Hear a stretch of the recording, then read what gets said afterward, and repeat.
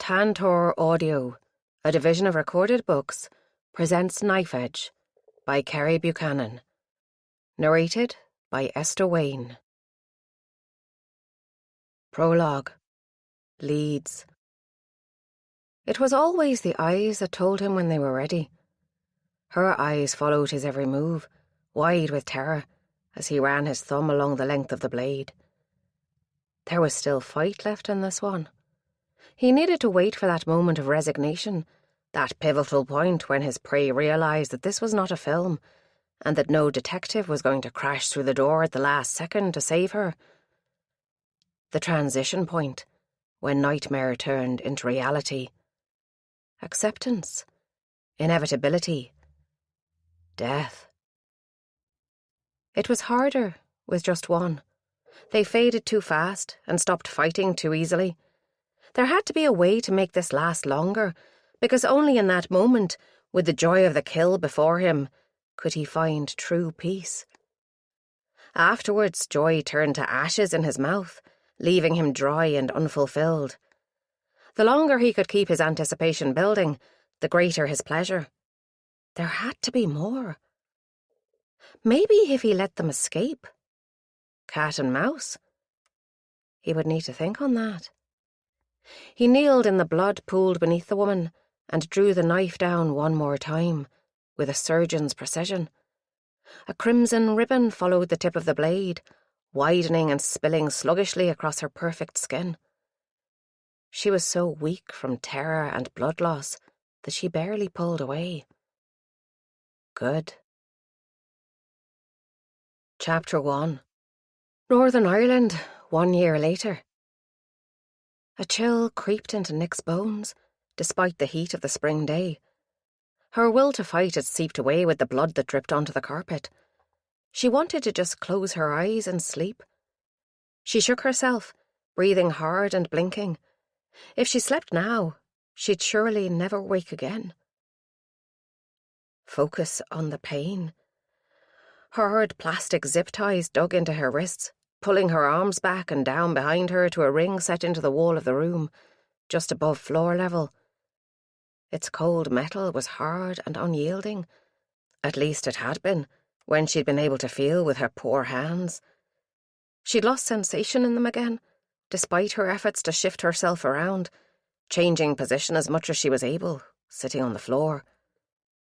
A twig snapped outside, loud as a gunshot in the still evening air. Nick's pulse, already quickened by blood loss, took off like a sprinter. She strained towards the broken window pane, leaning against her bonds, but there was nothing to see in the mottled sunlight except thick, dusty cobwebs and grimy lace curtains. Then a figure flitted past the window, his shadow momentarily darkening the small room. He couldn't be back already. It was too soon. A door grated open. She could hear him pacing the floor in the next room. He often spent time in there before he came into her and Colm. Building the suspense. Making them sweat.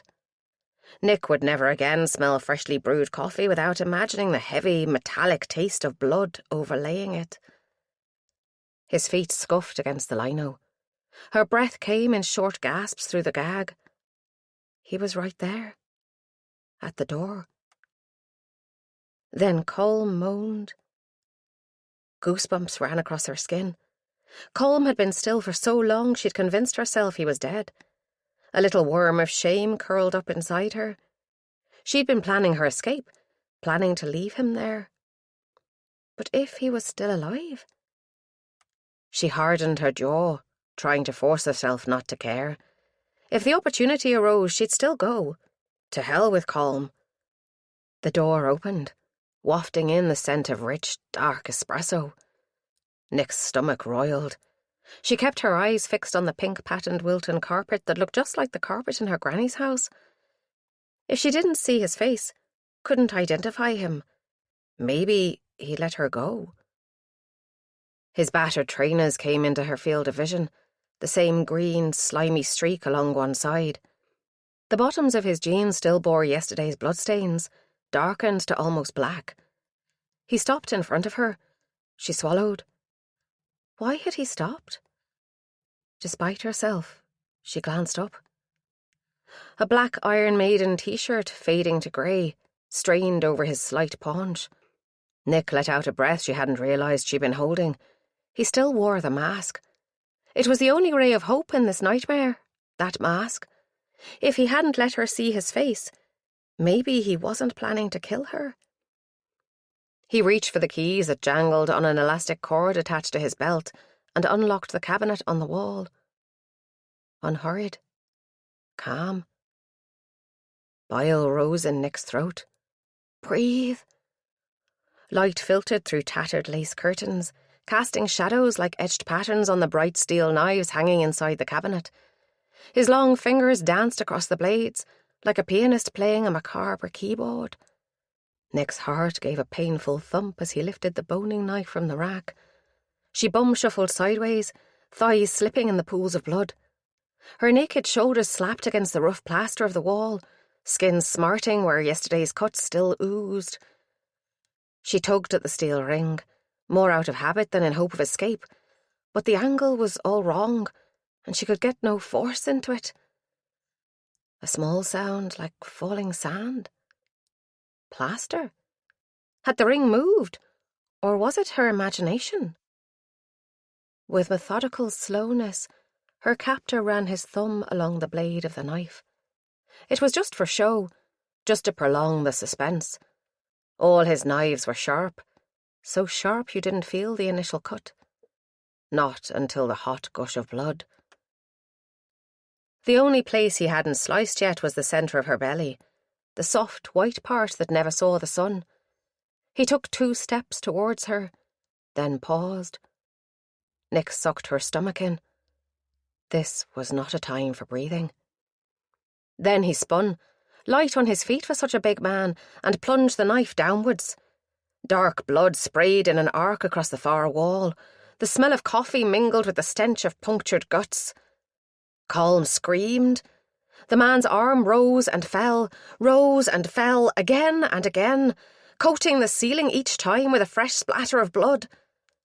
Keening like a wild animal, Nick threw her full weight forward against the ring in the wall, the tendons in her shoulders popping with the strain. Something gave way with a gritty sound, showering her wrists with dirt and old plaster.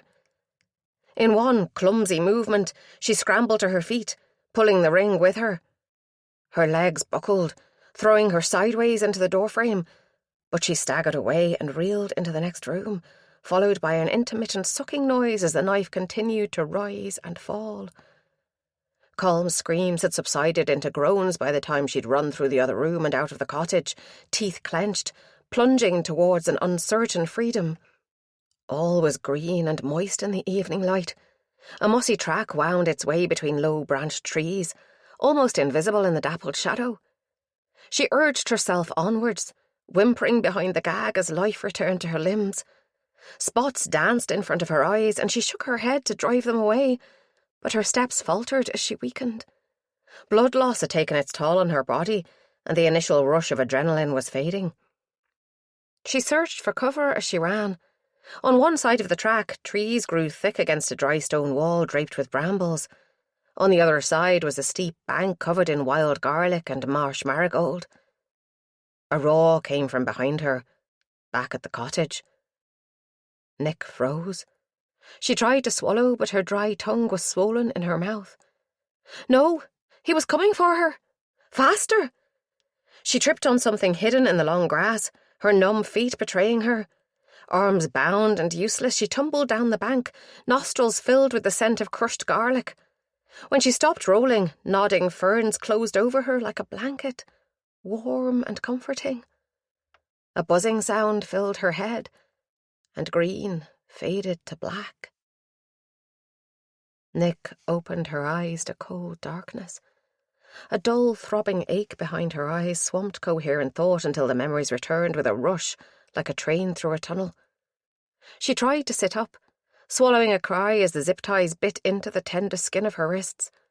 With dogged persistence, she scrambled onto her knees, and from there to her feet, leaning for support against a tree as she forced back the darkness lingering at the edges of her vision. This was no time to faint. calm. Dear, sweet Jesus, calm. Silence surrounded her like a thick felt curtain, broken only by her own harsh breath and the soft rustling of leaves as she took her first unsteady step. Undergrowth caught at her legs, threatening to bring her down, and thorns sank into her feet and lower legs. Nick shivered as a breeze caressed her skin, pinpointing the wounds that covered her body. She made herself focus on facts. Hypothermia and blood loss. Those were her immediate problems. Don't think about the madman hunting you in the night. She needed to keep moving, or she might never live to see the dawn. She pushed blindly on, branches whipping her unprotected face. Don't think about Colm's last gurgling moan. Keep on moving. Keep on moving. Nick repeated it over and over in her head like a mantra. She fell heavily, bruising shoulder and hip, but somehow managed to get back up again. And then again, and again. The clouds thinned. Starlight revealed a metal footgate, held closed by a loop of string. She used her lips to nudge the string over the top of the post, working around the cloth gag that stretched the corners of her mouth wide and made her want to retch. At last the gate swung open on rusty hinges, squealing into the night. She caught her breath and froze, listening. But there was no shout of discovery, no crashing pursuit. Not yet. Another bank lay beyond the gate. Once again she tumbled down it, snapping last year's dead dock stems as she fell.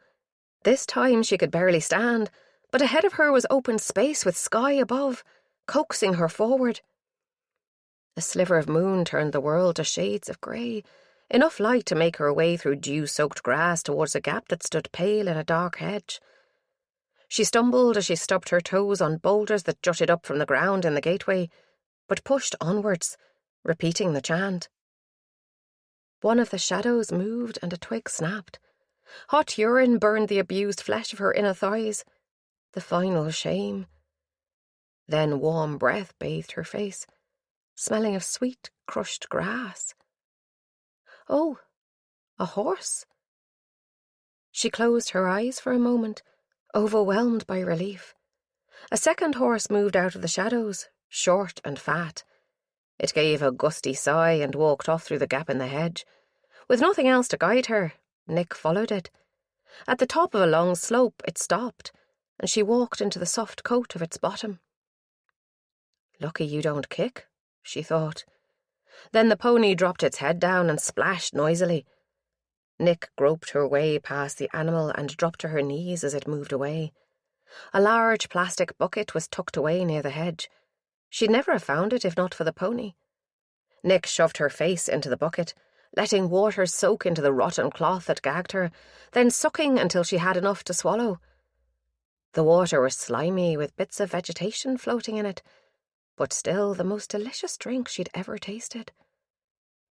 Revived in body and spirit, she got back to her feet and trudged on, leaving the horses behind. Where there was a water bucket, there had to be people, surely. Lights flashed, but she couldn't decide if they were real or imaginary. Her mother's voice called her name, close enough to touch. But when Nick turned, there was no one there. Not even the lights. She was alone. Even the horses had disappeared. Nick stumbled onwards until she splashed through thick, gloopy mud and half fell into another gate, its metal cold against her naked skin. The iron bolt that held the gate closed was almost her undoing.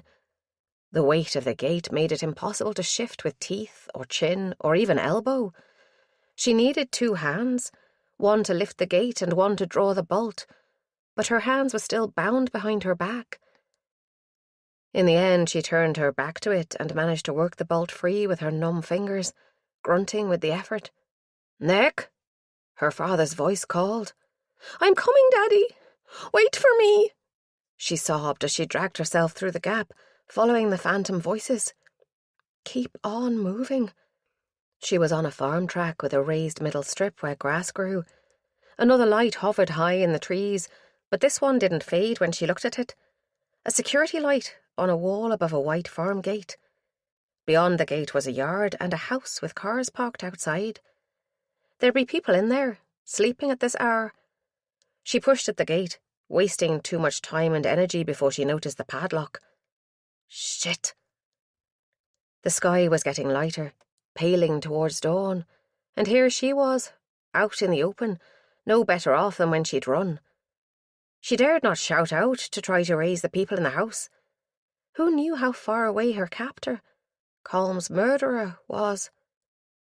Don't think about Colm. A car approached. Headlights lit up a tarmacked road not 20 yards away as the vehicle flashed past. She ran the distance, hobbling over the gravel at the side of the road, and stood in the middle of the lane, watching red taillights disappear into the distance. Which way should she go? Left or right? She spun, seeking a clue. Was the sky brighter to the left? It had an orange glow, not just the sunrise. There must be streetlights that way, and civilization. She set off in a stumbling run, squandering the last of her strength. Her feet were numb to the loose gravel. They barely felt anything at all now. Another engine roared in the distance, passing by at speed. A main road? She panted, each breath louder in her ears than the one before. So close to help. Just keep going, keep on moving. Don't think about Colm. It was a wide road with a pale, hard shoulder. She lurched out into the middle where hatched white lines marked the centre. Not a car to be seen in either direction. A faint smell of oil assaulted her nostrils, tantalising and ephemeral. But there was no traffic now. Nick collapsed, thumping down on the hard tarmac, and gave herself up to despair. She had no idea how long she lay there, the road surface cold and rough against her cheek, before something big passed her in a buffet of wind and noise, peppering her with dirt. She couldn't find it in herself to care whether it stopped or ran her down. Air brakes hissed, and a door slammed. Boots slapped on the wet surface as someone ran towards her. "Are you all right, love?" A man with a Geordie accent asked. "Here now. Let's see you, pet." "Oh, fucking hell."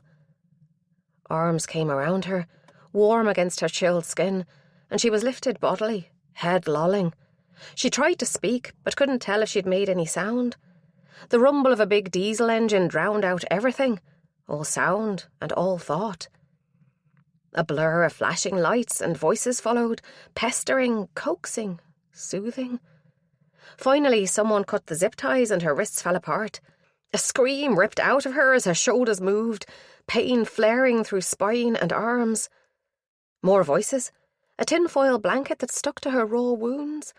Faces loomed and receded, white blobs with gashes for mouths that bled questions she couldn't answer.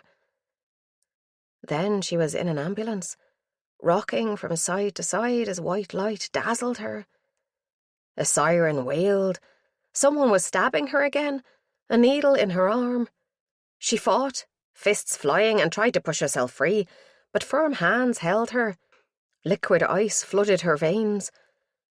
She fell back, limp against stiff white pillowcases that rustled, and she was at peace. Chapter 2. Nick hovered up near the ceiling. Below her lay a woman with white skin barred with red stripes. The woman thrashed and moaned, her dark hair a wild tangle. Nurses struggled to dress her wounds, the bandages unrolling onto the floor in cascades. Why didn't the silly Ben stay still and let them help her? Another nurse came into the room and adjusted the drip that ran clear fluid into the woman's thin arm. The woman sagged. Her hands flopped onto the clean sheets, leaving a trail of blood on the virgin white. Nick watched, detached, and the woman's haunted eyes watched her back. Something moved there, in the depths of her pupils, some fiery demon. Nick drifted towards her for a closer look, but the eyes sucked her in, swallowing her in their flames. Her skin burned and flared with a pain that belonged to someone else, Nick tried to pull back, away from the woman's pain, but she was held prisoner again, this time in a crippled body.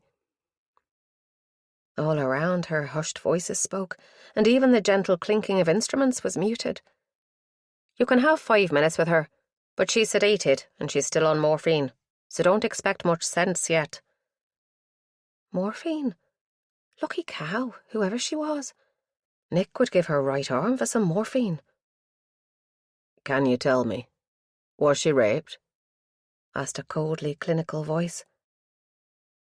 No evidence of penetration, but what she has been through. The voices faded away. A shadow appeared next to the bed. She narrowed her eyes against the bright lights. An Indian man, dark in both features and expression. She didn't want him there. The lines of weariness around his eyes told her she'd have to come back to the real world, and she wasn't ready for that yet.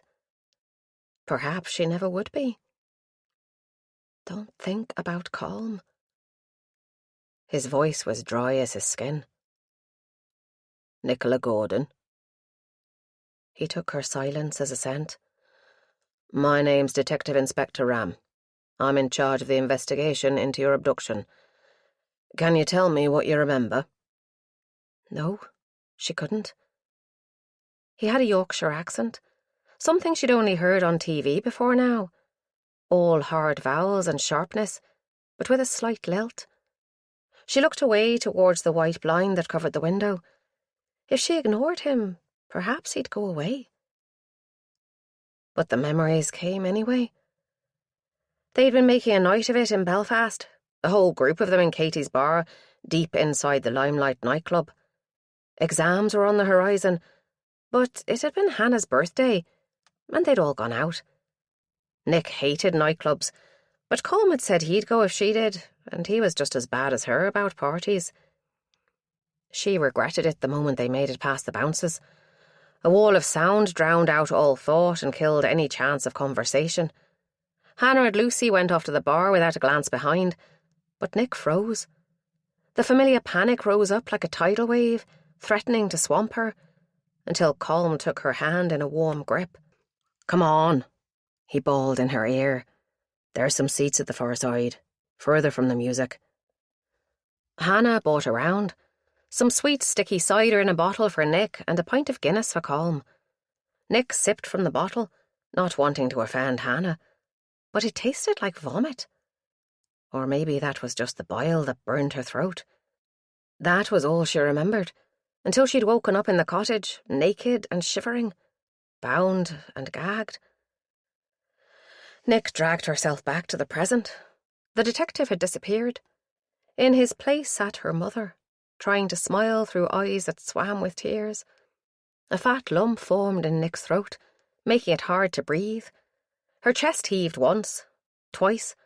All the fear and shame and despair poured out of her in a long, choking wail. A long time later, her mother let her go. She'd hardly been holding her anyway, afraid, Nick supposed, of hurting her. The arms that lay on the covers were swathed in bandages, and the skin across her back pulled when she moved.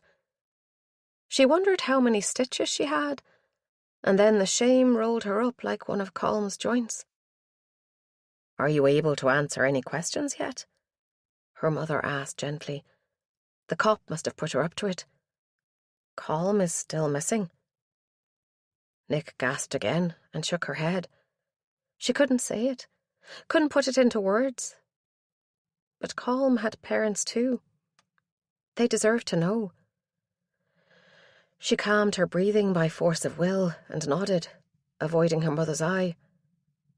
I'll try. This time the detective seemed a little more alert. He sat up straighter by the bed, and he had a woman with him, also of South Asian heritage. She stood by the door, notebook and pen held loosely by her side. I'm told you're a little better, he began. Would you mind answering a few questions? Colm's dead. She blurted it out, far too loud in the quiet white room. He's dead and I'm not, and I don't know why. Yes, we thought he might be, Ram said. His matter-of-factness took her breath away and eroded some more of her walls. You should know that we found the place where you were held, but there was no sign of your friend. We found blood, which we have sent for DNA profiling. When reduced to science, the facts were easier to assimilate, less personal, not really calm, just his blood, his DNA. Blood and DNA couldn't whisper in the dark. He always wore a mask, she said, then swallowed. The man who... The uniformed officer raised her notepad and scribbled. He wore old trainers and jeans that was soaked in blood and an Iron Maiden t-shirt and a mask. Lists were all right. She could manage a list. Could you see his eyes? Nick shook her head, blocking the memory, but her tongue answered anyway. Vivid green, hard, no expression. Skin? Any tattoos or marks that you saw? Nothing. Pale skin, white, lined and dry like a smoker. When did she notice that? Tall, I think. Not sure. Baggy around the middle, like middle-aged spread. Unhealthy. If I sent an artist in, do you think you could help us get a picture of him? She thought of Colm's parents. Maybe. I couldn't see much of him.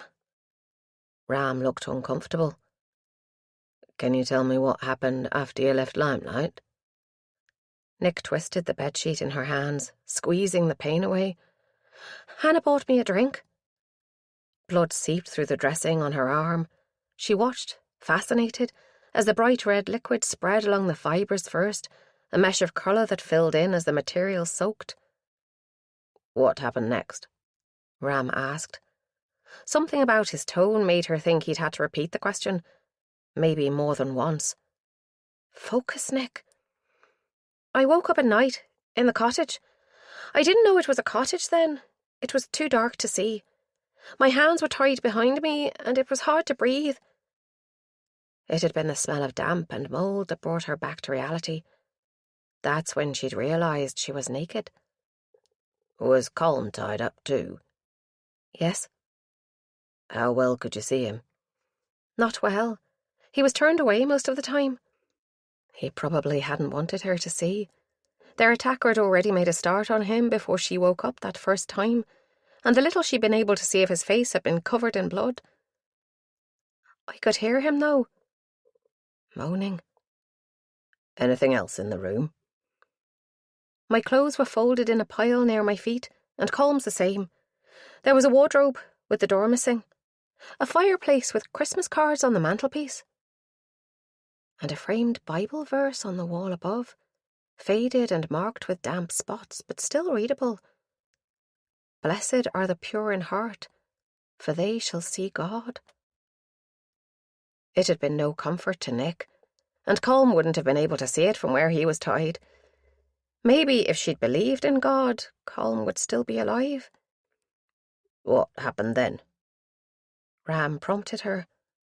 Her breathing quickened, pulse roaring in her ears. That's when he started cutting me. Gilly, the artist, was far too cheerful for her job, and not much older than Nick. She had an infectious smile and a habit of sticking a spare pencil behind her ear. Her short, spiky hair stood up in unruly pink strands where she ran her fingers through it as she concentrated. What was the mask like? Any pattern? No, plain grey. A scarf. Triangular. The sort of grey from being washed too many times with black socks, or actual grey? Actual grey, I think. Cotton, like an old-fashioned cloth hanky, but bigger. The pencil moved across the page, shading in the cloth. With the angle Gilly held the page, Nick could see very little of the drawing. And the hair was greying? Grey all over, or just at the temples, like this? She turned the page towards Nick. Would you like to have a stab at an age for him? She was oblivious to the effect of her word choice, sketching away while Nick tried to bring her breathing back under control. Just when she thought she was coping, something else would hit her and she'd be right back at square one. No, there wasn't enough of him that I could see. But she really didn't know. He had a paunch, though. Middle-aged spread, you know. The door opened. Nick's father stuck his head around, saw the artist, and withdrew with an apologetic grin. Nick relaxed. Dad was nearly as bad with new people as she was. All the family had visited her over the past few days. Her mum was still emotional, but trying to hide it. Ma was the sort who might have gone after the kidnapper herself, and to hell with the law. But right now she said she just wanted to spend as much time as she was allowed with Nick. Cian, her little brother, had said her bandages were cool and that she'd lost weight. But Hazel, her younger sister, had been silent and withdrawn. Hazel's grief ran deeper, a silent seam of poison welling up from her own past when she'd been a witness to the death of an elderly man in a robbery that had gone wrong. Hazel would have found it harder to deal with Nick's abduction than anyone else. Dad was just Dad, making comments about the various bits of apparatus she was plugged into and turning everything into a joke. Once Jilly had gone, he creeped back in with mock gravity, lifted the chart from the end of her bed and pretended to read it, his eyebrows climbing higher by the second. "Do you have any idea how much morphine they've given you? If we could only find a way to get it back out, I could go into business on the streets, selling the stuff." Dad's jokes were never funny, but she laughed anyway, out of habit. "Ma had to take Granny to a hospital appointment to the Lagan Valley, or she'd have been here. You know what Granny's like. She'd be flirting with the doctors and telling off the nurses, left to herself." True, but Nick found it hard to think of mundane, homey things like her Granny's quirky personality. She tried to keep the smile on her face, but the muscles were weak and her expression sagged back into apathy. "The big doctor says there'll be very little scarring where it shows," Dad said. What about where it doesn't show? What about inside? "Any news?" she asked. She kept telling herself that Col might have lived. Maybe he'd escaped too, when their captor was hunting for Nick. But the sound of the knife was always there in her dreams, and the stench of his guts. No one could recover from that. Dad shook his head. "They've had tracker dogs out, and there've been house-to-house searches, but nothing yet." He must have noticed Nick's frown. Why hadn't Inspector Ram told her any of this? "It was on the news," he said. "They're asking for information about a grey van, too. It was spotted on the CCTV near Limelight around the time the police think you were both taken." Why couldn't she remember? After Dad left, the policewoman who'd been with Inspector Ram appeared. She sat next to Nick's bed, in the seat her dad had just vacated. It was probably still warm from his bum. "Hi, Nick. I'm Detective Sergeant Asher Harvey. I'm afraid I've a few more questions, but first I thought I should answer some of yours. I'm sure you've loads." This was a change from Ram's world-weary style. Yes, she was full of questions, all right, but where to start? "Can you fill me in on what you found so far? Maybe it'll trigger my memory." Asher Harvey flicked back a few pages in the notebook. "I don't know everything, you understand. I'm just one cog in the machine, and most of what I tell you will have to be in total confidence. Are you okay with that?" Nick nodded, mouth dry. She was still young enough, at 20, to be flattered. "We had the dogs out before the rain came on. They followed your trail from the place where you were found, on the main Belfast-Newcastle road. They took us straight to the cottage where you were held, but the perpetrator had already cleared out." Nick swallowed, but she'd known they'd have to talk about the cottage. She could deal with that. "Did you find the knives?"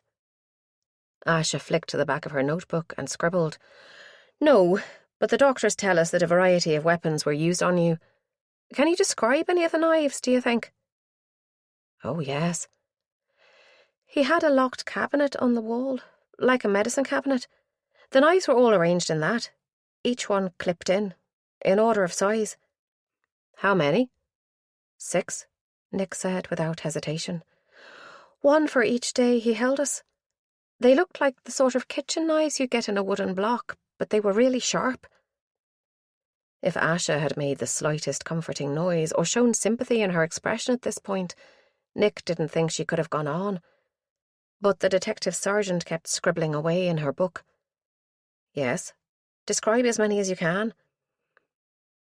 Nick shut away the emotion, closing her eyes to help her memory. The smallest was like a paring knife for peeling veg. Next one up was broader and a bit longer, maybe for chopping carrots.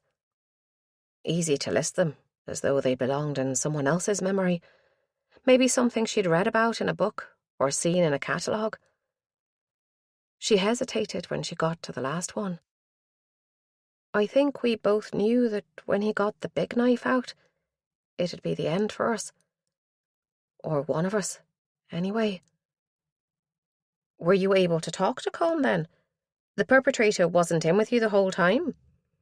No, he wasn't always there. But we couldn't talk anyway. We were both gagged. I only heard him grunt or moan. 6 days they'd been there. One for each knife. When he came back, he always stayed in the other room for a while, stringing it out. Her stomach turned at the memory. He made coffee and brought it in to drink while he...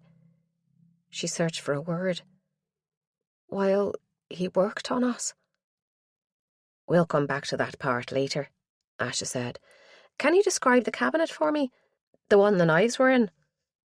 Nick shrugged. Sure, you'll have seen it, won't you? Asha shook her head. He'd cleared everything out by the time we got there. There were holes in the wall suggesting something had been fixed there, but no cabinet. Oh? What had she seen in the kitchen when she ran? He took the coffee machine too, then? The big fancy silver one in the other room? Yes, there was very little to show he'd ever been there apart from the... Asha stopped. The blood? Yes, Inspector Ram told me about that. As if she needed telling. Nick wondered if he'd left it on purpose, Colm's murderer, or if he just hadn't had time to clear up completely. How many hours had he wasted hunting for her, while she lay unconscious and unaware at the foot of the bank? She licked her lips. Dad said something about a van, on the news. Asha flipped back a page. Yes, there was a grey van, a Ford Transit, seen entering the area around the time you went missing. It was caught on CCTV, both entering and leaving, but we couldn't pull an image of the driver. We think the same van was picked up on the Ravenhill Road a bit later, so it was heading south towards Newcastle, but so far we've no evidence of it going any further. She looked apologetic. There's a lot of CCTV footage to go through, I'm afraid. I wish I could remember more. Not your fault. Your consultant said she thinks from your symptoms that you were given GHB. You might have heard it called... GHB? Yes. They told us about date rape drugs at the Freshest Talk. Chapter 3. Why won't you just come home? It's not... Ma had probably been going to say not safe, but stopped herself. Nick wanted to go home after the hospital, but Colm's murderer was still out there. And Colm's body, somewhere. Her parents' home in Lisburn felt too far away, and Belfast was where Asha Harvey was based, her link to the investigation. I'll be fine, Ma. Hannah and Brage are staying on in the house until after the exam, so I'll have company. I promised not to go anywhere on my own. You weren't on your own last time, Ma said through thin lips. You were surrounded by friends. Yes, friends who'll probably never drink again after what happened to Colm and me. Hannah had been distraught, sobbing and clinging to Nick when she'd visited her in the hospital. It had been refreshing to be doing the comforting instead of being the comfortee. For the first few minutes. A knock on the door came as a relief. Her mother could be very persuasive, and Nick just wanted to get out. She had her bags packed and fresh outdoor clothes on. Most of the stitches were out, except a few in some of the deeper wounds. They were just waiting for pharmacy to send over the antibiotics she needed to keep taking. Come in, Ma said, trying to act as though she hadn't been close to tears a moment ago. It wasn't Pharmacy, but Asha. D.S. Harvey, as Nick had to remember to call her when there were others around, even Ma. Especially Ma. "Hi, Nick. How's it going?"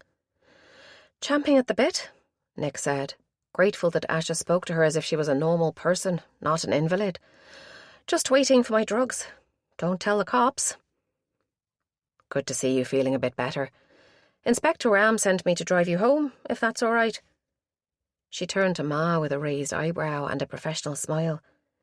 "We'll be keeping an eye on Nick for a while. Nothing intrusive, just a drive-by occasionally, and I'll probably have more questions for her as the case progresses." Ma's face was warring between indignation, as though she couldn't be trusted to drive her own daughter, and relief that the police were going to be watching out for her. "I wish you'd help me talk her into coming home instead of back into her student digs. She's still far from recovered, and her exams have been waived, so there's no point in her even being in Belfast at all." Asha nodded sympathetically. "You might be right, but maybe Nick knows what will help most with her recovery." The words were firm, belying her non-confrontational body language, and Ma clearly didn't know how to handle someone like this. She tightened her lips, and Nick thought for a moment she might keep fighting. But then she caved. "All right, I'd better head on then." She bent down to give Nick a tight hug. "Take care, love." Then she left without a backward glance. Hiding tears, Nick thought. Typical Ma. "Are you trained in hostage negotiation?" she asked. Asha grinned. "As a matter of fact, I am. How could you tell?" "I've never seen Ma rolled up so neatly before. It was masterful."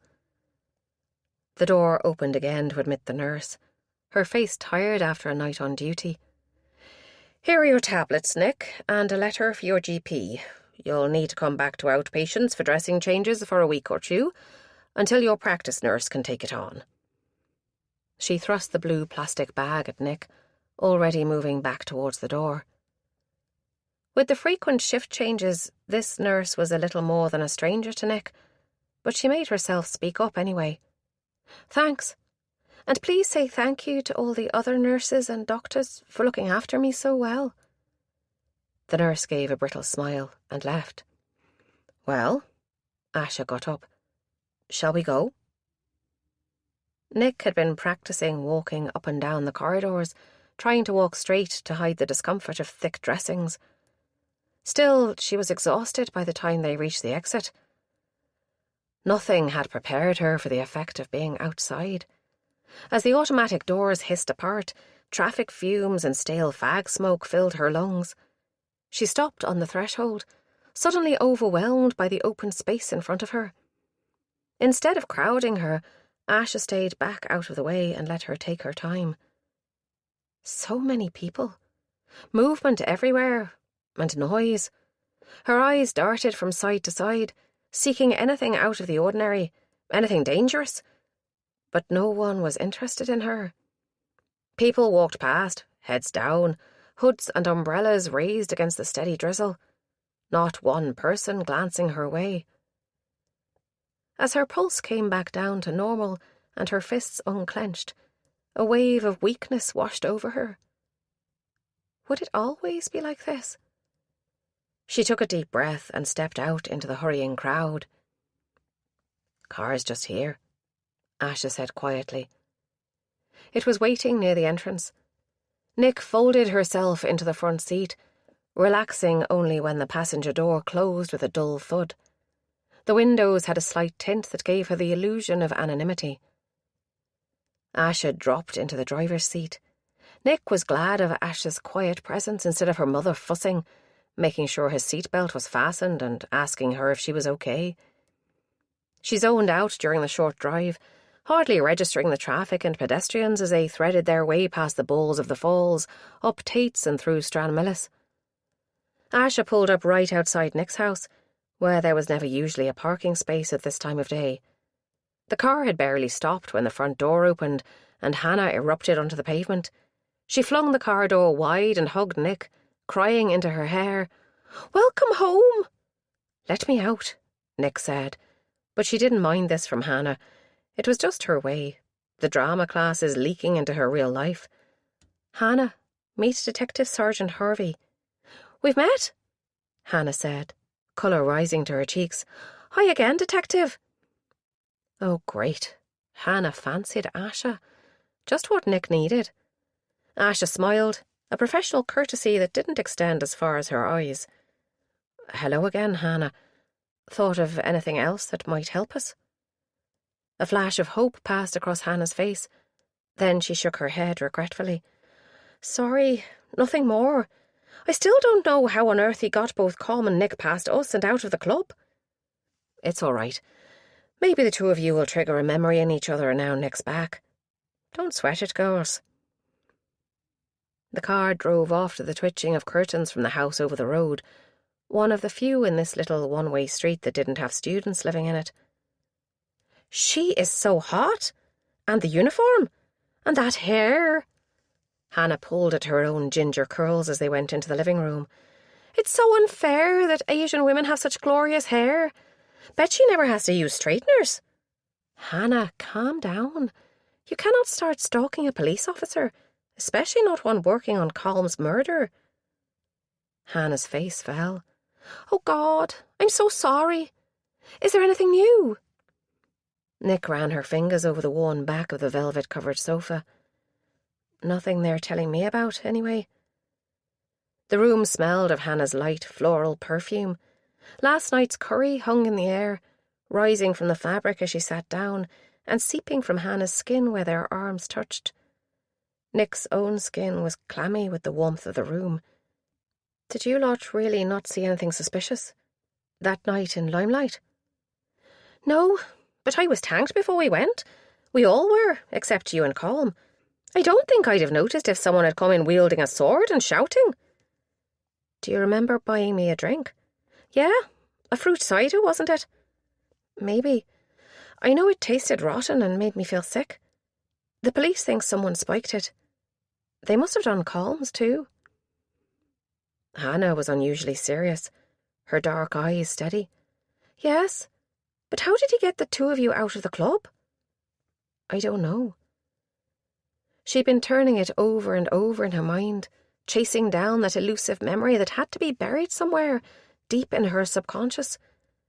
"We need to find out. Want to go to Limelight tonight?" "Are you serious?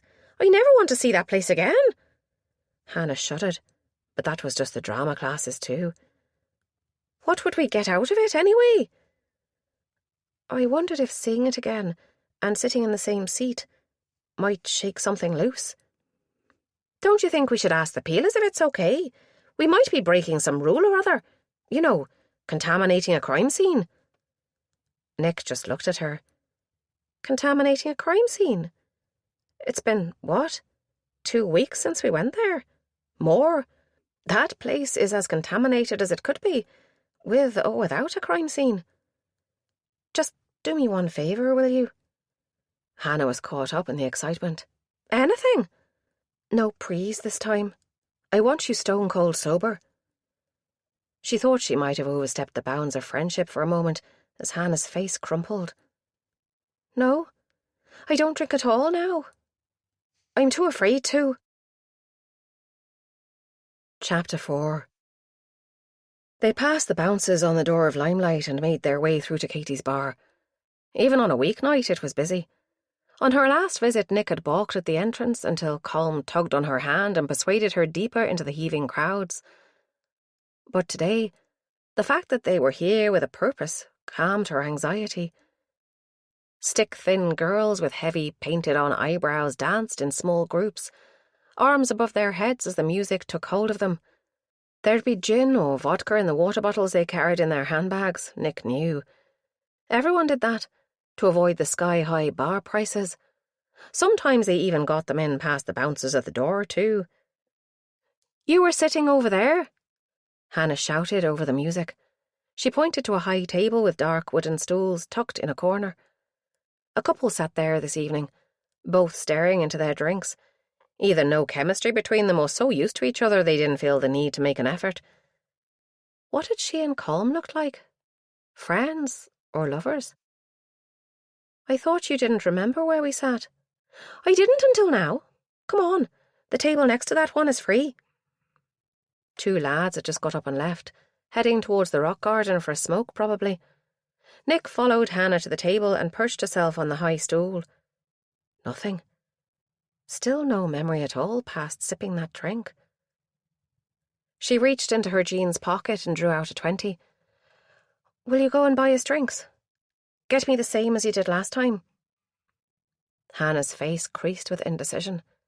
Nick had made her promise not to leave her alone for a moment, but now she was asking her friend to do just that.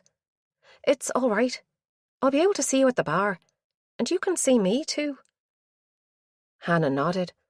As her friend shoved her way through the crowds, Nick made sure her hair hung loose around her face, hiding the sutures. For some reason he'd mostly left her face alone, only cutting close to the hairline, as though he wanted no evidence to show. She didn't know how she felt about that. It meant that if she wore long sleeves, she could go out in public like this without drawing horrified stares. But it also made her wonder if those who recognised her picture from the news saw her as a fraud. By force of habit, she reached for the necklace she'd always worn. Fiddling with it, rotating the shells and beads, used to help her deal with her anxiety. She missed it now, and wondered for the first time why her tormentor had taken it. She'd been wearing it that night, of that she was certain. She always wore it, especially when she was doing something that would stress her out. If she had it now, it would help to hide some of the scars on her neck and around her collarbone. Nick closed her eyes, letting the thump of music invade her bones. A cold draught stirred the hair on the back of her neck, and the stench of stale urine drifted in with it. The smell brought with it a flashback of reeling through a door arm in arm with Colm. They were both giggling, staggering so much that they bounced off walls. The music had been muffled when the door closed behind them, but another sound had taken its place. Traffic. Tires on wet tarmac. 1 fruit cider, as ordered. Here's your change. Nick opened her eyes and the memory slid away. Hannah took a long gulp of her own drink, but it looked like an orange juice. Nick turned to see where the draught had come from. A door opened into the toilets, hence the stale urine, but there had to be something else. Another door. She got up, pushing her way between drinkers and dancers. The door slammed open as she approached it to let a group of lads through. One of them made eye contact. Her heart rate picked up, sweat breaking out under her armpits as she flinched away from his gaze.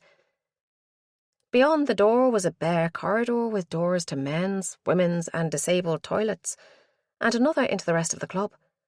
Nothing else. No door to the outside. She shook her head, disappointed.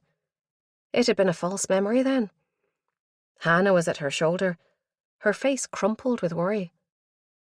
You got problems? Nick shook her head, confused. Yes, she had problems. Her friend was dead, and the body still hadn't been found. Hannah knew that. That was some sprint for the loo. Oh, no problems. I just thought I remembered something. Did you notice if I went to the loo that night? Nick, you could have danced naked on the bar and I wouldn't have noticed. Lucy was there, remember? Yes, and Hannah had been chasing after Lucy all year, trying to decide which way she swung. Nick hadn't had the heart to tell her that Lucy had a steady boyfriend at home in Wales. Besides, knowing Hannah, it probably wouldn't have deterred her. The fella she'd passed in the doorway was dancing, showing off. His mates clapped and cheered him on as he did a few steps of the moonwalk. Then he glanced her way and caught her eye. A smile lit his face, and he winked. Nick, I think you've scored, Hannah yelled. Nick turned her back on the dance floor, annoyed that he'd seen her looking. Without thinking, she took a swig from the bottle Hannah had put in front of her. The sickly sweet taste hit her tongue, and she almost boked. She forced herself to swallow the mouthful. The alternative was spitting it out over the table, but then she pushed the rest away, nauseous. Her wounds burned, the stitches catching on her clothing, and the heat was beginning to get to her. The loud music, shouted voices, crowds thickening as more people flooded in, all seemed to hem her in, trapping her. "This was a mistake," she said. "I've got to get out of here." She didn't think she'd shouted, but maybe Hannah could lip-read because next thing Nick was being guided firmly across the floor towards the exit. She was jostled and bumped. Someone tried to grab her, and she yelped as a hand gripped her arm where one of the worst of the wounds was seeping through its dressings. Hannah slapped at the offending hand and kept moving. Bounces in dark clothes flashed past in a blur. Then they were on the street, surrounded by smokers in huddles around the door. She took a lungful of cold air, laced with tobacco and the pungent burnt palm tree aroma of weed. Soft rain settled on her face, and the hiss of cars passing brought her heart rate back down. She forced herself to breathe steadily. In, 1, out, 2, in, 3, out, 4. "You okay?" Hannah's eyes were troubled. "We shouldn't have come." "Would you like me to call a taxi?" someone said. Nick nodded. The walk home stretched out in front of her like a marathon. Voices hummed in the background, a fractured audio kaleidoscope. "Pretty sure that's her. Must be wearing heavy makeup. The paper's exaggerated. She looks fine to me." "Yes. From Limelight, please. 3 passengers." "Thank you," Hannah said. "But it'll only be 2 passengers." Nick tried to concentrate, but her mind was whirling. Maybe it was the second-hand weed on top of her painkillers. Who was ordering the taxi? Calm. That was always his role. The get-us-all-home-safe man. A stranger came up close, bending to speak in Hannah's ear. It was the guy from Katie's bar, the one who'd been watching her. All her alarm bells sounded. She backed away. "It's okay. We'll walk home. The fresh air'll sort me out. Thanks for taking the trouble." He shook his head. "It's no trouble. I'd rather see you both safe home." He didn't crowd her, staying back out of her personal space. His face was neutral, kind but not intense. The sort of face you might trust if you had any trust left in you. "It's all right," Hannah said. "He's a friend." But he wasn't. Nick knew all Hannah's friends. The smokers' conversation had dried up as they leaned closer to listen in. Everyone was looking at them. Nick breathed through her mouth, panting. No way was she getting in a taxi with a stranger. He backed down first. "It's okay. I'll let you 2 go on." But his eyes were tight with concern. Concern for her, a stranger, or worry that she might remember him. A car pulled up across the road and sounded its horn. It was unmarked, no taxi sign on the roof, but Hannah set off anyway and Nick followed, not wanting to be left with the too helpful man. They dodged between cars and onto the opposite pavement. "Taxi to Stranmillis for 3 people. Name of Burns," the driver said through his open passenger window. "That's me," Hannah said, and opened the back door to get in. Nick grasped her wrist. "Just a minute. Which company are you from?" The guy looked taken aback, but he answered promptly enough. "Green Line cars. Private hire, love. Here's my ID." He held up a credit card-sized piece of plastic with his photo on it and a Belfast City Council logo. "Okay," Nick said, but she took her phone out of her back pocket and snapped a photo of him, clicked share and messaged it to herself. She smiled at the startled driver. "Now I'll get in." "What was all that about?" Hannah whispered as the Skoda pulled away from the curb. "It's a bloody taxi." Nick closed her lips, watching the driver in his rearview mirror. He kept glancing back at her. She kept her phone in her hand, warm against her clammy skin, but the journey was as uneventful as any taxi ride through Belfast at night. It wasn't until the car stopped right outside their house that it occurred to her to wonder how the bloke at Limelight had known what address to give to the taxi firm. After a restless night, wrapping herself up in the quilt, then throwing it off as her skin burned, Nick woke with the mother of all hangovers. So unfair after only 1 sip of cider. A shower and pot of tea cleared her mind a little, and a plate of hot, buttery toast chased away the remnants of nausea. She sat on the battered couch in the front room and worked her way through the coincidences until she came to her own conclusions. She pulled the dog-eared calling card from her jeans back pocket and tapped the number in. Asha answered on the second ring and didn't sound at all surprised to get such an early call. Yes, he's one of ours. Nick stirred the maple syrup and cream that she'd been craving while she was on hospital rations into her porridge. There were black patches on her arm bandages where the cuts had bled last night, and she'd probably need to get the dressings changed a day earlier than planned. That prospect brought an internal groan. It wasn't just the waiting around in casualty that she dreaded, but the pain as the supposedly non-stick dressings were pulled away from her wounds. When were you going to tell me you were having me watched? I did say we'd be keeping an eye on you, remember? I promised your mum, apart from anything else. Oh, and that wasn't really a taxi either. Your instincts were correct there, too. When had she become so important that the PSNI were prepared to waste manpower on her like this? Was there a real threat that Colm's murderer might return and finish her off?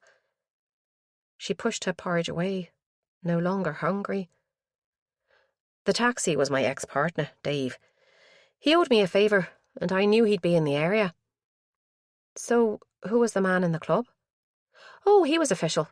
That was Detective Constable Birch. It was me he phoned, not Dave. Apparently, you took a dislike to him. Nick couldn't think of a reply. Tell him sorry, she said after a moment. It wasn't personal. Just, I'm a bit wary of strangers at the moment. Don't worry about it. He has a hide like a rhinoceros.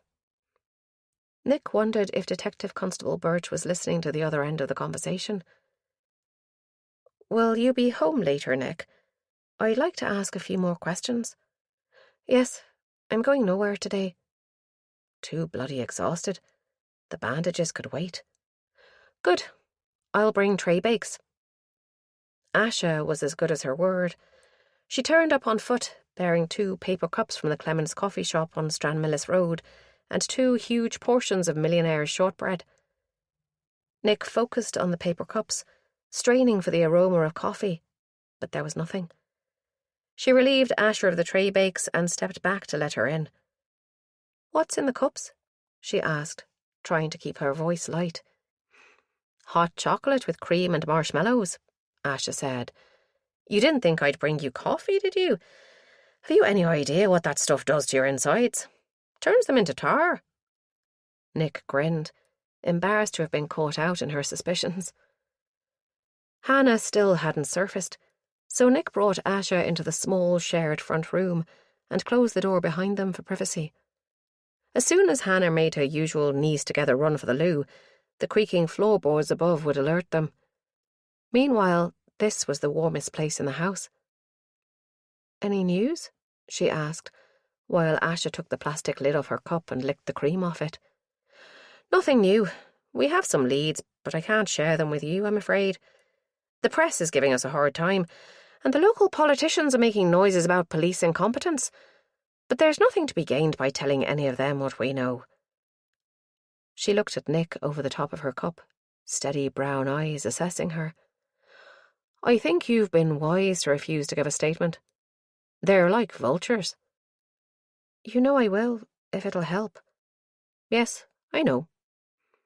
She wrapped her hands around the cup, letting the heat seep into her cold fingers. I was wondering... Yes? Do you think I could go back to the cottage? She blurted out. Asha spilled some hot chocolate on her hand and swore before licking it off. I know, stupid idea, right? Last place I should want to go. But I need to see it again, I think. Just like Limelight. I need to see if it kickstarts my memory. Asha put her cup down on the coffee table and sat back. Do you know why I'm really here?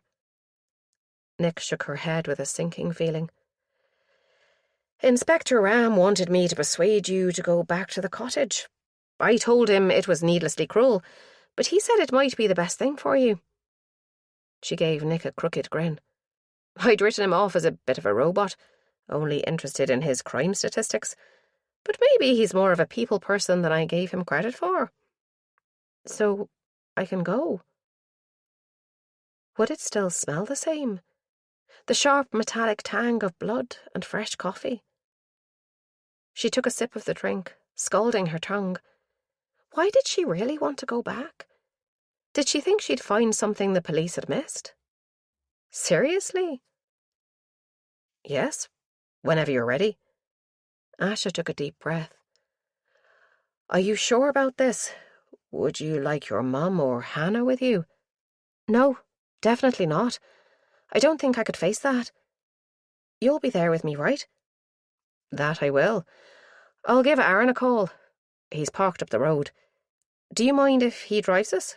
That's DC Birch, by the way, the interfering busybody from last night. Oh, flip. Yes, it'll give me the chance to apologise. No need. He was actually singing your praises. Taking Dave's photo was clever, and he said you sent it to someone as well. Nick shrugged. Yeah, to myself, but he didn't need to know that. While Asha was phoning, Nick climbed the stairs to wake Hannah and tell her where she was going. Asha's taking you. Can I come? Hannah slurred, emerging from deep under her quilt with her hair looking like a hedgehog. No, sorry. We're going right now, and you're not even showered, never mind dressed. I'm sure there'll be plenty of opportunities to get to know her better. No fair. I think you're keeping her for yourself. Maybe. She dodged out of the door, slamming it behind her. Something hit the back of it with a soft thump. And now you've lost your slipper, she called as she began the painful journey back down the stairs. DC Birch was in plain clothes too. He drove an unremarkable grey VW Golf, far from new, and had somehow squeezed it into an almost non-existent space only a couple of doors up from Nick's house. She slipped into the back, behind the driver. A pair of laughing eyes met her gaze in the rearview mirror. Hello again. Sorry if I freaked you out last night. It's okay. Sorry I was so rude. Never apologise for being on your guard. His eyes were serious now. Good move with the phone, by the way. Nick ducked her head and shuffled across the back seat to sit behind Asha, away from those observant eyes. DC Birch drove efficiently, moving effortlessly through the remains of the rush-hour traffic. Across the river, along the embankment, there were rowers out on the lagoon, and a solitary sculler, slipping through the water like a knife through. Nick looked the other way, at the red and white apartments that towered on the left, their tiered balconies facing a patch of green, the closest some of their occupants would come to the countryside. Then they were round the bend and away from the river. Asha and DC Birch chatted in low voices, like old friends more than work colleagues. Nick zoned them out. Buildings flashed past, old 1950s bungalows on one side and a row of shops and restaurants on the other as they climbed away from the city. Was this the same route her kidnapper had taken? Suddenly the car felt claustrophobic. She loosened her seatbelt, holding it away from her healing chest. The atmosphere in the car was stifling, and now the vehicle was accelerating, speeding past a slow lorry. She couldn't get enough air. She punched the button for the electric windows, but nothing happened. The back ones must be locked. She rested her forehead against the cool glass, but her breath misted it. The engine note changed, down through the gears as it slowed, then lurched off the road.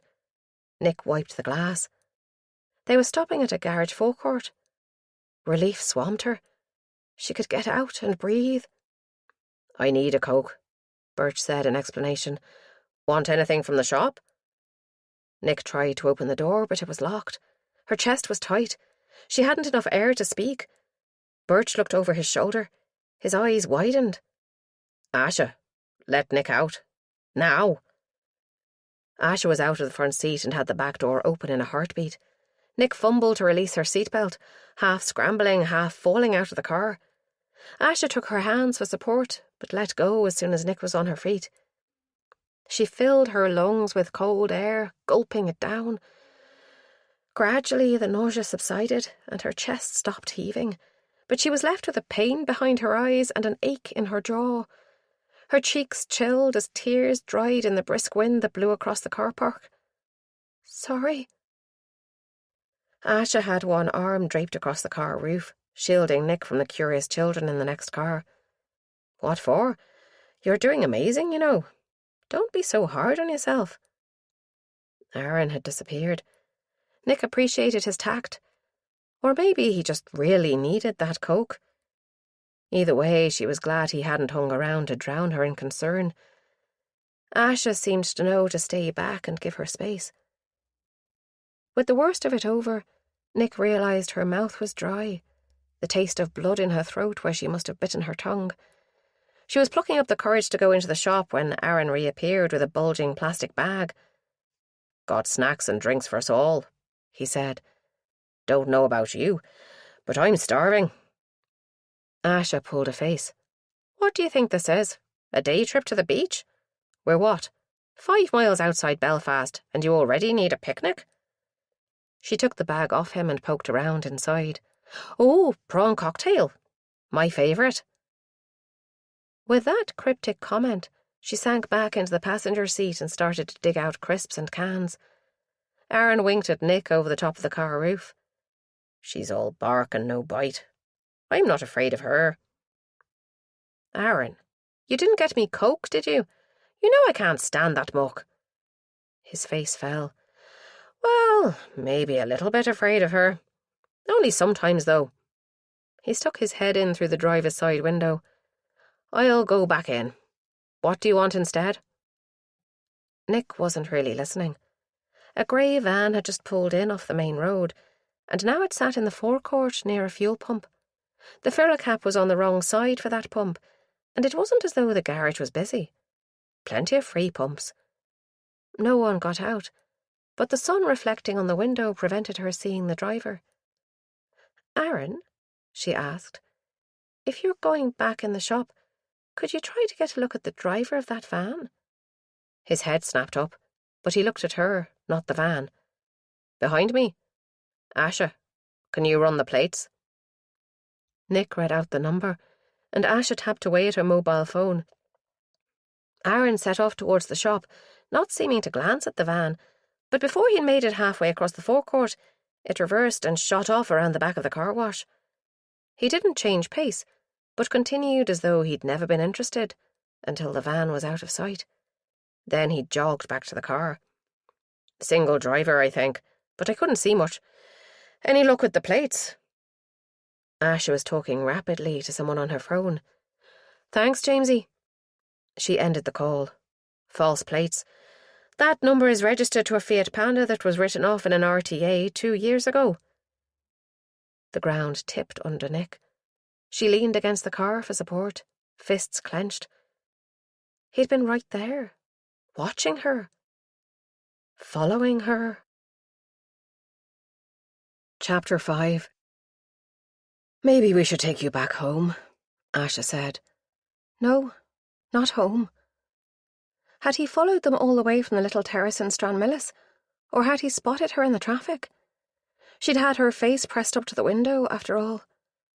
She swallowed, more from reflex than need, since her mouth was dry. "We'll go on, if you're okay with that. After all, if he's seen me here, he probably knows where we're going, doesn't he? So he'll have no need to follow us." She was talking too fast, trying to convince herself. "He didn't follow us from Belfast," Aaron said. He had his head down, fiddling with his phone. "I was keeping an eye out the whole way, and I would have noticed a grey van behind us. It might have been sheer bad luck. Or maybe good luck." He made a satisfied noise. "I got Ken to check the traffic cams. The van turned in from the city-bound carriageway, so he definitely wasn't following us. He must have genuinely come in for fuel, then spotted you standing by the car. I'll ask the garage here to check their forecourt CCTV, in case they got a shot of the driver." A weight lifted from Nick's chest. But what was he doing out here, on this road? The one that led eventually to the cottage? "Different plates to the one we were looking for," Asha said. "Either he changed the plates, or we have the wrong criminal. This one might just be a petty car thief. But there was no conviction in her voice. Are you sure you're up for the cottage? Aaron asked. He passed Nick a can of generic lemonade across the car roof. She popped the top and took a long swig, hiccuping at the bubbles. Yes, I think I'd rather get it over with, if you don't mind. Your wish is my command. Please enter the flying carpet, keeping hands clear of the sides. Nick surprised herself by choking out a laugh at the corny joke. He grinned back at her like a schoolboy, far too young to be a detective. Asha snorted. Don't encourage him. You get to walk away, but I have to work with this apology for a clown. Every single day. Nick got back into the car with a lighter heart. Do you mind unlocking the windows? I'd like a bit of fresh air. See, Asha said. I told you that deodorant was too overpowering. You've got to be kidding, Aaron retorted as the car slid out into the traffic on the main road. All the girls love Lynx. Haven't you seen the TV ads? When they were up to the speed of the traffic, he glanced at Nick again in the mirror. Tell her, Nick. It's irresistible, isn't it? Yeah, irresistible, she said, joining in the banter. To an actual lynx, maybe. Asha laughed, and for a brief moment Nick was happy. She belonged. She was safe, not trapped, and these people would keep her that way. This optimistic mood lasted until the car slowed with its right indicator flashing. She recognised the hard shoulder at the side of the road and the hatched area in the centre where she'd fallen to her knees, exhausted, cold, and bleeding. She clutched her hands together in her lap, making the half-healed wound sting and embracing the grounding effect of the pain. This must have been the lane she'd staggered down. It was steep and narrow. She remembered how dark it had been that night, before the moon had broken through the clouds. A muscle twitched spasmodically in her thigh, a tiny patch of denim jumping. Then the car slowed even more and turned up a farm track, so narrow that branches from the trees scratched the doors, and the passenger side mirror flicked in. They bumped along the track for a while, then Aaron stopped the car. This is as far as I can go. We'll have to walk the rest. They all got out, quiet now in the shady green of the lane. Nick moved round the car door and closed up with Asher until their arms touched, and that contact steadied her enough to be able to nod in answer to Asher's raised eyebrow. I'm okay, she said, as much to reassure herself as the two police officers. No one had actually asked her anyway.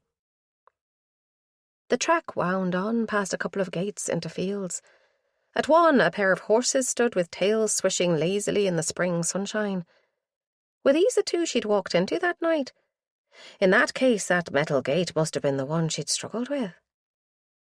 Asha led the way to the left, away from the horses, ducking under a line of blue and white police tape tied to the trees. The track had pretty much disappeared now. Low boughs arched over their heads, and a mossy trail underfoot silenced their steps. The cottage loomed at them from the shadows, its walls the same green as the woodland it nestled in. Moss and algae had overrun the walls, and ivy trailed across the roof, but the front door was free of growth, crossed over with vibrant red and white police tape. As she got closer, Nick saw that someone had clipped the ivy away from around it to allow the door to open. Was that his work, or the crime scene investigators? If his, then he must have had this place prepared in advance. Did that make it better? Or worse? Asha reached out and pushed the door open. Nick tensed at the sound it made as it grated across the lino. If she closed her eyes, she could be back there, her arms dragged behind her, lacerated skin burning. But she didn't close her eyes. She went to step forward, but Asha stopped her. Aaron, Asha said, her voice hollow in the silence. Take a look at this. Aaron touched her shoulder and she stepped back. Whatever was in there, Asha didn't want her to see it, and that meant Nick didn't really want to see it either. She turned her back on the cottage, letting her eyes rest on the shades of green that bathed the clearing. Somewhere high above, a lark sang her chirping song, and closer in a robin hopped from twig to twig, his head cocked to one side as though listening to the quiet voices in the cottage. A foot scraped on the worn lino, sending a shiver along the skin of her back. "Nick, I think you should see this," Aaron said gently. "Asha disagrees, but I think you're strong enough, and you'll need to know sometime anyway. Don't go inside, though. We'll need to get CSI out again to check for traces." He said the last part to Asher in a more natural voice. Asher stood back from the door to let Nick see inside. On the back wall, where the coffee machine had stood on a shelf when she last glimpsed this room, someone had scrawled a message in dark red paint. "The race is not yet run." She couldn't tear her eyes away from it. Where was the fear she should feel at the threat clearly meant for her? Instead, a bubble of laughter forced its way from her throat, loud in the quiet woodland. Aaron moved her gently away, but she kept her eyes on the wall until she was far enough back that the cottage door blocked her view. Asha broke off from the phone call she'd been making and turned troubled eyes on to Nick. "Are you okay? It's probably just local lads up to no good, daring each other." Nick shook her head. The laughter ebbed away, leaving her drained and shaky. "No, I'm fine. Much better, actually. He's just lowered himself to the level of a bad TV crime series. It makes him more human, somehow. Less scary." Asha continued to search Nick's face. Then she gave a tight smile. "Good. That's good." The mobile in her hand gave an indignant squawk and she put it back to her ear. "Sorry, sir. I was checking Nick was okay." "Yes, sir. We'll stay put." The voice on the other end seemed to calm down, and now Nick thought she could pick out the sing-song tones of Inspector Ram. Asha ended the call, and suddenly the woodland grew quiet. The robin had disappeared, the lark was long gone, and not a leaf stirred. Nick hardly dared to breathe, lest she disturb the silence. Then Asha spoke in her ear. "Are you okay if we wait here for the forensics team? I can get a coat from the car if you're chilly."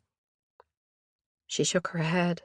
She was cold, but Asha couldn't know that. The bandages would cover any goose pimples, and there wasn't enough light to see if she might be pale, but Nick knew she didn't want the three of them to split up. She'd watched enough Scooby-Doo when she was growing up to know that they were safer together. As though he'd read her thoughts, Aaron took his own jacket off and handed it to her. It was made of coarse wool and smelled of aftershave with a faint trace of tobacco, something warm and mellow. She wrapped it around her shoulders, letting the residual warmth from his body soak into her. "Thanks." "Don't mention it." He grinned. "No, really, don't mention it. The lads at the station will think I'm going soft in my old age." The forensics team took forever to turn up. Eventually a blackbird gave his stuttering alarm call, and shortly after, a couple of figures appeared at the outer tape, carrying metal cases. Nick expected them to don the paper suits he saw on TV, but they came in their ordinary clothes. "Morning," the one in front said. She was a petite redhead with a pale complexion. "Hope you lot haven't trampled our lovely crime scene with your big boots." She had a slightly guttural Eastern European accent that made her seem exotic for Belfast. "Better than the fag ash you leave behind everywhere you go." "She never smokes on duty, and you know it," said the second newcomer in a voice that could pickle gherkins. "Where is this supposed message, then?" Nick instinctively disliked the older man. His hair could do with a wash, and one greasy lock was carefully trained like an ornamental pear tree, espaliered across a white concrete wall. He was running to thickness around his middle, but his wardrobe hadn't caught up with his spread, so a hint of hairy belly peeked coyly out between the buttons where his shirt front gaped. She realised she was staring, and turned away, hoping her revulsion hadn't shown on her face. "In here?" Asha said, gesturing to the cottage. "We haven't been in, just looked through the door." She was extra cool and professional, and Nick thought Asha probably shared her distaste. The redhead ducked her head as if to apologise for her colleague, but as she followed him through the door, she slanted her eyes at Asha and winked. Nick tried to see what they were doing through the open door, but the older man blocked her view. Deliberately, she thought. Asha touched her arm with gentle fingertips. "We could go now, if you like. Or would you prefer to wait until they finished and then go inside?" "How long will they be?" "Hopefully not too long," came a voice from inside, "provided I can keep Molly's eyes off my titties and on the job." An indignant mumble was all Nick heard of the reply, but Aaron, who was closer, burst out laughing. "In your dreams, Marley. Yana's not interested." He turned away and muttered, "Not in men, anyway.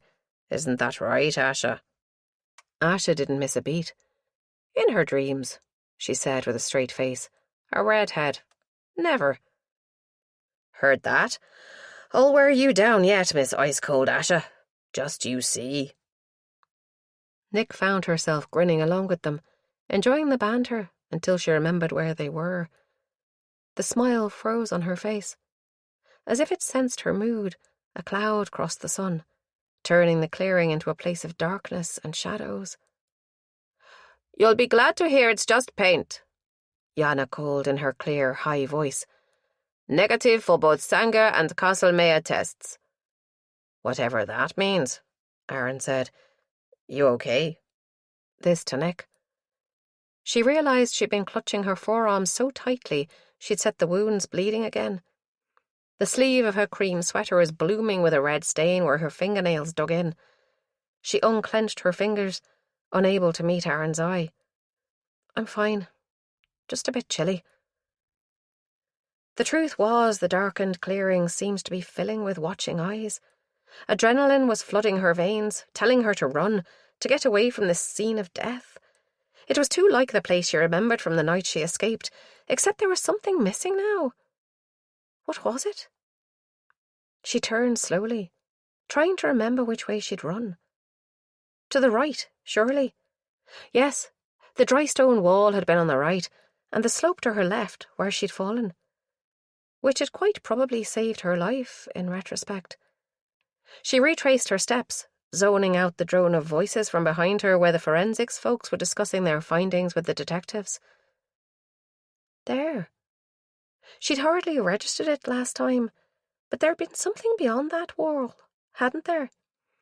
A large, shadowy shape about the size of a transit van. What was there now? The grass was short-cropped, littered with rabbit droppings and shaded by the trees. She leaned against the rough lichened stones and looked over. The other side was a sheep-grazed field with clumps of gorse growing around the edges and outcrops of rock in slabs of grey, showing how thin the topsoil was. Remembered something. Asha moved like a cat. Nick hadn't heard her approach until she spoke, but she didn't jump. There was something safe about Asha. "I think there might have been something parked here that night, just over the wall, but I can't see any tracks." "You think, or you definitely remember?" Nick closed her eyes, trying to bring back the feelings from that awful time. She'd been frantic with fear, expecting at any moment to be grabbed and hauled back into the cottage, but she'd been hunting for an escape route. She'd seen the wall, mostly covered with brambles except for here, but the shadow had deterred her. That was it. There'd been a red light flashing on and off at head height. A tiny light, but bright in the gloom under the trees. I'm certain. And it had an alarm. Asha made a small sound of disbelief. Nick was relieved to be able to remember something so substantial. There was a tiny red light flashing, like the one in Ma's Jeep. Asha's face cleared. Great. Good work, Nick. The two scientists were finished. Aaron stood talking to the man, Marley, while Yana packed away the little tubes and plastic bags they'd collected. Then they both set off back along the mossy track, still bickering quietly. Chapter 6. The interior was dark and dank. even gloomier than she remembered. Her eyes had adjusted to the dim light during her captivity. Now, coming in from the bright morning, even shadowed as it was by trees, Nick could barely see into the corners of the first room. She moved quickly, though, averting her eyes from the message scrawled on the wall.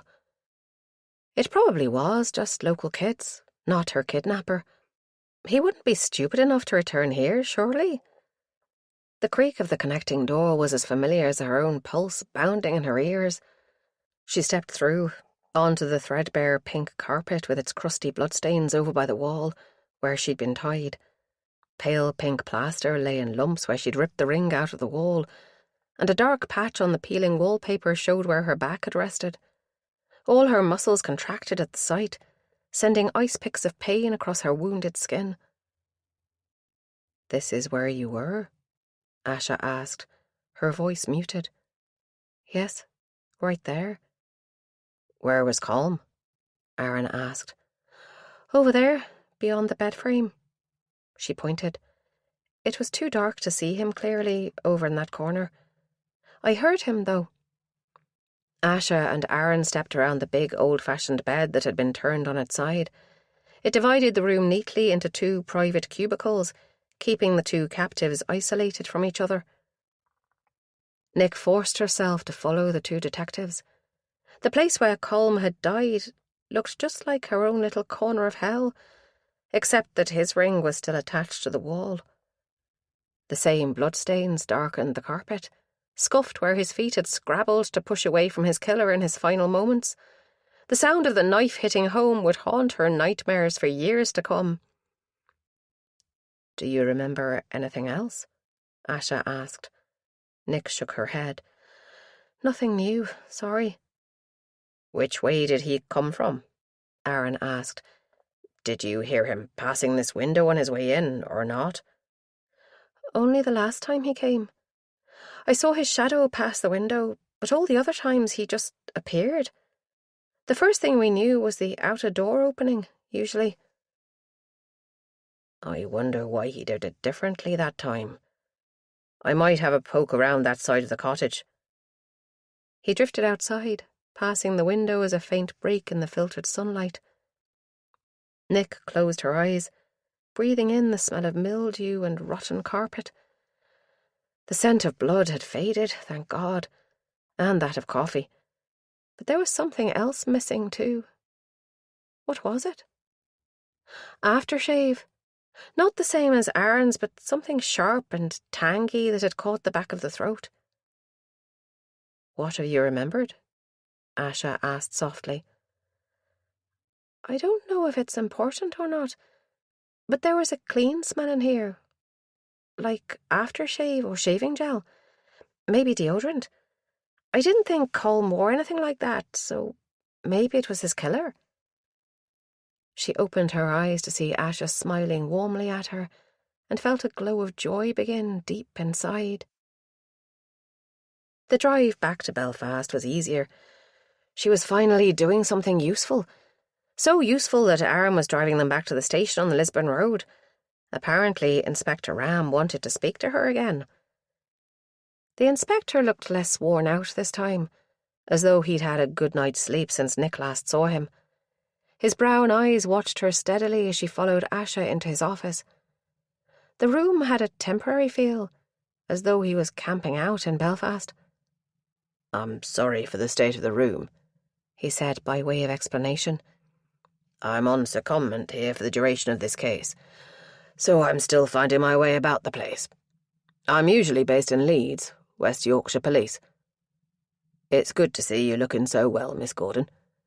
The last time I saw you, you were in a great deal of pain." Nick swallowed. The pain was still there, but it had become a part of her, an extension of her other senses. She'd learned to deal with it, that was all. "I live," she said, then cursed silently. "I mean—" He smiled, which made him seem a decade younger. Then his face sagged back into its natural, serious expression. "I understand you've been through a trying morning, and I'm afraid I'm about to add to your sorrows." Beside her, Ash's head snapped up. What is it, sir? He twisted his mouth in an expression of distaste. A body has been found. The floor tilted. The checked lino stretched and shifted. Then the world steadied itself again, and Nick remembered to take a deep breath. Someone pushed a chair up behind her knees, and she sagged back into it. Asha was searching her face, a crease between her brows. A bit abrupt, sir, if you don't mind me saying. I know I said she's tough, but there are limits. Is it him? Where did you find him? Nick asked, disgusted to find herself near breathless. Have his parents been told yet? The body is of a young male around Colm's age. He was found in a landfill site near Lisbon. Ram sat down behind his desk and steepled his fingers. Did you ever meet Colm's family? No, she hadn't. But then he'd been from somewhere way down south, so she wouldn't have. Aren't they here? We've been unable to trace any family for the young man, Ram said. Did he ever mention anyone? No, not really. He said they didn't have much money, so they couldn't get over here to visit him. Did he study physics too? She almost laughed. No, Colm didn't have much of a head for science. He said so himself. He was supposed to be studying psychology, but he wasn't really going to his lectures. He got claustrophobic in crowds. Ram didn't seem surprised, but then Nick supposed he must be getting information about Colm from his other friends too. Hers would only be confirmation of facts. As if he'd been reading her mind, the inspector fixed her with a flat look. There's no record of him being enrolled at the university. We've also been unable to find anyone else who knew him as well as you did. It's possible he had no other friends. No, everyone knew Colm. She caught herself. Knowing him was different to being friends with him. Hannah? She began. Asha shook her head. Hannah said she only ever saw him in your company, Nick. She'd no idea where he lived or what he studied, if anything. All your other friends said much the same. They tolerated him because of you, but none of them really knew him at all. The air in the cramped office was filled with dust and the faint traces of stale tobacco smoke that must have soaked into the chair fabric in the days before the smoking ban. She fought down the claustrophobia and made herself breathe regularly. 2 in through the nose, hold for 4. 6 slowly out through the mouth. Gradually the panic receded and she could think clearly again. Tell me the rest. The bit you're keeping back. Asha flinched. There's nothing. Ram shook his head, a half smile quirking the corners of his mouth. You're a perceptive young woman, Miss Gordon. Sir? It's all right, Sergeant. Miss Gordon will be better off knowing the facts. She is strong, this one. Asha subsided. Yes, sir. But a crease between her brows spoke of a troubled mind. Nick wanted to reach out and touch her, to reassure her, but she restrained herself. Ram was right. It was not knowing, being kept in the dark, that terrified her. If they told her the rest, however awful, maybe she'd have a better idea of where the danger was coming from. Tell me, she said simply. Ram settled back in his chair. Colm was a ghost, a fiction. No record of him anywhere. Nick tightened her lips to stop herself from protesting, and the inspector gave a short nod of approval. I have a team trying to identify the body from dental records as we speak, but it might take some time, if we even find a match. Nick reassessed her memories. Colm had been charming, vulnerable, almost.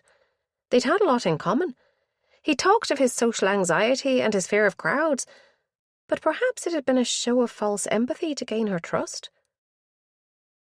What was he? A confidence trickster? We may never know, Ram said.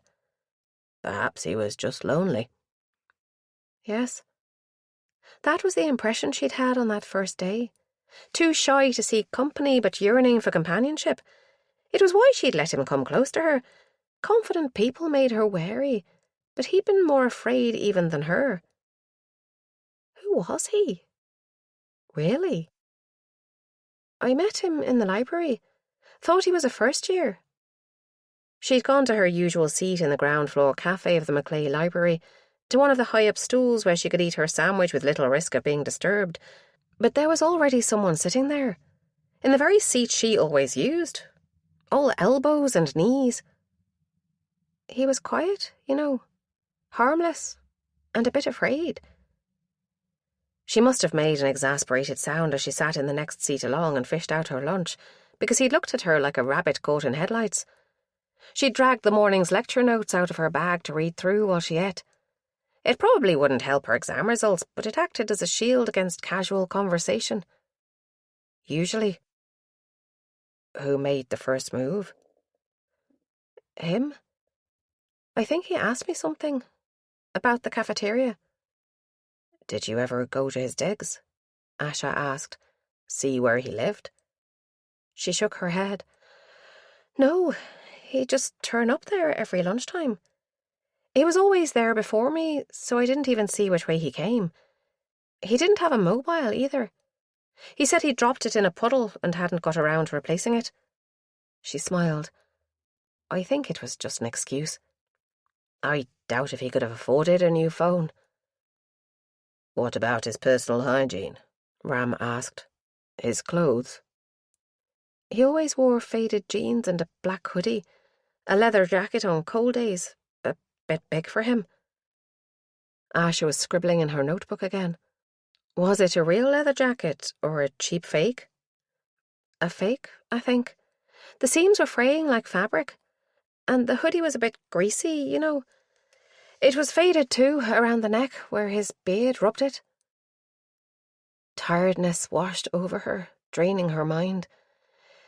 He really didn't deserve to die, did he? No, he didn't. The resolve in Ram's voice surprised her. He raised his eyes to her face. I don't want you to think that we will scale down this operation just because he doesn't have friends or family to miss him. You're wrong, Nick said. He did have one friend, and I do miss him. But you're really no further on, are you? We're trying to trace the van, Asha said. They're still going over CCTV footage, especially from this morning. Only this morning? It felt like days since she'd seen the grey van in the petrol station. He's clever, this man. He always covers his tracks well, Ram said slowly. Nick let out a breath. He's done this before. Is that why you're in Belfast? Ram nodded. He has. More than once, I'm afraid. He has a distinctive M.O. M.O.? Modus operandi, Asha offered. The particular way he does things. The abyss opened again. What is his M.O.? Ram answered her. His first attempt, that we know of, was on a 19-year-old medical student in Leeds. She was estranged from her family at the time, and he befriended her, pretending to be in a similar situation. She trusted him. Then he drugged her and abducted her, tortured her. Luckily, she was stronger than he expected. She fought him, and she got away. He didn't give up, though. He followed her, just letting her glimpse him in the distance, frightening her. Thankfully, she had the sense to return to her family and seek help. They reported the events to the police. Once he saw she was safe, he gave up the chase. But he tried again, with a homeless man this time, Asha continued, when it seemed Ram had lost track of his thoughts. And he was successful. The body was found in a commercial wheelie bin, thankfully before it got as far as the landfill site. The knife wounds were quite distinctive, and matched those on the young woman who escaped. Nick wondered about the woman who'd got away. Was she coping? Did nightmares stalk his sleep? How is the first woman? The one who escaped? But Ram was in full flow. His next victim was another homeless man, he said. This time he changed his method and took another victim, a woman, a day later. We found both bodies in the place where he'd killed them. He'd made himself a den in a derelict mill near the River Aire. We got lucky, in a way. The mill was zoned for redevelopment, and one of the planners stumbled across the bodies. Otherwise, it could have been months before we found them. That was when the national newspapers took an interest, and the tabloids gave him a nickname. The Slasher. I suppose they hadn't much to choose from, since the name Ripper was already taken. His mouth twisted with distaste. That was a year ago, Asha said. Then nothing, until last month. The door opened and Aaron reversed in, carrying a tray with steaming, mismatched mugs of tea on it and a plate of plain digestives. Lisburn Road's best cuisine, he said, putting it down on the corner of Ram's desk and pushing a pile of paperwork perilously close to the opposite edge. Thought you'd need it by now. Nick made herself relax her clenched fists. The first sip of tea burned her mouth, but the pain was a welcome distraction. Aaron took a manila envelope out of his pocket and put it in front of Ram. Preliminary lab report, sir. Ram slid a single folded sheet of paper out and flicked it open, scanning the lines of printed text. No surprises there, then. Any news of missing persons? Rutledge thinks he has a lead, sir.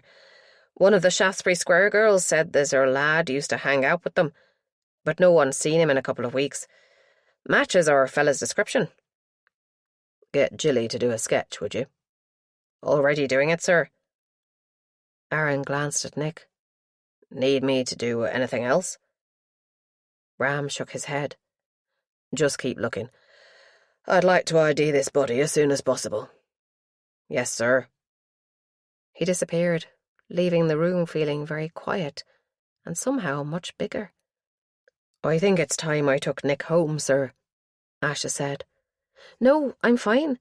I'd like to see the sketch, to see if it's calm or not. Ram considered for a moment. All right. You can stay here for now. There's a canteen upstairs if you're hungry, or there's a sandwich shop just down the road. Nick stood up, leaving her half-drunk tea on the tray. Thank you, Inspector. I'll not be a nuisance. Asha came out with her, a puzzled crease between her brows. That was the first sign of humanity I've seen from the old bugger. You must be a good influence on him. Oh, he's human, all right.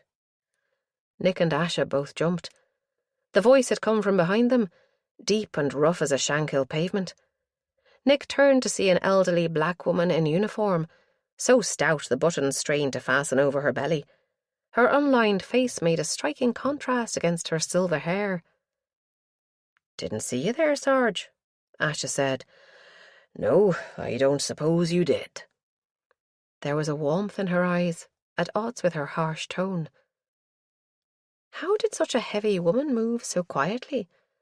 There'd been no one in the corridor when they came out of Ram's office, and they hadn't exactly been walking slowly. I don't suppose you bothered to look up the previous cases either, Detective Sergeant Harvey. If you had, you'd know why Inspector Ram is so determined to catch this man before he kills again, why he came all the way over to cold, wet Belfast, and why he is more human than most of the other losers in this sorry station. Asha moved uncomfortably, but answered with respect in her voice. I did, of course. What did I miss? The older officer tapped her nose. The first victim, Meera Patel. Find out a bit more about her and you'll find out all you need to know about Inspector Ram.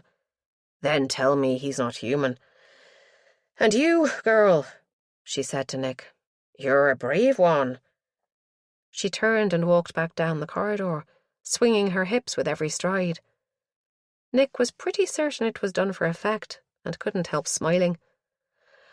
Well, Asha said, I guess I'd better do some digging through the files. Want to get lunch first, or keep me company?" "I'm not hungry," Nick lied. Her stomach growled indignantly. "But maybe we could get a sandwich and eat while we work." "While I work, you mean? Data protection. You can't see the files, I'm afraid." Nick expected cardboard boxes of paper files, but Asha used a computer terminal in a busy open office, tapping away and humming under her breath. A short while later, Nick was bored. She'd counted the tiles on the ceiling and worked out a rough estimate of the surface area, and then the volume of the room. She'd even counted the little holes in the polystyrene tiles that made a pattern, and was busily working out how many there were in total on the ceiling by the time Aaron reappeared, ushering a girl out of a side room. She looked about 15 under her heavy makeup, the sort that wasn't intended to be viewed under unforgiving fluorescent lighting, and she clutched her handbag to her belly as though it was her lifeline. The artist Nick had already met, Jilly, emerged from the room a few minutes later and dropped a page of A4 onto Ash's desk. "Aaron thought you'd want to see this before I give it to Inspector Ram." She grinned at Nick, who grinned back. Asha took a long look at the drawing before pushing it across to Nick. She lifted it carefully by the edges, as though leaving fingerprints wasn't an option. A young face looked up at her from the page, eyes haunted, face thin with a straggly beard that extended mostly down his scrawny neck and barely touched his cheeks. It was similar to calm, but the expression in the eyes was too solemn, almost as if he'd given up on life, or thought life had given up on him. "Well?" "It's very like him, but I couldn't be sure. The calm I knew was more animated, you know, and I think his face was fatter, although the beard is the same, and the eyebrows, and he wore his hair exactly like this." Perhaps she didn't want it to be calm, because that would just confirm that he was dead. "It's not an exact science," Jilly said reassuringly. "The mental picture we hold of someone is always tinged by the way we interact with them." She perched on the corner of the desk. "There was an interesting piece of research done by—" "Thanks, Jilly," Asha interrupted her. "You've done a great job. I think Inspector Campbell was wanting you to do a sketch for him as soon as you're finished here." Jilly gave Nick a rueful grin and stood up again. "Okay, I know when I'm not wanted." "No, you don't," Aaron said from behind her. "If you did, you'd be away by now." She stuck her tongue out at him and disappeared through the door with a swing of her hips. Aaron watched her go with an expression like a hungry dog, then disappeared back towards Ram's office with the sketch in his hand. Asha returned to her work with a groan. "I'd have sworn there was something new to learn here," she muttered. "But if Lonnie says I've missed something, then I have." "Who is she?" Nick asked. She had no fear of being overheard. The noise level in there was deafening, nearly as overwhelming as the nightclub. "Sergeant Jacob. She was the first woman of colour to join the old RUC. I gather she's taken a lot of flack over the years. Name-calling, racial slurs, nasty practical jokes. But she's one tough woman. You don't mess with Sergeant Jacob." Asha shook her head. "If there's anything she doesn't know about policing in Belfast, it's not worth knowing." She frowned at the screen. "Oh." "Oh, what?" Nick asked, trying to see around the edge of the monitor, even though she knew she shouldn't. "I found it. The first victim, Meera Patel. Patel is her stepfather's name." She read a bit more. She changed her name at 14, but before that, she was Meera Ram. She's his daughter. Chapter 7. He took time over the act of sharpening his knives, making certain there were no nicks in his beautiful blades. This simple act settled him, the sound of rasp on metal, and took his imagination flying into the future, when he'd have all his players where he wanted them. His little mice were running free, and his plans were coming together beautifully. Coming to Belfast had been a smart move. No one was looking for him here, and the students around the university were just delicious. When he'd picked Nick out of the crowd, it had taken him a while to decide that she was the one. He needed someone like the Indian woman, someone with a bit of fight in her, but with a lot to lose too. Nick wasn't a loner, not exactly, but she was quiet, introspective, studious. There was something about her. The way she tucked her hair behind her ear when she was reading, that touch-me-not expression she had when people approached her, especially men. She had an inner strength. He was sure of it. And so he'd followed her, found out as much as he could about her, where she lived, who her friends were, her family. Then he'd prepared his sights, fine-tuned his strategy. So far, everything was going to plan. Disposing of the body had been harder than he expected. Last time he just left them to be found, but that didn't fit in at all with his plans for Nick. No, indeed. Loosening the ring that held her had been tricky. She'd slept so fitfully it had taken all his skill to do it without waking her. The man had seen, but there was nothing he could do about it. He could hardly warn her, gagged as he was. There had been a bad moment when she tumbled down that bank, then lay motionless for so long. He'd had to check she was still alive, hadn't broken that pretty neck of hers. But she just knocked herself out. He frowned, remembering the way she'd left the hospital in the company of the female detective. He hoped she wasn't going to have a police escort all the time, or he'd have to alter his plans. Not that he wasn't prepared to. Flexibility was the key to survival. But he preferred it when things went his way from the beginning. Nick was special. She deserved to have a very special experience, the full range of emotions, and he had some wonderful ideas how to achieve that. Take the message on the cottage wall. Yes, it had been a risk to go back, but it had felt like the right thing to do. Vague enough to keep her guessing, with an undercurrent of threat. That should make her sweat. And then he'd seen her on the petrol station forecourt. The shock of seeing her so close, the frisson of risk if she saw him, had almost counterbalanced his fury. Going to the cottage so soon after she'd been released from hospital had been a ballsy move by the bitch. He just wished he'd been able to see her face when she saw his little message. He moved to the next knife. Chapter 8. The student house was quiet after Nick said goodbye to Asher and Aaron, who'd driven her home. Hannah and Brage were both out, but there was a note on the kitchen table in Hannah's scrawl. Gone to get takeaways for tonight and something to eat. Back by 5. Nick looked at the clock. It was nearly 6 p.m. already. She opened the fridge door, scanning the empty shelves. Seriously? If she didn't shop every week, the other two would surely starve. They must have been living off takeaways for the couple of weeks since she'd been taken. She sighed and closed the door again. She wasn't really hungry, not after the cheesy chips at the police station, but her body clock told her it was time to eat again. There was a box of chocolates up in her room, one of the leftovers from well wishes when she was in hospital. Lint, her favourite. She dragged herself up the narrow stairs to her room at the back of the house, fishing for the bunch of keys. They all locked their rooms whenever they left the house out of habit.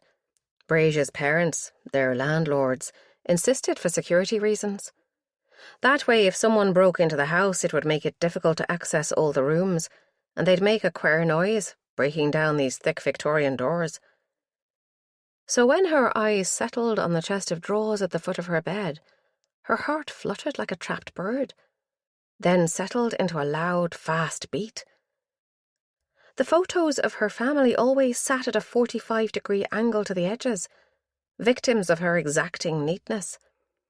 Not only had they moved, but the one of her and Hazel, taken in Donegal last summer, was missing.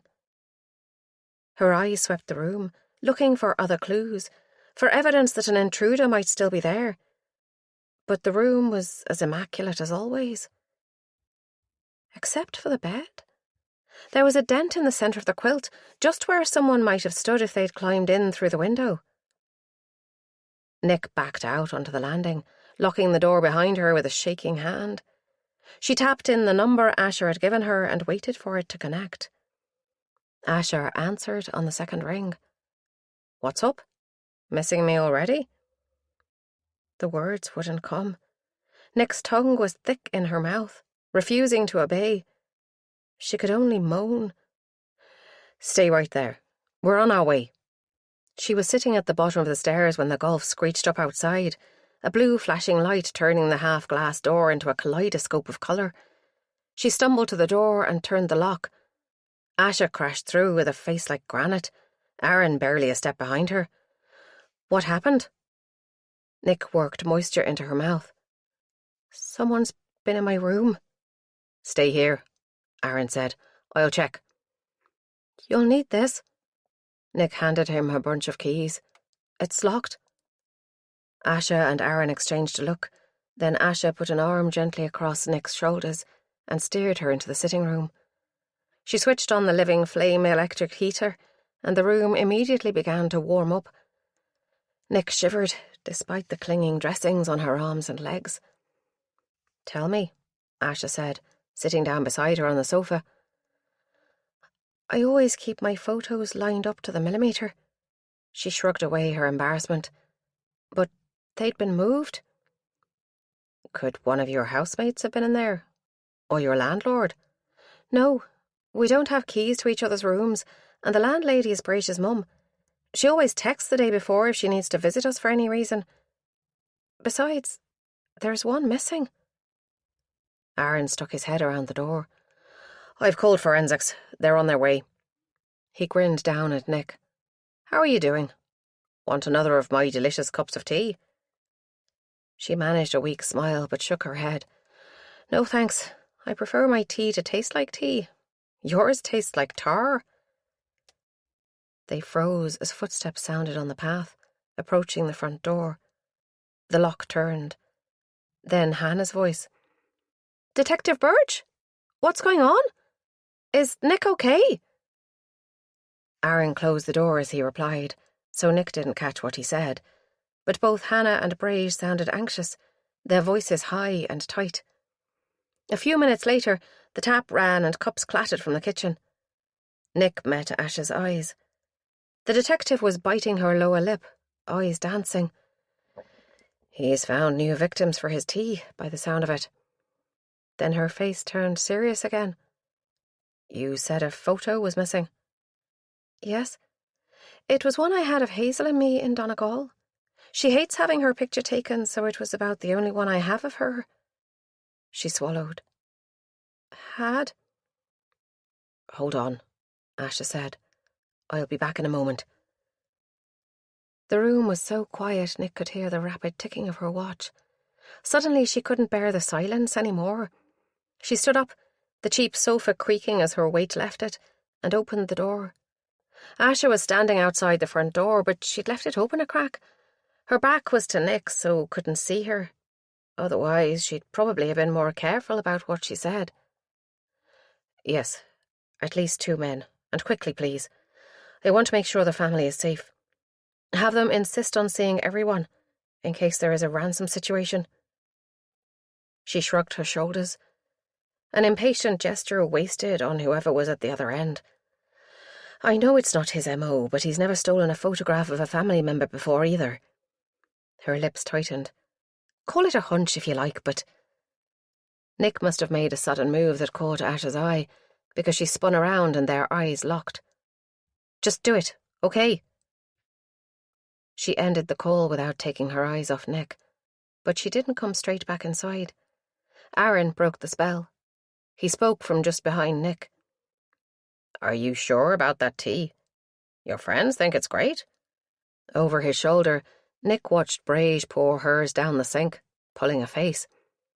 "No thanks," she said automatically. Funny how manners was so deeply ingrained in her that they still mattered, even when the world was falling apart.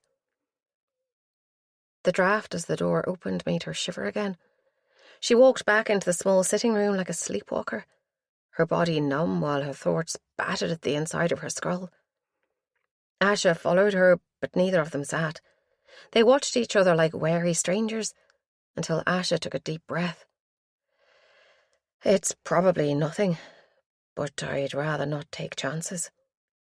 "A hunch, you said? What was the hunch?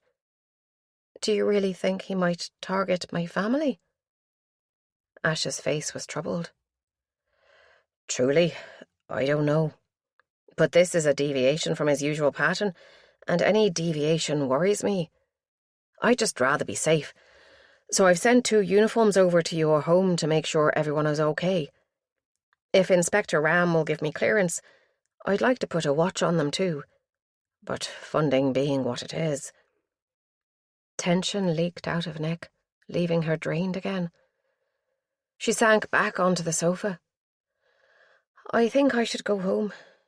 If you and Aaron are keeping an eye on me anyway, we might as well pool resources and take the rest of my family under the umbrella." Asha raised an eyebrow. "Are you sure? It'd definitely be easier to keep track of you all if you were in one place, at least at night." "I'll get packed," she said heavily. It was exactly what she didn't want. Her mother would be tearful, Dad would hide his worry under jokes, Cian would barely notice. And Hazel? What would Hazel think? Will they tell Hazel about the photo? No, she's not quite 18 yet, is she? I was going to speak to your parents this evening, put them on their guard. Would you let me speak to her? Hazel has problems. PTSD from something that happened when she was at school. She was caught up in an armed robbery where a man was killed, and she sometimes has trouble dealing with the memories. But she trusts me. All right. But you won't be able to pack your stuff until Socko have checked the room. The door bumped open as someone shouldered their way through, and Yana's loud voice sounded, clear and penetrating. "I knew Asha wouldn't be able to wait to see me again." "Yana," Aaron said from the kitchen, "my favourite boffin." There was a crunch as Yana put her kit down on the tiles in the front hall, and a buzz of to and fro banter. Then the creak of floorboards as she climbed the narrow stairs to the first floor. Nick leaned her head back and closed her eyes, trying to block out the sounds of movement from her bedroom. Her arms throbbed and her legs itched under her jeans. Every little hurt shuffled itself forward, vying for her attention. If she let it, her mind took her straight back to that dank room, to the strain in her shoulders from having her wrist secured behind her, to the zip ties digging into her flesh, to each individual careful cut he inflicted on her.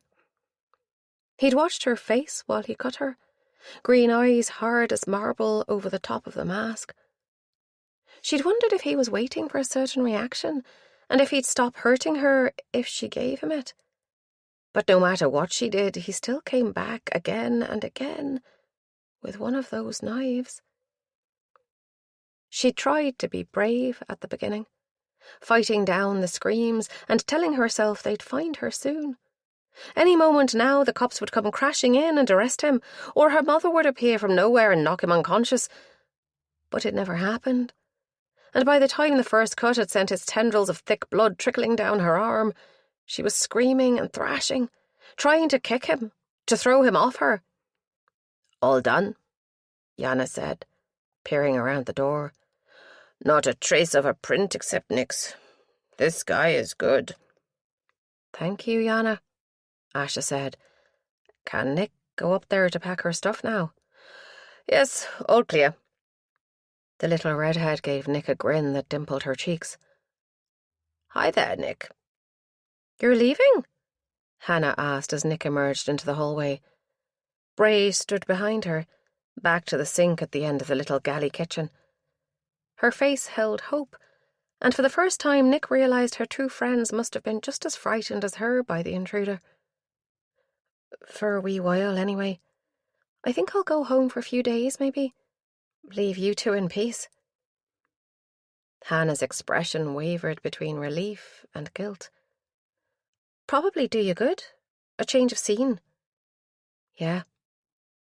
She trudged up the stairs, aware of Asha following behind. Aaron was already in her room, examining the window frame. Yana thinks he got in here. Did you leave your window open? I always sleep with it open a crack, but I usually close it when I leave the room. She bit her lip. But I do forget sometimes. I never thought anyone could get in that way. It's so high up. Aaron looked out into their tiny backyard and the communal alleyway behind that ran the length of the terrace. It could be accessed from both ends, for taking wheelie bins out, and gates opened off it into each house's rear space. Their house had a small kitchen extension with a flat roof, but it was set off to one side from her window. We think he used the wheelie bin to get onto the flat roof, then jumped across the space to catch your windowsill. Nick eyed it dubiously. He'd have to be pretty athletic, and the man who cut me was running to fat around the middle. Seriously unfit. And how did he get over the back wall in the first place? Brazia's mum had made sure they had a good stout lock on the back gate, and the wall was over 6 feet high. Neighbour's wheelie bin, Aaron said. He moved it back afterwards, but there is a dent in the lid where I think he pushed off to scale the wall. Will you be okay on your own in here while you pack? Asha asked, and Aaron's head snapped up. He mustn't have heard their conversation from up here. Yeah. When they'd left the room, Nick opened the top drawer and looked at the neatly folded pants and bras. Had he rifled through here? Had he pawed at these? A wave of nausea drove her to close the drawer. She couldn't bear to wear anything in this room again. Not after he'd been in here. In the end, she just took her laptop bag, tucking her iPad into the front pocket. She had plenty of spare clothes at home, and if she ordered some more online, they'd arrive before she ran out of undies with a bit of luck. She was about to leave her room when her mobile phone rang, muffled from the bottom of her bag. Confused, she dropped it on the bed and began to hunt through the pockets for it. She must have slipped it in there by accident. Her hand closed on the vibrating rectangle of plastic just as the ringing stopped. She lifted it out and looked at it in horror. This wasn't her phone. Hers was an iPhone. This was a brick phone, some cheap make she'd never heard of. Yet it had been her own ringtone. It vibrated again and chirped to announce the arrival of a text. Fingers shaking, she pressed the button and the screen lit up. There was one missed call showing, and a little envelope in the corner of the screen. It took her a moment to work out how to open the text without a touchscreen. I'm watching you, it said. And your pretty little sister. She dropped it as though it had scalded her, but it bounced harmlessly on the bed. She looked out of the window, searching for anything out of place, any shadow that could hide a voyeur. But there was nothing. Asha! She shouted. Another text came through. Tell no one or your sister is mine. Was he inside her head? Feet thudded up the stairs, and Asha and Aaron appeared at her door. What's up? Nick dropped the phone into the bag, back where she'd found it, and pasted a smile on her face. Sorry if I startled you. It was just to let you know I'm ready. She shrugged the bag onto one shoulder. Just knowing that phone was in there made it feel double its usual weight. She slipped past the two detectives and headed down the stairs. Bye, Hannah. Bye, Brage, she called. See you soon. Good luck with the exams. Chapter 9. The rush hour traffic had built up, with impatient drivers trying to cut each other up at the roundabout by Stranmillis College. Aaron drove in concentrated silence, and Asha didn't seem chatty either. The sense of urgency from commuters racing home infected Nick. The little car couldn't go fast enough for her, and her pulse sounded off in her ears like a timer counting down. But to what she couldn't say. The sense of urgency built as they crawled past the House of Sport and onto the Upper Malone Road. They were past the golf club and into open countryside before the car got out of second gear, and by then Nick felt as though she would explode at any moment. When Ash's phone rang, Nick jumped. "Detective Harvey?" The voice at the other end sounded urgent, matching the atmosphere in the car. There was another sound in the background, but it took Nick a moment to identify it. It was a woman crying hysterically. "Lights!" Ash snapped at Aaron. He flicked a switch on the dash and the car shot forward. In front of them, the Nissan Micra that had been travelling at a sedate 40 miles an hour swerved and pulled over onto the edge of the road. Aaron twitched the wheel and flashed past with a roar that belied the look of the car from the outside. Hedges and bushes flashed past, but the noise from the engine drowned out any chance Nick had of hearing the conversation Asha was having. She realised she was digging her nails into her palm again and made herself stop. Traffic moved out of their way and they shot through the railway bridge at Lambeg in the face of an oncoming truck with millimetres to spare. Aaron chose the main roads rather than the warren of residential streets to get to Nick's house, relying on his blue lights to clear a route for him. It worked. They pulled up in the cul-de-sac in a ridiculously short space of time, but not soon enough for Nick. 2 patrol cars were parked on their neighbour's precious grass strip along the pavement. There'd be hell to pay later, Nick thought irrelevantly. Mr. Kane would be sending the bill to the PSNI for damage to his property. As soon as the car was stopped, Nick hauled on the door handle. Damn it all to hell! That child lock again!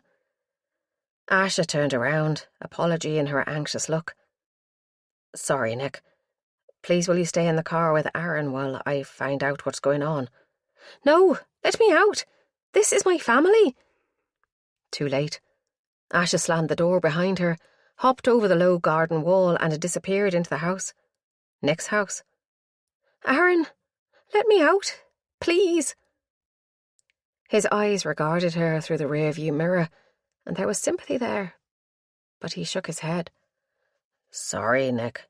More than my life's worth. If Asha says to stay here, then she has a good reason for it." Nick pressed her face to the cool glass, trying to see what was going on inside her house. The front door was closed now. Next door, the elderly couple who had moved in only last year hovered on their driveway, watching Nick with confused faces. The man, she still didn't know what they were called, but Ma would, took his wife's hand and squeezed it. After an eternity, Asha came out. As she opened the car door, a wailing like a distant siren sounded, cut off when Asha slammed the door closed behind her with a dull thunk. She turned around to look at Nick between the headrests. "There's no easy way to tell you this, Nick." But Nick knew without needing to be told. "He's got Hazel, hasn't he?" Asha nodded, her face still and professional. "She'd walked out to Tesco for your mum. When the patrol got here, she'd only just left, but they hadn't passed her on their way in. One of them stayed here and the other one retraced her steps. They put an announcement over the tannoy in Tesco, but she didn't come forward." Hope flared painfully in Nick's chest. "But she wouldn't. She can never understand the announcements in those places. They're just noise to her." Asha sighed. "Yes, that's what your mum said, so the officer got the supermarket to show him their CCTV footage. She never got as far as the shop at all. We're trying to work out where she disappeared, but the likeliest is that he was waiting for her." "That empty house?" Nick breathed. There was a rental house near the end of the street, but it hadn't had a tenant in months. The front garden was lined with thick evergreens, the perfect place to hide, and Hazel would have walked right past it on her way to the shop. "Yes, we think so. We have CSI looking for tyre tracks now, but you know he leaves very little evidence usually." Now was the time to tell them about the mobile phone. But she couldn't. Not now he had Hazel. The open door tugged at her. She needed to be wrapped in Dad's arms, to see Cian's lopsided smile, and to see her mother being strong as always. "Can I go inside? Please?" Asha got out and opened the door for her. Nick snagged her backpack and flew across the front garden, up the steps to the bungalow. Then she stopped dead. The wailing she'd heard was much louder now. The ululating cries turned her abused skin to ice under the bandages. That was her mother's voice, twisted almost beyond recognition by grief. Nick swallowed. She'd never seen her mother lose control. Never. With a shaking hand, she pushed the glass front door open, glad of the cool against her palm. It grounded her, made it possible to take another step onto the doormat. It felt like years since she'd seen the worn carpet and the telephone table. "You're procrastinating," she told herself. "Get in there. Help them." She pushed herself down the hallway, fingers trailing along the radiator. A female uniformed officer pushed herself away from the wall, where she'd been leaning. "You must be Nick. They'll be glad to see you." She gestured into the kitchen. "Everyone's through there." Nick moved like a sleepwalker through the kitchen and down the step onto the grey tiled floor of the sunroom. Light flooded this room, and a patio nestled just outside, hemmed in by a low wall and rockery. Her father sat in a wicker armchair, his face drained. Cian was curled up on a beanbag, holding Pumpkin, the fat ginger cat, tight to his chest. Unusually, the cat wasn't objecting, though her expression was mildly traumatized. Ma stood, quiet now, staring out into the garden. She had her back half turned to Nick, but the unforgiving sunshine turned the tears on her cheek silver, and a convulsive sob shook her shoulders. "Ma?" She still didn't turn. Dad tried to get up, but seemed to lack the strength. He sagged back into the seat again. "It's hit Ma hard," he said. "She was the same when—" He stopped. "When I was taken?" He nodded. "How do we know it's the same man?" Cian asked. "Maybe she just got talking to her friend. She'll be home in a while, wondering what all the fuss is about." Deep in her backpack, the treacherous phone vibrated. Her hand twitched, but she caught herself. She couldn't check it here, not with everyone watching. Instead, she went over to her ma and put her free arm around her waist, giving her a squeeze. But Ma was as rigid as a mannequin. "I'll dump this in my room and come back," she said, hefting the backpack. It was all she could think of to get away. Even then, Cian stared at her, frowning. She turned and virtually ran along the corridor to her room, then lifted the backpack onto her bed. A glance out of the window showed no one in the back garden, but her window was right by the back door to the garage, so someone could appear at any moment. She unzipped the neck of the bag and felt inside for the phone, but didn't pull it into view. Sitting next to the bag, with her back to the window, she peered into the darkness, trying to read the tiny monochrome screen. The latest text was just one word long. "Swapsies." It was what she used to say to Hazel when they were children, and Nick still used it sometimes for a laugh, but just among the family. It had started when they were tiny, with Hazel 2 years the younger. Sitting at the kitchen table with an iced bun each from the shops, Nick had licked all the icing off hers, while Hazel just stared at the one she held in her tiny hands. "Swapsies," Nick had said, and held out the sticky, slobbered remains. "Swapsies," Hazel agreed, and passed across her own pristine cake. Their dad had told the story so many times over the years that Nick felt as though she actually remembered it. A spark of anger flared inside her, burning her throat. How dare he? How dare he use that word? If he harmed one hair on Hazel's head— "Nick?" Ma called from just outside the door. "I'm sorry. Will you come and join us?" "Just a minute, Ma. I'm changing my top. The bandages have leaked again." It was true, too, and it gave her the excuse of drawing the curtains for total privacy. She hit reply to the text and typed, "If you hurt her, I will hunt you down." Then she deleted it and tried again. "When and where? If you'd hurt her, deal's off." Then she deleted the last sentence and hit send before she lost her nerve. She stuffed the phone into the back pocket of her jeans, quickly slipped a clean t-shirt over her head, and opened the curtains again. Asha and Aaron had joined the family in the sunroom, and Ma was busy making tea and coffee in the kitchen. Nick hadn't offered to help. Being busy was Ma's coping mechanism. "Any news?" she asked Asha. "We're waiting for the boffins to come and set up recording equipment on the phones." "Again?" Cian said under his breath, but loud enough to hear. It was no wonder he was struggling to cope.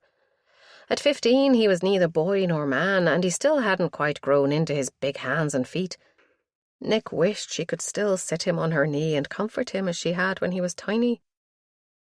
Commotion at the front door heralded Ram's arrival.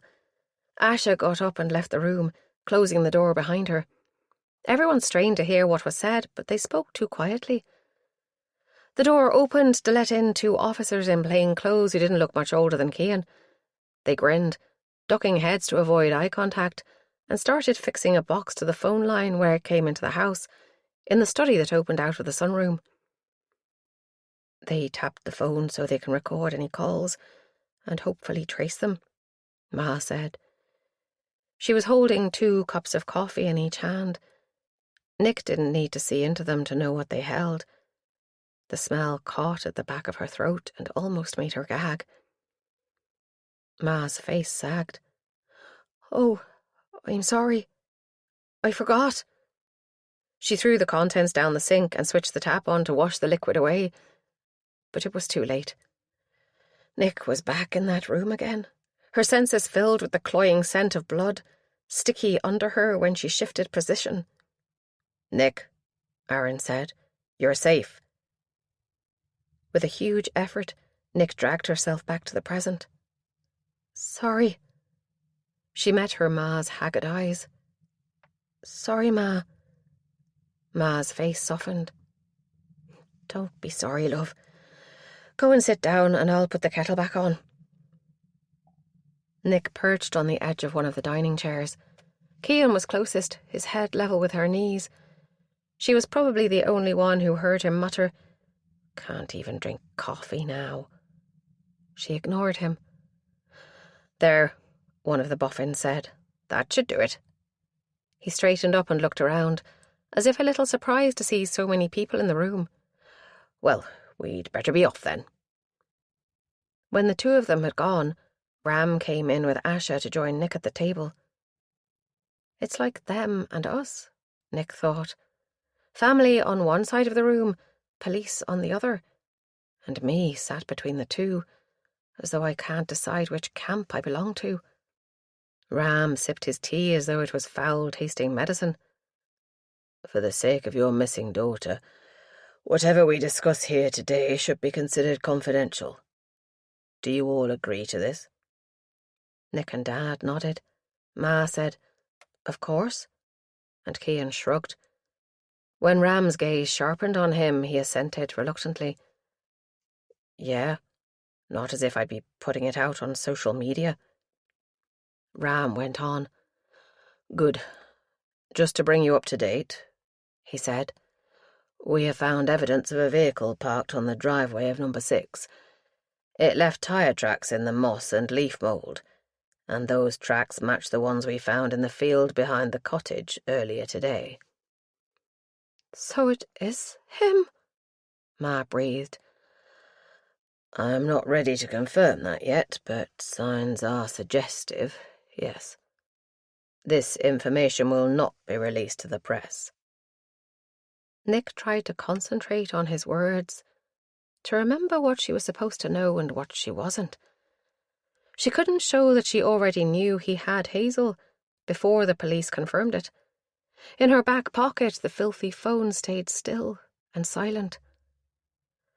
We have officers combing the area and doing door-to-door in case anyone saw anything. But as you know, the driveway to number 6 is secluded. Still, he must have driven to the house and away again, so anything will be useful. We are also studying CCTV from all the streets leading away from here. Yes, but if he'd gone out past Friend's school, there'd be no cameras, Nick thought. He could be through the rabbit warren of housing developments and away before anyone knew, and no surveillance to show which way he'd gone. He must have another hiding place. Nick hadn't realised she'd spoken aloud until all the faces turned to her. She flushed. Well, he can't use the cottage again, can he? He must have somewhere else. I agree, Ram said. It is that which we need to locate. I would also like very much to know why he has taken Hazel and not tried to take Nick again, as the message in the cottage suggested he might. What message? Ma and Dad spoke almost at the same time. Ram frowned, either because he hadn't meant to give away that piece of information, or because he felt the family ought to have been told about it earlier. Nick thought probably the latter, since he seemed too well in control of himself to give away anything he didn't mean to. Asha filled them in. He's been back to the cottage and painted a warning on the wall. It said, "The race is not yet run." We took it to mean he was still coming for Nick. Ma's face had gone very still. If he still wants Nick, what better way than to take her sister? To force her to hand herself over? She looked at Nick. I do hope he won't be so stupid, Nick. Of course not. Do you think I'd go back to him willingly? To let him finish what he'd started? I'm more used to Hazel here, helping the police with every little detail I can remember. Her voice was steady and calm, no hint of the turmoil raging inside her. Partway through her speech, the blasted mobile vibrated again. Nick has been of immense use to us, Ram said. Her insights will help us find her sister, I'm sure. No pressure, then, Nick thought. Chapter 10. It was ages before Nick could sneak a look at the phone. She sat on the loo, finding it hard to focus on the words as she scrolled through the message. It was directions to somewhere, but they didn't make sense. There was no starting place given. Right at the T-junction, right again, half a mile, then right again, up a track. 400 paces, then left. No rush. I'll be waiting. She tried to imagine it as setting off from home, but that didn't work. Definitely not from the house in Belfast, either. Where was this place? It came to her with a sickening thump of her heart. The cottage. It had to be. She got the iPhone out and loaded Google Maps, satellite view. Yes, there was the T-junction, and the next turn, and then he must mean a farm track that ran straight as a motorway up into the hills, ending at a group of buildings. He must be holding Hazel in one of those barns. As the crow flies, it was probably only a few 100 yards from the cottage. What was his obsession with that area? A little voice inside urged her to tell Ram, or at least Asha. Asha would help her, wouldn't she? It made sense to at least leave a note saying where she'd gone, so they could track her. After. Even if it was only to find her body, Ma and Dad would want to know what had happened to her.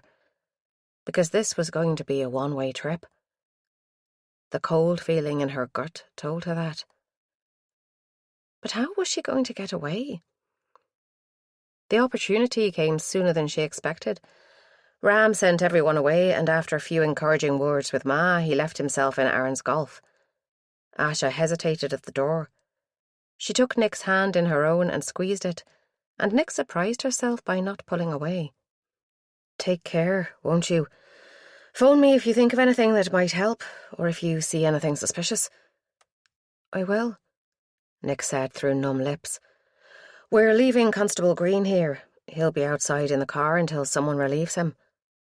Okay, thanks. Asha raised her eyebrows. What for? Letting him take Hazel? She said bitterly. For being a friend.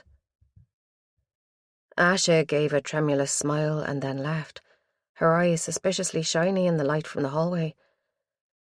It was a revelation to Nick to discover that she wasn't the only one carrying guilt for Hazel's abduction.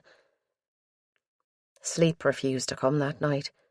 Nick lay awake, staring at the ceiling, making shapes from the patterns of light creeping in around her curtains. It was so quiet here compared to Belfast. No drunks reeling home, crashing into bins and singing out of tune. No taxis revving their engines. No constant drone of traffic in the distance. She might as well be back in the cottage for all the noise, until a helicopter passed overhead. For a moment she wondered if it was police surveillance. Then common sense took over.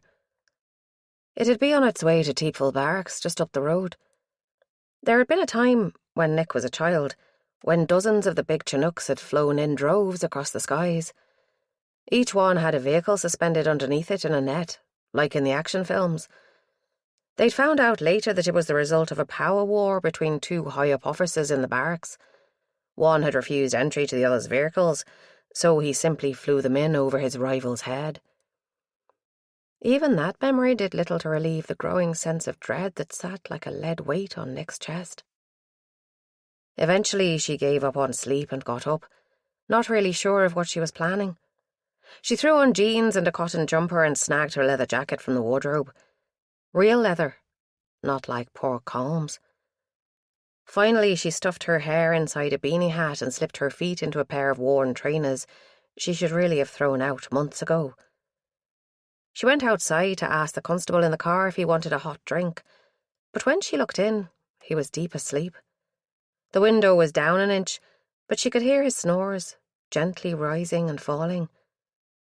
This opened up possibilities. Swapsies? A plan began to form. Nick ran lightly back to the house and took the key to Ma's Jeep from the hook just inside the front door.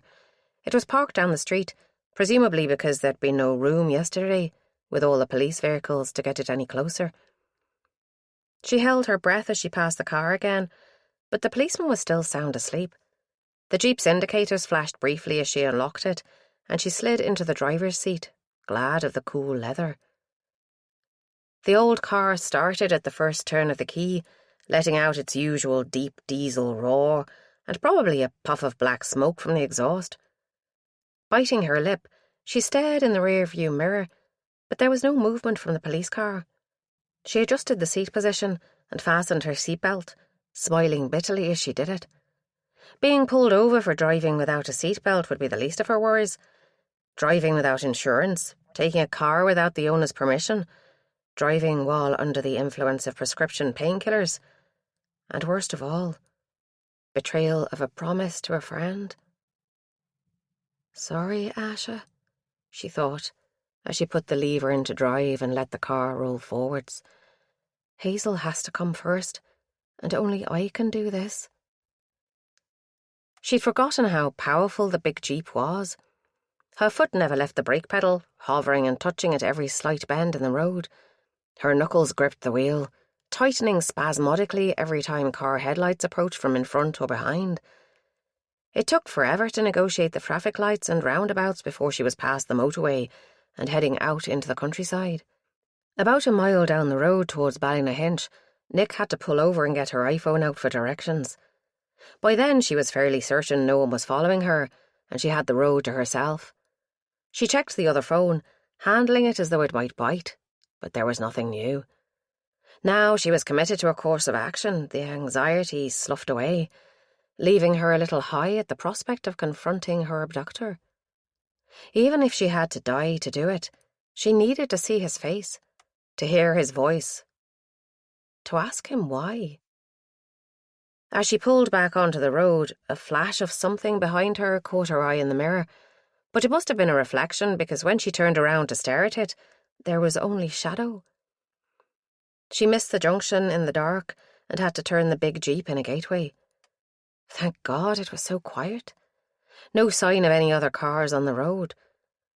Just as she managed to pull out onto the road again, Bumping up onto the far verge, the dazzling beam of headlights gave her the lie. Another jeep trundled past slowly, forgetting to dip his headlights. It left her half blind, and she almost missed the turning a second time. If she hadn't been travelling so slowly, she might have. But she swung the wheel just in time, gunning the engine and frightening herself at the sudden surge of power. Hedges encroached on the lane, making a dark tunnel of the country road. Blind bends came out of nowhere, and a steady drizzle began. As Nick searched for the windscreen wiper switch, the old Jeep surprised her by turning them on automatically, rubber squealing as the wipers dragged themselves across the glass. From this direction, she'd be passing the farm track, but she had no idea how to find it in the dark. If she kept going, though, and came at it from the direction he'd given her, he'd surely know it was her. Why warn him? She stopped again, not bothering to pull into the side of the road. Her phone lit up, showing her current position and the little pin she'd dropped on the barn. It was still a couple of miles ahead. She bit her lip, thinking furiously. When she'd set off, she'd had no plan, expecting to be caught and stopped at any moment. But now she had to decide what to do. Her life was not important, but Hazel's was. If some carelessness on Nick's part caused her sister harm, there'd be no point in her even being here. She needed a weapon, something to give her an edge. There'd be a tire lever in the boot, surely. Ma would never drive a car without the means to change a wheel. She switched the engine off and slipped out. The floor of the boot lifted, and there was the spare wheel, but no sign of a jack or tire lever. Shit. Where else could it be? She looked in the back seat and felt under the front seats. In desperation, she tilted the back seat cushions forward, and there was the tire lever, with the hydraulic jack. It was a good, long, heavy-duty affair, nice and weighty in her hand. She put the seat back down and checked the distance on her phone. 1.8 miles. Maybe this was close enough, if she pulled the Jeep off the road and out of sight. She could walk that in half an hour, and it was still hours to dawn. Wishing she'd chosen a warmer jacket, Nick set off at a brisk walk, arms swinging.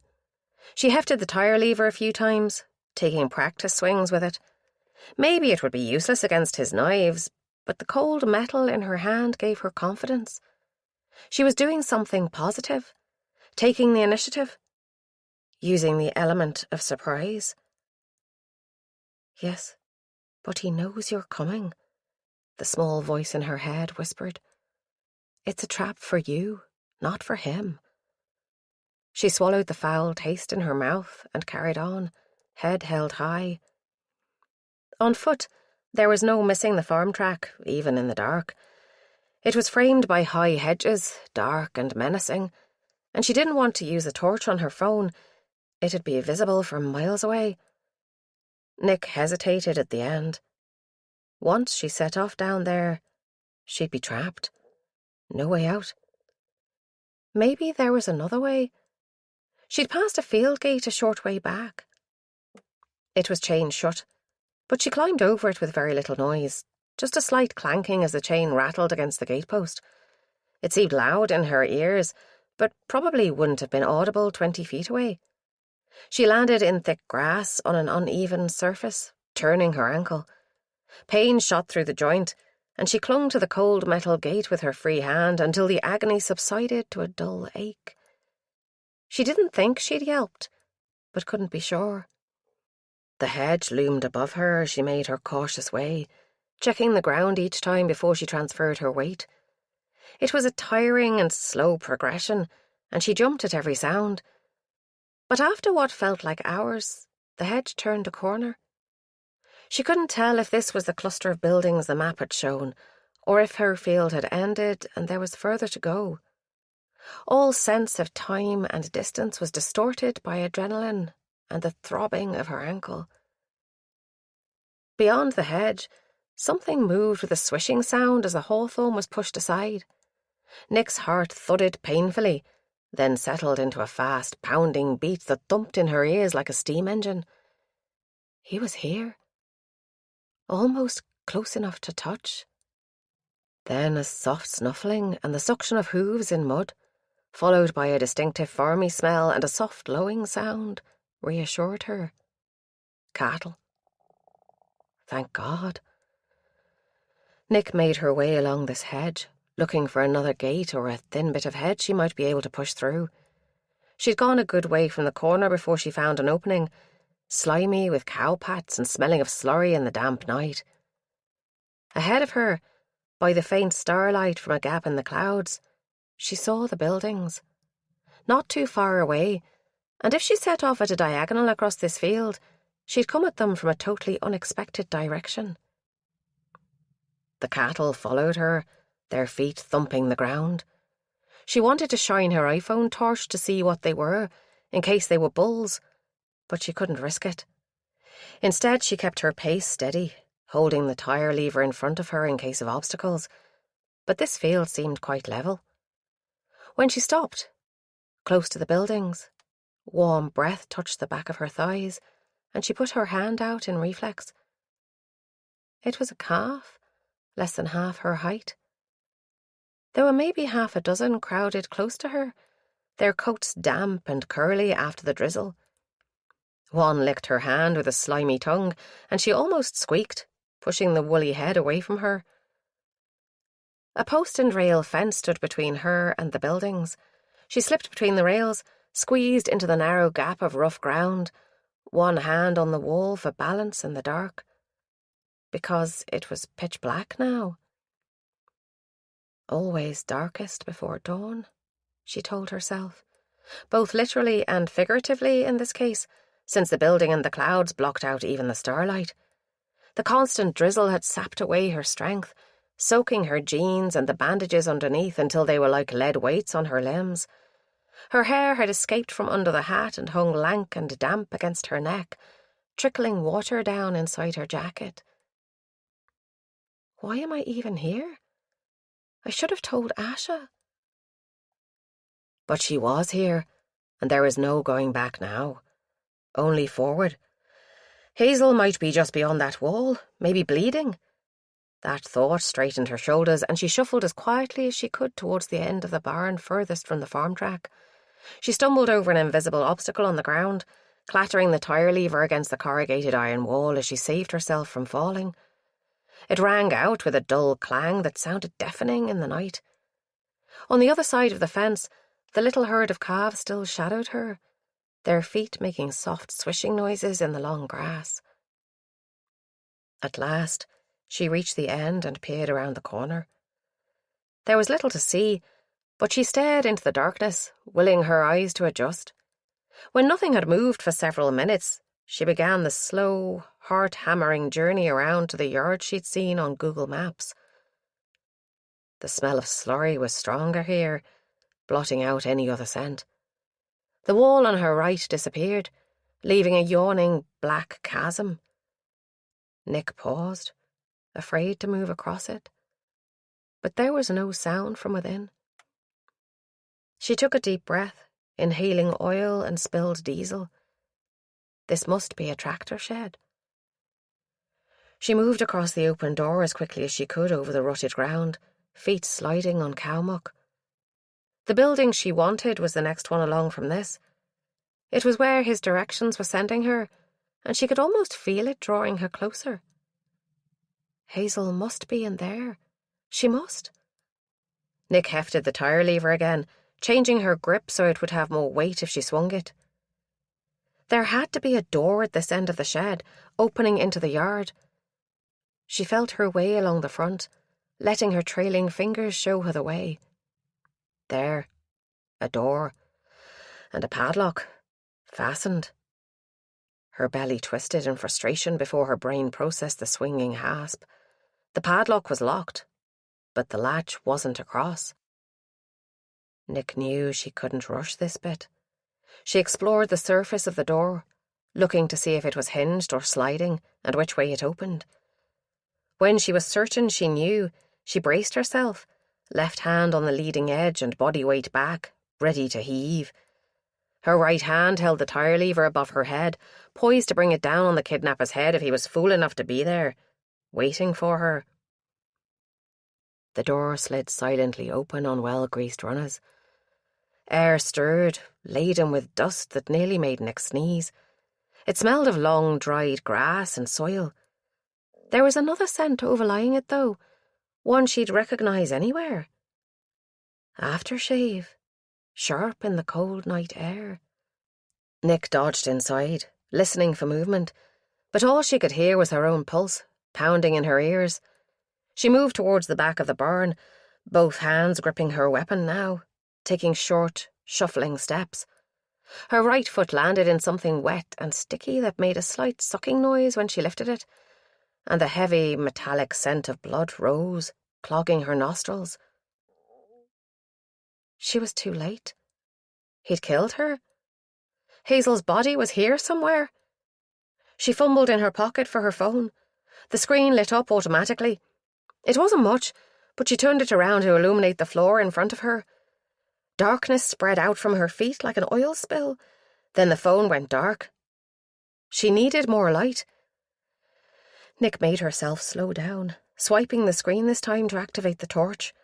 The beam of light was blinding after so long in the dark, but she swung it around, lighting up every corner of the small space. She was alone. No murderer. No Hazel, either dead or alive. The blood was sticky, still wet in the centre but clotting at the sides. Embedded in the sticky edges was a thin piece of white plastic. Her heart turned over in her chest. A zip tie? So much blood. She was back in the cottage, hearing the knife tearing into Colm's belly, smelling the butchery, hearing his gurgling scream. Now, Hazel.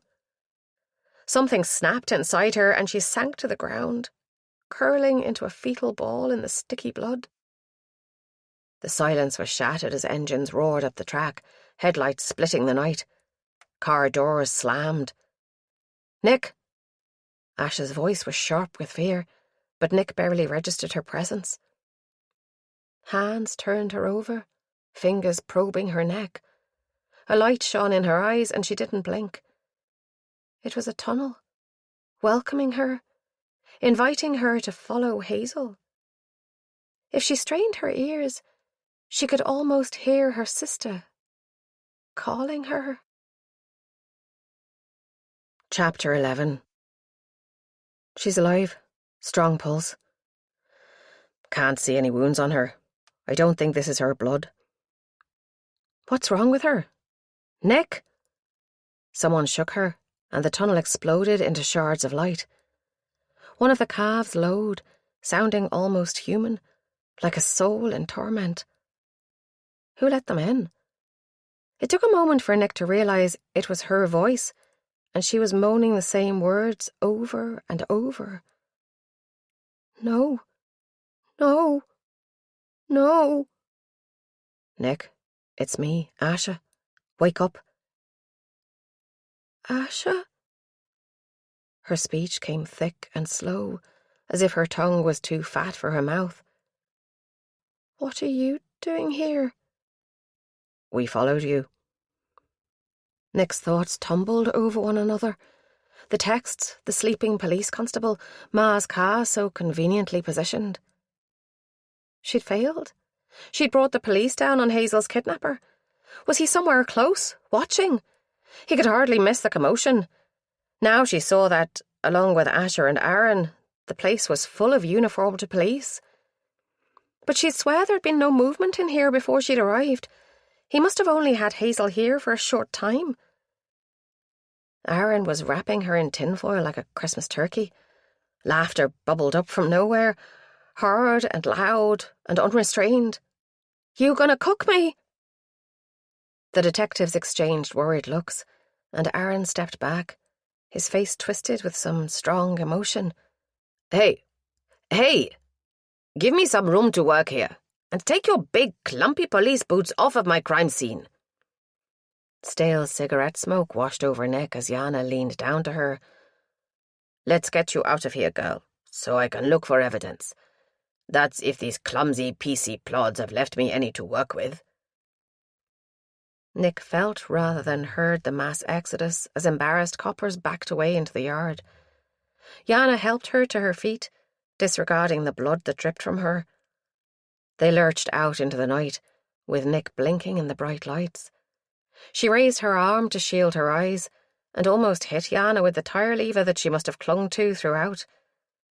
Someone unpeeled her fingers and took it from her. There was an ambulance sitting in the yard. Its back door opened and a green-clad paramedic jumped out.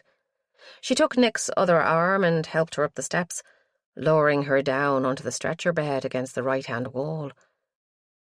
The laughter had gone now, leaving her drained of emotion. She shied away from the scene in the barn and what it meant, and focused on the details around her. "Hi, Nick. I'm Gail. Just going to take your blood pressure now, so hold nice and still for me. Everything's going to be all right." No, it isn't. Nothing was going to be all right ever again. The paramedic fastened a cuff around Nick's upper arm, and she flinched as air filled it, digging into the half-healed wounds under her bandages. The paramedic didn't seem to notice, her eyes on the machine. She clipped a plastic clothes peg-like device onto Nick's finger, illuminating it in red for a second before the jaws closed over her skin. All around them, equipment beeped. "Can you tell me if any of this blood is yours?" Gail said in that detached professional voice that must be hammered into everyone medical from their first day of training. "No. Yes, probably some of it, but it's okay. The doctors know about the wounds." Gail's eyebrows shot up. The back door opened briefly and another paramedic put his head inside. "Bit of background you need to know, Gail." They stood murmuring for a few minutes, but Nick zoned them out completely. She didn't need to hear a catalogue of her injuries again. Next time her thoughts turned outwards, she was alone in the back of the ambulance. The rear door stood open, but it was so dark out there compared to the brightly lit interior that all she could make out were shadows. Then the ambulance dipped as a dark figure climbed the steps. He straightened up to reveal the serious face of Inspector Ram. He was carrying a plastic bag with something bulky inside it. "May I?" He gestured to one of the grey seats on the other side of the ambulance. Nick assented, and he sat down stiffly, like an old man. "It's not human blood." With those words, it was as if the sun had come out. "Yana believes it to be pig's blood, but she'll not know for sure until she gets back to the lab. She said I should tell you that straight away." "So it's not Hazel's?" "Not Hazel's. So far, we have found no evidence that Hazel has ever been here. We will, of course, keep looking, but it seems this was a setup. Something to play with your mind, perhaps." "She's still alive?" Ram's eyes half closed for a moment. "We have no evidence either way, but it's likely, yes. How did he contact you, by the way?" "He left a mobile phone in my laptop bag when he broke into my room." Ram nodded. A suspicion formed in her mind, faint as wisps of mist, but there nonetheless. "You knew?" "Yes. We are not quite as stupid as the public seem to think. Yana found it, and we've been monitoring it ever since. And a tracker on your mother's car. That was how we got here so fast." Anger began, a slow burn inside her chest. "And did it help you? Are you any closer to finding him?" He smiled. "I believe we might be. Yana says you can go home, but she needs your clothes to test. She says to tell you to put them in this bag and tie the top. Here's some spares to keep you warm. Not the most stylish, but it was all we could come up with. Asher says don't worry about the fit. They never fit anyone, apparently." When he'd gone, she peeled her blood-soaked clothes off and put them in the empty bag. She stuffed the leather jacket in with barely a pang. Clothes could be replaced, but people couldn't.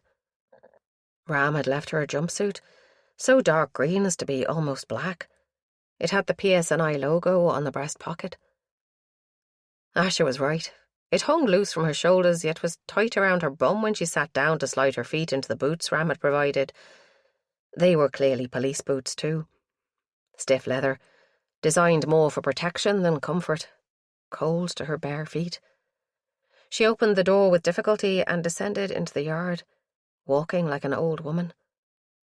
When she appeared inside the ring of light cast by a series of high-powered work lamps, the buzz of conversation halted briefly before stuttering on self-consciously.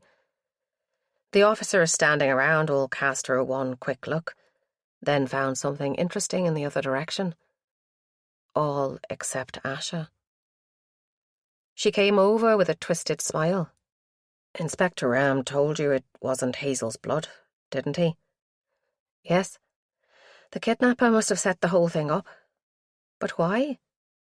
That's exactly what we're asking ourselves, too. She laid gentle fingers on Nick's arm. Are you up to going back inside? Was she? Am I allowed in? Contaminating the scene and all that? A phrase she'd stolen from Hannah. According to Yana, the scene was destroyed by all the PC plods glumphing across it. Her words. Yeah, I heard her shouting at you all when she first arrived. She's scary, isn't she? Asha grinned at her, but the harsh lighting showed up the lines of strain around her eyes. Come on, let's go have a look in case you see something we missed. Flattered despite herself, even in the knowledge that Asha was clearly intending to cheer her up, Nick followed the detective into the barn. Shed, really? It was no bigger than the tiny single garage at home that they'd never been able to fit a car into. The patch of blood was taped off, but it no longer held any terrors for Nick. Now she knew it was of animal origin. She stood in the middle and turned slowly, taking in every detail she'd not been able to see earlier. The shed wasn't quite as empty as it had felt. There were a few rectangular bales of hay in the corner furthest from the door. Pitchforks were lined up next to them, prongs down, and a stiff yard brush. She kept turning. A quad bike with mud caked on the tires and splattered across the body, except where someone's legs had shielded the seat as they rode. Some of the mud was darker than the rest, still wet. As she watched, a lump detached itself from under the wheel arch and fell to the floor with a dull thump. And that was it. Apart from... Nick took 2 quick strides across the dirt floor. Her hand reached out in reflex, but she stopped just short of the feathery scarf draped in autumn shades of green and brown, where it hung from a nail by the door. You recognize it? Asha asked quietly. Yes. Her voice came out as a croak, and she cleared her throat. The last time I saw it, Hazel was wearing it. They're her favourite colours. I bought it for her last birthday. It couldn't be another similar one. No, if you look at the label, it'll tell you. They're all individually hand-dyed. No two are the same. I bought it at a craft fair. Okay. He's left it here as a message, then. Hazel was probably never anywhere near here. Any more messages on that phone he gave you? Shit. I left it in the back pocket of my jeans. She'd taken her own phone out but forgotten about the brick. I'll get it. Asha disappeared into the yard, leaving Nick alone in the shed. She turned around again, making sure she hadn't missed anything else. The pool of blood was irregular now, where she'd fallen down into it, and there were bloody footprints leading in and out of it, all overlaying one another. God only knew what Yana would be able to make of that mess. She closed her eyes and breathed in, searching for the scent of aftershave she'd smelled when she first got here. But it was gone, replaced by blood and disturbed dust, and the smell of wet mud from the quad. She reopened her eyes and went over to Hazel's scarf, running it through her fingers. That's where the smell had been strongest, by the door. She buried her nose in the soft material and inhaled, but all she could smell was fresh air and the faintest scent of the Radux shower gel Hazel used.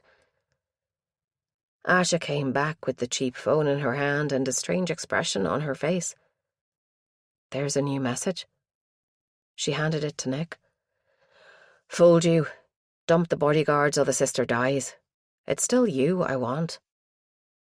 "What will I do? He must know by now that you've read the texts. He's been one step ahead the whole time." "Well, for now, we'll get you home. You need to clean up and get some sleep, and we'll talk in the morning.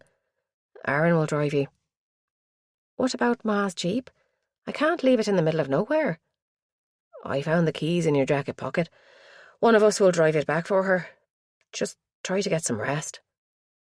To Nick's surprise, when they emerged from the shed, the first rays of sunrise were lighting the sky to the east. Aaron waved to her from the laneway. "Car's down here, Nick." They walked side by side in silence.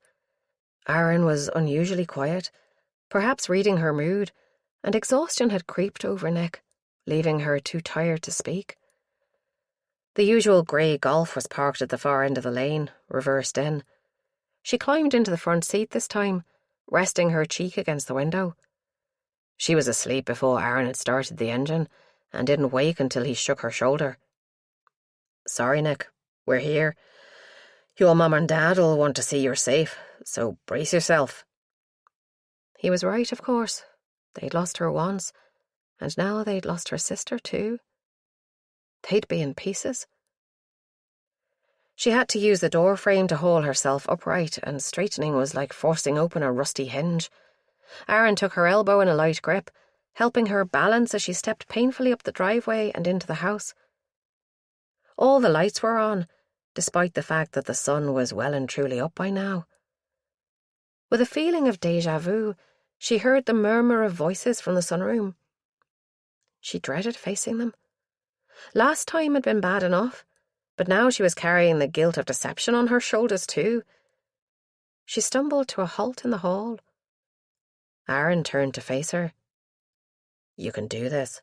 You're stronger than you think." Her mouth was too dry to speak, so she shook her head instead. "They love you. Go on." He gave her a gentle push.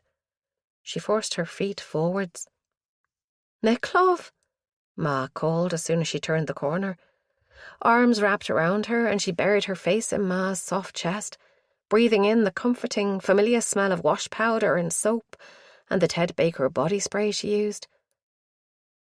"Shush now. It's all right. You're safe now." Ma rocked her gently, as she had when Nick was a child, after she'd skinned her knee. The familiar words washed over her, releasing all the barriers she'd thrown up since that night when she crouched, naked, on the gravel, waiting to be run over by a passing car in the dark. A sob worked its way from somewhere deep in her belly, growing like a fat helium balloon as it rose through her until she thought she'd burst like a ripe peach. It erupted as a wail, with hot tears sheeting down her cheeks. She was 3 years old again, and Ma had the answer to every question. She was safe now. Nothing could hurt her. No one could come near her. Chapter 12. Dad had run her a hot bath with way too much scented stuff in it, so the water was slimy against her skin. It felt good to soak, though, and Nick imagined the filth and contamination of contact with her tormentor sloughing away as she scrubbed with the loofah. She sank back under the surface, and all the sounds of the house faded into clanks and pops as her ears filled with water. Her hair fanned out and floated around her, light and free. She stayed there until the warmth began to leave the water, and the skin of her fingertips was wrinkled and pale. The heat had sedated her, making it hard to lift herself free from the water's clinging grip, and the cool air raised goosebumps on her skin. Before reaching for the towel, Nick adjusted the shaving mirror on the sink so she could see her body. The wounds were healing, and the last of the stitches would be out in a day or two. She should probably have tried to keep them dry, but too late now. If she let her eyes drift out of focus, the patterns made by his knives looked like the veins in fine Italian marble, like on the altar in church. Her skin was pale enough for marble, but marble didn't feel the cold. She shivered and wrapped herself in the giant towel Ma had left out for her, sealing away the scars. She twisted her hair up in another towel and brushed her teeth, watching the electric toothbrush as it buzzed across the enamel. She glanced once into the dark eyes, shadowed with pain and grief, then looked away and finished without the mirror. Plaiting her hair helped her forget. The simple, repetitive action as her fingers wound the damp locks together soothed her, and the ache in her arms as the blood slowly left them kept her mind off other pains. Finally, she put on brushed cotton pajamas and crawled into bed, pulling the duvet up over her head. The last thing she remembered before sleep dragged her down was Cian sitting on the edge of the bed. He leaned down and whispered in her ear, "I'm sorry I was so mean earlier. It's not your fault Hazel was taken. I know that now." Her lips were too tired to move. She might have made a small sound, but couldn't be sure. Darkness creeped in from the edges, despite the sun flooding through the gap in her curtains, and all pain retreated. When she woke, stretching and yawning, it took a good few minutes before she remembered. Then it all came crashing back. Nick sat up, shoulders suddenly tense. A muscle twitched in her upper arm, an irritating little tick that made her heart beat faster in response. She ran over the events of the last few days, recalling details she'd forgotten. Memories that had surfaced under the morphine in the hospital, memories she'd suppressed. Then they were gone again, like mist if you tried to grab it. She let her breath out in a frustrated huff and got up. Out in the hall, the smell of fresh bread got her nostrils twitching and her belly rumbled. When had she last eaten? She padded down to the kitchen. No one there, but the green light was flashing on the bread maker, which explained the smell, and there was fresh butter and chocolate spread on the table. She licked her lips. Clothes first, food after. Back in her room, she found an old pair of jeans in a drawer. She wasn't surprised, after the last few days, to find the waist hanging loose when she fastened them. She dug around until she found a belt and ran it through the loops before pulling a long-sleeved t-shirt on. She'd kept the bandages off after her bath.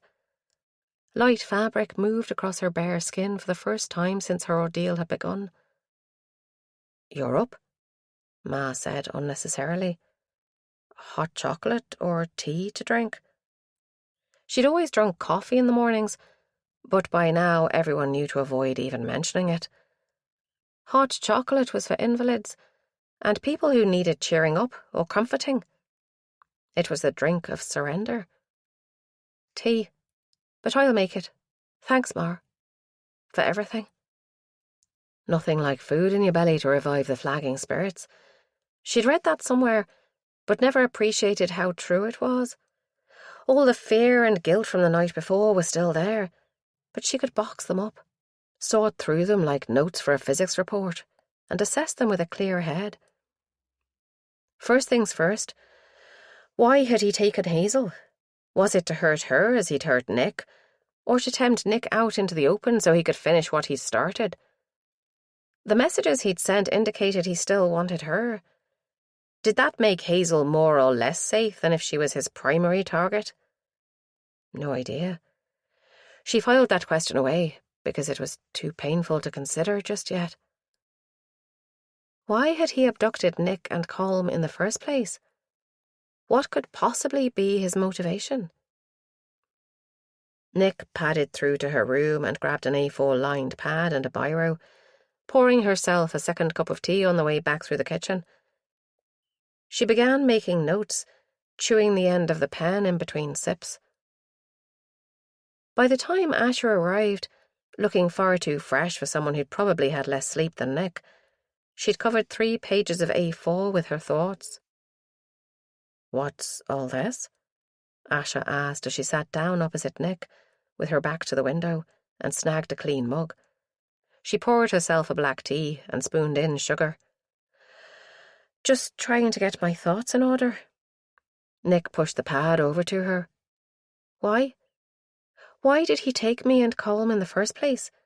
And why does he want me so badly now that he's prepared to risk being caught by taking Hazel and setting traps he must have expected to be sprung by you lot?" "Is that what you think?" "Yes. I reckon he thought I'd tell you about the phone and set up the whole thing to taunt you. I didn't, as it happened, but you still found out. I think he'll assume I'm cooperating fully with the police and have been from the get-go." "Aren't you?" A blush rose up her neck. "I didn't tell you about the phone, did I?" Asha smiled. "No, but if it happened again, would you?" "Would she?" "Perhaps," she said slowly. "It'd depend if I thought it would endanger Hazel or not." "Want to know what I think?" Nick met her eyes and nodded. "I think Hazel is safest while you are free.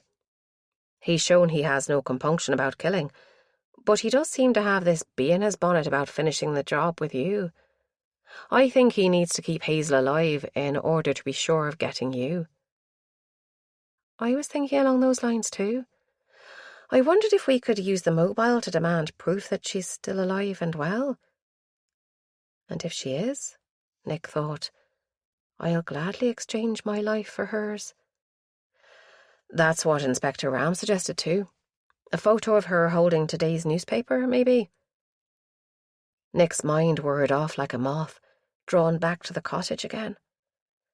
She'd been naked and bleeding.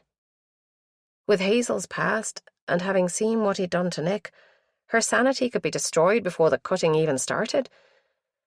She wrenched her thoughts back to the problem in hand, forcing herself to think dispassionately. "I'll get the phone." "Wait. Nick, where will he send the picture? That thing just about handles texts, but you can't take or receive photos with it." "Can't he email it or something?" "I hope he does, because then our tech boys can track down his IP address and we'll have another piece of the puzzle. But I suspect he's too wily for that." "Can we tell him to print it out and post it?" "Takes too long, and we don't know if he has access to a printer. I think we'll just have to demand the picture and see what he does. That alone will tell us a good bit about him, anyway." Nick stared sightlessly out into the garden over Asha's shoulder. When she'd escaped the cottage that night, she'd never thought she'd be sitting here a couple of weeks down the line, trying to psychoanalyze her abductor. Especially not with Hazel's life at stake. The sense of responsibility overwhelmed her. Her heart rate picked up, and a buzzing began inside her head.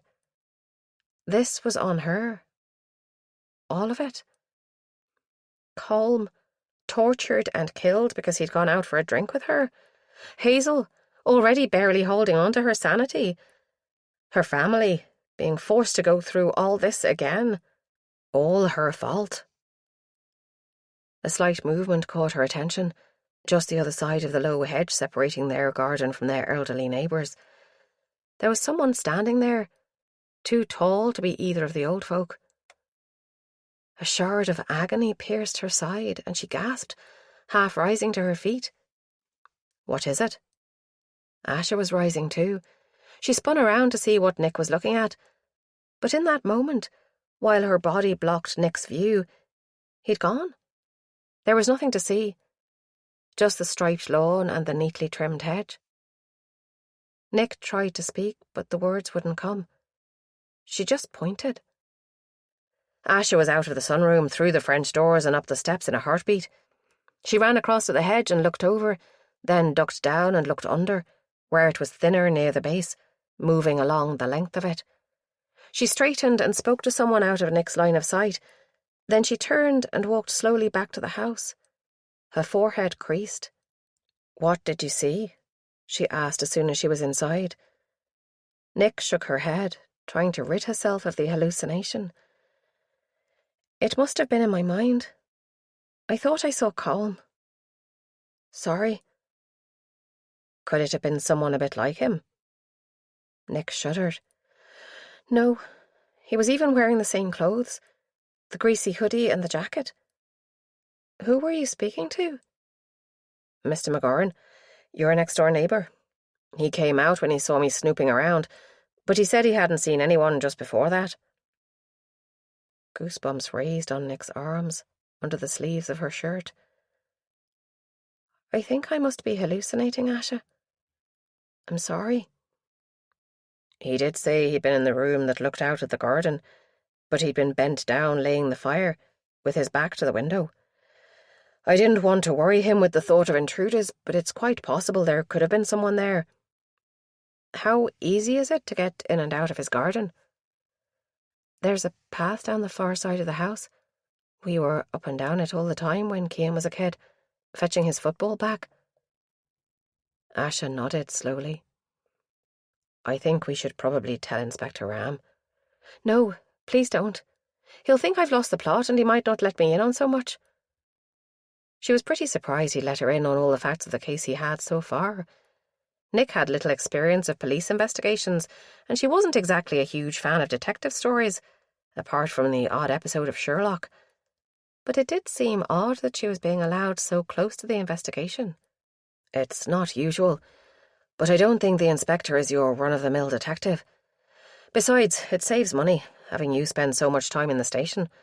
Otherwise, we'd have to have an officer with you all the time, and we're short-staffed enough as it is. Especially now they had to have an officer with her family full-time as well. Ash's mobile went off in her pocket. She fished it out and glanced at the screen before answering it. The expression on her face was almost comical. She mouthed something at Nick as she put it to her ear. Yes, sir. Ram. It had to be. Was the man telepathic? She tried to meet Ash's eyes, silently pleading with her not to tell him. Yes, sir. I'm at the Gordons' place now. I'll ask her. She put her hand over the mic. The inspector wants to know, would you be prepared to have a look at the body they found? To see if it was Colm? The man you knew as Colm? Okay. Nick swallowed. I think. She really wanted to stay close to the investigation, so she'd do anything to help. Anything to keep herself in Inspector Ram's good books. She still didn't know how much he'd trust her after she tried to keep the brick phone to herself, so maybe this would go some way towards bringing her back into favour. She says she will, sir. Will we head down there now? As Nick lowered herself into the front seat of the nondescript Ford next to Asha, she couldn't help glancing at the next-door neighbour's front drive. Had there really been someone there? Someone who looked just like Colm? Or had the whole thing been her imagination? Instead of the Lisbon Road police station, where Nick expected to go, Asha drove her to the Royal Victoria Hospital. She queued with everyone else to park in the multi-storey and eventually squeezed the car into a narrow space on the top floor. Why didn't you use police privilege, or whatever it's called, and park near the entrance? Asha grinned. Tried that once, got clamped. Never heard the end of it from the guys. It was all woman driver jokes for weeks. The casual sexism of the PSNI we hear about on the news? Nah, just any chance to wind up a detective. They walked past the cloud of smoke from pajamaed patients with drip stands in tow and along the covered walkway. This way, Asha said, pointing to a sign. Mortuary. The hospital's smell of surgical spirit and disinfectant creeped into her nasal passages, making her nose twitch. What would a mortuary smell like? Death? It was suddenly very real.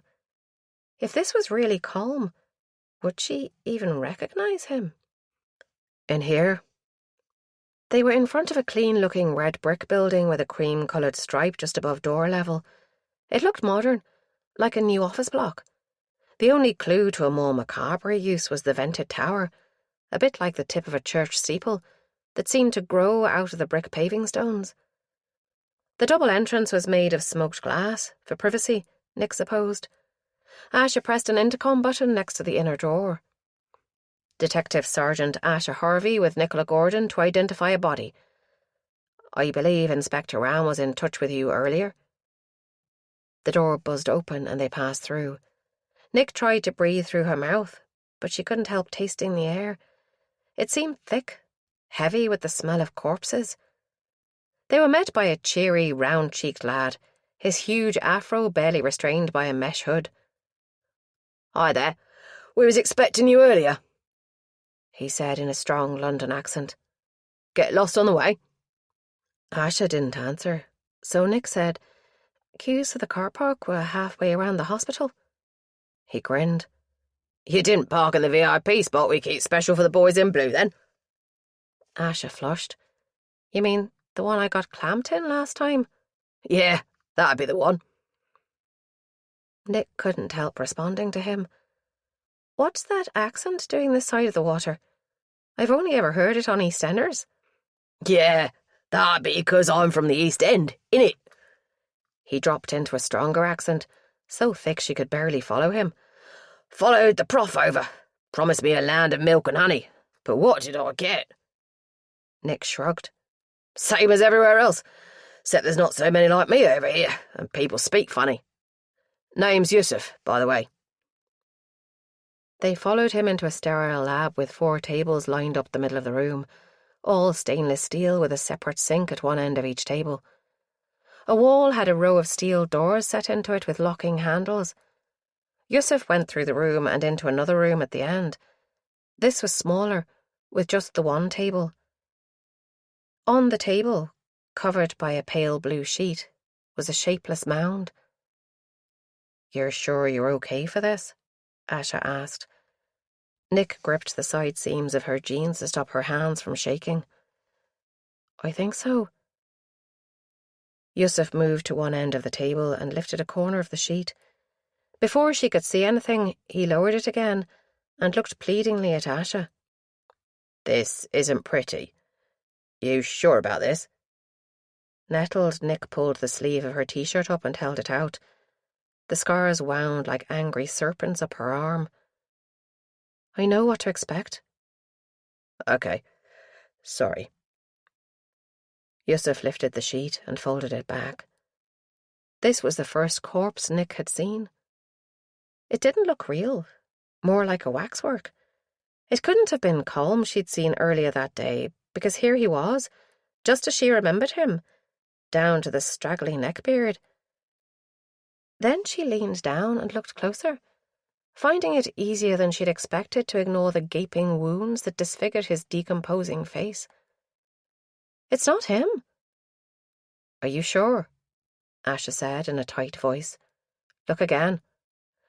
"I could look as many times as you want, but it wouldn't change a thing," Nick said, hope giving her confidence. "He's very similar to Colm, but I'm sure it's not him." "One more thing." Yusuf drew the sheet back a bit more, exposing a raw strip running across the shoulders and chest where the skin seemed to have been peeled away. "I found evidence of a tattoo, including this partial of a talon." He pointed to a splotch of green. "And maybe the hilt of a sword." Nick shook her head. "No, I'm sure I never saw anything like that." Relief flooded through her. "What colour are his eyes?" she asked. Yusuf donned a pair of thin rubber gloves from the box by the sink and gently lifted one of the lids. The eyes were grey. "See? Colm had brown eyes. It's not him." Chapter 13. Research always pays off, he thought as he drove slowly past the Victorian terrace with the wrought iron gate and crazy paving. Silhouetted against the half-glazed front door, a slim shape fumbled for her key, juggling a backpack and the bag of shopping she held in her arms. Right on time.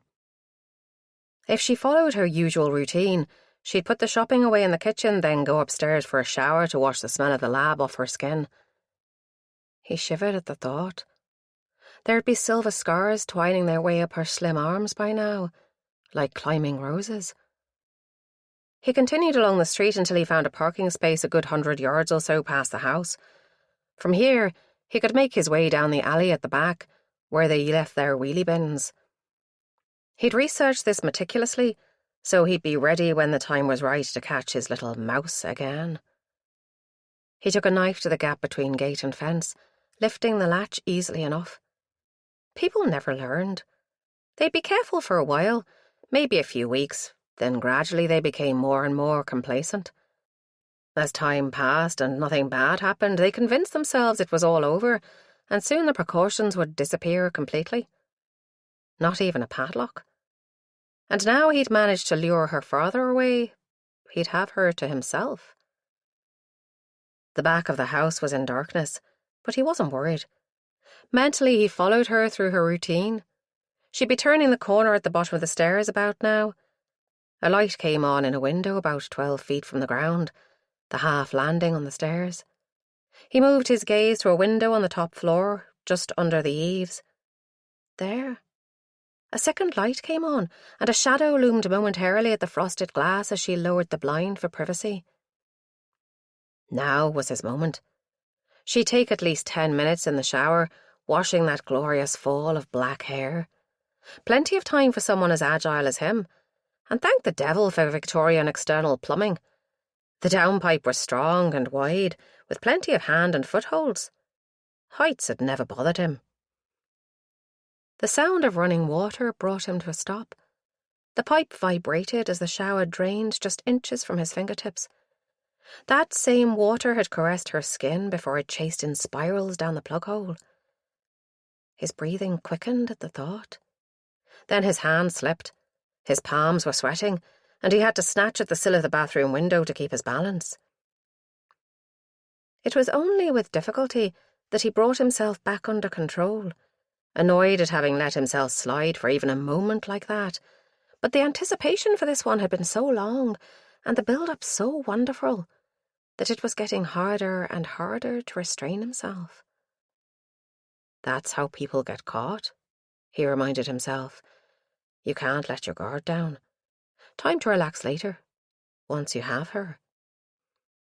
The catch on the old-fashioned sash window gave in to the tip of his knife as he'd known it would. It had given easily the last time, when he'd done his dry run a few weeks earlier. The scentless soap he'd applied to the wooden frame enabled it to slide open soundlessly, and he slipped through the gap, leaving the window open, and avoided the creaking floorboard that had made him jump last time.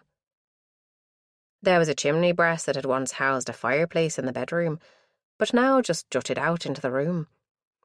It left a lovely shadowed alcove with plenty of room for a slim person to hide.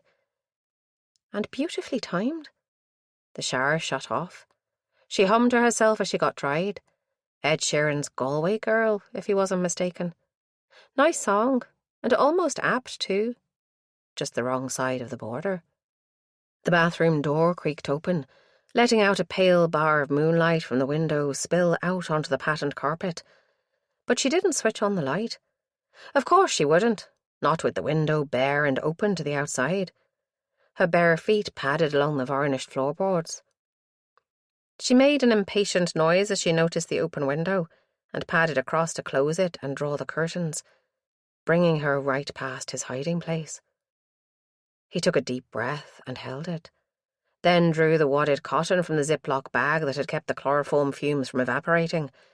In one move, he wrapped one arm around her waist, pinning her left arm to her side, and used his other hand to cover her nose and mouth with the cotton. They always took in a deep breath to scream. But she didn't. Instead, she brought her free hand up in a fist and punched him, hard, on the bridge of his nose. His eyes watered and his vision blurred, but he managed to hold on to her, keeping the wad against her face. She must have realised she couldn't get a good enough angle to get an effective punch in, so she changed her approach. Nails gouged deep furrows across his hand and forearm, and he almost gasped at the sweet shock of it, but held his breath. She didn't, though. Her chest expanded, pushing the wet towel against his restraining arm, and immediately she weakened. He turned so he could see her eyes. Hatred burned there, but also fear. He smiled, lungs burning with the effort of holding his breath. Her hand moved again, but there was no force in the attack this time, and a moment later her arm fell limply to her side. He took no chances, keeping the cloth over her face until she took another gasping breath. Her full body weight collapsed against him, and he lowered her down gently, cradling her bare shoulders. There they were, the scars, snail trails in the faint light from the hallway. He replaced the wadded cotton in the bag and sealed it before standing up and stepping away to take a deep breath of clean air. He wasn't finished yet, though. The drug wouldn't last long enough for what he needed, so he reached into his jacket pocket and withdrew the syringe, needle already attached, and the tiny bottle he'd filched from the hospital. Hand shaking slightly, he drew up a measured dose and cleared the air from the barrel. He'd seen them do it so many times as he watched, invisible, from the sidelines. The big thigh muscle was his target.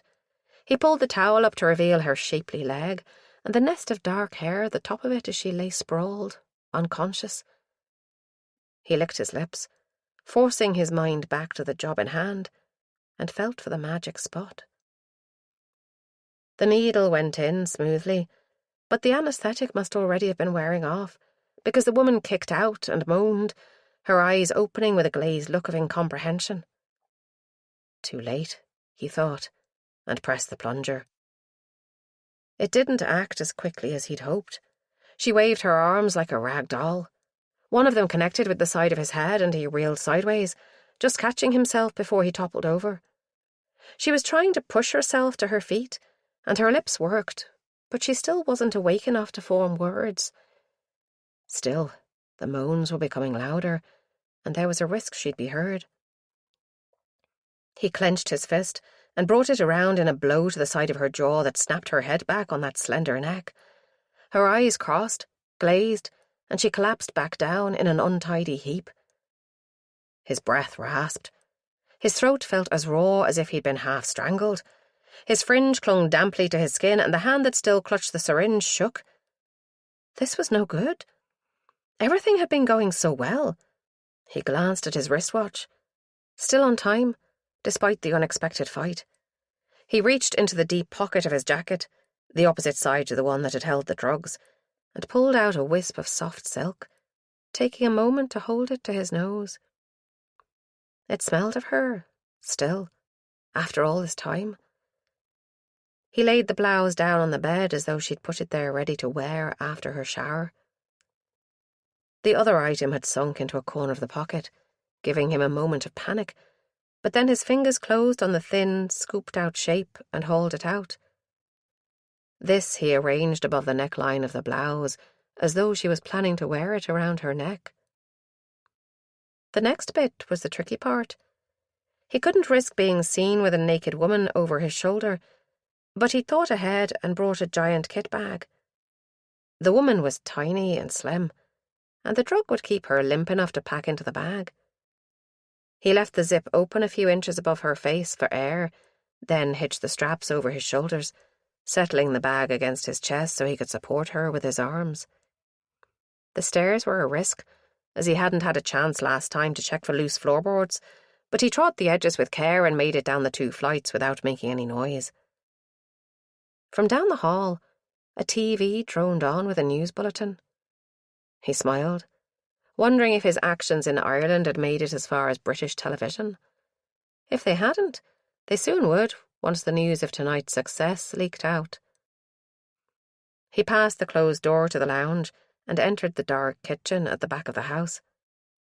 The back door was locked, of course, but it was a Yale lock, designed to keep people out, not in. He closed it quietly behind him, and the same with the gate, using his knife to ease the latch both times. The 4-wheel drive truck he'd bought at the auction all those weeks ago was roomy in the back. He put the woman in, still secure in her bag, and scattered sports kit over the top for the look of it. A net bag of footballs in the back seat completed the picture of a sports coach travelling abroad to train a new team. He settled into the driver's seat and started the engine. At Cairnryan, queuing for the 3:45 a.m. ferry, he was unsurprised when the police at the security checkpoint gave the car no more than a cursory glance. This was the time of night when the human body was at its lowest ebb, and the mind would take an easy route if it could. Vastly daring, he wound his window down and smiled at the grumpy-looking Scotsman who was taking note of his registration number. "Cold night for the season," he said. "Want me to open up the bag?"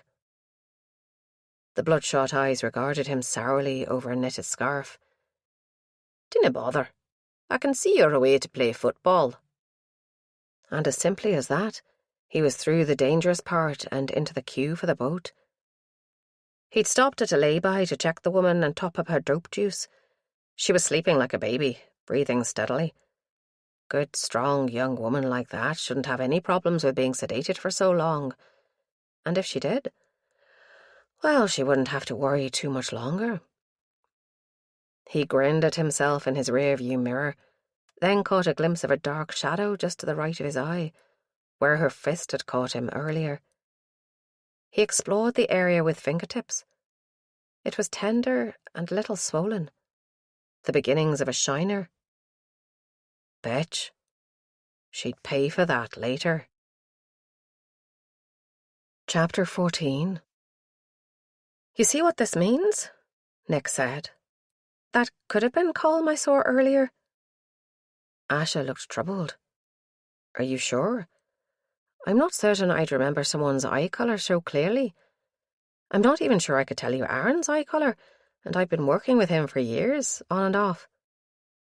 Nick smiled. "Greeny brown. Yes, I'm sure. Colm had terrible acne on his chin too. I'd forgotten to mention that to the police artist, but some of his spots looked like Mount Vesuvius. I kept expecting them to erupt and spew pus everywhere. Ew. Thanks for that image. I get what you're saying. We'll just have to go and see Inspector Ram. Maybe he can shed some light on this. Thanks, Yusuf." The technician draped the sheet back over the body, the still unidentified body, with a surprisingly gentle touch for so brash a personality.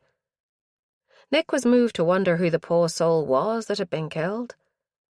Another victim to add to the murderer's reckoning. What had he done with Colm's body? On the way back to the car, Nick breathed in the outside air, relishing the exhaust fumes and dust as a welcome change from the stultifying atmosphere of the mortuary. She couldn't stop thinking about the dead man back there, wondering if he had any friends or family missing him. If he'd been on the streets a while, it might take weeks before they identified him. He could have come from anywhere. What about that tattoo? Can't you identify him from that? We're working on it, Asha said, sounding distracted. It's not as easy as it sounds, though. Do you have any idea how many tattoo parlours there are in Belfast alone? And we've no way of knowing if this fellow even came from here originally. Roughly 20% of the homeless people on our streets are from somewhere other than Britain or Ireland. That makes it hard to trace them. Asha was quiet on the way back to the police station, driving with her usual care, but as though her mind was elsewhere. After they'd parked up through the big gates, Asha brought Nick inside and asked the duty sergeant for a visitor's badge for her. While they waited for it, the door buzzed open to let a postman in. He dropped a stack of mail on the desk, but kept hold of a parcel, wrapped in battered brown paper and tied up with string. The address was written in a large hand in felt-tip pen. "Think this one might be a mistake," he said to the duty sergeant, "unless you have a Chilonni Yakubu working here." The sergeant took it off him and weighed it in his hands. "No one here of that name. Maybe we should alert the bomb squad. What do you think, ma'am?" Asher held her hand out for the parcel and examined it. "Feels like clothes to me. Something cloth, anyway." She read the address, and Nick craned in to see it too. Shilani Yakubu was written in a neat hand on the paper. The rest of the address looked to be correct for the station in Lisburn Road. "What's the postmark?" They squinted at it. "Does that say $800? "There's a flag, green and black," Asha murmured. Then her face cleared. "It's okay, Sergeant. I think I know who this belongs to. I'll take it up. Asha led the way upstairs towards Ram's office, but before they got there she turned aside and knocked on Sergeant Jacob's door. I wondered if this might be for you, Sergeant. It's addressed to a Chiloni Yakabu. The elderly officer raised her head, eyes narrowed. Never heard of her. Hand it over. Asha handed over the package, a little uncertain. Lonnie snatched it from her and ripped open the packaging. Yards of brightly coloured fabric tumbled out across the desk, patterns of yellow and green and bright red. Nick gasped at the beauty of the stuff. I thought you'd never heard of Chiloni Yakabu, Asha said dryly. I was christened Chiloni Yakabu, the sergeant said, but never heard of any Chiloni Yakabu. Is there any wonder I changed my name? Asha laughed. I'm with you there, Lonnie. My parents did all my anglicising for me before I was born. My dad's name was Devendra Hari, and my mum's surname was Harvey, so they decided to simplify things and adopt her name for the rest of us. She turned to Nick. Would you mind waiting in here for a bit? Sergeant Jacob will look after you. Won't you, Sergeant? Lonnie's eyes crinkled in a smile. Yes, indeed. You can come in here and wait for a while. Nick entered, careful not to tread on the fabric that now spilled across the floor, and looked around for somewhere to sit. Every surface was covered with piles of cardboard folders. She lifted some off a computer chair and balanced them on top of another precarious stack. The old sergeant glanced at her over a pair of reading glasses, her eyes kind, as her hands worked to gather up the material and fold it into a small bundle. I'm sorry to hear about your sister. If anyone can get her back safe for you, it's that man from Leeds. If I were you, I'd put your trust in him. Nick's guard began to melt away. She glanced at Asha, who nodded approval, then whisked down the corridor towards Ram's office. Nick had been so buoyed up after realising the body wasn't calm, but then Asha's behaviour had thrown her completely. It was as if she'd taken a step back, distancing herself. The only reason Nick could think of was because the detective must think something might happen to Hazel. She swallowed down the tears that burned behind her eyes and picked up the stapler from the sergeant's desk, fiddling with it to give her hand something to do. I'm sorry, Sergeant. Asha had me down at the mortuary to identify a body, but it wasn't calm. The guy who was abducted with me. It wasn't? Who was it then? She was typing now, seemingly intent on the task in hand. The steady rhythm of keys and the old sergeant's calm voice instilled confidence, as if nothing Nick said could shock her. Asha says they don't know yet. She said it might be hard to identify him if he was living on the streets for a while. And Asha's correct. But I think there's something else bothering you. Am I right? The sergeant's eyes were kind and looked as though they'd seen so many bad things over the years that nothing could move them to tears anymore. The room was barely bigger than a cupboard, this place where Sergeant Jacob worked her way towards a retirement that surely couldn't be far away. They were alone, and the door to the corridor was closed. I thought I saw Colm this morning. He was watching me over the neighbour's hedge in the back garden, but by the time Asha went up to look, he'd gone. The sergeant nodded encouragement. At first, I thought I'd just imagined it, but when I realised the body in the mortuary wasn't him, I thought maybe, just maybe, he might have escaped. Maybe he was trying to reach me. If he did, he'd be terrified of being caught again. I know I am, and I have virtually full-time police protection. He has no one. And did he look as you remembered him from before? Or was he injured? The bottom fell out of Nick's world. How could she have been so stupid? As he was? He looked exactly as I remembered him. No scars? She took a deep breath, letting all the tension seep out of her with it. It must have been my subconscious. I really wanted him to have survived, Sergeant. I know he was a fraud, not what he pretended to be. But I liked him. There's no wonder, after everything you've been through, everything you're still going through. It's bound to mess with your head. You just stay strong, honey. A draft on the back of Nick's neck made her turn. Asha stood in the doorway. Do you want to come down and tell Inspector Ram your idea about contacting the kidnapper? Nick looked at the elderly sergeant. Go on, she said. Trust him to get your sister back for you. Ram was writing furiously when Nick went in, and he didn't look up, just inclined his head towards one of the chairs on her side of his desk. She took the hint and sat down, tucking her sleeves over the scars. Asha gave her a reassuring look and backed out of the room, closing the door behind her. When Ram had finished, he put the biro down, and Nick noticed it was an expensive-looking cross pen, at odds with his slightly shabby appearance. Do you have the phone with you? Nick pulled it out of her pocket, checking the screen before putting it down on Ram's desk. No new messages. Nothing since last night. Not since she'd gone to the barn and been followed by the police. Did Asha tell you what we were discussing this morning? Nick asked. She did. I think it's worth a try. In case you're wondering, we have tried to trace the phone that's been sending texts to this one. He's using a webmail to send them, unfortunately. Untraceable. He picked up the phone and turned it over in his hand.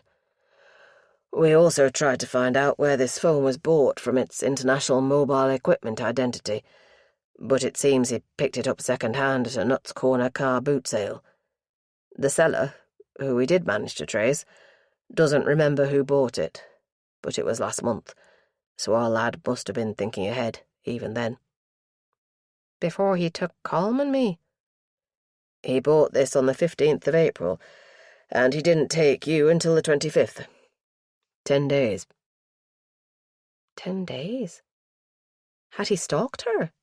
To find out her habits? Or had she been a random choice? No. If she'd been random, why would he have risked taking Colm too? Maybe Colm had been the random choice, the unlucky bonus body. Stinging in the palms of her hands brought her back to herself. Take a break from the words, not the journey. This gentle tune is here to guide your mind towards stillness. Thank you for your time.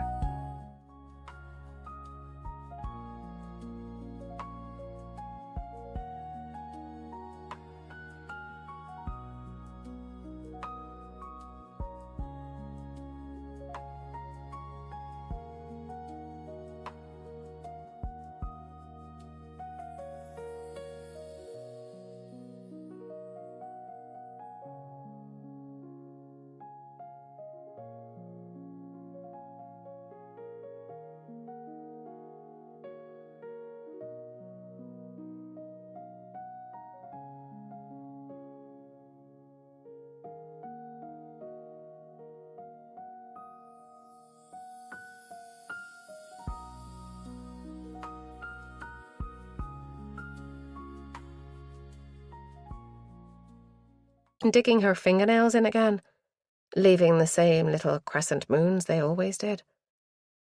At least she hadn't drawn blood this time. Ram handed the phone back to her.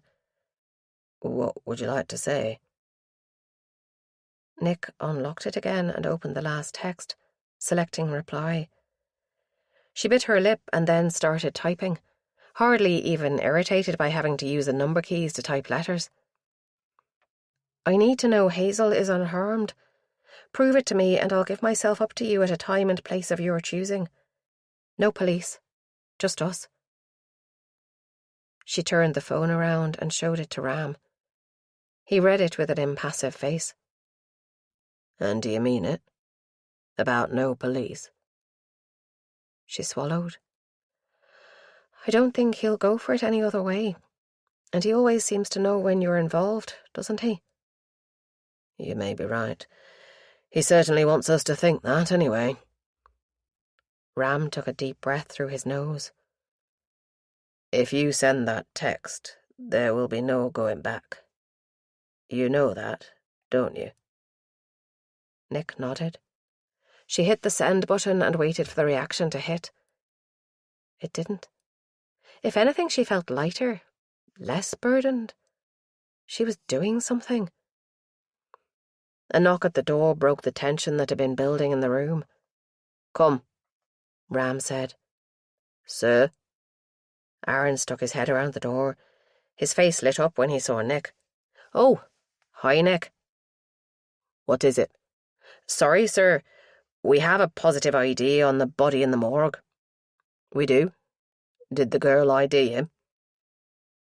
Nick was confused for a moment, thinking he meant her, until she remembered the girl she'd seen Aaron escorting from the building yesterday, the one who'd given Jilly the description for the sketch.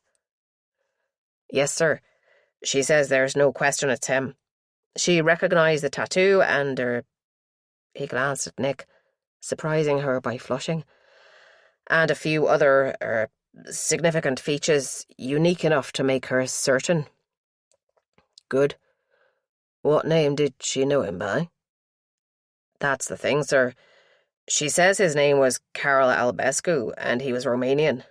But when he got here, he realised Carol was mostly a girl's name, and adopted the name Colm White instead." Nick couldn't process the words for a moment. She turned them over and over in her mind, trying to pull the meaning from them. Karol Albescu. Colm White. But it isn't the same person. It can't be. "What did you say Colm's surname was?" Ram asked gently. "I didn't know his surname." "How many Colms do you suppose there are in Belfast?" Ram probed. "A dozen? 100? How many of them are aged in their early 20s? With a straggly beard?" Nick shook her head helplessly. "I was so certain it wasn't him." "But you agree this dead man's face is like Colm's, as far as you were able to tell, with the wounds and decomposition, that is. It is very unusual to meet someone who looks exactly like you, don't you think?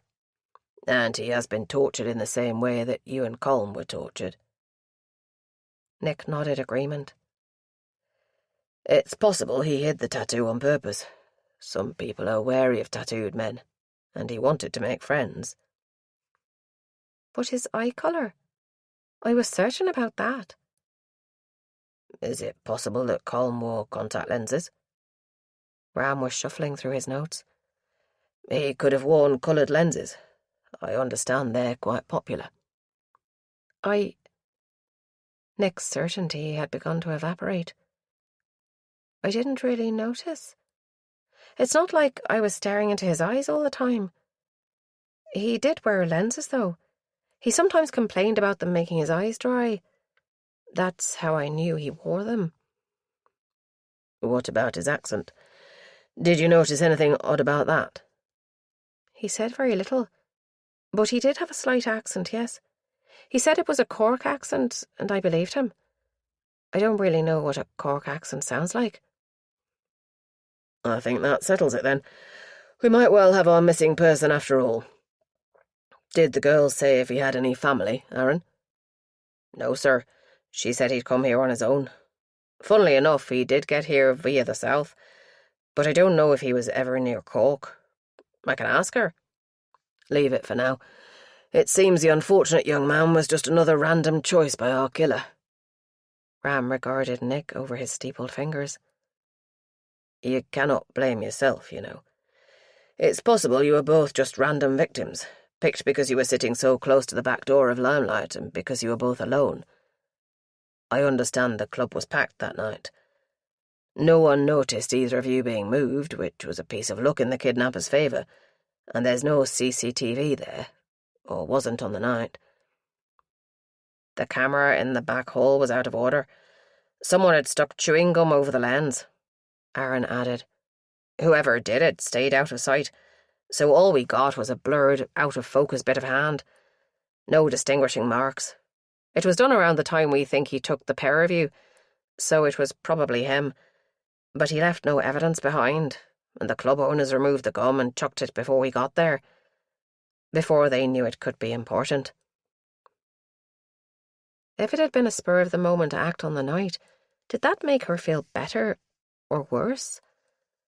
It was Colm who'd selected that particular table, so at least she didn't have that on her conscience. If I'm a random victim, why is he so determined to finish the job? How did he know where to wait for Hazel? The one place on her route where he could safely hide?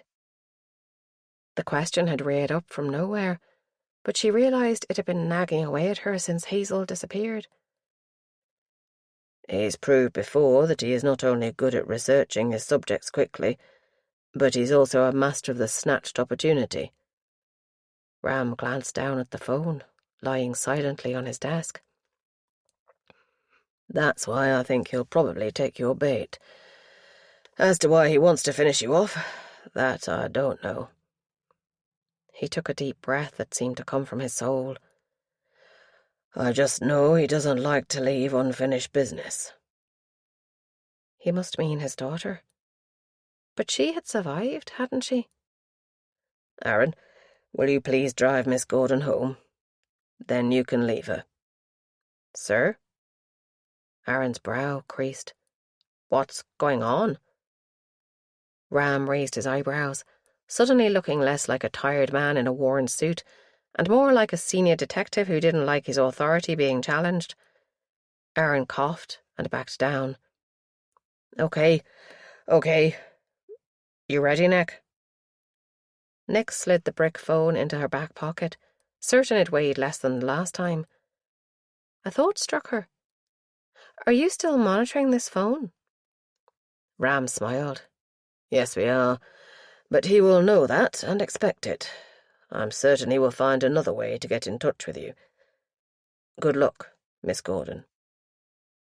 Aaron was silent as they walked the corridors. At the head of the stairs, he stopped. Wait here a moment, will you? I'll be right back. He walked briskly back the way they'd come, then turned right into an office. The buzz of voices from inside rose in volume, and then fell again as the door closed behind him. Nick leaned back against the wall and closed her eyes, trying not to think about what lay ahead. The sounds of the busy police station washed over her, and the smell of coffee insinuated itself into her attention. Bad machine coffee, but it still made her stomach churn with anxiety. Somewhere nearby, two men were chatting with the occasional clink of metal against ceramic as one of them stirred their coffee. Who is this Packy inspector then, anyway? Ram, he's called. Sept Kernaghan calls him Pram. I'm going to come out with it in front of him one of these days, I'll bet you. Don't let Harvey hear you. They're thick as thieves, those two. Feckin' takeover is what it is. Before you know it, the whole PSNI will be Packy or black, and you and me'll be out on our ears. Surplus to requirements. Faces don't fit. The other man laughed nervously. I don't know about that. Lonnie's all right, isn't she? Tip of the iceberg, mate. You mark my words. Down the corridor, a door opened. Asha stormed out. Here, shut the fuck up. It's her. Asha cast a furious glare at Nick as she shot past her. Wait there. Don't move a muscle. And then she marched off down the corridor towards Ram's office. His door slammed, and a few minutes later the sound of raised voices drifted down to her. Voice? Unmistakably Ash's voice, and she wasn't speaking English either. Her voice climbed and sank through octaves like a complex piece of music. One of the coffee drinkers, a skinny man with thinning red hair cropped close to his skull, stuck his head out from the door to Nick's right. It's all right. She's gone. That was a close one, though. As he turned to go back inside, he caught sight of Nick where she leaned against the wall. Hello there, he said in an over-friendly tone. Fancy a coffee? We've a pot made in here, and there's biscuits. Nick shook her head, wondering how someone could be so racist in one breath and then think it was okay to chat up a stranger in the next. Her stomach clenched in revulsion. But before she could think of a suitable reply, a young constable appeared at the other end of the corridor with a sheaf of paperwork clutched to his chest. He stopped at Ram's door and raised his hand to knock, then seemed to think better of it and returned the way he'd come. Bit of a barney going on there, I'd say, the friendly racist said. He came all the way out and leaned one shoulder against the wall next to Nick, closer than necessary, so his face was inches from hers. They can be a bit like that, those packies, you know. Never used to be like it in the old days, or you see had no time for them. Too excitable, I reckon. Nick was saved from having to say anything she might regret by Aaron. He'd walked softly up behind the other man and stood there quietly. Nick's eyes must have darted towards him over the uniformed constable's shoulder, because the other man straightened up and stepped away. When he saw who was behind him, his face twisted into a scornful smile. Aaron turned to Nick. Want some fresh air? There's a bad smell around here. Oi! Say that to my face, dickhead. Aaron turned slowly and looked the other man in the eye. Constable Aiken. The DCI was asking me if I knew where you were just now, so maybe there is someplace else you should be. Aiken's face twisted in hatred, but he backed down. He looked at his watch. Oh, is that the time? I really must be going. He spoke woodenly, through a set jaw. You coming, Belle? The other uniformed copper appeared, the pair of them turning away and walking down the corridor without a glance at Aaron and Nick. Once they were out of earshot, she sagged. That was awful. I didn't think that sort of stuff went on anywhere these days. How do they get away with it? It's never really gone away in the force, and it won't while time servers like those two are still around. He looked tense, more upset now they'd gone than he had while he was facing off against Aiken. I'll have to report him, of course. Does Asha know? Or the inspector? I expect Inspector Ram's got his own ways of dealing with racism. I hear it's even worse in his neck of the woods. Asha? His lips tightened. Despite all that bluster, the truth is the bastards are too wary of her to say anything to her face. She's a tough cookie. Yes, but she shouldn't have to put up with that. I thought physics was bad with the sort of casual sexism that goes on all the time, but this is truly awful. Aaron seemed preoccupied with the situation in Ram's office. Nick followed his gaze and looked back towards the office, where Asher had finally fallen silent. Asha wasn't happy about Inspector Ram's plan. Nick swallowed, following his lead. I don't know why. She knew about it beforehand because we cooked it up together this morning. Anyway, it was more my plan than the inspector's. That's not the way she sees it. I don't think she intended you to be staked out as bait without police backup, like the proverbial sacrificial goat. Aaron was still looking over her head at the entrance to Ram's office. I can't see how it could work any other way. He's too wary to fall into a trap, I think. Nick had already come to terms with her own fate. It was as if she'd been living on borrowed time since that night in Limelight, and soon she'd have to face the consequences. If she could limit the damage to just herself, then any sacrifice would be worth it. She thought of Hazel in the killer's hands. Please don't let him hurt her. She's been hurt too much already, and she's only 17. Although Ash's voice had gone quiet, still the door didn't open. We'd better make a start, Aaron said. She told me not to move from here. He sighed. Not that I'm scared of her, you understand, but perhaps we'd better wait for a bit. The hands on Nick's watch moved around the face until they'd been standing there for more than 30 minutes. Something's wrong. Aaron didn't disagree. Wait here. Nick rolled her eyes. "No, I'm coming." His mouth twisted. "God save me from bossy women. Come on, then." There was no sound from beyond Ram's door. Aaron and Nick exchanged a look. Then Nick rapped sharply on the grey-painted wood. "Come." Ram's voice sounded hoarse, as though he had a bad cold. The inspector was sitting at his desk, but his whole body language spoke of defeat. Asha had her hip on the corner of the desk and an arm around his shoulder. Her face was as tortured as Ram's, and if Nick hadn't known how tough the detective sergeant was, she might even have thought she had been crying. Chapter 15. Nick froze just inside the door, Aaron a step in front of her. After all the shouting, this was the last thing she'd expected to see. Ram had a phone in his hand. He seemed to notice it for the first time and placed it on the desk as if it were as fragile as eggshell.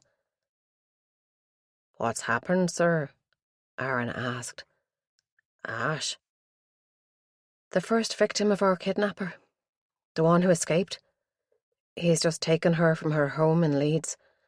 Snatched her without anyone being aware." "How could he have done that? He was here in Northern Ireland last night, at the shed where we found Hazel's scarf. He couldn't have got all the way over there in that time, could he?" Aaron started tapping away on his iPhone. "He might have been able to, if he'd planned for it. And we already know he's good at planning." "How would he travel?" "Ferry would be too slow, wouldn't it? Unless he went to Scotland, and then it's, what, a 5-hour drive to Leeds?" Asha pulled Ram's keyboard and mouse across to her and turned the monitor. "I'll do ferries if you do flights, Aaron." "Ferry's out," Aaron muttered. "But there are a couple of flights he could have taken to Leeds Bradford Airport and then driven from there. What time was she taken?" "Between 5 and 5:30 today. Her flatmate spoke to her when she got back from work just before 5. Then she went upstairs for a shower and didn't come down. By the time he went looking for her, she was gone." "Are we sure it's her man?" Aaron asked. "Maybe she just up and left. People do sometimes." "It's him," Ram said heavily. "He left a calling card." Nick's head shot up. "What did he leave?" Ram brought his eyes up to meet hers. His were bloodshot and puffy.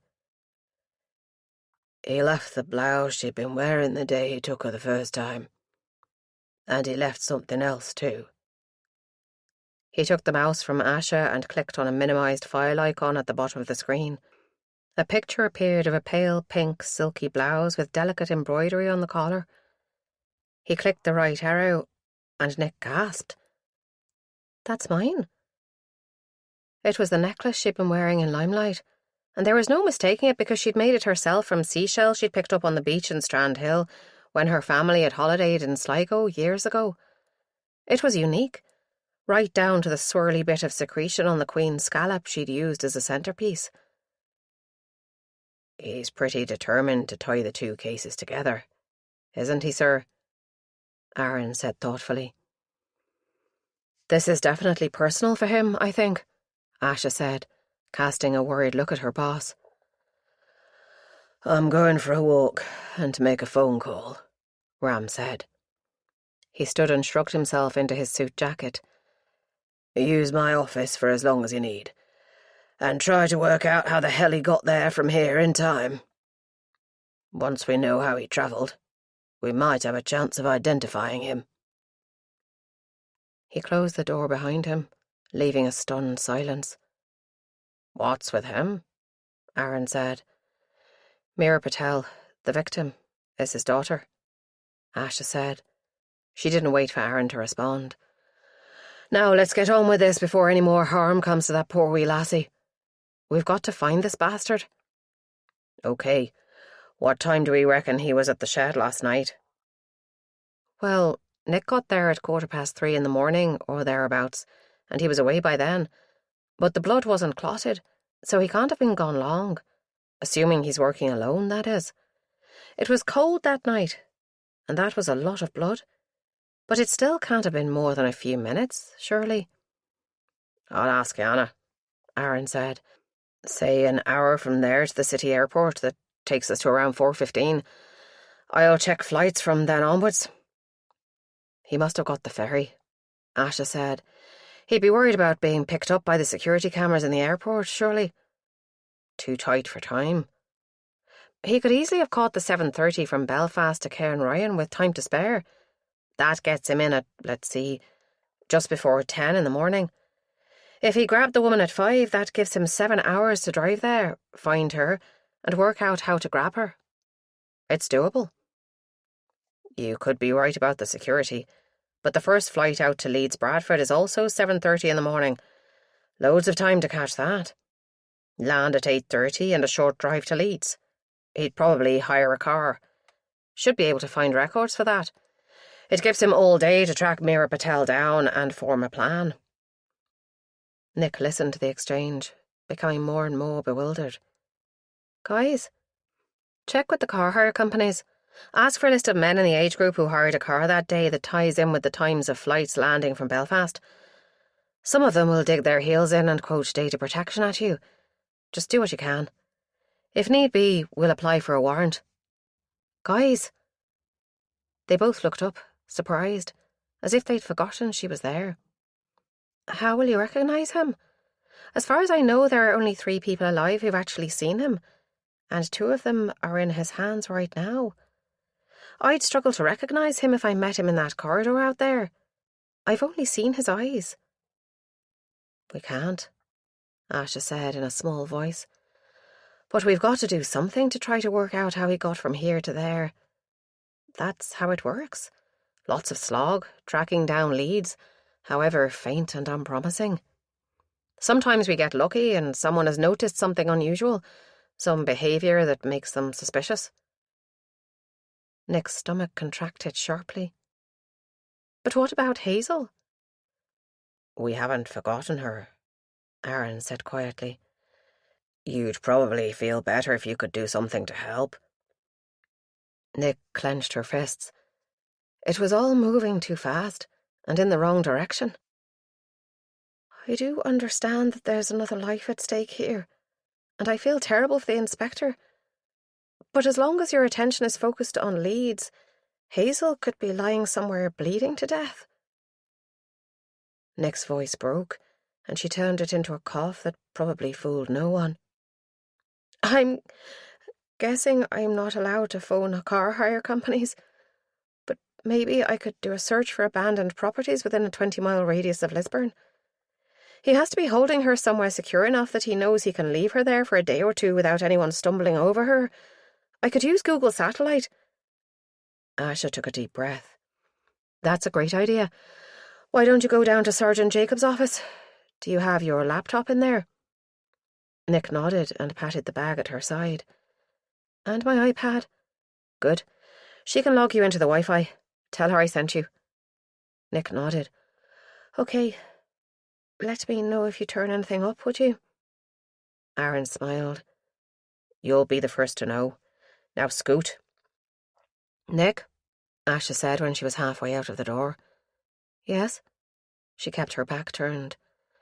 Start the search with a 5-mile radius first, then work your way outwards.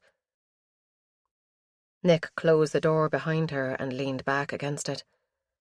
No one was even looking for Hazel. Was this how it had been when she was missing? All the time she'd been tied up in that cottage, her wounds burning and the only sound Colm's laboured breathing and groans. She'd kept on telling herself that they'd find her, that they'd be searching everywhere for her, and that somehow they'd work out what had happened. Any time soon the torture would end and they'd be released.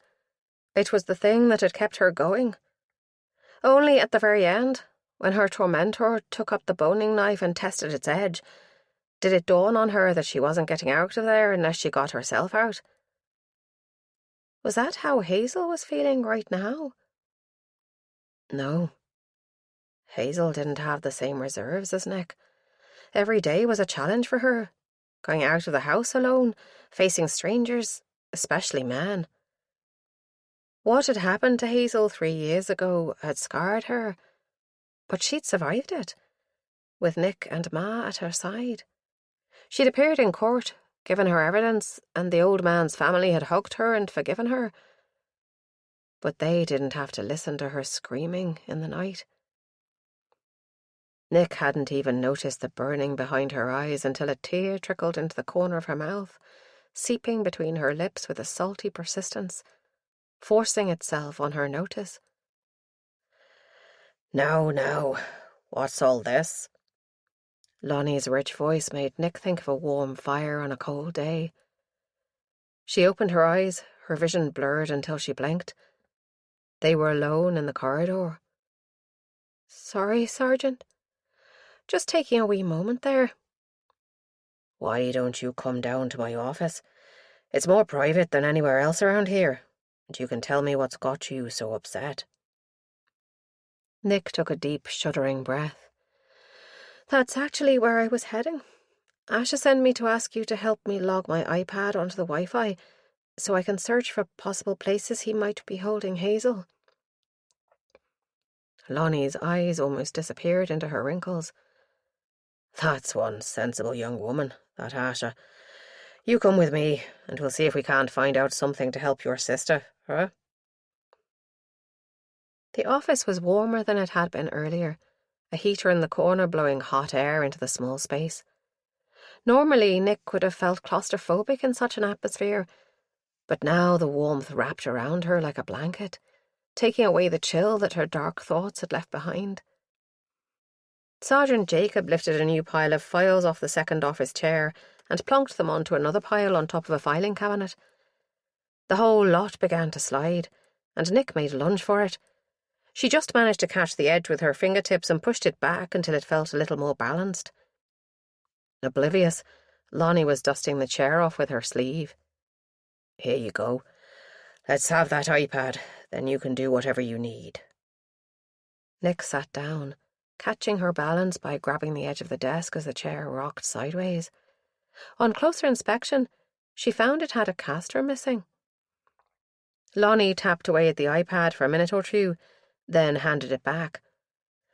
"I've logged you on as a guest with limited access.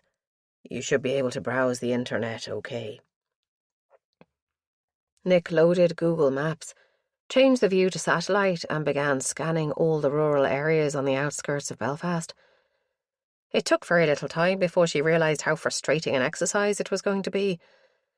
Not all areas had clear images online yet, and those that did were at least 25% trees, and anything could be hiding under those. She tried looking for the cottage where she'd been held, but it wasn't even visible on the satellite view, hidden under a canopy of green. That made her wonder how her abductor had found it in the first place, especially since it seemed he wasn't even from these parts. She frowned, opened a new tab and searched for one of the big property advertising websites. She put in the name of the lane she'd come out on after she escaped and hit search. Nothing useful. A big house with stables for sale, a barn for development, which made her heart race until she opened the advert and found a photo of it. Barely 4 walls and no roof. It was also right on the side of a main road, in full view of passing traffic. She widened her search, but found nothing. Then she noticed that the site did rented properties as well. She clicked on rented and put in the same search terms. Nothing but agricultural land suitable for grazing. She was about to click away from that when some stubborn instinct made her scroll down. There wasn't much information about the next listing, except for acreage. But then a word caught her eye. Field shelter. She went back up to the photographs and clicked through them. There it was. A small, ruined barn that someone had stuck a tin roof on. No door, just a gaping hole where the front wall had partly fallen down. It wasn't her cottage, but it did give her an idea.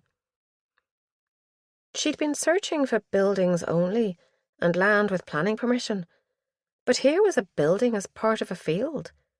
She went back to properties for sale, changed her search terms, and found it almost immediately. 20 acres of rough grazing with woodland, and there was the cottage. If she'd found it like this, the killer could have too. And if he'd found one like this, he might have found others too. She looked for the barn next, where they'd found Hazel's scarf. It came up under agricultural lettings. The advert was an old one, dating back a couple of years. Nick sat back and immediately regretted it as the chair lurched sideways. She banged her elbow against the desk. Shit. Lonnie looked up at her over a pair of half-moon glasses that balanced on the end of her nose, her eyes as bright. Found something? I think I know how he found the places where he kept me and Colm, and the place where he set the trap. It might be a link to where he's holding Hazel. Good work. Keep looking. Nick swallowed, suddenly nervous. Surely someone else would have done all this, wouldn't they? How could she, a physics student, find something the police had missed? But wouldn't Asher have told her if they'd made these connections? And she'd seen how busy the place was. Maybe someone like her, with time on her hands and the incentive of a missing sister, could actually help. Lonnie was still watching her. If I've learned one thing in all my years of policing, it's to follow your instincts. Trust your own judgment. Nick clicked back to the search page. He won't have chosen anywhere close to these properties because it's too obvious. But he also needed to be able to get from wherever Hazel is to this shed to plant the blood in the scarf. Then he needs to have been able to get either to the airport or to the ferry in time to get to Leeds to abduct Mira. A sharp breath from the other side of the desk made her look up. He's taken Mira Patel again? Yes, I thought you'd have heard. That's why the inspector has gone for a walk, I guess. He probably wanted to phone his family in private. Sergeant Jacob took her glasses off and rubbed her eyes. That poor family. They didn't deserve that. No, they didn't. All the more reason to find where he was keeping Hazel. Perhaps he'd bring Mira Patel to the same place. Where could he be? Surely he'd have to be on the Lisburn side of Belfast, to the west and south. That would fit in with him being able to get to the empty shed to leave the scarf. It was about 15 miles south of Belfast, but only about 10 miles south of Lisburn. She went back to the satellite photos. There was so much open country.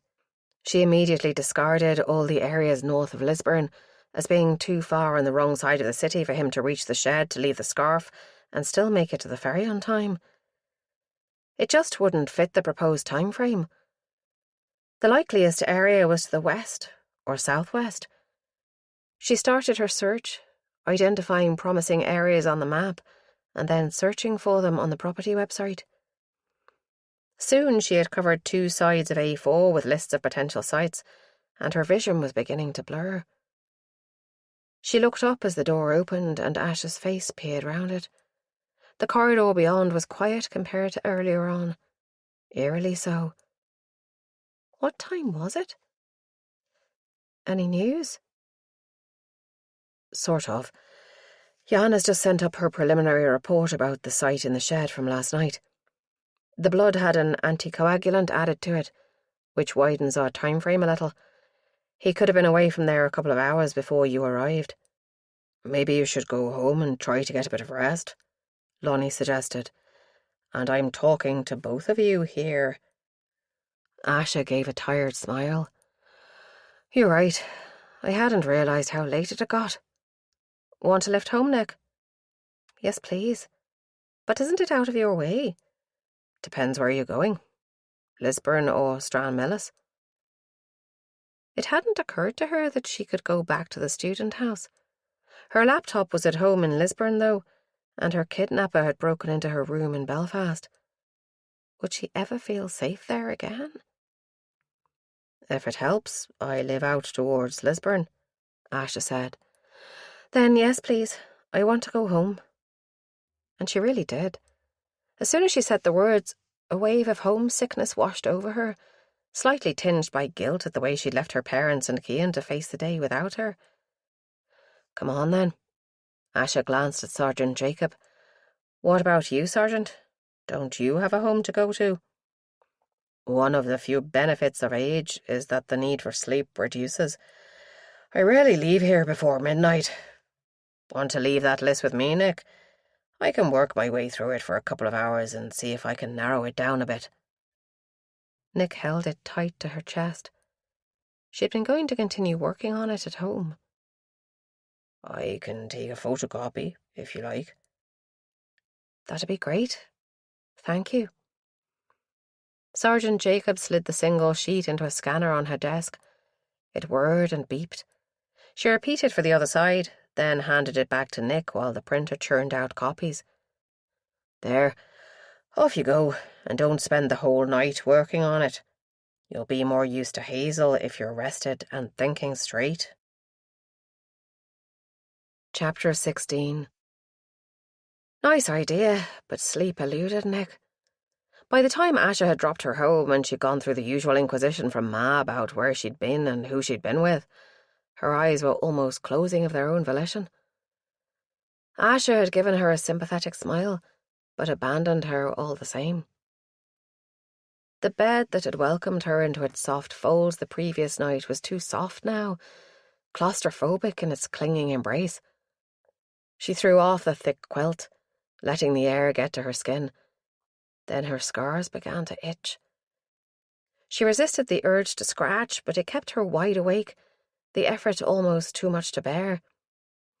To distract herself, she ran over all the places she'd listed as possibilities for Hazel's prison. The main contenders were an old warehouse out on the Moira Road and an abandoned barn by the side of the motorway. She wondered if Lonnie would come to the same conclusions, and that brought her thoughts around to Inspector Ram. He'd aged that day. What must it have been like to have lost his daughter not once, but twice? Was that how Ma and Dad felt? Now he'd taken Hazel, she was beginning to get an inkling of what her family must have experienced when she'd gone missing. How Ram must be feeling. A tear trickled down her cheek. At some point in the night she must have slept, because she woke to the vibration of the brick phone on her bedside table. Disoriented, it took her a moment to focus on the LED display of her old-fashioned clock radio. 3:30. She patted the table, looking for the heavy little rectangle of plastic, but only succeeded in knocking it to the ground. Fuck. She fumbled for the light switch and blinked, dazzled by the low-power bulb in her bedside lamp. The phone, of course, had bounced. She couldn't see it until she got all the way out of bed and dropped to her knees. It was right under the bed. By then she was wide awake, but with a thumping headache and a dry mouth. She slipped back under the covers, skin pebbled by the early morning chill in her room. It was a new text. "Too late for that. Last time you told the cops. Shame." She sat up in bed, cheeks burning. No. No! She hadn't told them. They'd followed her. Her fingers groped for the buttons to send a reply, but her hand shook too much. She put the phone down and made herself take deep breaths until the panic subsided a little. On the second attempt, she managed to type, "I didn't tell them. They followed me. No police now. I just want my sister back safe." She hit send, but continued to grip the phone like a lifeline until her fingers tingled with pins and needles. The screen went dark and remained that way.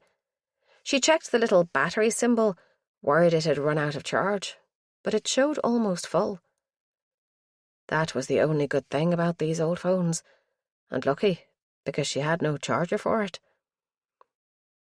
Sleep was a lost cause by now, so Nick slid her feet into the slippers by her bed and threw her dressing gown on before going down to the kitchen for a glass of water.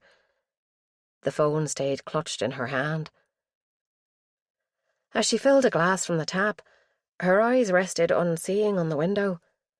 The glass overflowed, spilling icy water over her fingers.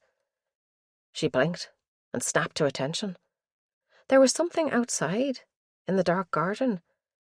something white standing over by the fence. The glass slipped through her fingers, and she only just caught it before it shattered on the stainless steel draining board.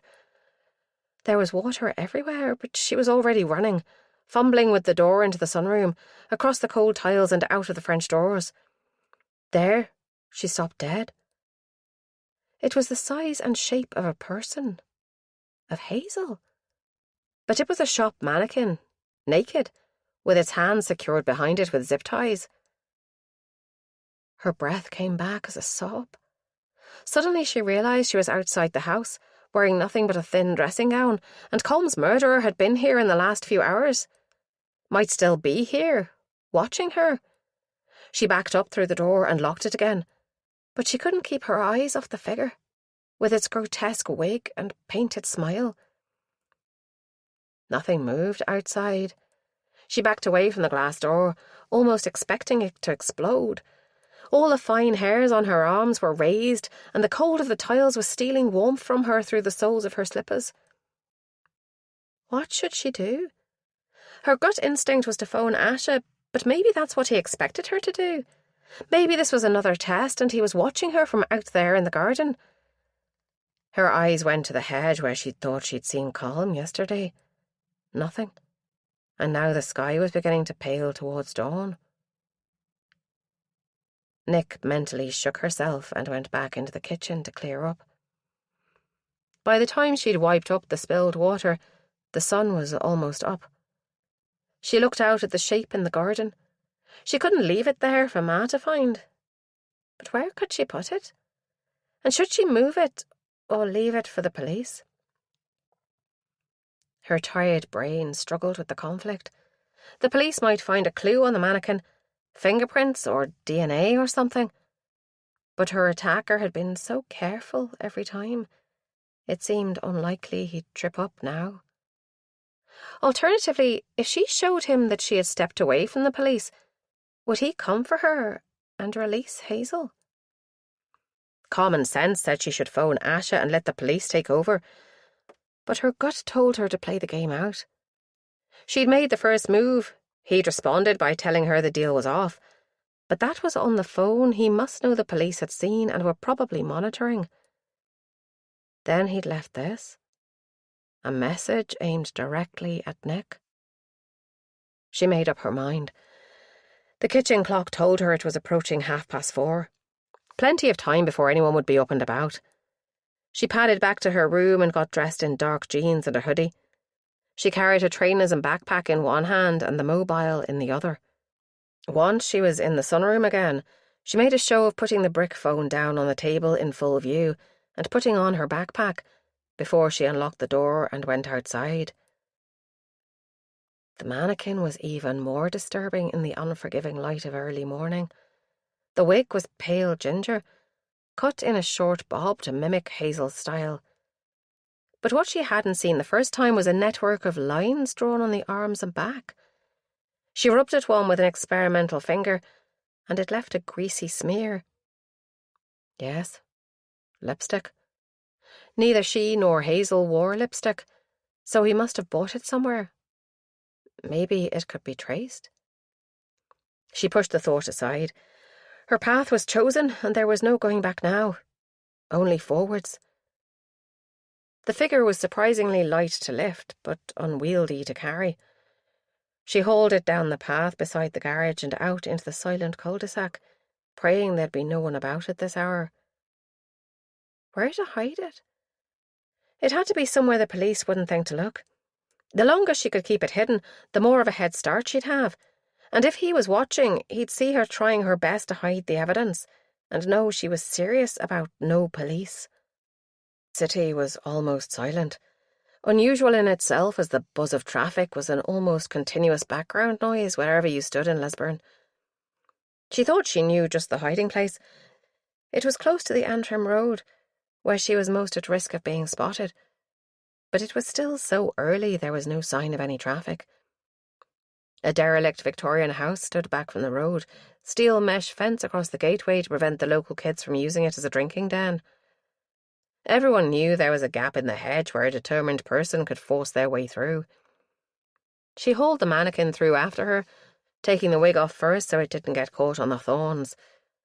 The house was no good. Too many teenagers probably lying doped to the eyeballs in there. But there was a garage around the back, and it had an inspection pit in the floor, well hidden. The only reason Nick knew about it was because the old couple who used to own this house had been friends of her granny's, and she'd visited here as a child. There was a trick to lifting the heavy covering, and she knew it. It wasn't easy to manage the trap door with one hand and force the figure through with the other, and she was sweating profusely by the time she'd lowered it back down again. She bent down with hands on her knees to catch her breath, then started to move all the junk back on top of it. When she'd finished, she brushed her hands off against each other, as though she was brushing off the mannequin and all it stood for. Nick felt lighter as she squeezed back through the hedge, checking it was clear both ways before setting up the Antrim road, heading north, until she came to the petrol station at the far edge of town. It was almost full daylight by now, and there were cars on the road. She looked up the timetable at the bus stop. The first bus was due just before 7. According to her watch, it wasn't even 5:30 yet. Shit. She pulled her hood up, shrugged the backpack to a more comfortable position, and set off walking. Something about the crisp spring air filling her lungs and the regular beat of her treatments against the tarmac helped her concentrate. She went over the events since that night in Limelight, trying to see each stage from her opponent's perspective. There were several things that didn't add up. First, why did he take 2 people from the club and not just either her or Colm? The likeliest scenario was that he'd intended just one, probably her, since her drink had been spiked with GHB. What if Colm had seen her being abducted and tried to help her? Would the kidnapper have knocked him out and then been forced to bring Colm along too, since he'd probably seen his face? She wished she could ask Yusuf if the body they'd found had shown any sign of being knocked out. And that was the second point. She was certain that the body in the morgue wasn't the Colm she'd been getting to know. And what if she had seen him peering over the hedge? Was she beginning to lose her mind? She shelved that thought for now, not yet ready to deal with where it might lead her. Third, why had he broken into her room in Belfast? If he could gain access to her house that easily, and if he was so dead set on abducting her a second time, why didn't he break in when she was there, maybe asleep in bed, and take her that way? Her busy thoughts had taken her the whole way to the Knockmore Road. The first of the buildings on her shortlist wasn't far out of town, out towards Ballinderry, so she decided to keep walking. Less likely to be remembered as a pedestrian than as a passenger on a bus, where she'd have to speak to the driver as she bought her ticket. Besides, it was still nearly half an hour before the first bus would pass her, and she needed to get as far as she could. By the time the first bus rumbled by, belching diesel fumes, she'd reached the Ballinderry Road junction and was wishing she'd taken the time to eat something before she left home, as her empty belly growled. She'd walked past a supermarket back there on the Knockmore Road, but it wasn't worth the risk of being seen. She stuck her chin up and kept moving out into the countryside. The first building on her list was a barn with a corrugated roof in the middle of a field. On Google, it had looked isolated, but it was handy enough to let the kidnapper get to either the airport or the ferry, and to the shed where he'd left Hazel's scarf. She missed it at first, but she soon realised she'd walked too far and retraced her steps. A slimy wooden gate, half collapsed and covered in ivy, was the only way into the field. Nick eyed it dubiously. He couldn't have got in this way without leaving some sign, but perhaps he'd approached from another direction. She'd come this far. She had to investigate. The gate creaked as she climbed it, and it left green smears on her jeans. She dropped down into long grass and nettles, keeping her hands high to avoid being stung. There was no sign anyone had been this way, but she pushed through anyway until she reached the edge of the field. The grass here was long too, Nothing grazing here yet, but the ground was rough underfoot as though cattle or horses had been here last summer. The barn was more overgrown than the gate when she got to it. The door was just a gaping black hole in the side, and the roof had half collapsed since the Google image had been taken. One glance was enough for Nick to cross it off her list. She sighed. It had taken her hours to get here on foot, and this was the closest on her shortlist.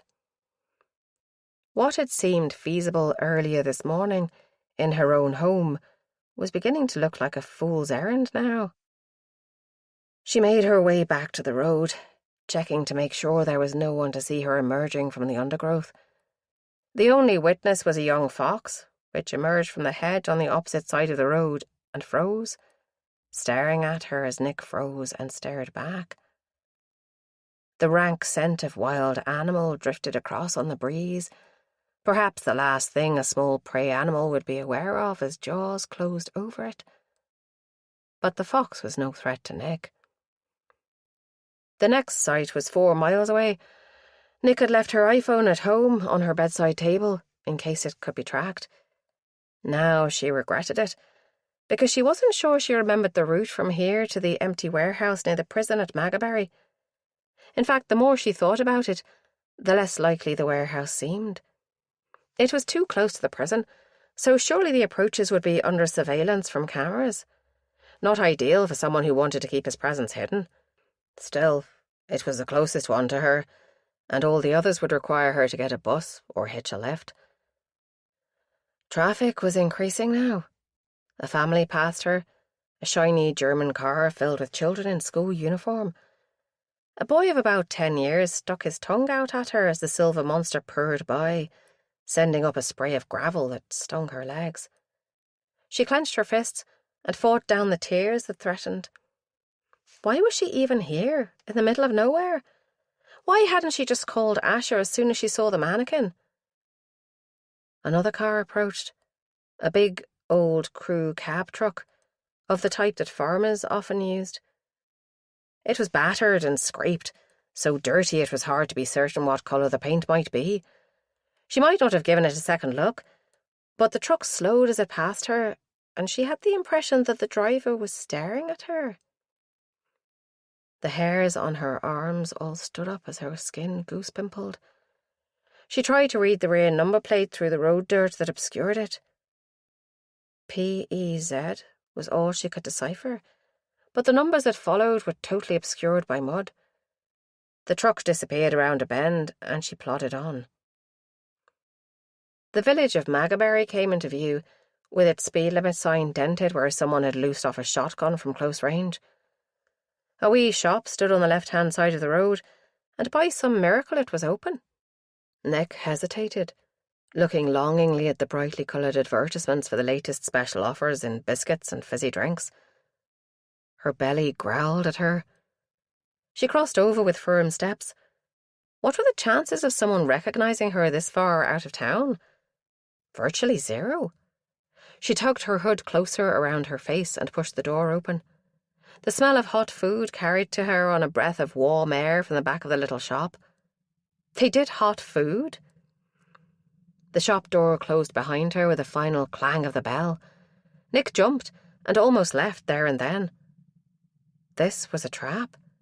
She'd walked herself into a dead end with only one way out, and now she found it impossible to walk away from the door. Over to her right, the lad on the till tapped at his phone, grinning to himself. He had his back to her and hadn't turned even when the doorbell jangled. He wasn't even vaguely interested in her. Gathering her courage, she made her way to the display unit that held sausage rolls, ham and cheese crowns, sausages, and a pastry plat with a hot dog sausage in it. So much choice. A pile of foil-lined bags and a pair of tongs sat on the hot unit. Nick dug a hand into her jeans pocket and shuffled the change in there. She had about £5 or £6, enough to buy a couple of items and a bottle of water. She used the tongs to load a sausage roll and a ham and cheese crown. The teenager was still on his phone, and there was no one else but her in the shop. She pushed the bags of food and a bottle of water towards him. He glanced inside the bags and tapped away on the till, without so much as a look at her face. £4.80. She handed over the correct change and scooped up her purchases without speaking. He was already immersed in Facebook again and didn't seem to notice as she left the shop. Once back outside, she took a deep breath. Her shoulders relaxed. She couldn't bring herself to eat her food there, in full view of anyone who might pass, but the lane she needed to take wasn't that far out of the village, so she stuck the food bags in the pouch in the front of her hoodie, where it would stay warm, and tucked the water in the backpack. Knowing she had food and a drink lightened her steps, and in no time she was off the main road and down a quiet lane. In the distance, traffic hummed along the main airport road, but here was peace and quiet. Nick found a concrete fire hydrant marker to sit on and opened up the first of her packages. Flavour burst out of the ham and cheese crown, filling her senses. She tried to make herself eat slowly. Not slowly enough. She licked the last few bits of flaky pastry off her fingers and thumb, then used a damp finger to dab at the ones that had fallen on her clothes, making sure she didn't miss any. Once she'd satisfied the worst of her hunger, she went back to her steady pace, sipping at the water bottle as she walked. The hot food hadn't just filled an empty belly, but it lifted her spirits too. The warehouse was about half a mile ahead and she was covering the ground swiftly, but the sound of a slamming car door brought her up short. The hedge here was tall and thick, and the sound had come from the other side of it. There weren't any houses or other buildings around. That had been one thing in favour of the warehouse as a potential hiding place. She moved on quietly, grateful for the soft-soled trainers that made no sound on the grass verge. There was a steel gate up ahead. She moved up to it and peered around the gatepost cautiously. At first, it just looked like another field, but when she leaned forward a little more, she could see there was a faint double track, as of car tyres, across the grass towards some trees about 100 yards away. Nothing else. She bit her bottom lip, puzzled. Why would anyone drive across a field here? On closer examination, the gate had a shiny new steel padlock on it, but the lock sat open. Inviting. An engine roared to life, and Nick pressed herself back into the hedge, out of sight. The engine grew louder, an irregular rumble as the vehicle bounced across the uneven surface of the field. For some reason, the approaching vehicle filled Nick with panic. Her skin broke out in sweat and her heart raced as though she'd just been running. The only hiding place she could think of was the last gateway she'd passed, a good couple of 100 yards back the way she'd come. She ran as though the hounds of hell were after her, backpack bouncing on her shoulders. The lane here was straight for about half a mile, so there wasn't even a bend to hide her. There was the gate, another steel one, but no padlock this time, and the engine had settled to a low hum as the vehicle stopped at the other gate. Nick didn't dare look back, but ran on, throwing herself at the catch on the gate. It was stiff, the bolt rusty, refusing to move however hard she hauled on it, throwing her full weight at it. The further gate let out a metallic squeal as someone opened it, and she was still in full view. The car door slammed again as the driver got back in to move the thing out onto the lane. Nick half leaped, half climbed over the gate and collapsed on the other side in thick grass. She scooted backwards on heels and hands until she was wedged against the base of the hedge, her backpack protecting her from the thorns that poked into her arms. She straightened her legs, hoping the long grass would conceal her pale jeans and trainers.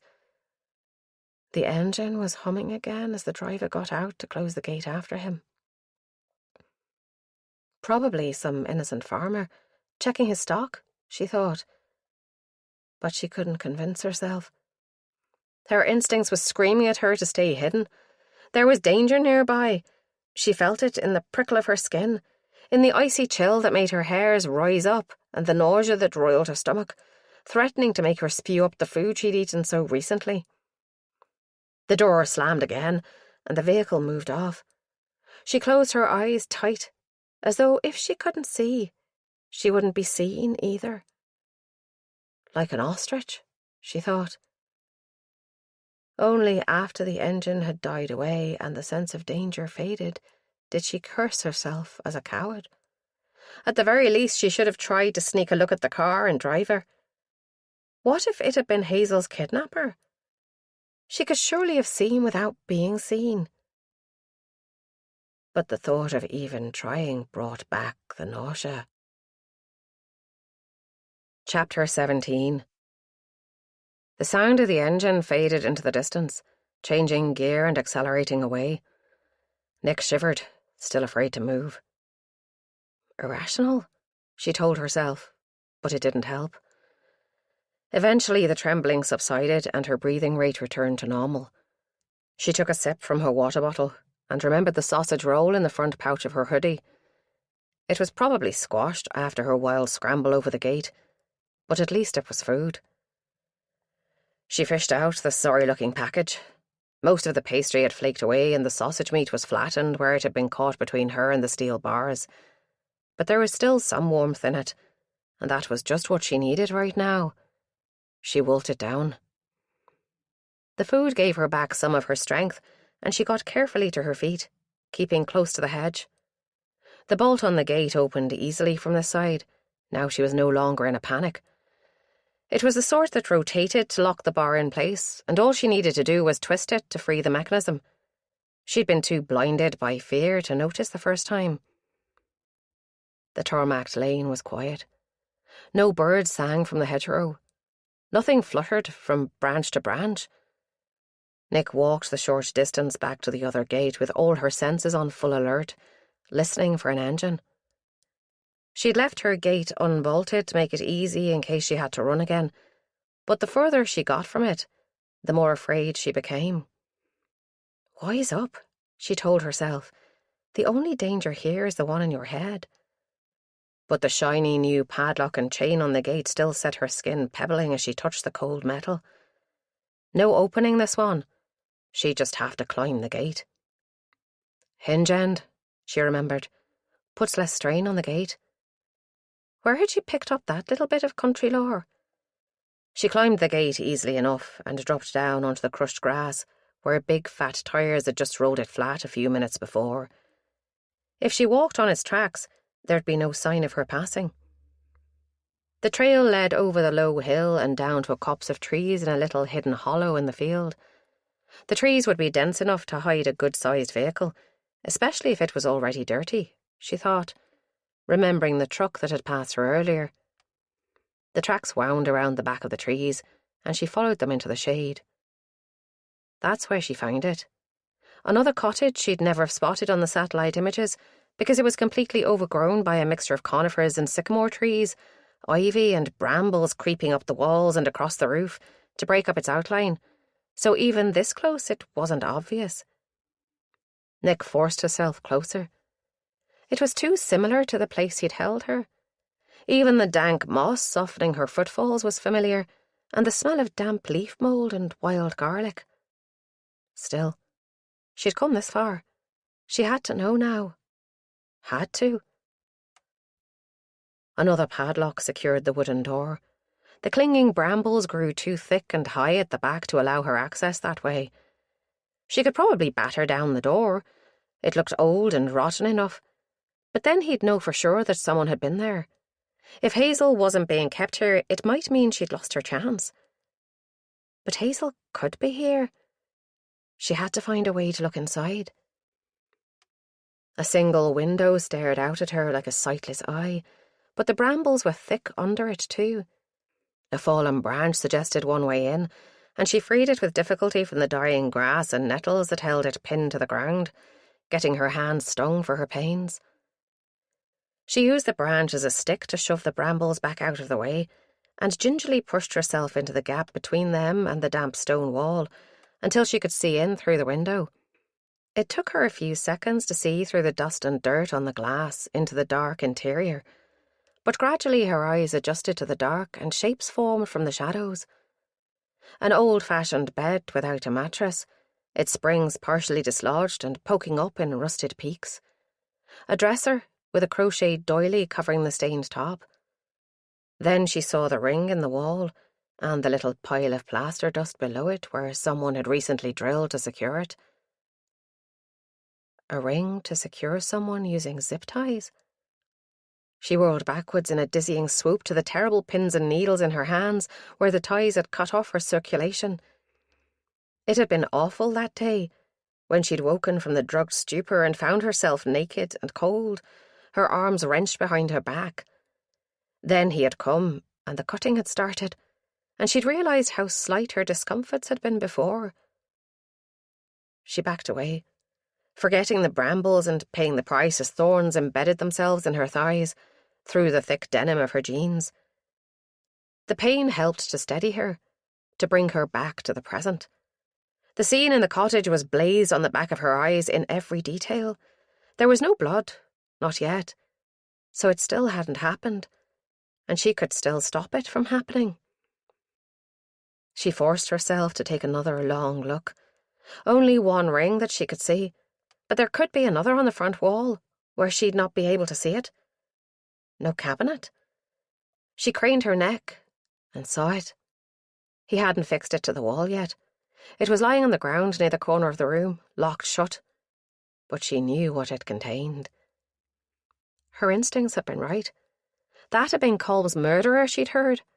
Now she needed to get safely away from here, to warn Asher and bring the full might of the law down on him. But how? She'd left her mobile phone at home. Both phones. She had no way of contacting the police, or anyone else for that matter. Fool of a girl with your grand gestures to make a point, as if her adversary cared. A sound sent cold shards of terror lancing through her. It was an engine, approaching along the main road. Nick pulled herself free of the tangled undergrowth. Despite the thick ground cover, there was no hiding place she could see where she wouldn't be obvious to a searching eye. And if she tried to force her way around the back of the building, she'd leave a trail as obvious as neon lights. Frozen in indecision, she would have been caught like a rabbit in the headlights if it had been Hazel's kidnapper. But it wasn't. The engine note rose and growled past, fading into the distance. It was a wake-up call, though. If she didn't get out of there fast, she'd be a sitting duck.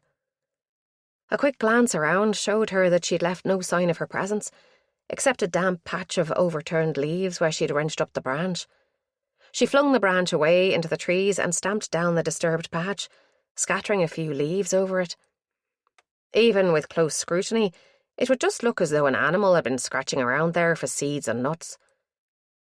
She followed her own steps back to the gate, horribly exposed as she crossed the open field and climbed the gate. All the way she was racking her brain to think how she could contact the police. She was the only one who knew where he was planning to take Hazel, and probably Mira too. She needed to get the information out. The car he'd used had driven back the way Nick had walked, so presumably that was the way he would return. She turned in the opposite direction and hurried on down the lane, all thought of turning back towards the village forgotten.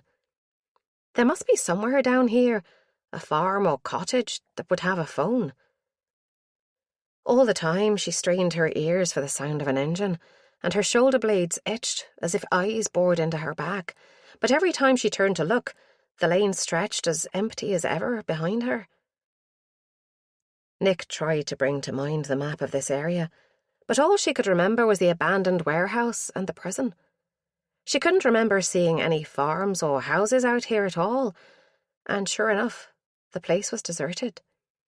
The lane had narrowed, and the centre of the road was starting to green, as though grass was trying to grow up where car tyres didn't touch it. In the distance, the constant hum of cars on the main road sounded temptingly close, but to reach it, she'd have had to retrace her steps, and that meant running the risk of coming face to face with her tormentor. The sun climbed high in the sky, and still Nick was alone on the road. No cars had come near enough to make her take cover, although she made a mental note of every gateway and potential hole in the hedges as she passed them. The constant hypervigilance began to take its toll. Her strength ebbed as she sucked the last drop of moisture from her water bottle, wishing she'd bought two while she was at it. The sound of fast-moving cars was becoming louder. She wondered if there was another main road somewhere ahead of her, one she'd forgotten. She'd taken a couple of turns off the original lane by now, enough to confuse her sense of direction. Only the position of the sun, roughly southeast, gave her any idea which way she was heading. Her legs were getting heavier with every stride, thighs burning and feet aching from the walking. She glanced at her watch. Nearly 1 in the afternoon. That meant she'd been walking, almost without rest, for more than 8 hours now. 2 greasy pastries and a small bottle of water weren't enough to sustain her. Nick wanted to just sit down on the grass verge and put her head in her hands for a good cry, but she wouldn't let herself. 1 foot in front of the other. Just keep going. She shivered. That's what she'd repeated to herself on the night when she escaped from her tormentor. She had no illusions about what would happen to her if he caught her now, so close to his hideout. Just as on that terrible night, she staggered out onto a main road and was spun around by the wind from a passing lorry. Once again, like a repetitive nightmare, air brakes squealed and gravel peppered her skin. She sank down, knees shaking, and pushed herself to the edge of the road. Thistles in the long grass prickled her hands, but she was safe. It was the Moira Road. She recognised the petrol station up ahead to her left. She must have gone under or over the railway without even noticing in her exhaustion. One last push. There'd be a phone at the petrol station. Then her instincts clamoured for attention again. There was a truck in the forecourt of the petrol station. It looked a lot like the one she'd seen hours ago near Magaberry, the one whose driver had stared at her as she walked away from Lisburn. It was just a coincidence, she told herself. The driver must be getting something to eat, because the truck wasn't parked at the pumps, but over to one side. Maybe she should just wait till he left, in case he remembered seeing her earlier. Nick pushed herself back onto her feet and creeped to the opposite hedge, taking cover in its thick, straggly growth. She watched, waiting for the driver to reappear. There was nothing to suggest this was the same vehicle she'd heard at the ruined cottage in the field, but still she couldn't make herself leave her fragile shelter until the truck had moved off. The driver straightened up from behind the truck, but he was too far away for her to see his face. He must have been putting air in his tires. She imagined she could hear the door slam and then the engine roar as the battered crew cab truck pulled out into the traffic, heading the opposite direction from her, back towards Lisburn.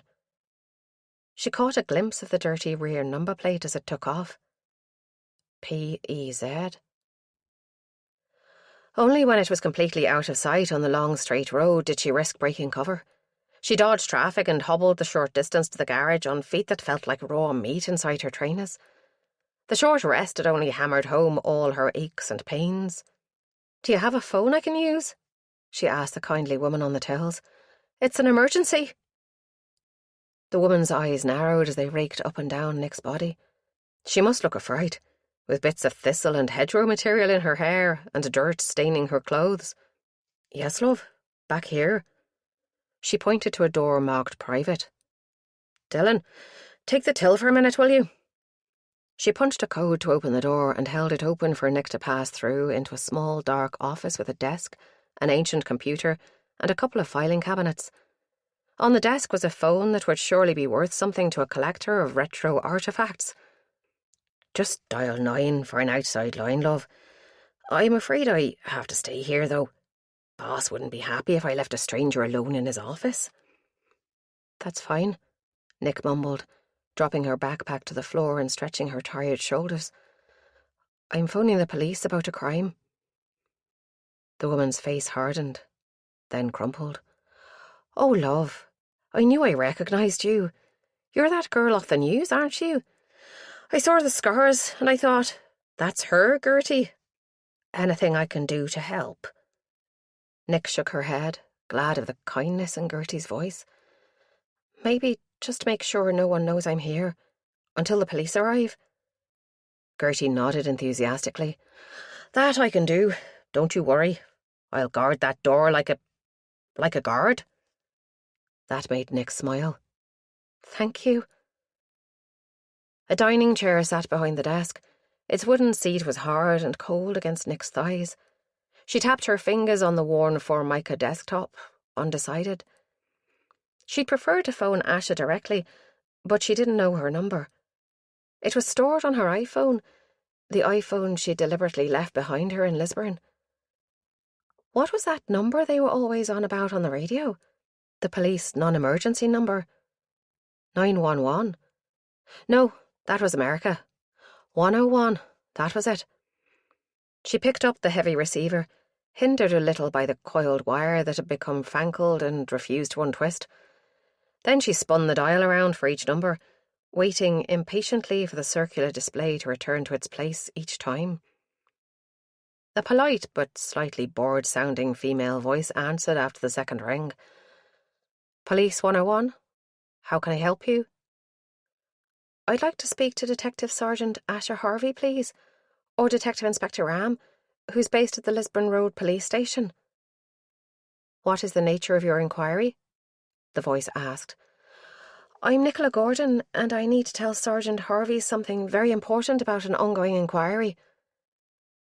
Nick had thought long and hard about admitting to who she was, but on balance she reckoned the name might get her put through where an anonymous caller would just be fobbed off. There was a moment of consternation at the other end of the call, other voices chipping in the background. Could you repeat that name, please? Nick rubbed her aching temple with her free hand. Yes, sure. Detective Sergeant Harvey or Inspector Ram. Please, could you repeat your name, miss? No humour, nor even a trace of human feeling. Nicola Gordon, she enunciated clearly. The Nicola Gordon, whose sister is missing, she added. This was taking too long. There was silence at the other end, the silence of a mute button pressed rather than that of a hand over the receiver. Nick imagined a wave of excitement passing through the station. She'd known, when she left the note for Ma, that her escapade would cause chaos. Then a new voice came on the line, male, confident, clearly expecting to be obeyed. Stay right where you are, young lady, and we will have a patrol car with you shortly. Do you have any idea of the worry you've caused? They must have traced her call from the phone number almost immediately. Nick was impressed despite herself, but this man's arrogance made the skin of her face tighten in anger. You're wasting time. Put me through to Sergeant Harvey or Inspector Ram now, please. As soon as the patrol car gets there. Outside the small office, brakes squealed and car doors slammed. Gertie slipped out, her eyes flint hard. Always get their name, Dad had once advised her. If someone in customer service or whatever is giving you hassle, get their name, their position, and ask to speak to their manager. Always freaks them out. Who am I speaking to? I'd like your name and rank, please. Her voice shook a little, but she hoped he wouldn't notice over the crackly phone line. And then you can put me through to a senior officer. Voices were raised outside, Gertie's shrill Ballymena shout cutting through the flimsy walls. You can't go in there! That's private! A male voice rumbled in reply, and Nick froze. He couldn't have come back already. Had he seen her after all, hiding in the hedge as he drove off? The phone fell from her numb fingers and clattered onto the desk. On the other end of the line, the annoying male voice made a loud complaint. Nick stood, her eyes flashing around the room, looking for a weapon. Not now.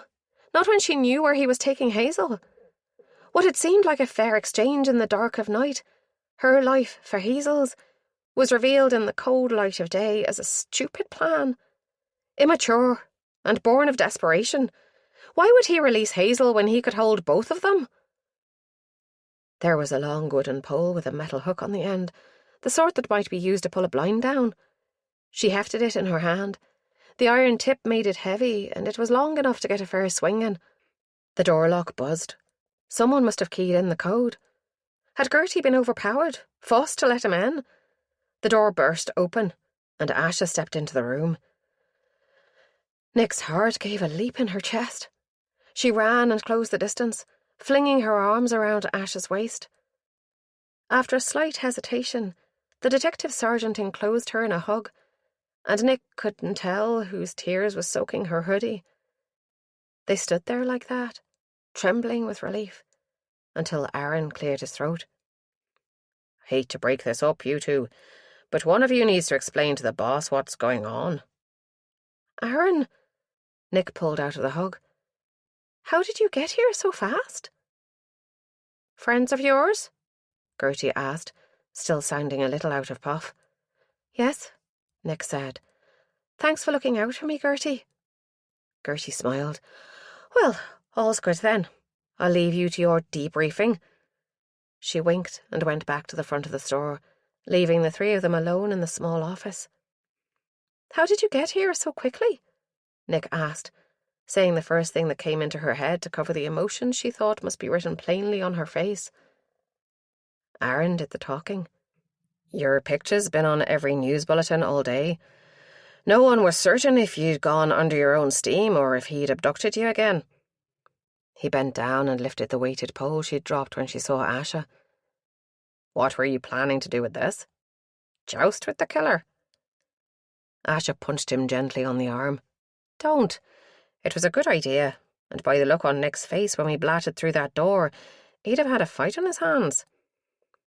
Her face settled into its customary serious expression. "We were worried about you, Nick." "I was worried." "But I left a note. Didn't Ma tell you?" "Yes, but she said it was so unlike you to be that irresponsible that she thought you must have been under duress." Nick felt as if she'd been punched in the gut. Of all people, she'd expected Ma to understand. "A lad called in," Asha said in a hoarse voice. "Worked in a shop where you bought food." Nick shook her head, confused. "He didn't even look up when I was in there." Asha smiled. "Maybe not that you saw, but he noticed you all right. He phoned 101 not long after you'd left, but by the time we got out there, you'd disappeared again. We've been cruising the lanes hunting for you ever since." Then we picked up the call to send a patrol car to this location. Asha burned rubber. Aaron grinned. "And here we are. Your friendly dragon out there didn't want to let us in, but a warrant card can be quite persuasive." Nick eyed Asha's tailored silk shirt and Aaron's polo and jeans over scruffy trainers. "I can't understand how she wouldn't spot you as police officers straight away." "It's a mystery." Asha smiled. "Now, what was that important information you needed to tell me or the inspector?" Chapter 18. While Nick filled Asha in on the important parts of her story, downplaying the crippling fear, Aaron disappeared out of the car to radio for reinforcements. Asha wrote down all the details she could get Nick to recall, then used her tablet to retrace Nick's steps as well as they could from the shop in Magaberry to the abandoned cottage. "I reckon it must be somewhere close to here," Nick said, pointing to a spot on the satellite view. "But there are so many fields with copses of trees around this area I can't be sure. I hadn't gone too far along this lane before I found the gate, and that was a couple of hours ago at least. It's bound to be closer to Magaberry than to this place." Asha pressed her finger to the screen to call up coordinates, which she scribbled on her notepad. Aaron came in. "They're on their way. Any success pinpointing the place?" "Yes. Send them this." Asha tore the page out of her notebook and handed it to him. "Tell them we'll meet them there." To Nick's relief, Aaron refused to go close to the cottage until they had some backup. They didn't have long to wait until a dark-coloured van pulled up behind the golf. "Cavalry's here," he said, looking in the mirror. "Let's go." The gate was exactly as she'd left it, with the shiny padlock closed. One of the armed squad was out of the van in a moment with huge wire cutters.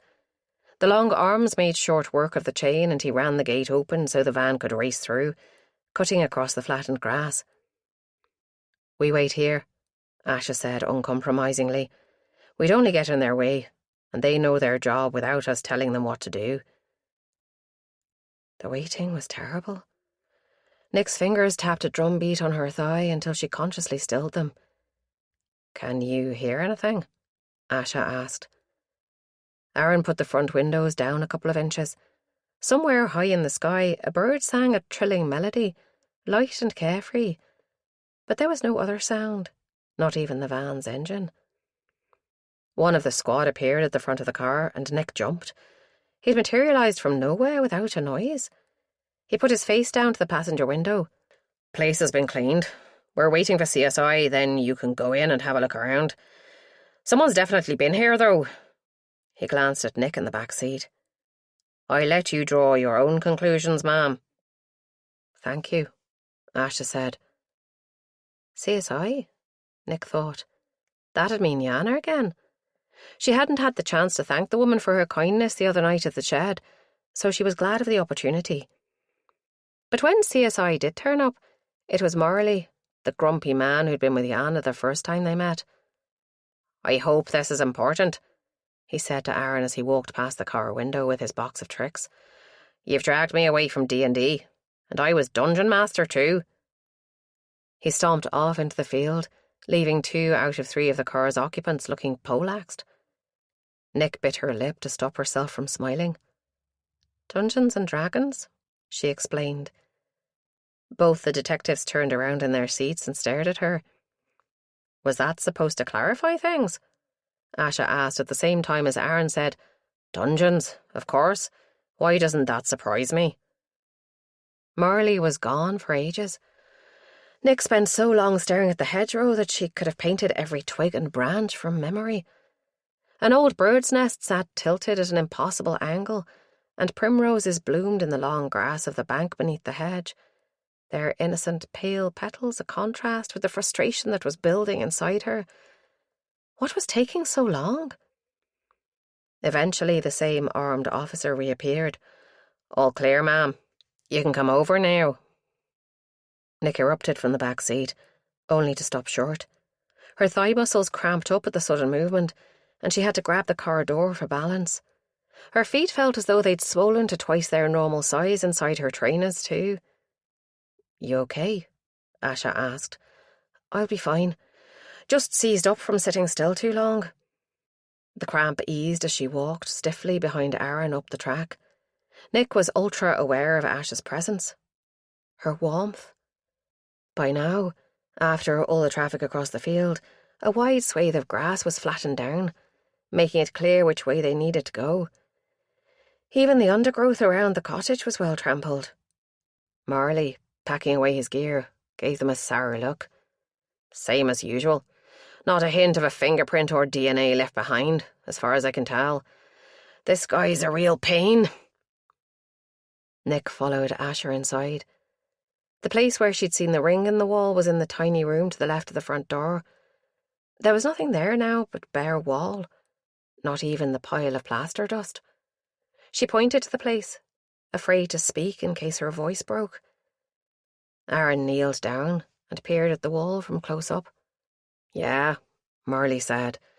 "There'd been something in the wall there, maybe a screw. It's been filled, but the filler was still soft, so I recorded it, then dug it out and took a cast of the hole. There's another one over there." He indicated the wall under the window. Nick found her voice. "Was there a box here?" She walked over to the corner where she'd seen the cabinet. It was lying against the wall as though he planned to come back and hang it on the wall. Like it was... She tailed off. "It's okay, Nick," Asha said. "Want to come outside?" The fresh air helped, even though it was still under the trees. "Sorry, Asha. Just had a bit of a moment in there. I'm okay now." "I understand." She took a deep breath. "So, where do we go from here? Why did he clear out?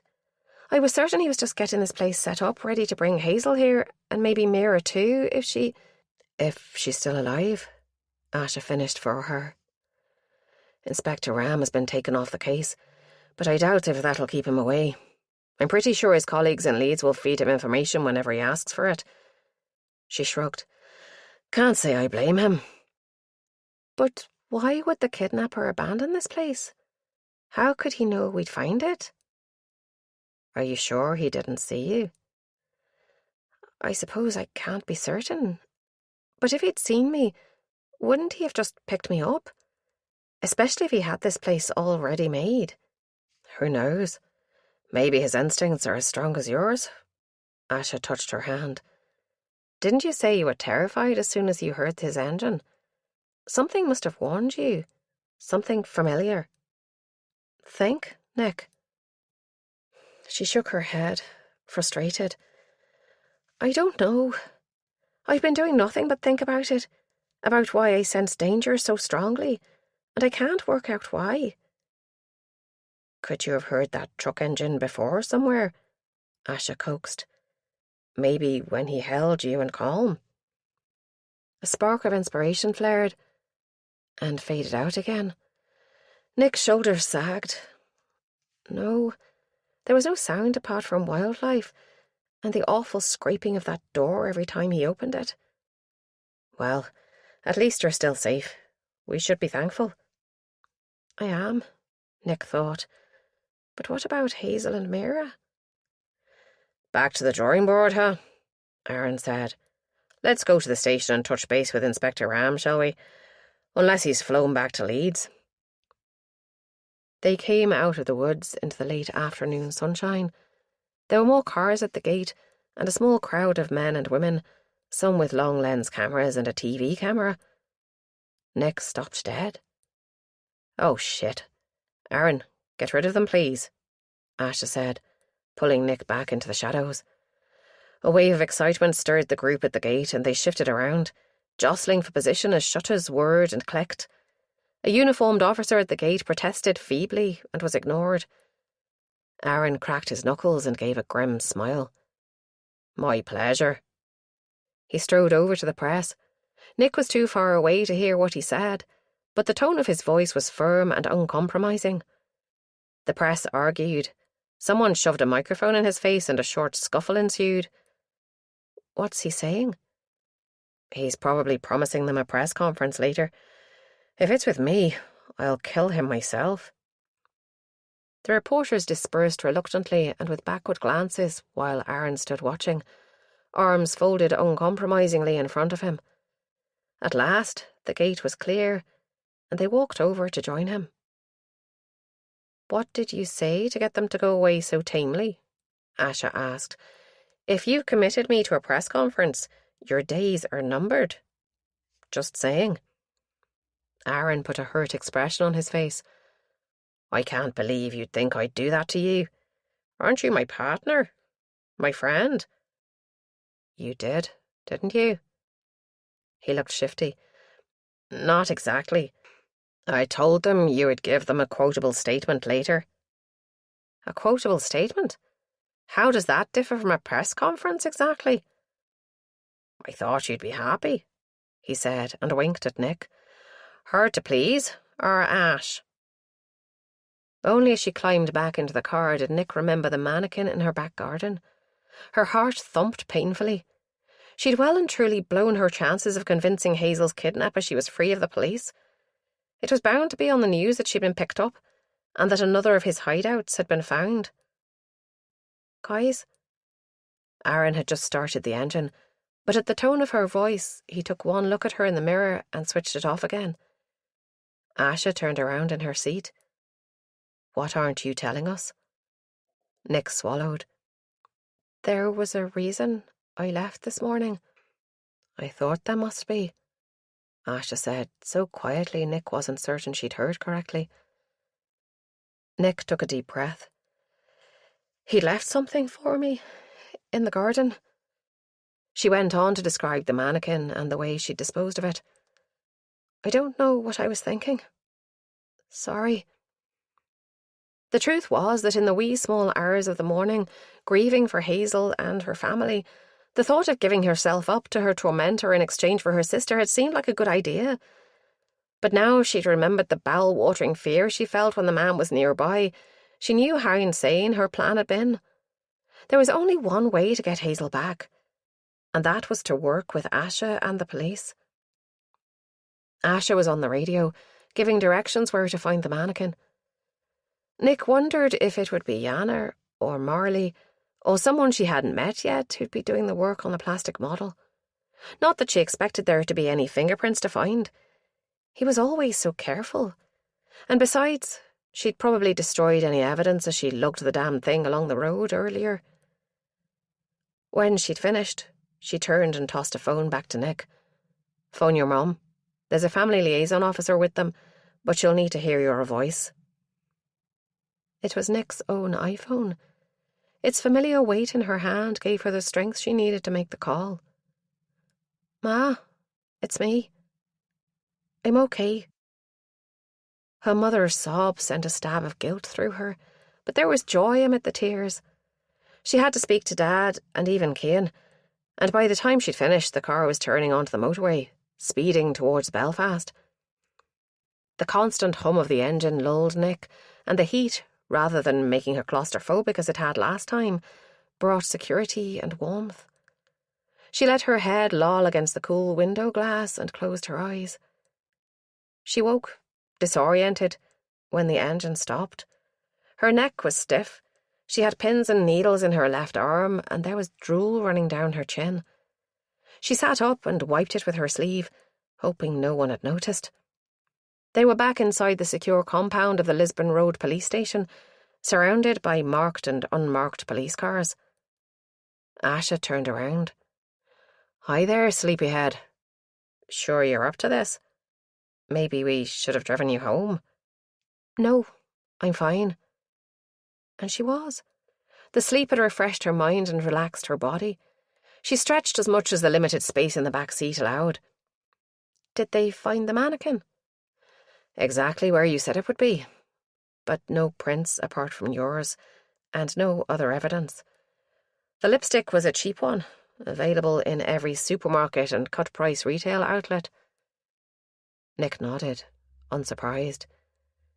She hoped she hadn't put the investigation in jeopardy with her rash actions. Chapter 19. Seeing Nick in the lane had been a shock. When he'd left the present for her in her garden, he'd thought she'd surely tell the police and then they'd keep her locked up safe with her family. But instead, she'd hidden it and gone out walking the streets. It was reckless, unpredictable. He hated misjudging people. He continued on his way, teeth grinding in annoyance. The sooner he put a stop to that bitch, the better. He accelerated, putting more distance between him and the trudging figure in his rearview mirror. But his mind strayed back there with Nick. She wasn't behaving as she should. She'd barely been let out of the hospital, and she was away to the cottage with the police, poking around. At least that meant she'd have seen his message. Always better to see the threat firsthand.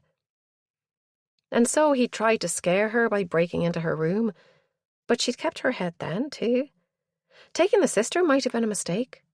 She was so boring. The field gate came into view. No one around, not down this obscure lane. It wasn't on the way to anywhere, and the only vehicles to use it seemed to be tractors, which wouldn't be near the silage fields for at least another month yet. He'd be away by then. He let himself in and locked the gate behind him, noticing how the grass had sprung up since the last time he'd visited here. He parked under the shade of the trees and closed the door quietly. No point in taking chances. He hoisted the tool bag over his shoulder and unlocked the new padlock on the door. This place had been a lucky find. Not on any estate agent's details. He'd stumbled across it by chance, in an old and peeling handwritten advert on a wall. The field and the cottage were for rent, but there'd obviously been no interest. He'd researched the owner, only to discover that the land had belonged to an elderly woman who had since died. The land was subject to probate, so no one would be bothering with it for a while at least. Perfect.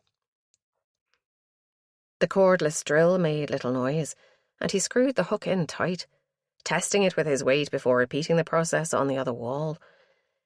It probably wouldn't matter if these two women saw each other, but he might as well keep to his routine. That way the police would know for certain it was the same M.O. When he went to drill the holes for the cabinet, he discovered the drill bit he needed was missing.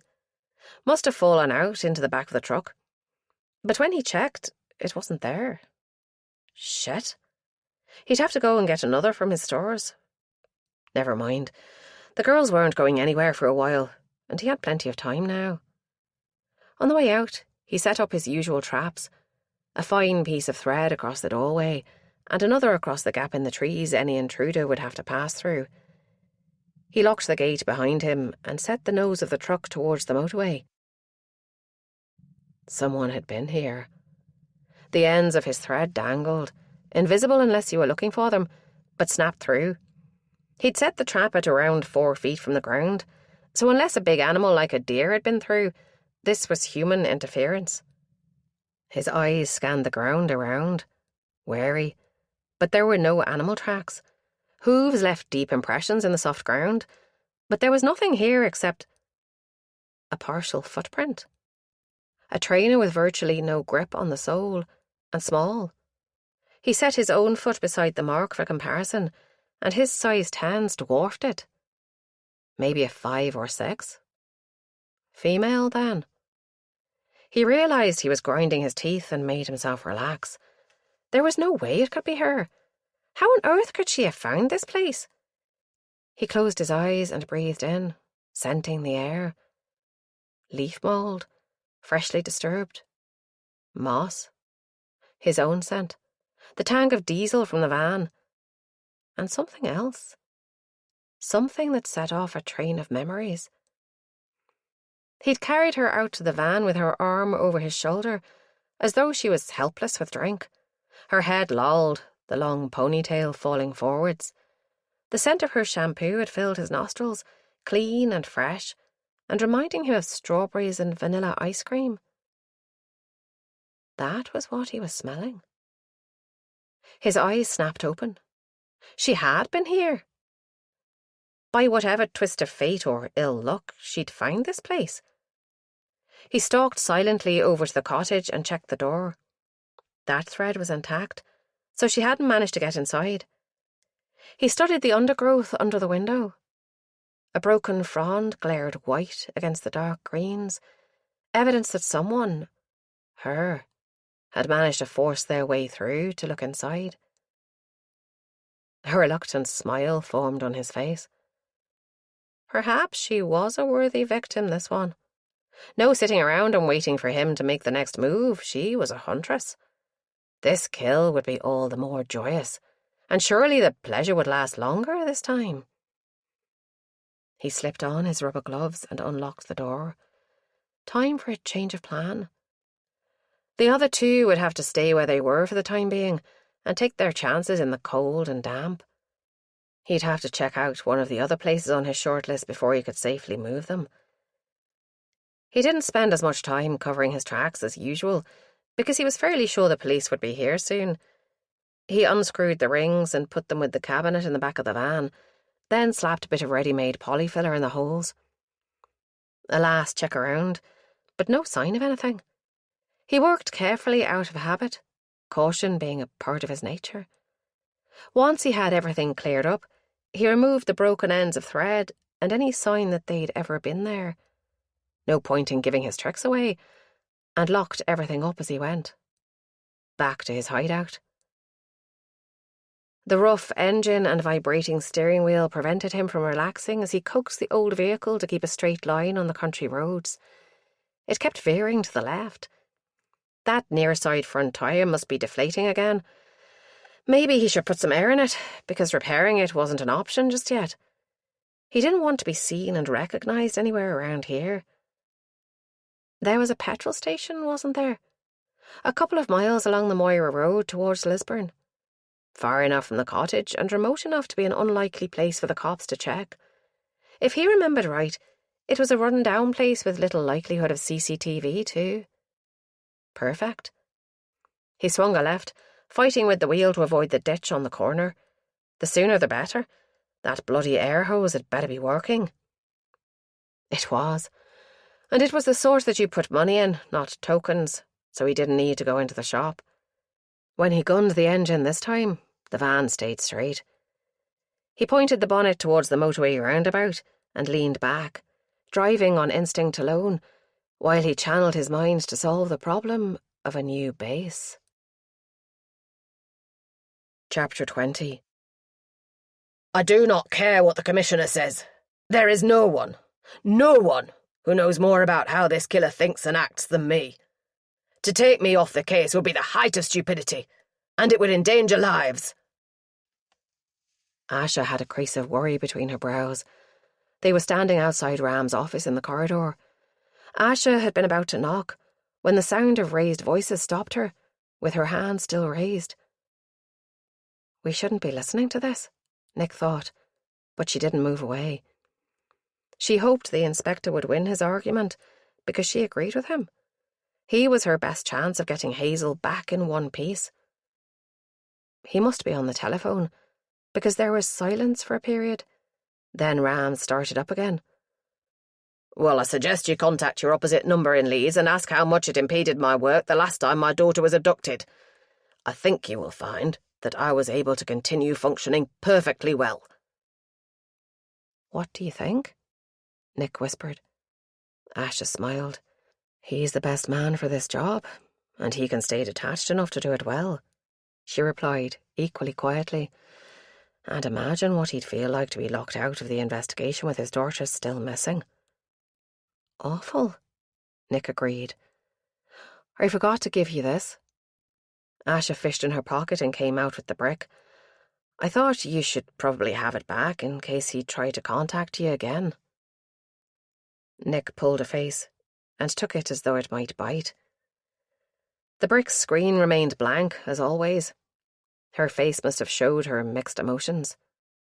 Nothing since he rejected your offer to swap yourself for Hazel? Nothing.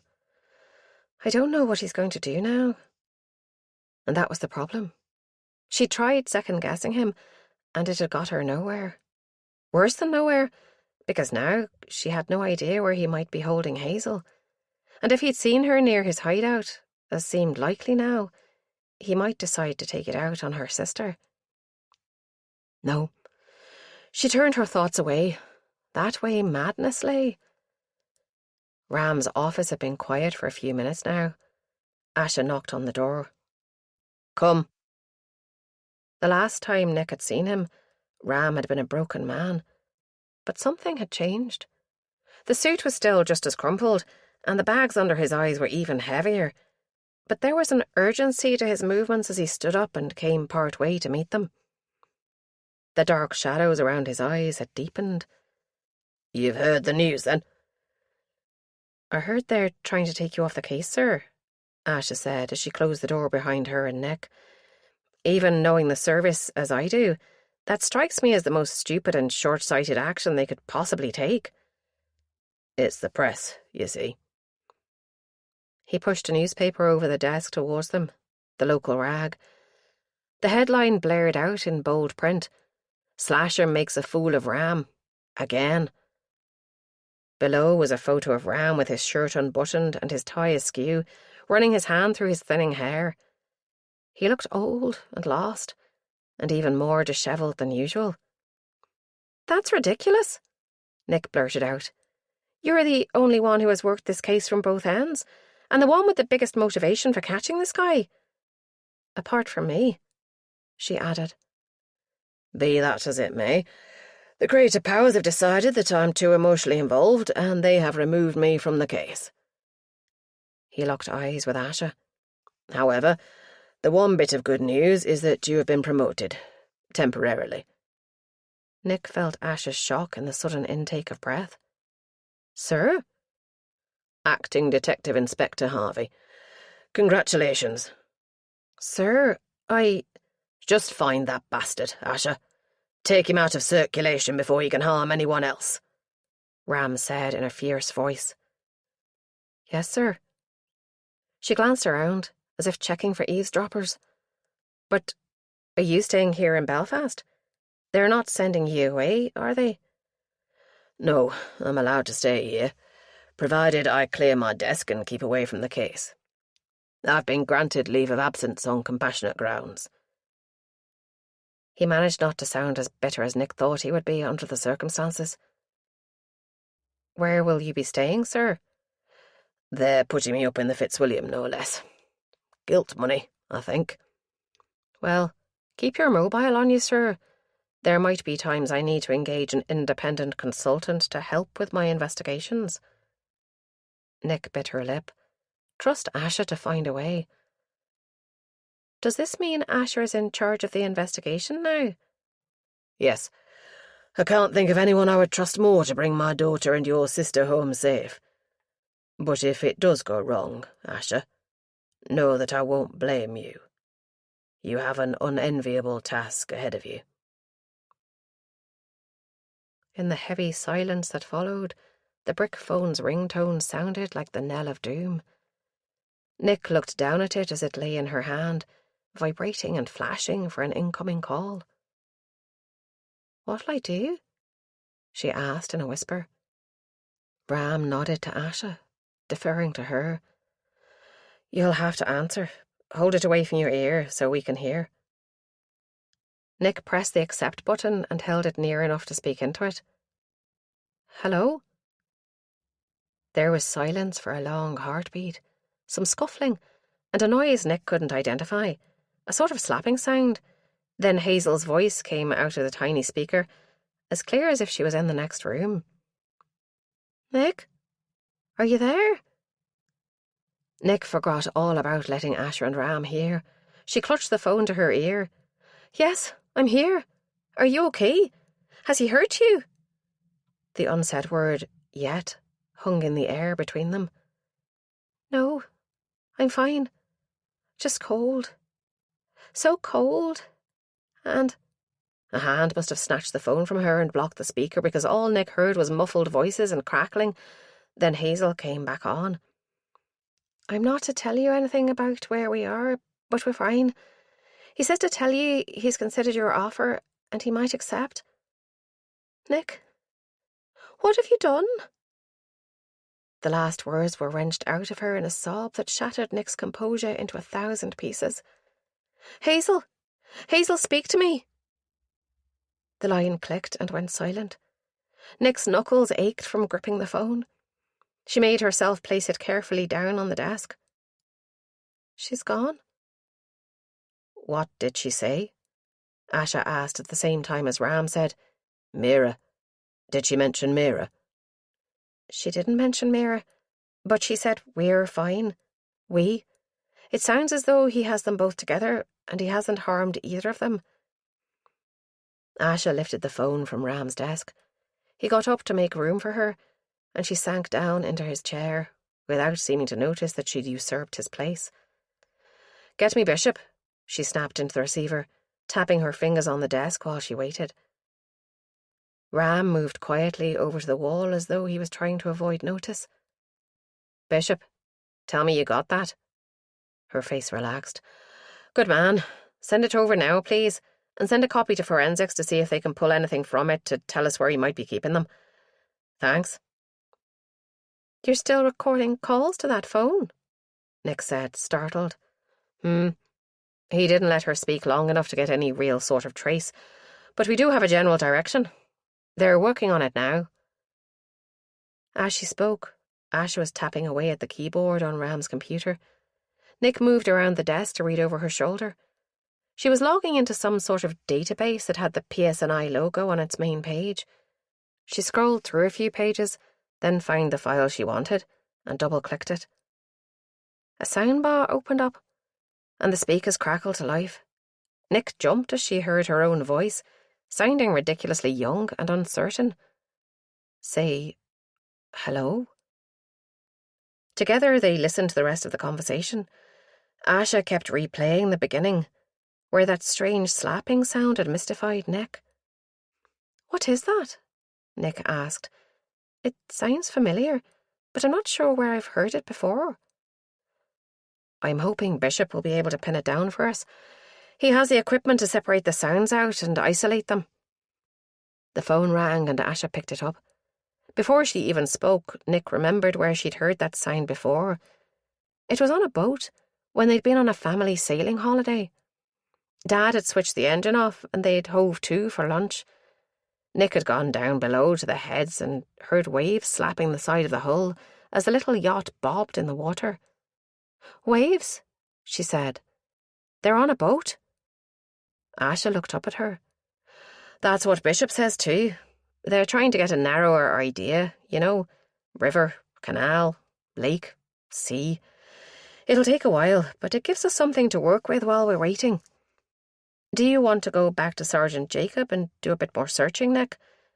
You did a good job of finding his last hideaway. And I'll be safe there, Nick thought, out from under everyone's feet. Ram followed Nick to the door. I'll leave you to it. He held Ash's look for a moment. You know where I'll be, and I'll have my mobile on me at all times.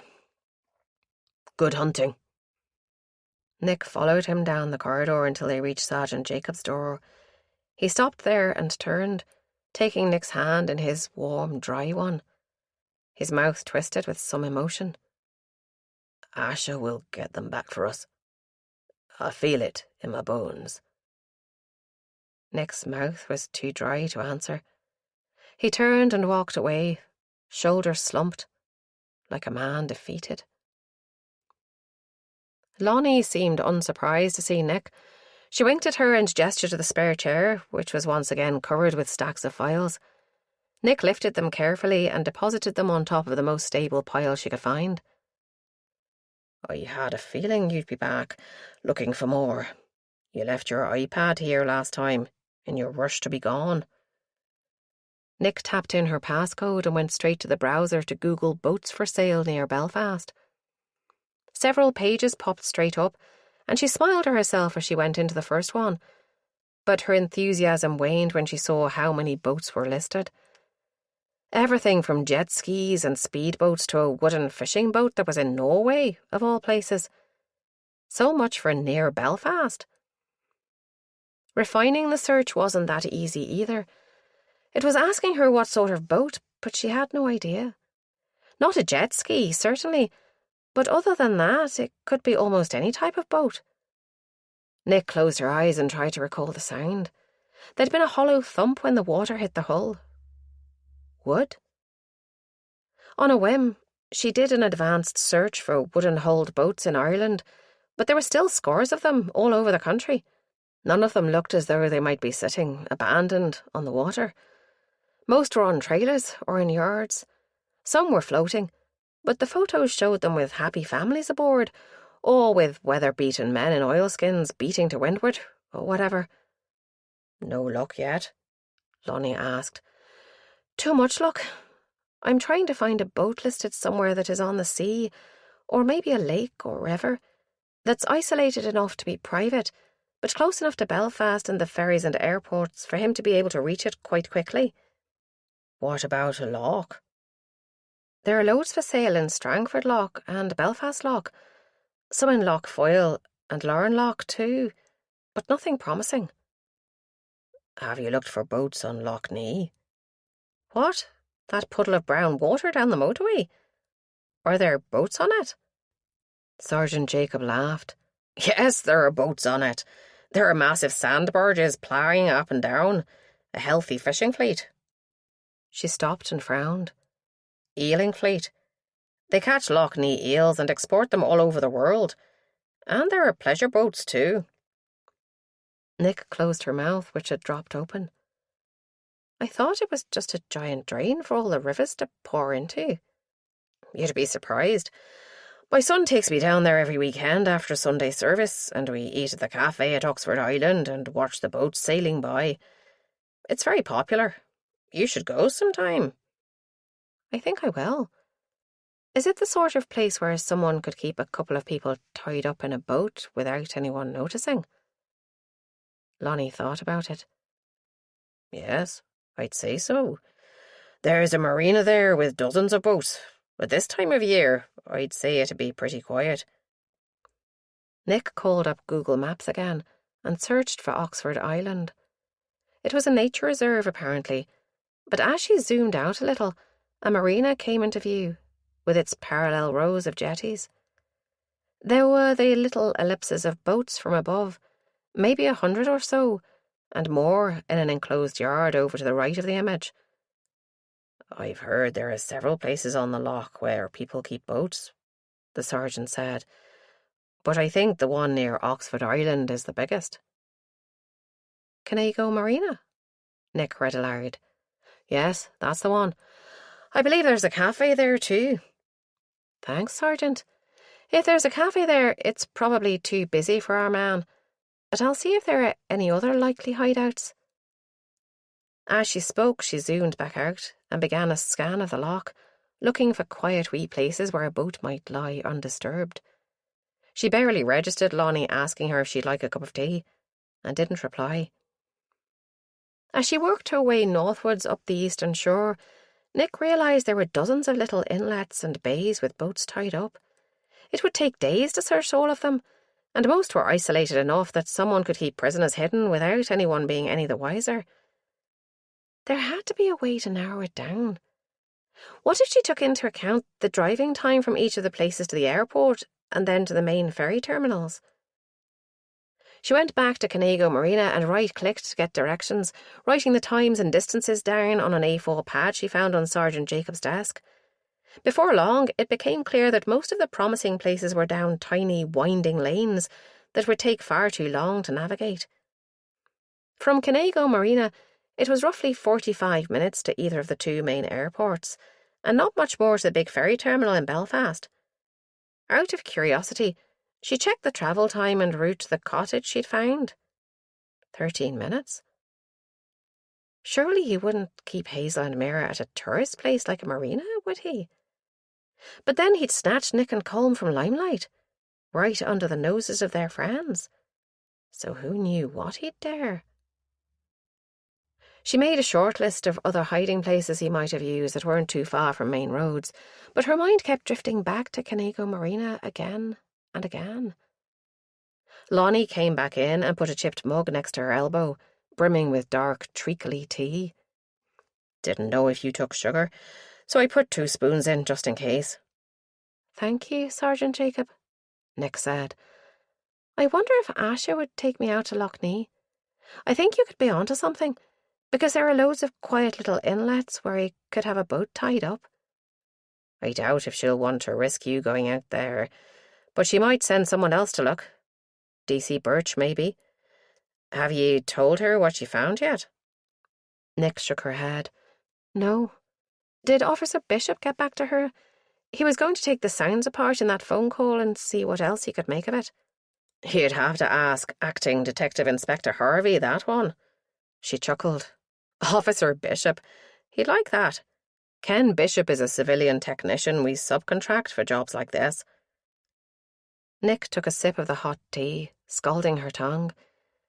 It was bitter, despite all the sickly sweet sugar, and tasted as if it had been brewing for weeks. She could feel her teeth staining, even after such a tiny taste. That good? Strong tea's good for you, you know. Puts hairs on your chest. Lonnie chuckled. I think it's put hairs on my tongue.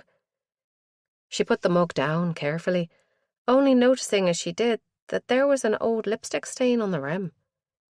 Nick didn't wear lipstick. Her stomach churned. I'll go and find out if there's any more news about the recording.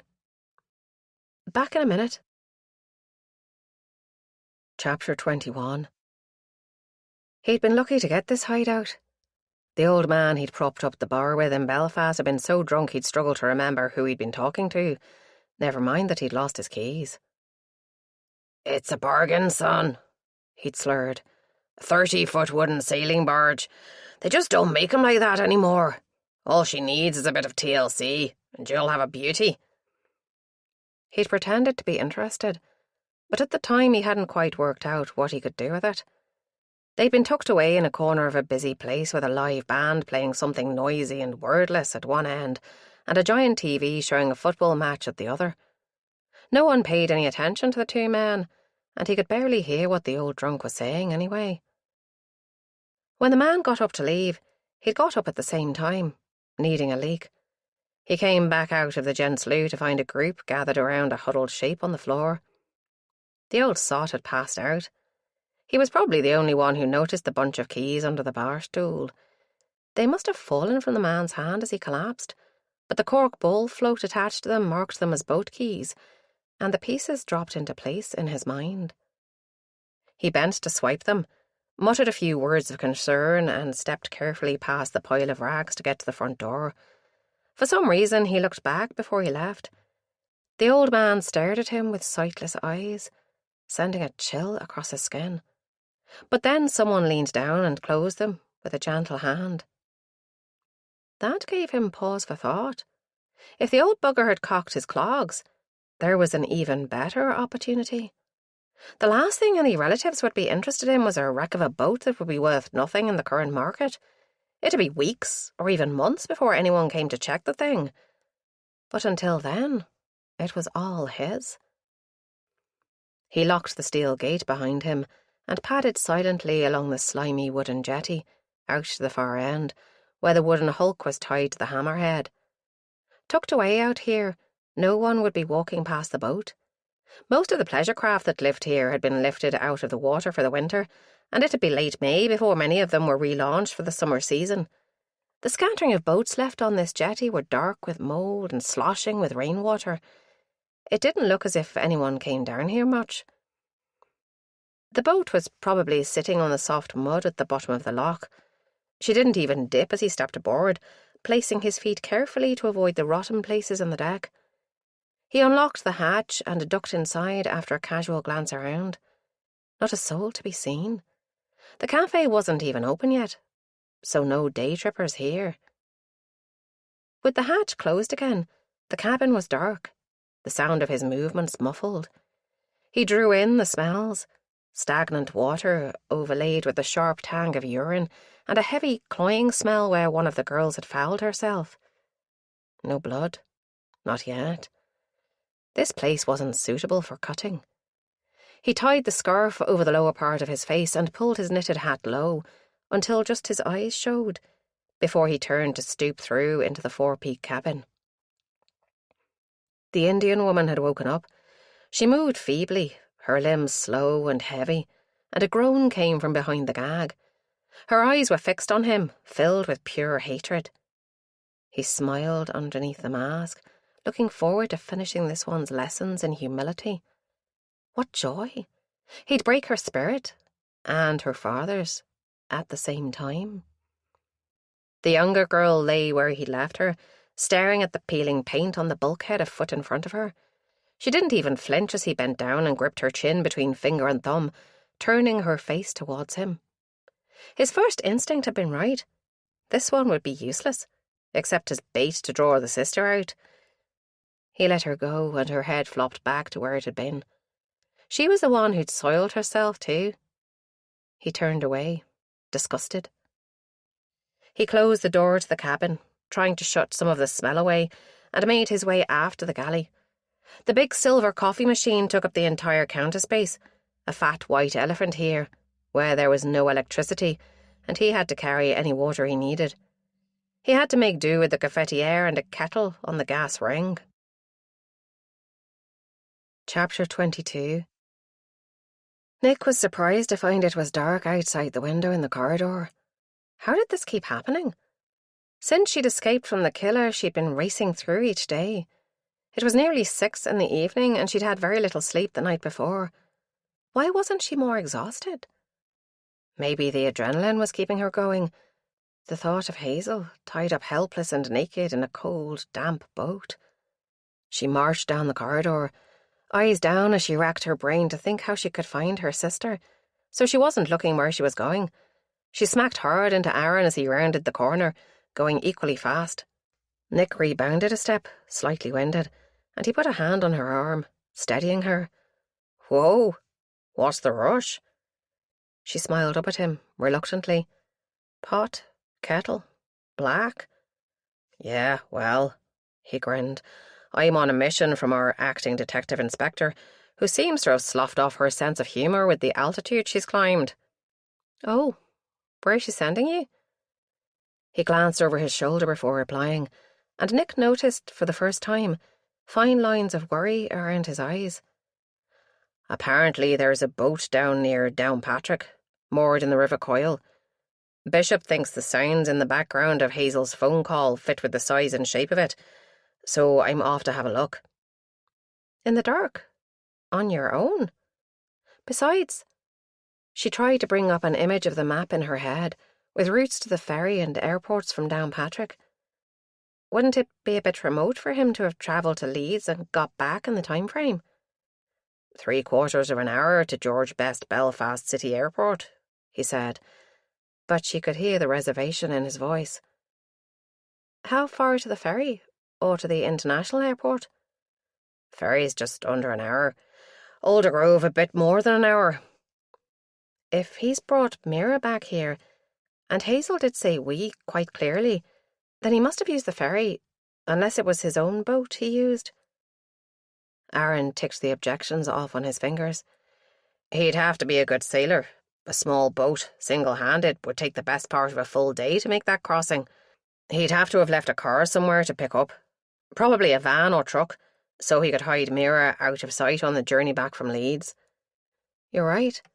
In that case, surely it has to be the ferry, and that means Belfast to Scotland, because the Liverpool one also takes all day or all night to make the crossing.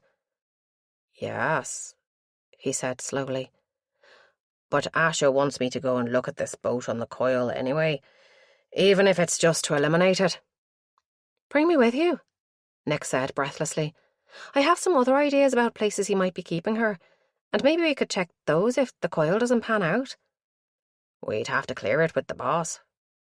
His mouth twisted in doubt. She's not in the most approachable of moods. I can text her from the car once we're on our way, Nick suggested. Ma always says it's better to ask forgiveness than permission. Aaron shook his head, but he was smiling again, and Nick knew she'd won. I know which parent you take after, Nick. Your mum is a terrible influence. OK, you can come, but you do realise Asha will kill us both, don't you? Nick bit her lip. She didn't want to get Aaron into trouble, but her instincts were screaming at her to find Hazel. The more time that passed, the more chance he'd harm her. She gave a sharp nod, avoiding his eyes. Come on then, before she spots us. Car's this way. They jogged down the stairs, meeting no one, until Aaron beeped the remote to unlock the Golf. A uniformed officer was just getting out of a mocked patrol car, and he glanced across at them. Nick recognised the man from yesterday, the one who'd been in the rec room, exchanging racist chat with the man in the corridor. She ducked into the car, but she was pretty sure he'd recognised her from the raised eyebrow and a smile she didn't quite like. Aaron tapped coordinates into the sat-nav on his windscreen. Belt up.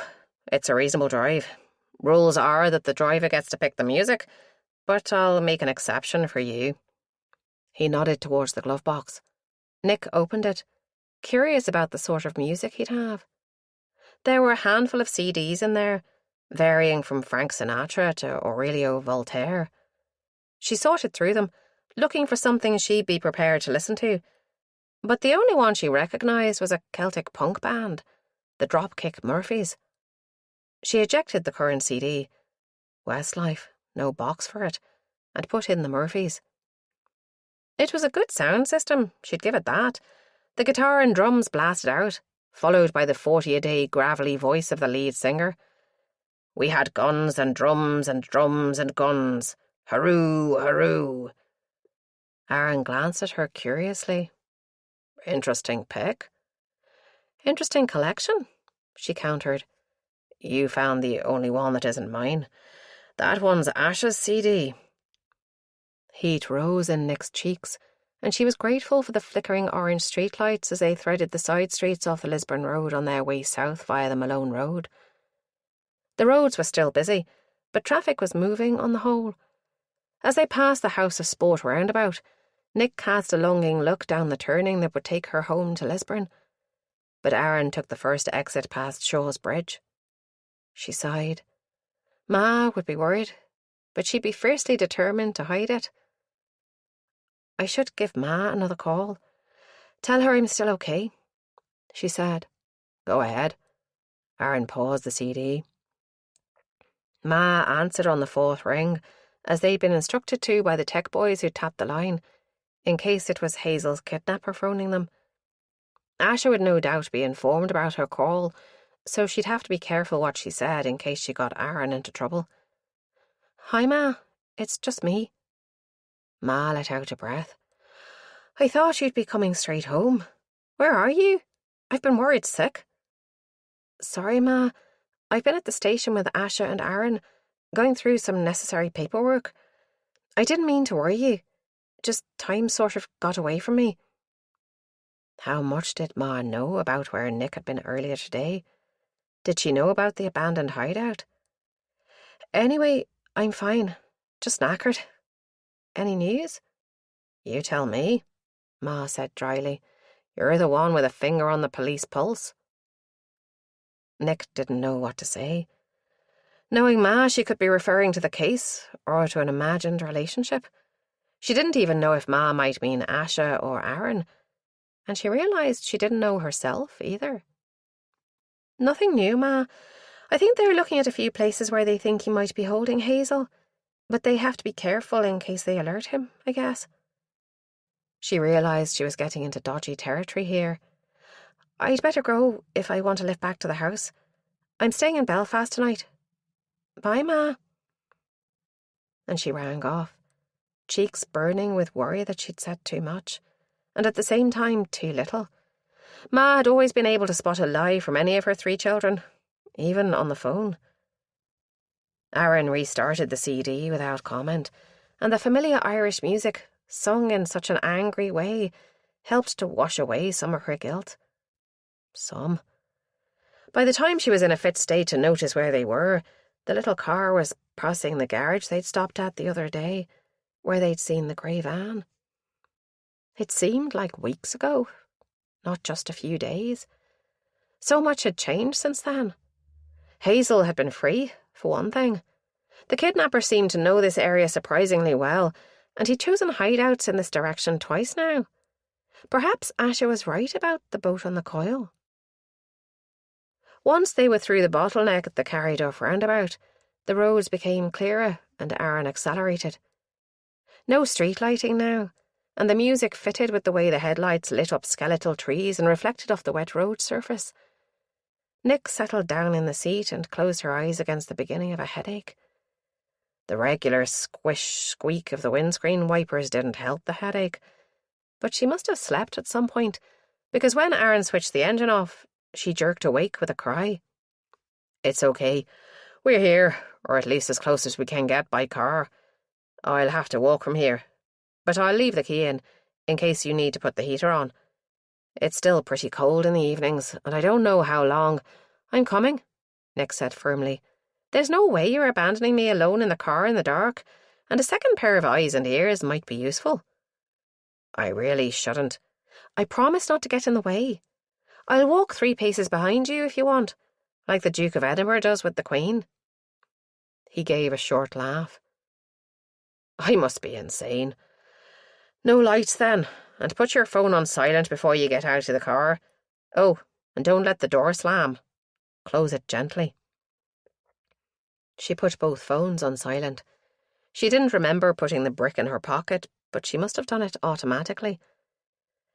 Together they creeped along a narrow gravel track that wound between bushes, heavy from the rain. Their feet made little sound, but every light crunch set the hairs on the back of her neck on end. As they went on, the smell of wet grass became overlaid by damp seaweed and salt water. Nick remembered from her earlier search that this area was riddled with a network of small tidal inlets, all of which opened out into Strangford Lough.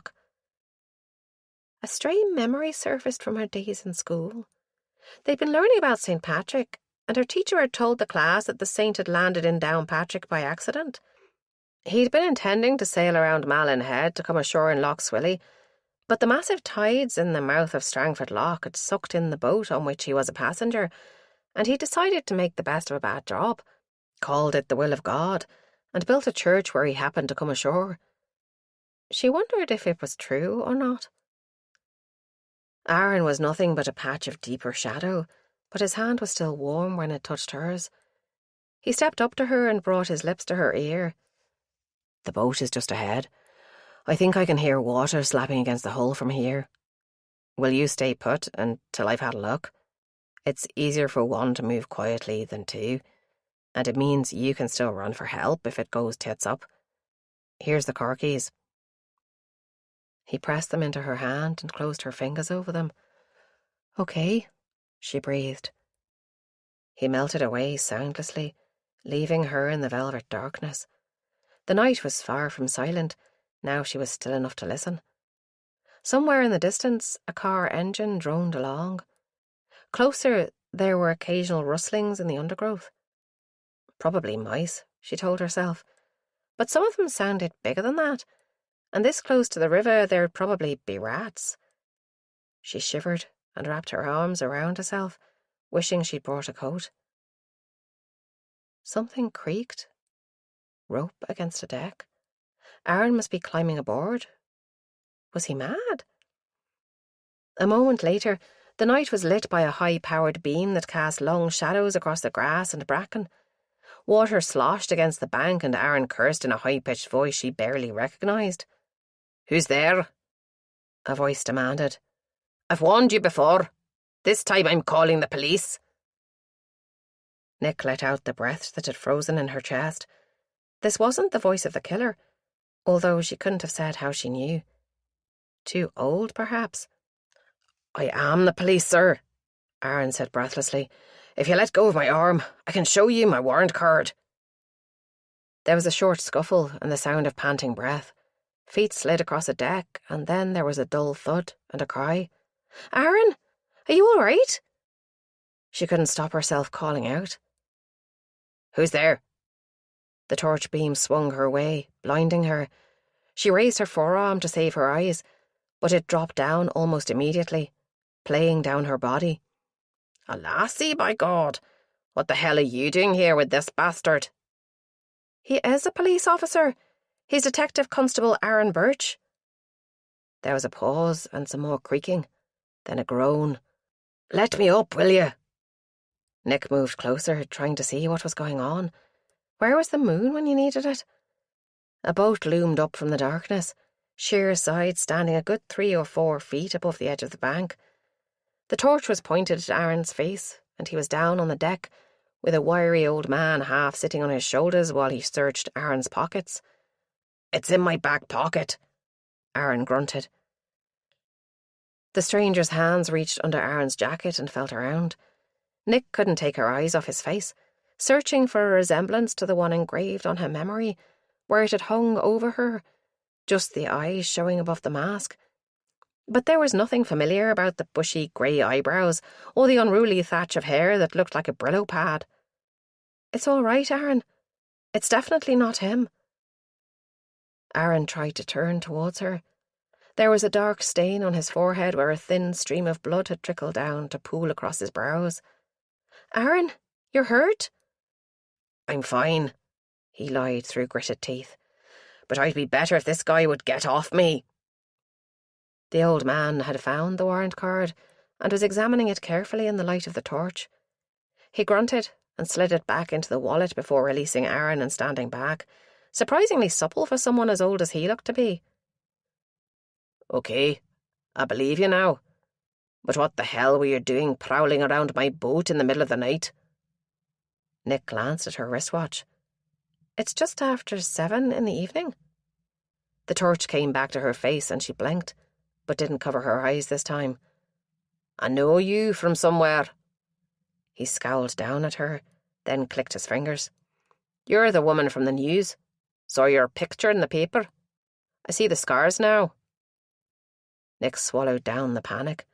She'd almost managed to convince herself they didn't show any more, but now the old fear was back in full. "Yes, that's who I am. Have you heard that he's abducted my sister? I'm sorry if we scared you, but we're just trying to get her back." Her voice broke at the end of the sentence, and his face relaxed from its fierce expression into sympathy. "No, lassie, not your sister. I don't buy the newspapers, you can, but sometimes I catch a headline or two when someone else is reading one." He held out a hand to help Aaron up. The young detective needed it. He reeled a little, grabbing the guardrail of the boat for balance before he straightened up. "That's a strong left hook you have there," he muttered. "Aye, well, if you live alone like me, you need to look after yourself." Can I get you a wee dram to help put the misunderstandings behind us?" Aaron took an unsteady step, and Nick reached up to give him her hand. "Thank you, sir, but I'm on duty, and clearly this isn't the boat we're after. We'd better be on our way." "Did you say you'd been having trouble?" Nick asked. "Vandals?" "Aye, tried to burn the boat with me in it, but I'm a light sleeper. Local thugs from yon town there. Thought that was what you were up to, creeping around in the dark." He nodded to Aaron. Probably the closest they'd get to an apology.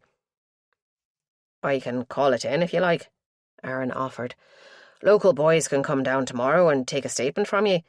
Might help with the insurance, if nothing else, if they do manage to cause any damage." "Dinna bother, laddie. I'll be away with the tide tonight anyways. Off back to Troon on the morrow. Thanks, though." He held out a horny hand. "Name's Compton. Danny Compton. Boat's called the Matilda D, and we're usually based on the west coast at Troon if you need to contact me again." Nick had a sudden thought. "Aaron, do you have a copy of that recording on you? The one of Hazel?" He patted his pockets and came out with his mobile. "I have it on here, but the sound quality isn't the best." He seemed to be following Nick's train of thought. "Would you mind listening to a short recording, Mr. Compton? It's what sent us hunting for a boat moored in an isolated backwater." "Go ahead." Aaron hit play, and Nick heard her own voice, then Hazel's. Her heart lurched all over again. "That's terrible quality, laddie. Why don't you both come below, and we'll see if we can't get a better sound out of that thing." Nick and Aaron exchanged looks. He reached down and helped her up the long step onto the side deck. Her legs were considerably shorter than his. They followed Compton down into a cosy cabin lit by a paraffin lamp and lined in soft golden wood. Crimson velvet cushions lay on the bunks, adding to the old-fashioned charm of the interior. Then Nick's eyes caught a gleam of reflected light on black plastic. A stacked Kenwood sound system from the 90s stood on a shelf behind the main bunk, a blue light blinking in an understated way to show that it had power to it. At her expression, Compton's eyes crinkled in a smile that changed his whole face. "Don't get to use it often, because I'm always trying to save the domestic battery, but I'll be running the engine in an hour or two, so we can probably afford to be profligate with the electricity." Even his voice had softened as he talked about the music player, losing the hard Glasgow edge it had earlier. "Give me your phone, laddie." Aaron handed it over, a little reluctantly, and Compton connected it up via a USB cable he had tucked away behind the seat back. He gave a short laugh. "Close your mouths, you two. This stuff is my day job. I'm a sound engineer for BBC Scotland." Sure enough, this time when he played the message, it came out crystal clear from huge speakers mounted on the bulkhead. Nick closed her eyes as she listened to her sister's voice again. With this degree of clarity, the stress and fear came through unmistakably. "There, that's the sound," Aaron said after the slapping came across. Compton went back and replayed that section again and again. Then he took a deep breath and let it out as a gusty sigh. "Well, it's not a river, and it's not the sea. Those aren't natural waves either. Do you hear that sound in the background?" He played it again, but Nick couldn't hear anything new. She shook her head helplessly. "That's an engine. I think it's a personal watercraft." They must both have looked confused. "A jet ski," he explained. "It must have passed by before he phoned you, so it's away in the distance. But the wash from its wake is just hitting the hull of the boat they're in, so it must be a wide body of water, like a lake, to take that long to get there." Nick's mouth was dry. She licked her lips. "Like Loch Ness?" He smiled at her. "Yes, exactly like Loch Ness. And you're after a wooden boat, I'm certain. Probably quite big, perhaps 25 to 30 feet in length." Aaron shook his hand. "Thank you, sir. That's been incredibly helpful." Compton shook his head. Anything I can do to help get the wee lassie back for you, I will. I don't have a mobile phone when I'm sailing, but I'm always listening on Channel 16 when I'm on the water, so you can get the Coast Guard to give me a shout on the VHF if you need me. Chapter 23. Okay, you can say it, Aaron muttered as they buckled up their seatbelts back in the warmth of the car. Nick bit her lip. I hate to say I told you so, but... He gave a sigh. Feel better, getting that off your chest? No, not better. It was hard to resent the time they'd wasted by going first to the coil, because Danny Compton had been so useful with his sound system and his knowledge, but she couldn't help feeling as though there was an alarm clock ticking somewhere in the depths of the little car as Aaron reversed it to turn and go back the way they'd come. In her imagination, the clock was an old-fashioned one, like she'd had on her bedside table as a child, and wires ran from it to a device like a miniature guillotine that hung suspended over Hazel's neck. The digital clock on the dashboard showed just after 8 o'clock as Aaron turned onto the roundabout at the edge of Downpatrick. The traffic had cleared now, and Aaron was able to open up, letting the Gulf show her speed. The road unrolled before them in the light of his headlights, and neither of them mentioned the idea of music. I really ought to call in and report, he said, as they drove through the village of Annacloy at only a little above the speed limit of 40 miles an hour, but he didn't sound convinced. If you do, how likely is it that you'll be called back to the station? Likely. Asha will probably want to hear what Compton said before she'll even consider letting me go to the loch. As though mentioning her name had brought them to her attention, Nick's phone vibrated in her pocket. She lifted it out and stared at the screen. Ash's name glowed in harsh letters. Nick looked helplessly at Aaron. Will I answer it? He shrugged. I really don't know. It's up to you. The phone vibrated silently. Then it stopped and the screen went dark. She unlocked it and saw a missed call. Then, a few moments later, the voicemail icon appeared at the top of the screen. She dialed her voicemail and put the phone to her ear. Ash's message was short. Nick, get your ass back here now. I mean it. She says we have to go back. Now? Has she worked out you're with me? I don't know. She didn't say. Just said I had to get back there straight away. She didn't mention you. Then Aaron's phone lit up in its cradle on the dash.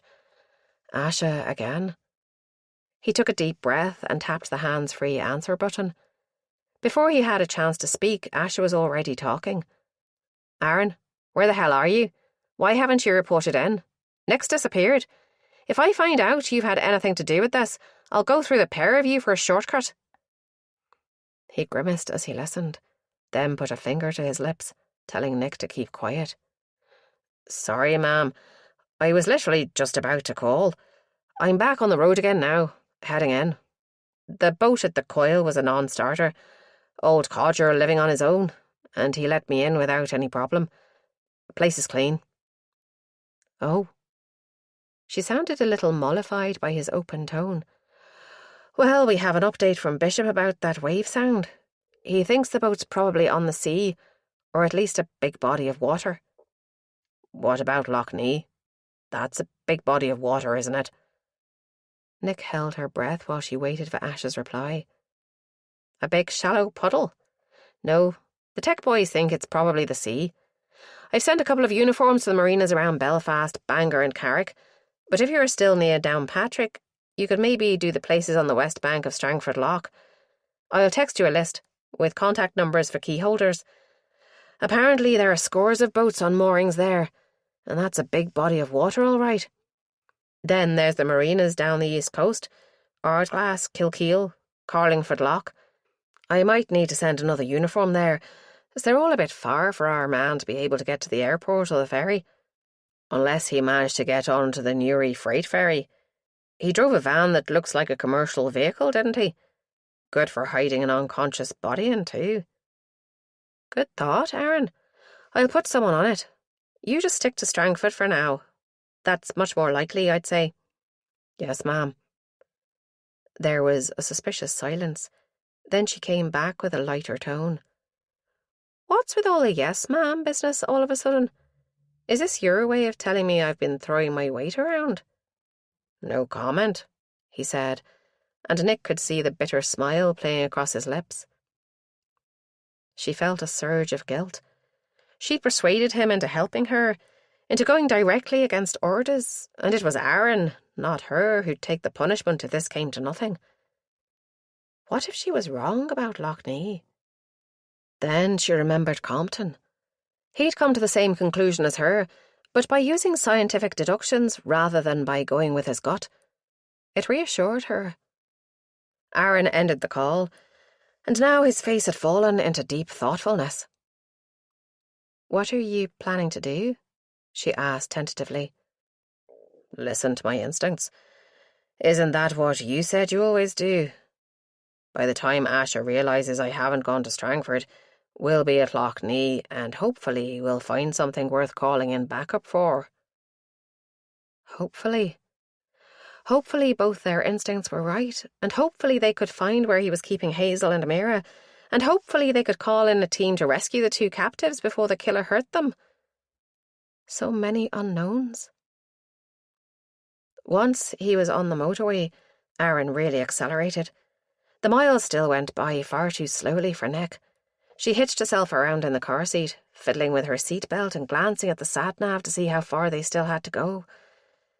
He fumbled in the space between the seats and came up with a bar of chocolate, which he offered to her. She shook her head.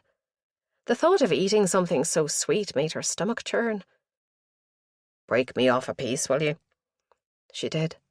He refused a second piece, so she wrapped the rest up and put it back where he'd found it. "When we get there, I'm going to park well away from the marina and walk down. Same as last time, but I hope without the left hook." He rubbed his temple and winced. "That one's on Asha. She's the one who sent me there." Aaron parked up under overhanging branches on the side of the approach road to the marina. There were a couple of other cars already there. They were covered in raindrops, so they'd probably been there a while. "Fishermen," Aaron muttered as they walked past, feet silent on the close-cropped grass verge. There was a gate across the access lane, a padlock heavy on the latch, but Aaron led them around the side of it, where a human-sized gap had been left. The place was unnaturally quiet, with not so much as a rustle in the undergrowth to suggest life being lived around them. "The marina's that way." Aaron pointed to the left, where a white building gleamed under spotlights. If they walked much further, they'd be lit up like a Christmas tree, and anyone watching for strangers would be alerted before they got nearby. "If we keep to the edge of the trees, we can maybe stay out of the light until we get to the far end of the car park," Nick suggested in a whisper. "Good call. We certainly don't look like fishermen, do we? Unless..." He stepped into the woods and rustled around, making what seemed to Nick like far too much noise. The bare branches high above him swished and scraped with whatever he was doing, and she was about to hiss at him to be quiet when he reappeared, panting slightly.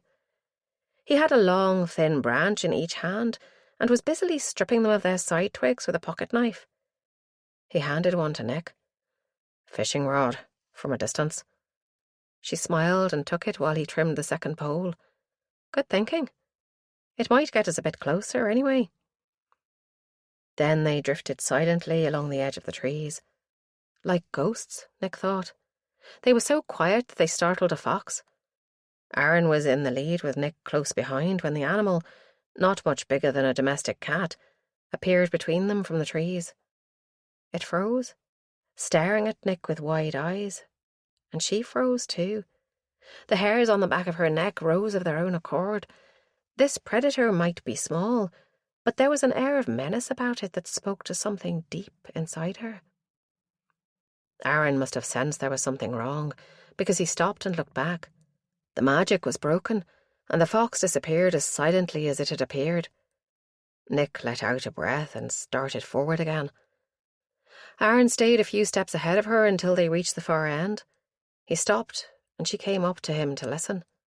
"Same as last time. You stay here with your phone handy.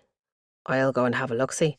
If you hear or see anything suspicious, first get yourself under cover, then phone Asher and tell her where we are." Nick nodded. She knew in her heart that this was the right place. Blood called to blood. Hazel was nearby. Nick knew Aaron was the best person to find her.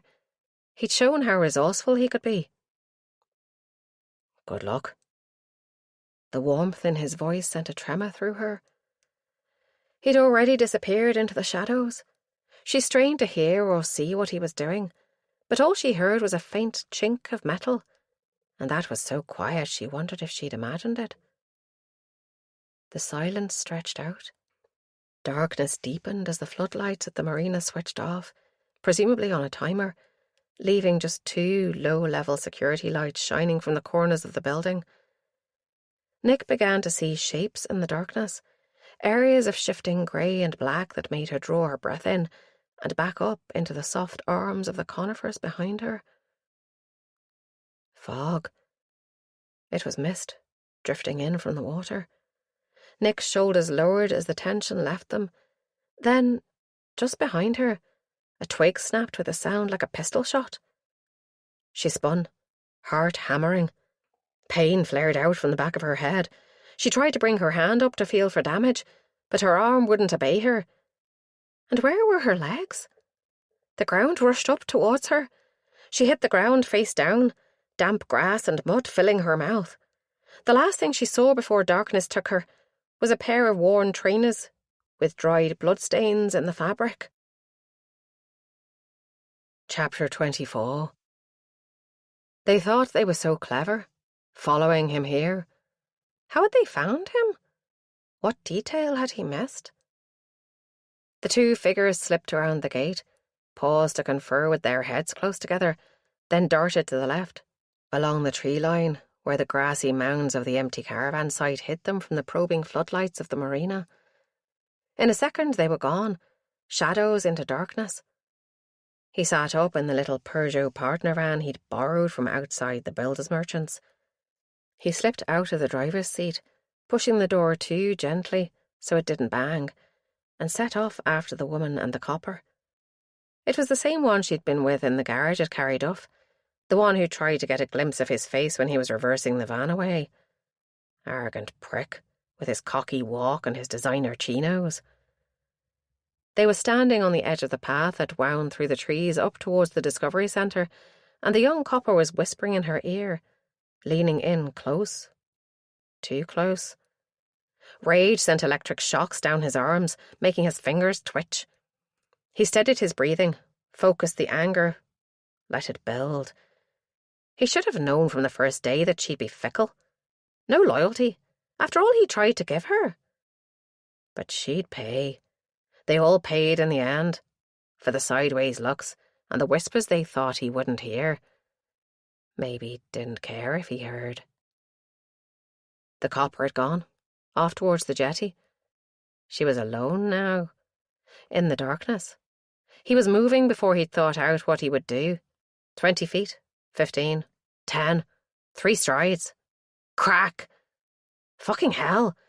She spun around at the sound, face white under the faint moonlight that filtered through clouds, but he'd already moved past the dead branch. His clenched fist came up in a swing that had his weight behind it, driven by all the anger and frustration of everything that had gone wrong since this woman came into his life. She dropped like a stone, eyes still open but staring, unseeing. Had he hit her too hard? No, that's what happened when he let his anger rule his actions. He stepped closer, and her eyes followed his movement, focusing on his feet. He let out a breath. Still alive. Her eyes closed and her shoulders sagged. He checked her pulse, strong and steady. He left her where she lay. She'd be going nowhere for a while, long enough for what he needed to do, he hoped. When he reached the gate, the padlock appeared to be closed, but on closer inspection, the bolt had been left open. Clever boy, leaving yourself an escape route. He must have picked the lock. The gate opened silently. He'd made sure of that before he brought his captives here, and he pushed it gently back to where he'd found it, secure as far as the casual observer would see. The grooved boards of the jetty were slimy, so he had to walk carefully. One slip would be enough to warn the young copper. He'd already made one mistake tonight. He wasn't about to make another. Was it chance that had brought them to the right jetty straight away, or had they somehow worked out which boat he was using? Chance, it seemed. He froze as a shadow straightened up from one of the finger pontoons. The copper had been bent down, peering into the interior of a wooden sailing boat that was moored there. He must be no sailor, if he thought that little cockle shell would be big enough to hide two fully grown women. The arrogant git didn't even glance back down the jetty, but walked on, peering from side to side in the dim, distant light from the buildings. The rest of the boats between his position and the end of the jetty were all open boats, or too small. But there was one more the copper might be interested in. It was an elderly fishing boat that hadn't been anywhere in years, by the look of her. She had peeling red paint on her hull, and a gaping hole where her diesel engine should be. Stagnant water sloshed so deep in her bilges that she'd probably sink the next time there was a heavy rainstorm. But if the lad went down that pontoon, it might be the best chance he'd have of stopping him before he got too close. There was a cabin of sorts in the front of the boat, access through the wheelhouse. The lad might well think it worth investigating. That would be perfect. He held his position, keeping low so his silhouette wouldn't stand out should the copper glance his way. He needn't have worried. The fishing boat tipped, sending little waves that rocked the other boats on either side of her and set halyards jangling. Under cover of the noise, he closed the distance between them. He remembered there was a boat hook lying on the side deck of the red-hulled boat. As he moved silently along the narrow pontoon, his fingers closed around the roughened wood of the heavy pole. It scraped as he lifted it. Just the tiniest sound, but it brought the copper upright, already spinning and raising his fists. His reactions were faster than the woman's. Too slow to save him, though. The heavy metal end made a noise like the shell of a hard-boiled egg might if you were to crack it in the side of a granite work surface, and the policeman dropped into the filthy water at the bottom of the boat. He leaped nimbly into the fishing boat and grabbed the policeman by the lapels of his thick woolen jacket, trying to lift him out of the water. But he was heavier than he looked, and gangly with it. Long arms and legs flopped like dead fish, making it hard to balance the unconscious body. Eventually, he got the man hoisted over his shoulder, staggering to keep his balance. The boat rocked and plunged, coming up short against her mooring lines with a jerk. He lowered the body to the gunwales, checked for a pulse, and then tipped the feet up so the policeman slid headfirst into the dark water of the loch. His pulse had been faint and irregular, and he was out cold. At this time of year, it'd be moot whether the cold water would kill him with hypothermia or by drowning. But either way, this one wouldn't be causing any more trouble, for sure. The body floated, the air trapped inside the clothes, settling in the water as the wash from the waves pushed it further out. There hadn't been any fat on that lad. He should sink fairly quickly, and it'd be days before he resurfaced as the gases of decomposition made him buoyant. By then, he'd be clean away, and it'd be too late. He scrambled back onto the pontoon, dusting off his jeans and sweatshirt, although he'd probably find himself covered in green slime when he got into the light. When he reached the main jetty, he paused, considering. He should really check on the two captives tied up in the boat, but there was no guarantee the other one he wanted would stay unconscious for much longer, so she should be his priority. He set off along the jetty with confident steps. Chapter 25. Nick choked on mud. She was drowning in it. Her arms flailed, uncoordinated, and too weak to lift her. But she could turn her head, lift her face out of the dirt. The sudden movement brought a surge of vomit that filled her throat with burning acid. Panic lent strength to her arms, and she pushed herself up to her knees, spitting and coughing. Where was she? Who was she? Something nagged at her, trying to break through the mists that pulled her thoughts to and fro, preventing them from settling on any one subject. There'd been someone else here. Someone important. Who? The thoughts wouldn't come into focus, but a sense of urgency drove her to her feet, clutching at low branches as supports. As she pulled herself upright, the branch she held snapped with a dull crack, and that brought back a memory. A twig had snapped close behind her, and then she'd... What? Fallen? Her free hand went to the back of her head, and she winced as her fingers found a lump the size of a hand's egg. He'd hit her, and that's why she'd fallen. Trainers? He'd been wearing blood-stained trainers that she'd recognised. It all came back to her then in a flood of sensations. The sound of her blood dripping, the warm aroma of coffee brewing, Calm's groans, and the deep, ever-present pain of the wounds that drained her strength and will with every minute she remained tied up. She knew she had to get out of there, to safety. She couldn't let him find her here again, and he would be back for her. Of that she was sure. Why hadn't he taken her while she was unconscious? There must be a reason, but her aching head wouldn't let her think of it. She staggered from tree to tree, staying off the path. The ground dropped away under her feet and she tumbled into a ditch, twisting her ankle as she landed. The pain was distant, belonging to someone else, and nothing for her to worry about. She tried to climb the bank, but the stones were slippery with mud and she just slid back down again. Panting with the effort, she stopped. If she went back up, she'd be easier to see. The bottom of the ditch was thick with rotten leaves and mud, but not much worse than the ground above. Maybe she'd just stay down here and see how far it took her. Left or right? She had no idea where she was. Eeny, meeny, miny, mo.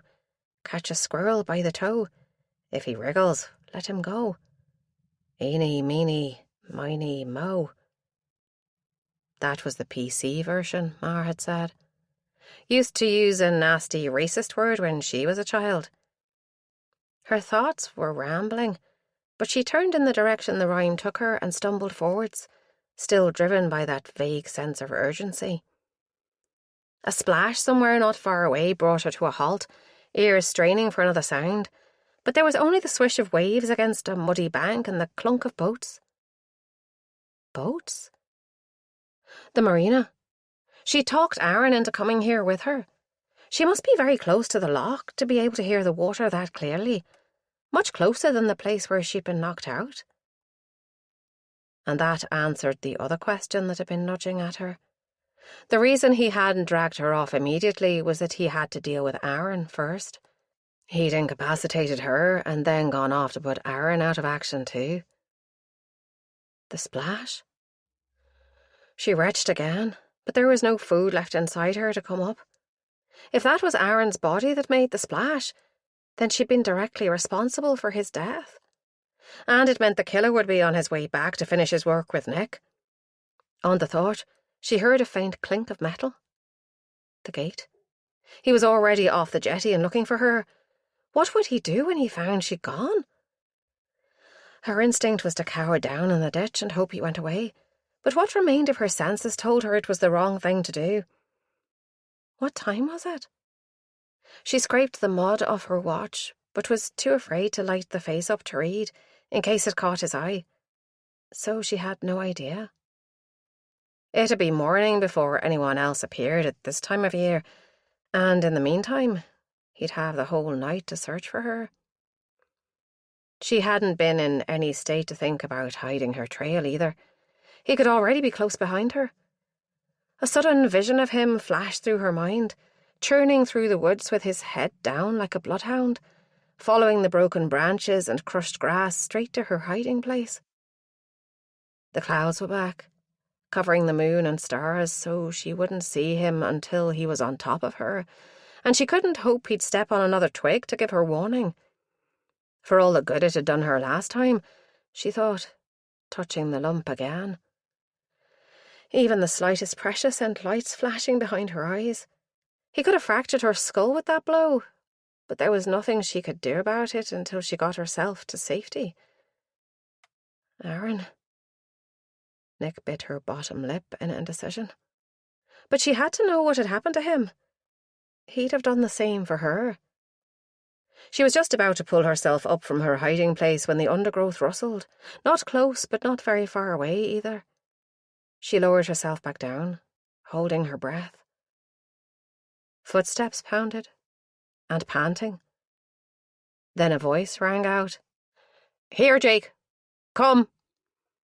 The scuffling sounded louder, and something scrambled out of the ditch not 20 feet from her. It was a dog, shining pale even in the darkness. "Come on, Jake! Where are you?" The dog whined. It must know she was hiding there and be torn between obeying its master and going to say hello to the filthy figure in the ditch. Nick willed it to go away, and it did, with a swish of its tail. "Good dog. Where were you?" Thank God for dog walkers, out in the middle of the night. Who walked their dog in the pitch black in the middle of nowhere? Never mind. Nick owed him, whoever he was. He was chatting to the dog now as the pair of them moved away down an unseen path. Nick used the noise they made to cover her own rustlings, as she used a branch to pull herself up out of the ditch and onto the level ground at the end of the car park. She knew where she was now. She'd managed to travel quite a long way and was down the side of the jetties, where a long spit of land jutted out into the loch, a breakwater to protect the boats from wind and waves.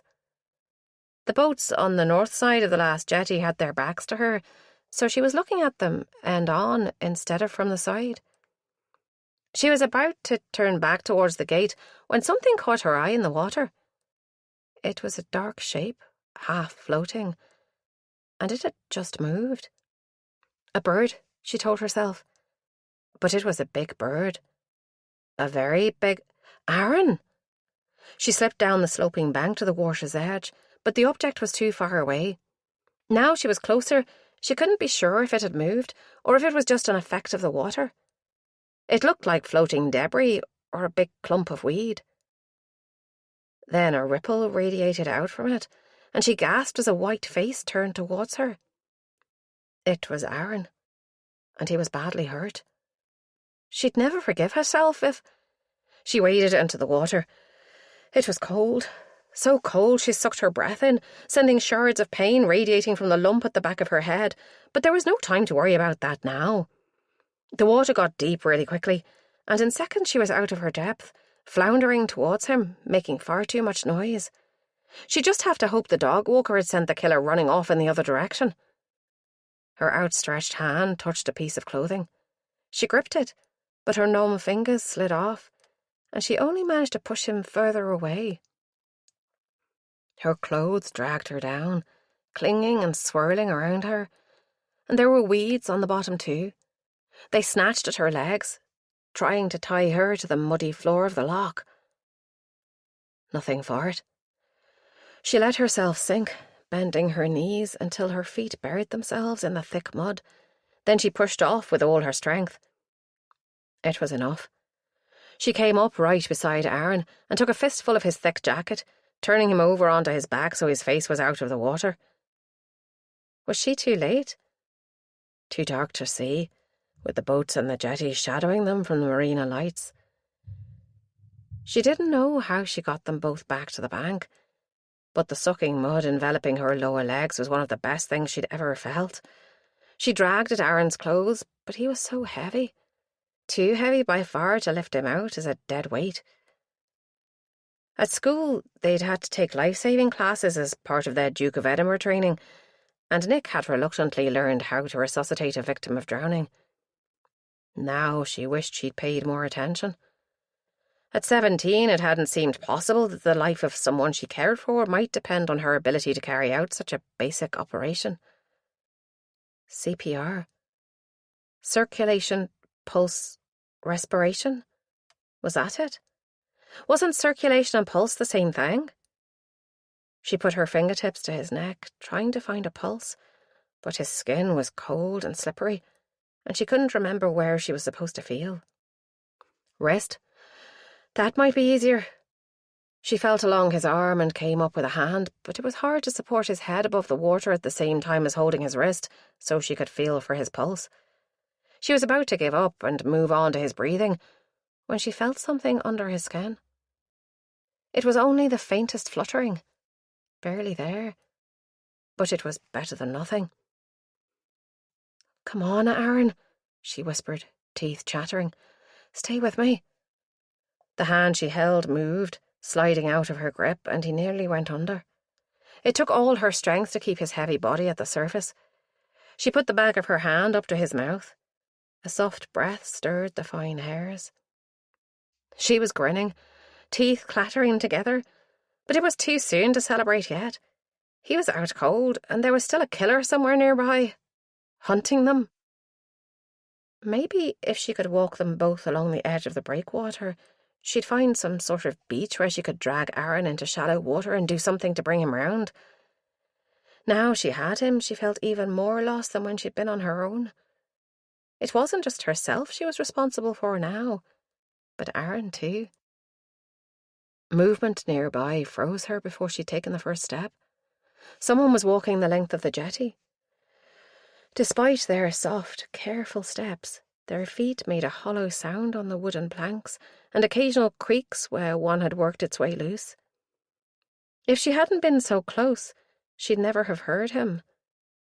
But if she could hear him, then he'd be able to hear any sound she made too. Nick switched from willing Aaron to respond to willing him to stay quiet. He was cold and limp in her arms, but who knew when he'd stir again? The figure reached the end of the jetty, and there was a soft thump as he jumped down into a boat there. Waves slapped the hulls of the moored boats, and several of the smaller ones rocked a little. Wood scraped against wood. A hatch being opened. How close had Aaron got before he was discovered? Was Hazel really so close to her? Belatedly, Nick remembered Aaron's final command: to phone Asha if there was the slightest hint of trouble. Events had overtaken her, and now the phone would be useless, submerged as it was in murky loch water. Still, she had to try. The iPhone was in her left-hand jeans pocket, easily reached, but it was totally dead. No surprises there. It wasn't easy to reach into the other pocket for the brick, and she almost lost her grip on Aaron, but eventually her icy fingers managed to pull it out. With no hope at all, she pressed the button, and to her amazement, the screen lit up. She didn't have Ash's number saved on this phone. She'd have to call 999 and hope she could convince someone to treat her seriously. Who was going to believe her if she told the truth? She swapped hands and unlocked the phone with clumsy fingers. Her hand shook as she held it to her ear, listening for the connection to be completed. It rang, and she sent a silent prayer up to whatever spirit of the loch might be listening. But it continued to ring and ring. This shouldn't happen with a 999 call, should it? An operator would surely pick up straight away, even if they were flat out busy. Then it clicked, and a familiar voice came on the line. "Nick, we've been worried sick. Where are you?" "Asha," she gasped.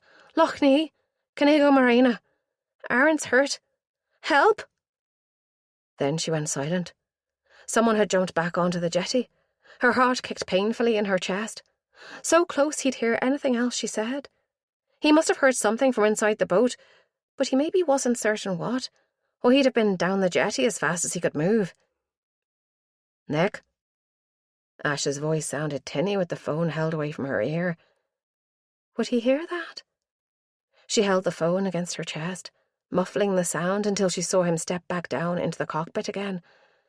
Then she whispered into the mouthpiece, praying she could be heard. "He's here." Chapter 26. "Keep the connection open, Nick," Asha ordered her. "You don't need to speak, but we can listen in." Aaron stirred in her arms and groaned. It wasn't loud, but she was sure it could be heard across the water on a still night like this. "Shh, I'm here," she whispered. "Help's on the way." He turned his face towards her, but his eyes reflected silver in the moonlight, the pupils wide and staring.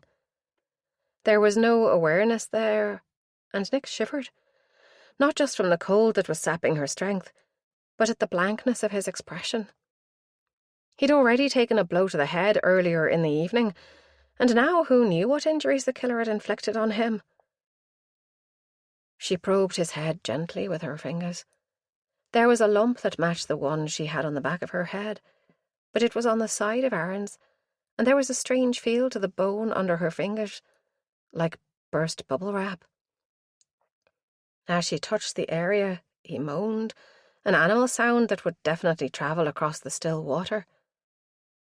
It did. A hatch clattered open and the killer appeared on the jetty again, staring straight at them where they hid under the overhang of a bushy tree. Nick put her hand over Aaron's mouth, ready to silence him if he moaned again, but he was silent. His eyes had closed and he was too still by far, but she could only thank Providence right now. Worry could come later. If the killer had a flashlight, they'd be done for. He wouldn't be able to miss them this close. But she had to pray he'd be too wary to give away his position. So far, her luck had held. And then, between one laboured breath and the next, it didn't. Aaron's body convulsed, limbs thrashing. A gurgling scream erupted from his mouth. One arm made contact with the side of her head, stunning her, and she let go. In seconds he was drifting away, still thrashing and sinking underwater. He must be fitting from the head injury. Running feet pounded the jetty. The killer was on his way around, but for the moment he'd seen only Aaron, not her. She was no further than 20 yards from the jetty and the boat at the end. He'd have to navigate the gate, then run along to the breakwater and down the narrow spit of land in the dark to reach the place where Aaron still thrashed like a drowning man. Which he was. She didn't give herself time to think, but shoved the phone down her jumper, into her bra, and struck out towards Aaron, grabbing him by the collar of his coat, and swam side-stroke towards the boat as it rocked gently on the waves from Aaron's thrashing. There was no sign of the killer. He'd be at the far end of the jetty by now, out of sight and earshot as he wrestled with the lock on the gate. Her hand hit the side of the boat with a dull clunk, and she made her way around it towards the stern. There'd be a boarding ladder. Had to be. Aaron had gone still and quiet again. But she had neither time nor energy to spare to check him. He'd have to take his chances. There was a ladder, but it was tied up, way out of her reach. Her heart sank and she spun in the water, looking for something she might use to reach up to the rope. Her eyes caught the dull gleam of metal in the starlight as the clouds cleared for a moment. A safety ladder onto the jetty? She swam across to it and hooked Aaron's arm over one of the rungs so he hung there like a puppet with its string severed, head lolling, but out of the water. At least he wouldn't drown in that position, if he hadn't already. Nick flung herself at the slimy metal ladder, but she'd been in the cold water a long time and her legs wouldn't take her weight. She had to use her arms to hoist herself up, shoulders popping with the effort, until she landed on the wooden jetty like a haddock chucked onto the deck of a trawler, gasping. No time. She crawled on hands and knees, willing her legs to work, until she reached the side of the boat. Luckily it was a similar height to the jetty, so she could roll herself off the edge and land in the cockpit, a foot or two below. It knocked the breath out of her, but she kept moving towards the open hatch, a black rectangle in the silvery moonlight. She slithered through it, grabbing at the steps to slow her fall, but only succeeded in wrenching her shoulder even more. She hit the bottom boards with a wet thump and a gasp. There was a paraffin lamp, turned right down so it cast barely any light, but with her eyes already adjusted to the dark, it was enough. 2 pairs of eyes stared at her over filthy gags. One pair was terrified, the other filled with tears. Nick gasped. Hazel? Both of them were naked, and now her brain registered the stink where they'd both fouled themselves where they lay. Their hair was matted, and the Indian woman, Mira, had a bruise darkening her left eye, but there was no sign of wounds on either of them. Nick pulled herself to her feet on trembling legs and staggered the couple of paces to her sister. She pulled the gag free, then looked for a knife. There was a galley of sorts with a Primus stove and that silver gleaming coffee machine she'd glimpsed before. She flung drawers open, searching, until she found a broken pair of scissors that'd have to do. The zip ties that held Hazel's wrists together didn't give in easily, but finally her hands fell apart, and she let out a long sigh that was part relief, part pain as the circulation returned. Then Nick turned her efforts to Mira. She freed her wrists first, then worked the gag loose. As it slipped down, Mira's eyes widened, the pupils huge.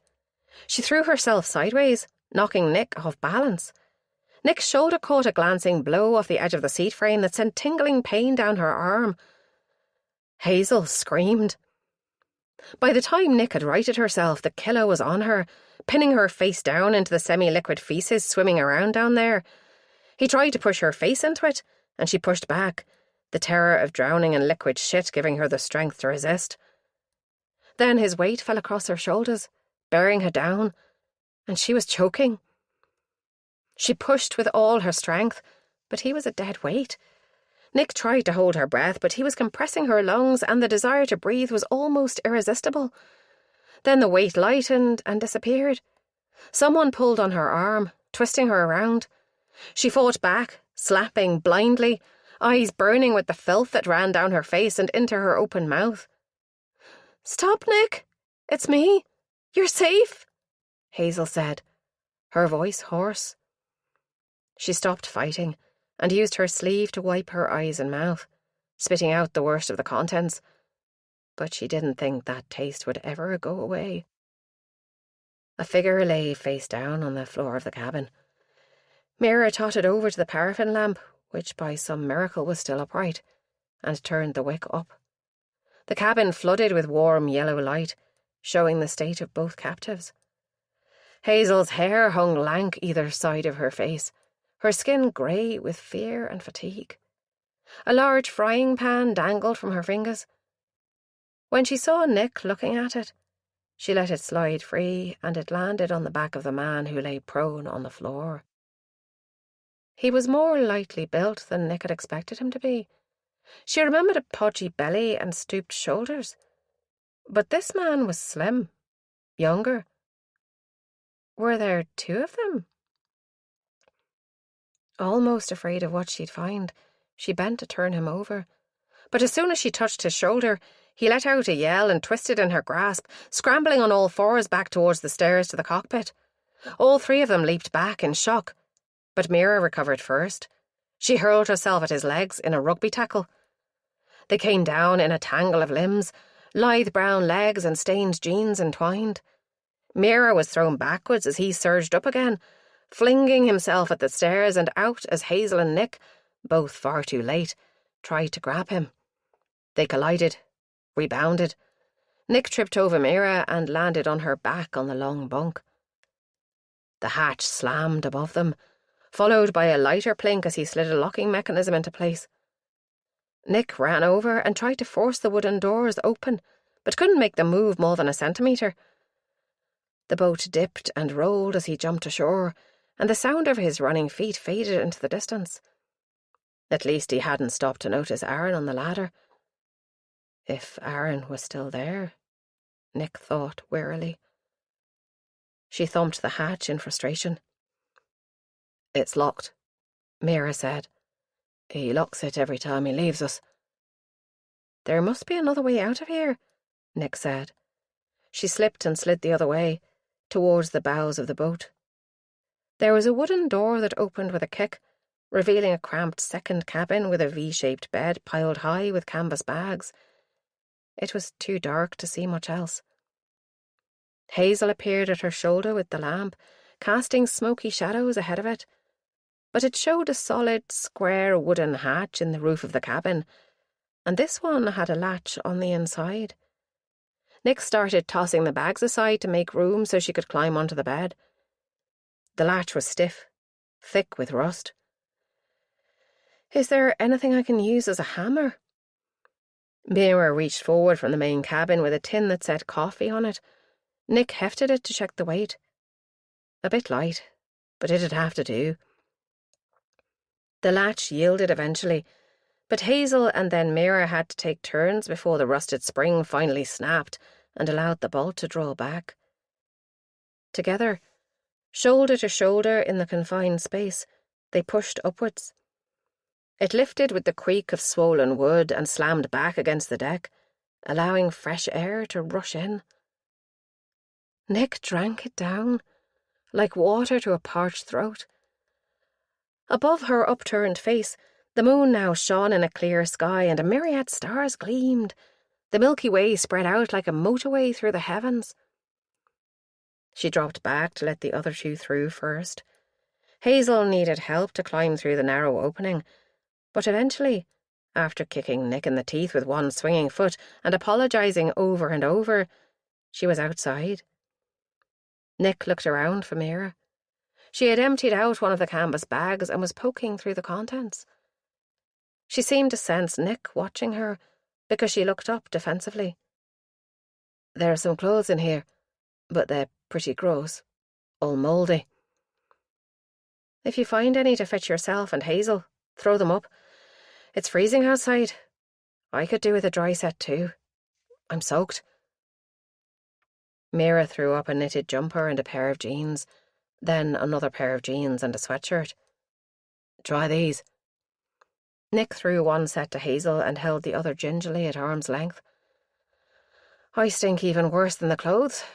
Maybe I should try to wash a bit first. Mira gave a sharp laugh, bordering on hysterical. We all stink, love. Unless you'd rather freeze. Put them on.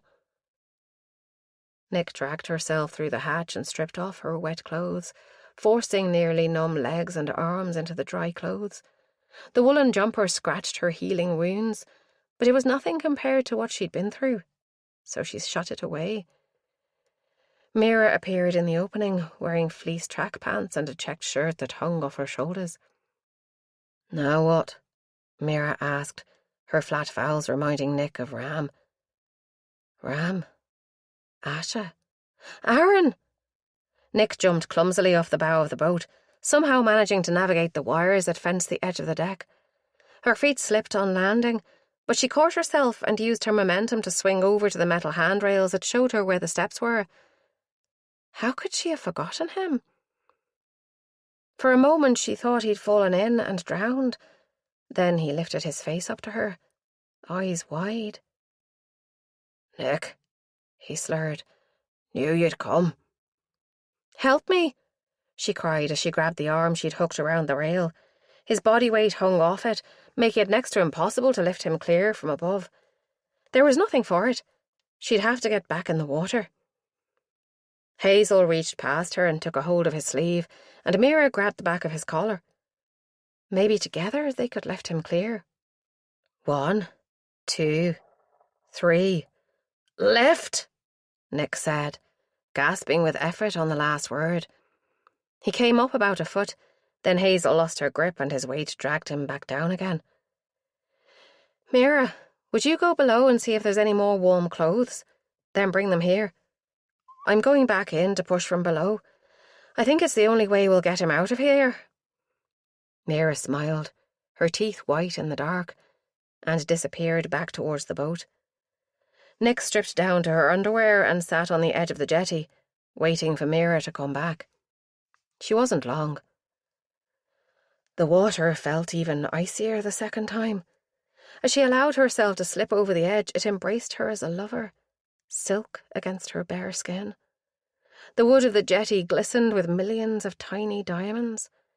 No wonder they were so cold. An unseasonable frost had struck. Aaron's skin was like a dead fish, unhealthy white and not an iota of warmth to Nick's touch. But he'd been alive and talking just a moment ago. When I push him up, pull for all you're worth, she said, teeth chattering. Hazel took a better handful of material from his sleeve. Mira bent down and took a fistful of cloth too, her mouth a tight line. Nick felt for the bottom step with her foot, then gripped the side rail for balance and braced herself. Ready? She ducked under the water, almost gasping at the cold shock, and got her shoulder beneath Aaron's hip. Her other foot found the step, and she jackknifed up, using all the strength she could summon to launch Aaron into the air. He barely moved at first, then the momentum built as the two above took some of the strain. His arm came loose from where she'd hooked it, and his body lurched backwards for a moment, overbalancing. Then the others caught him, and he continued up. Nick's face surfaced, and she filled her lungs with air, still pushing, water streaming into her eyes and mouth. Aaron moaned, but the others had his upper body on the deck now, and only his legs trailed in the loch. Nick shifted one hand to his knee and shoved again, then the other hand. "Got him!" Hazel gasped. "Get out, Nick, before you freeze." Mira had to help her up the slippery steps, dragging her the last few feet until she collapsed next to Aaron, water streaming off both of them and pooling in silver lakes on the ice-encrusted planks before it drained down the gaps and back into the loch. A shudder racked her body, but Aaron lay still where he'd landed, no sign of life. Nick crawled over to him and shook his shoulder. No point in being careful in case of a spinal injury now. He'd been dragged about so much any damage would already have been done. But he'd die for sure if they left him here, with no heat in his body. Nick started to massage his arms and legs, wishing she'd listened more attentively in those first aid classes. But Mira pushed her aside. "Get some clothes on, or we'll have 2 dead bodies instead of 1. I'll deal with him." "It's not dead," Nick tried to say, but by now her teeth were chattering so much it was probably unintelligible. She reached for the pile of clothes she'd dropped, and Hazel helped her get her rubbery arms into the sleeves and her legs into the trousers. Extra layers were only useful if you already had some heat in you, and she didn't. She went back and kneeled by Aaron's side. Mira was running experienced hands across his skull and neck, a frown on her face. "I think he has a fractured skull," Nick said in a small voice. "I felt it earlier when we were in the water." "He does," Mira said. "It's enough to kill him without the hypothermia. We need to get him to a hospital. Fast." The brick. Nick felt in her bra where she'd left it, but it wasn't there. It must have fallen out. But where? If it had fallen into the loch, there'd be no chance of finding it. But maybe it had come out during the struggle in the boat. She was scrambling to her feet when the sound of a roaring engine shattered the night and headlights swept across the car park. For a moment they lit up a shadowy figure, shambling along near the tree line. Then the figure disappeared into the woods. A van followed the first car. It slid to a halt and the back doors opened. Men spilled out, splitting up and running towards the trees. Nick willed them to come to her, but they'd never hear her shout over the sound of their own voices. She realised she was speaking, though. She was repeating the same thing, over and over. "Asha! Asha! Asha!" As if in answer to her prayer, a slim figure broke away from the crowd of men and started running towards the gate to the jetty. It must have been open, because she barely hesitated, feet drumming a tattoo on the hollow planks. More people followed her, and now a blue flashing light joined the other vehicles. An ambulance. Nick breathed a sigh of relief. Help for Aaron. "Nick, are you all right?" Asha was right there, holding her, eyes searching hers. "You're frozen." "Never mind me," Nick stammered. "Aaron needs help. He's badly injured." Asha let her go and dropped to her knees by her colleague's still body. A sob shook her. "No!" "Stand aside, ma'am," a deep voice said. It was one of the paramedics in a dark jumpsuit. How he got there so fast and carrying a heavy bag, Nick didn't know, but she was limp with relief. "He has a fractured skull, and he's been in icy water for a long time, too," Mira said in a matter-of-fact voice. "He has a pulse, but it's faint and he's deeply hypothermic. I don't know how much water he's inhaled either." The paramedic started working over Aaron's body, Mira talking to him in a low voice. How did she stay so calm? Because she doesn't know him, Nick answered herself. He didn't risk his career to follow one of her hunches. Asha drew her away. Someone wrapped a tinfoil blanket around her and started prodding at her, but she pulled away. "Hazel, I'm here," her sister said. She was seated on the side deck of the boat, wrapped in another blanket and with her own paramedic fussing over her. "Is he going to be okay?" "I don't know," she breathed. "Asha, I'm sorry. So sorry.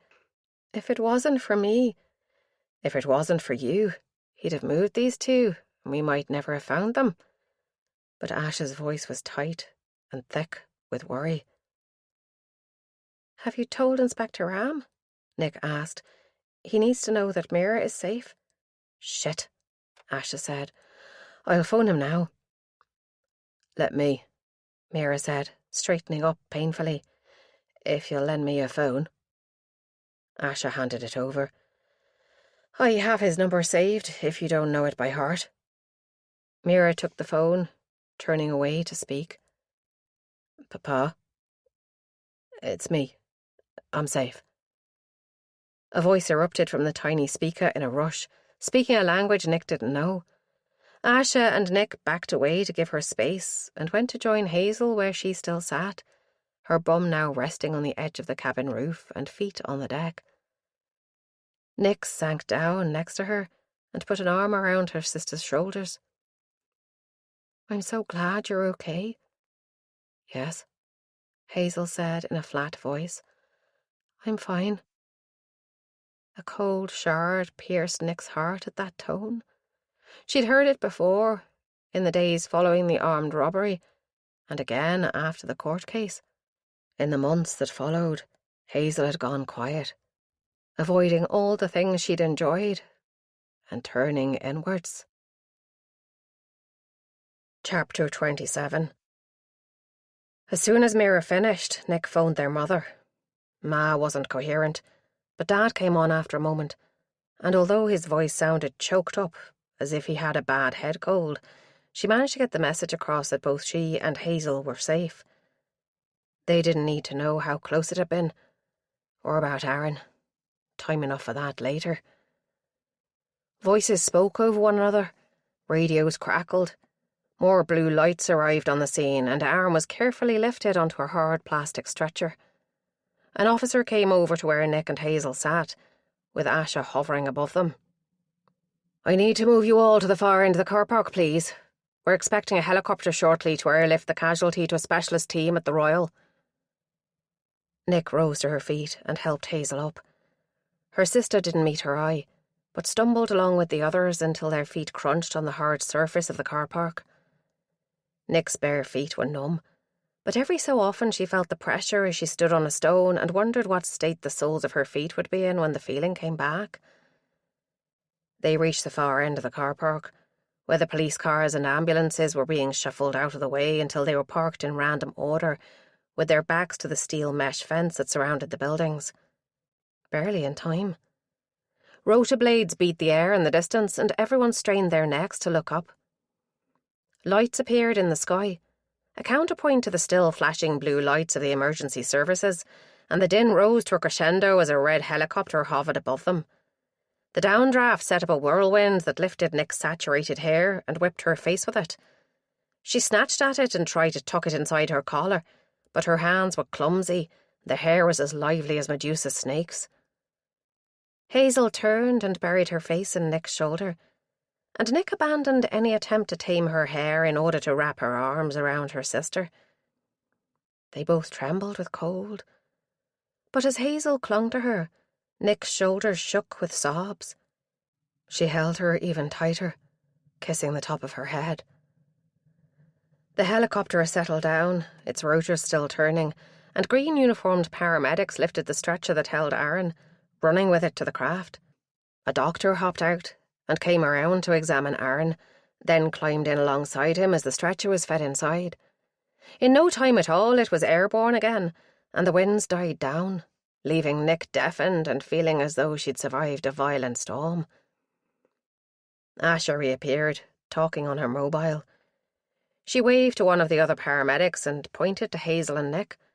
He trotted over to them with his bag. "Would you two come with me, please? We need to take you to the hospital for a checkup." They followed him to one of the ambulances and he turned to help Hazel up the steps, but she wouldn't let go of Nick. "Come on, love. It's warmer in here, and you'll be together." "It's all right, Hazel. I'm not letting you go. See, I'm coming in with you." With coaxing and persuasion, they got her up the steps and into the back of the vehicle, with its bright white lights and sterile smell. "Here, strap in, will you?" Nick helped her fasten her seatbelt, then settled into the other seat and fastened her own as best she could with one hand gripped tightly by her sister. "Where are we going?" "Craigavon, I expect, unless they tell me different." "Any chance you could take us to the Royal? It's where they took my friend in the helicopter. I'm really worried about him." The paramedic frowned, then his face lightened. "From what I heard, you're the only reason that guy still has a chance, so I guess he owes you. I'll see what I can do, but no promises." Another face appeared at the rear door. "All set in there, Chris? We're ready to go when you are. Hang on, mate. Radio dispatch and ask if they can task us to the Royal instead of Craigavon, would you?" The other medic raised his eyebrows, but he nodded cheerfully. "I'll try, but you know how it is. Depends how busy they are."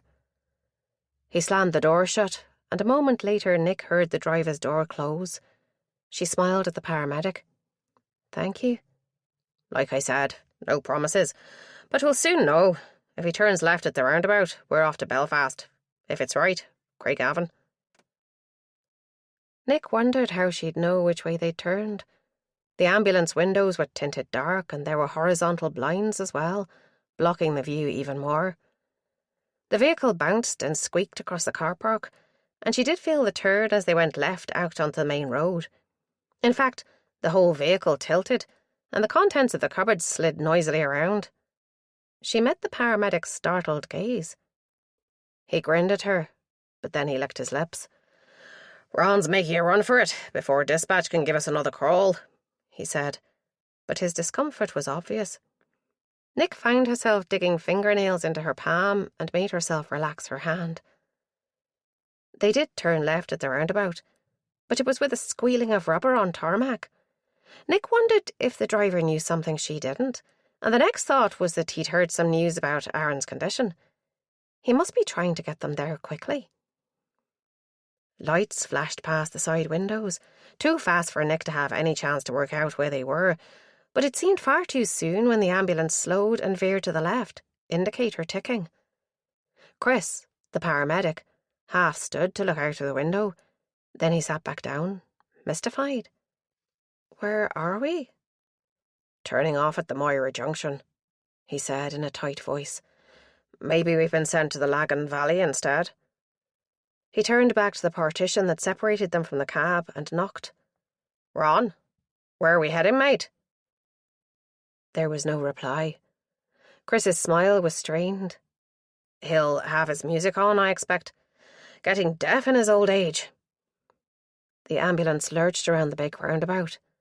Now she knew where they were, Nick was beginning to get a really bad feeling.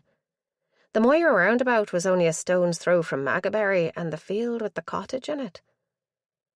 Hazel sat hunched, turned sideways in her seat so she could keep hold of Nick's hand, but her breathing was steady and rhythmical. She could be asleep. She moved limply with the turns, like a rag doll. Nick searched as well as she could without making it too obvious, looking for a handy weapon, but there was nothing. All the useful stuff must be locked away in cupboards in case a drunk got hold of something that could do damage. Indecision was written across Chris's face. She wondered if he was reading her mind, or at least reading the situation and coming to similar conclusions to her. She tried to think of a way to communicate with him without alerting Hazel.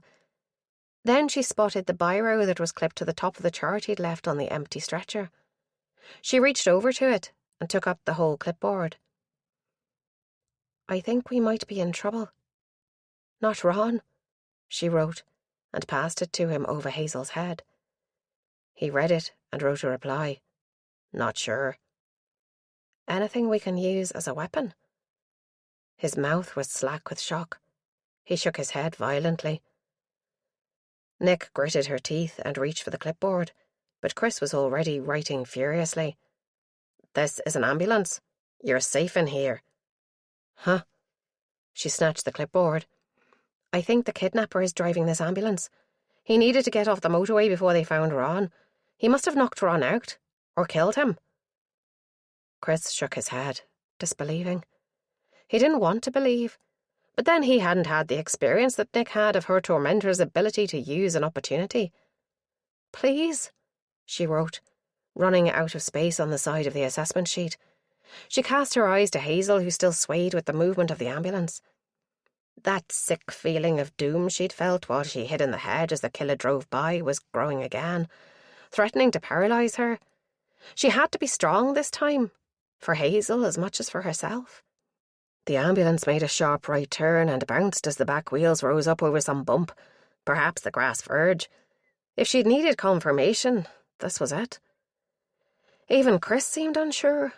He unclipped his seatbelt, far too slowly, then began to rise, reaching up towards one of the overhead lockers.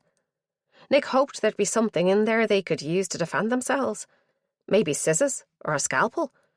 But the young paramedic was off balance as he stretched his arm, and the ambulance did a sudden swerve over rough ground, bouncing so much Nick feared it would tip over completely. Chris was flung across the narrow space and into the metal rail along the side of the stretcher. The wheels hit the ground, and the whole vehicle groaned with the strain as the back end swung from side to side. Could the driver see them, here in the back? Did he know what they were up to? That swerve had been all too timely. Chris tried to grab something to steady himself, but the ambulance swerved the other way, and he fell again, hitting his head on the arm of Hazel's seat. Hazel jerked her head up, either waking or just becoming aware that something wasn't right. She turned startled eyes to Nick, who gripped her hand even harder as the vehicle bounced and bumped across rough grass, engine roaring and wheels spinning for traction. "Nick? Is it him?" Nick nodded, seeing her own sick realisation mirrored in her sister's eyes. "Yes, but he's got to stop this thing sometime, and then we can tackle him. Sit tight."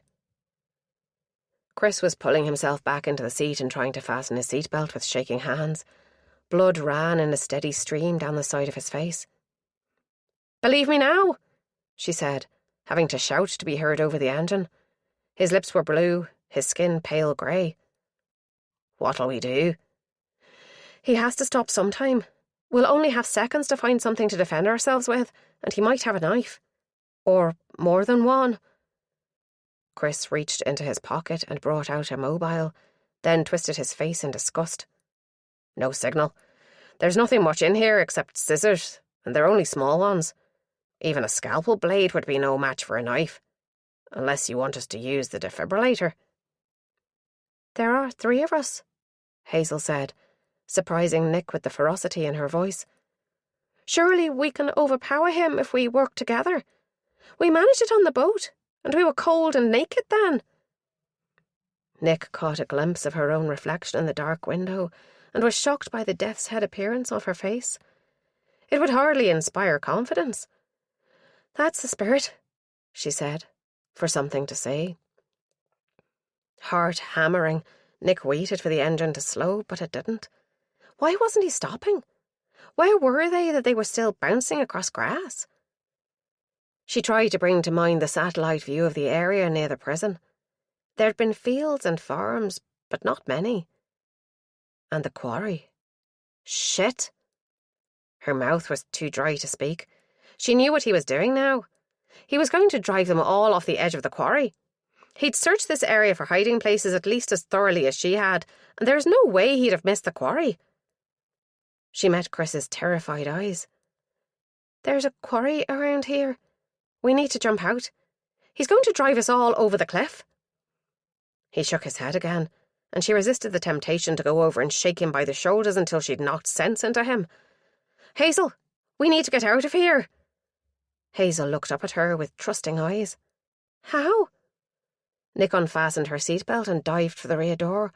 She managed to grab the yellow handrail, but then the ambulance swerved violently and she was thrown sideways before she could get a grip on the door release. A second engine roared nearby, but she could see nothing through the dark window. On the second attempt, she managed to release the door and it swung open, almost dragging her with it. She wavered for balance, arms flailing. Then someone caught her by the waist of the jeans she wore and hauled her backwards. She landed heavily on someone who let their breath out with an oomph. "Hazel." "Hold tight," she shouted over the noise, which was much louder with the door open. Nick crawled back to the rear of the vehicle on hands and knees, hooking her arm around the stretcher legs to keep herself from being flung around. If it moved now, she'd be in so much trouble. When she got to the open door, the ground rushed under her in a blur of speed, lit an eerie red by the ambulance's rear lights. Way too fast to jump. There had to be some way to slow it. She cast her eyes around the interior of the ambulance. There was the stretcher. What if they all climbed on that and let it run off the back? Would that absorb some of the impact and protect them? Chris appeared at her shoulder, also on his hands and knees. She shouted her thoughts at him and he nodded. "We could lower the stretcher ramp so it wouldn't be such a long drop, too." Nick saw what he meant. There was a vertical door that folded down to become a horizontal ramp. If they rolled the stretcher onto that and lowered themselves before taking the brakes off, it would be a much better landing. But the seconds were ticking away. How far were they from the quarry? Then the ambulance swerved again, throwing her into the paramedic. There was a frantic moment where they each tried to grab anything solid to keep themselves from falling out. Then it dawned on Nick that every time it swerved, the ambulance lost a bit of speed. Another swerve, and a whine as the driver slammed through the gears, pushing the engine to the maximum.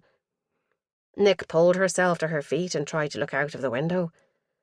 There was a police Land Rover zigzagging in front of them. She could just catch glimpses of it as it appeared briefly on her side of the ambulance. And the technique was working. The ambulance driver was finding it impossible to keep going at the same speed with all the avoidance tactics. Nick wondered for a moment why he didn't just ram the thing, if his plan was to drive them all off the edge of the quarry anyway. But then, he probably intended to bail out before they reached the edge, and leave the three of them to fall to their deaths. "Get ready to jump," Nick shouted. Chris's jaw was set, his eyes tense, but Hazel smiled up at her. "Love you, Nick," she said. Tears pricked at the back of Nick's eyes, burning. "Love you too, nutcase." She hadn't called her sister by the nickname in years. "Come on, let's do this together, shall we?" Hazel would be weakened from her captivity, short though it was, so Nick planned to hold her to her chest as she jumped, shielding her with her own body to protect her as they hit the ground.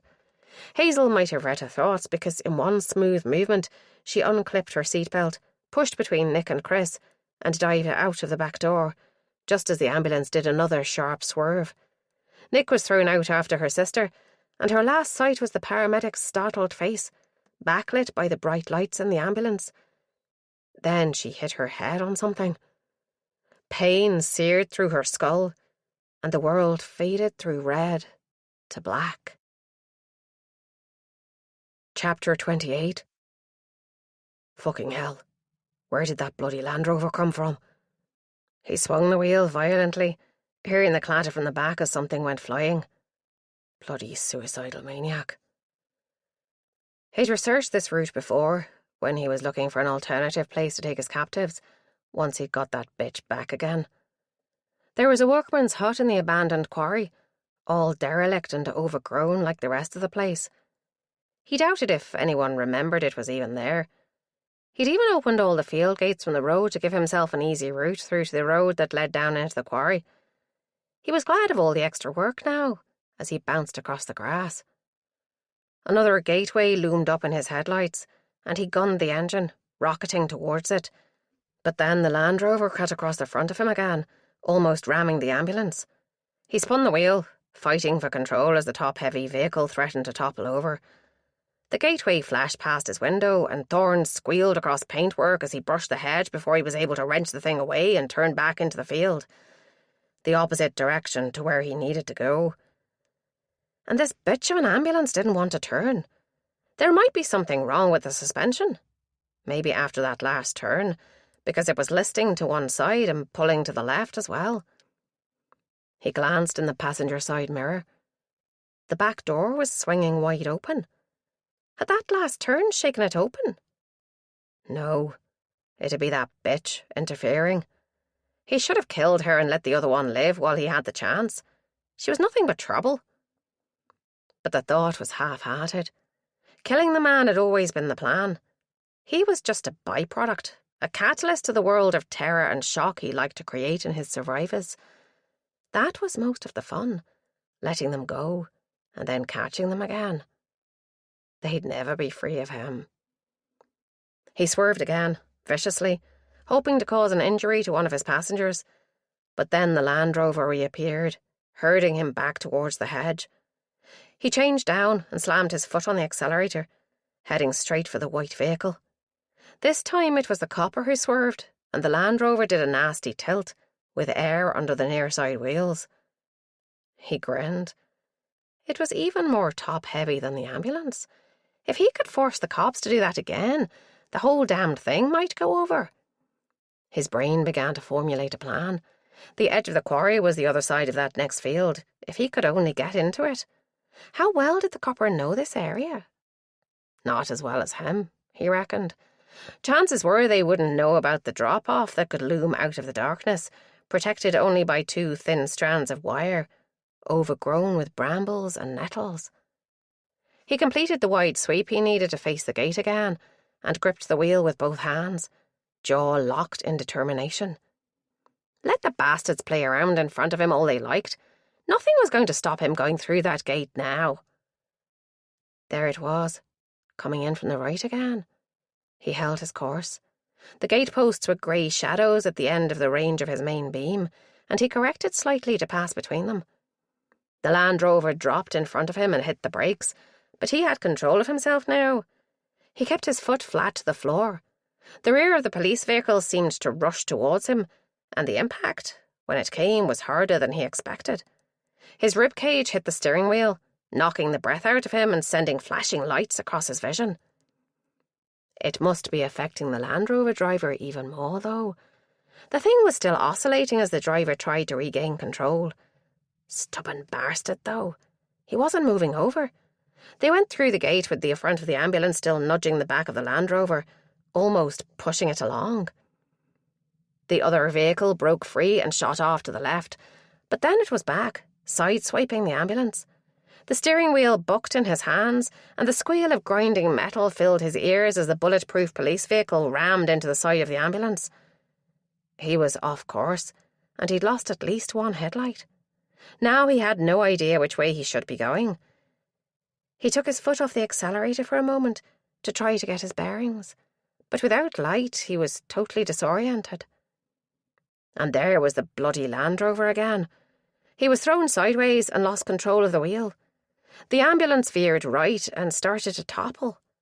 He fought the wheel, but he was being thrown around too much. Everything tilted sideways, and next thing he was falling towards the passenger door. It seemed an awfully long way. Chapter 29. The world was filled with noise and bright lights. Nick's head thumped with every beat of her heart. She had no awareness of where she was or how she'd got there, but wetness had seeped through the rough jumper she wore. The chill against her skin had woken her. She was lying on her right side with her face pressed into something soft. She tried moving, but pain shot through her back, and she couldn't feel her feet. Hot tears tracked down her face, pooling above her nose before overflowing. By the time they reached the cheek closest to the ground, they turned icy cold. "Over here," someone shouted, and one of the bright lights detached itself from the cluster, bobbing towards her. She tried to call out, but there wasn't any air in her lungs either. The ground shook slightly as feet ran towards her, sending more shockwaves of pain through her back. Suddenly she didn't want anyone near her, moving her and probing her for injuries. She didn't want to know. She closed her eyes against the dazzle of a flashlight. "She's alive." The voice was familiar, but she couldn't place it. It barked out instructions to someone, and the ground shook again as people scattered to obey.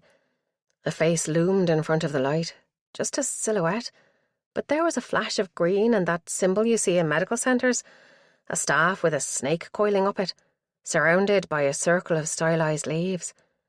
Nick fixed her eyes on it, focusing on the detail to keep the panic at bay. "Easy now. Don't try to move," said a steady voice. She latched onto it with relief. Here was someone who understood. He wasn't going to hurt her or move her. Hands touched her face. A fine beam torch shone into each eye, and fingers closed around her wrist. She could feel that touch okay, but when he moved lower, she could feel nothing. "I think we might need that helicopter back, Joe. Can you radio it in, please?" A second voice answered from further away, but she couldn't hear what it said. "My name's Ned," the first paramedic said, "and my mate there is Joe. You took a nasty fall there and banged yourself up a bit, but we're going to take you into the hospital and they'll soon get you fixed up. Can you hear me okay? If you're unable to speak, just blink twice for yes." Nick opened her mouth to speak, but only a croak came out, and she didn't know if it sounded anything like yes, so she blinked twice as well, just to be safe. Nothing else mattered right now, except for Ned. He would keep her safe and stop anyone from hurting her anymore. Where had that thought come from? Had she been hurt before? That was Hazel, wasn't it? Filled with fear ever since she'd come so close to death. Not her. She put the problem aside to deal with later. "We need to move you onto a stretcher, Nick. That's your name, isn't it?" She blinked twice. Talking was just too much effort, but she didn't want to be moved. The panic must have shown in her eyes because a warm, dry hand gripped hers and squeezed gently. "It's all right, pet. I'm going to give you something for the pain first, and we'll be really careful. I promise." He rolled up her sleeve, fastened something around her upper arm, and stuck a needle on the inside of her elbow, tapping it in place. She could see everything out of the corner of her eye, without moving, and it was bringing back a feeling of déjà vu. A moment later, something cold and sweet flooded her veins, and she stopped caring. The next part was a bit of a blur. Voices echoed and lights turned from points into long rainbows of colour. Someone put a mask over her face and cool air flooded her mouth and nose. "On 3. 1, 2, 3. She was aware of being lifted, then lowered, and Ned told her she was a star, a real hero. She wanted to thank him, but then her mind grasshoppered to the fine detail of the irises of his eyes. They were such pretty eyes, all different colours with a bottomless pit of darkness in the very centre that sucked her in and downwards. Something hovered over her, like a giant dragonfly. She tried to swat it away, but her arms wouldn't move. Then it disappeared as Ned leaned over her, blotting it out with his body. Her hair whipped around like snakes. Maybe that was why Ned had a snake on his uniform. She tried to see it, to see if it was writhing now, but he was too close. He smelled of aftershave and stale cigarette smoke. Then there was a lurch that sent pain lancing through her again, and she screamed. A machine beeped nearby. She'd been hearing it for ages, but now she'd noticed the sound. It began to irritate her. She'd been here before, but they'd let her go, hadn't they? Why was she back again? She tried to sit up to look around, but nothing happened. Her muscles didn't belong to her anymore. "It's all right," Hazel said. "You're going to be fine, the doctor says. You just need time." Nick licked her lips. "What happened?" You saved us, a second voice said. There was something familiar about it, but Nick couldn't place it. Flat vowels, but a pleasant lilt as well. Mira's here too, Hazel said, and then Nick remembered a little. Mira? Is Inspector Ram here? He came, Ma said from the other side of her bed. The doctor wouldn't let him in, though. Too many visitors, she said. Dad's here, and Cian. Hi, Nick, Cian said. We were worried sick about you. Then someone hushed him and he said, What? I only said... Pathetic.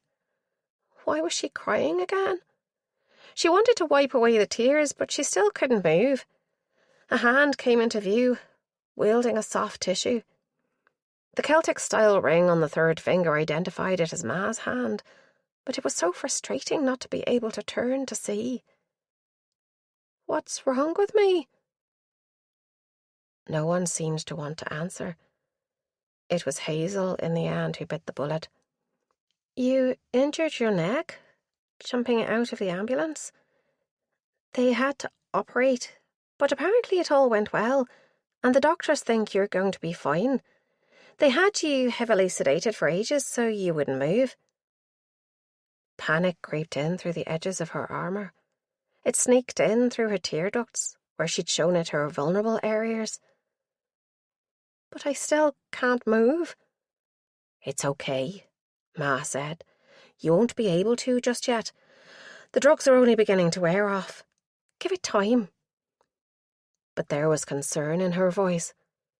Not being able to see Ma's expressions helped Nick to focus on the way she spoke so heartily, yet clipped the ends of her words off short. Asha? She's with Aaron, Hazel said.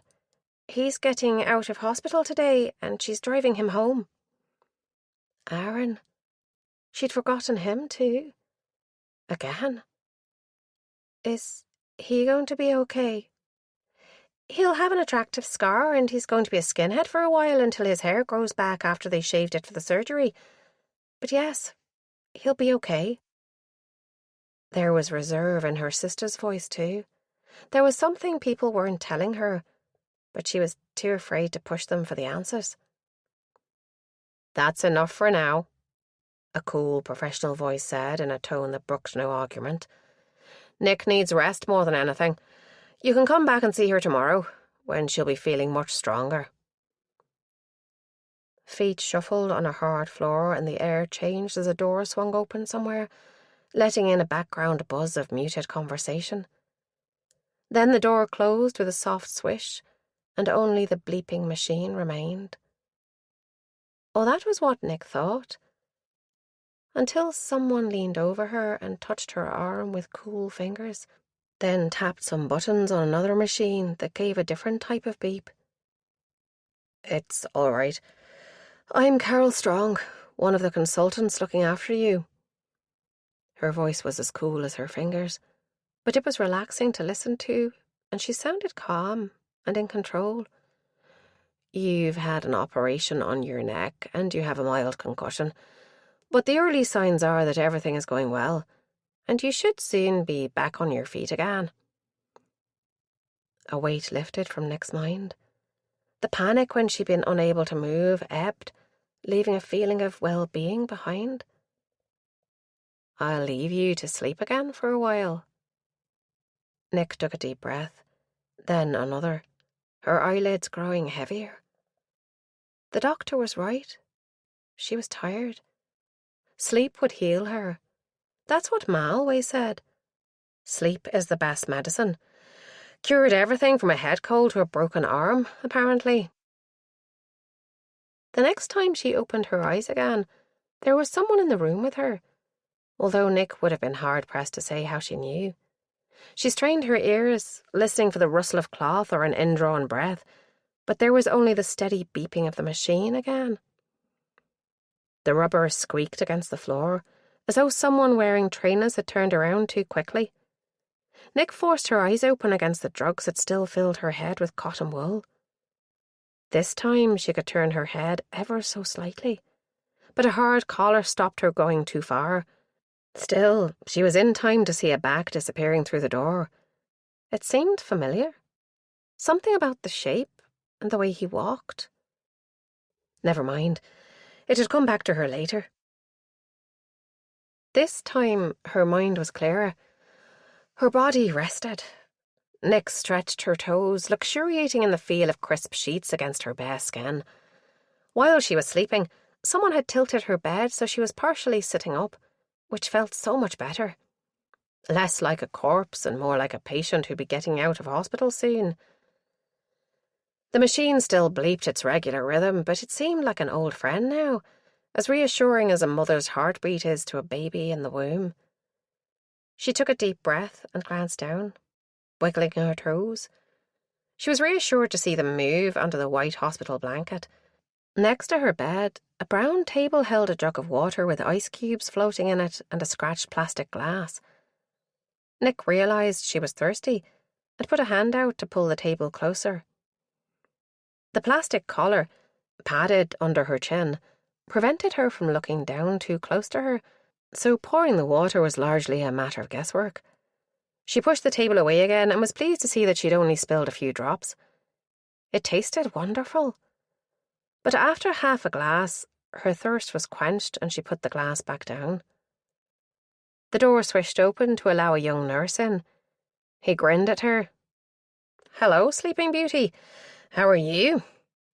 "Great. When can I go home?" "You know, I can never get over the ingratitude of patients," he teased. "Try as I might, they never want to stay a moment longer than they have to." As he spoke, he tucked her sheets straight and plumped up her pillow with the gentle efficiency of long practice. "Doc says when you're able to walk without pain, you can go." He straightened up. "Now, can I get you anything? You slept through dinner. And lunch, come to that. Maybe I can rustle up some toast and jam for you." Maybe. She didn't feel much like eating, but perhaps the smell of toast would kickstart her appetite. "Your wish is my command. I'll see what I can find at this time of night." And he bustled out, letting the door swish closed behind him. A few minutes later it swished again, but no one came in. The door was too far behind her to see properly. "Who's there?" she called. "Ma? Hazel?" No one answered, but she thought she could hear breathing over the sounds of the monitor. That does it. Time to get up. She folded the sheet and blanket back in a triangle and swung her feet out on the same side as the drip stand, which was unfortunately the opposite side to the door. She locked her jaw in determination and slid off the side of the bed, holding on for balance in case her legs gave way. The door was still open, or at least she hadn't heard it swish closed again. Her legs held. Barely. She turned around, still keeping a grip on the frame at the side of the bed, until she could see the door. It was open, and there was someone standing there, just staring at her. But he was in the shadows because the hallway lights were out for some reason. "Hello," she called, annoyed to hear a wobble in her voice.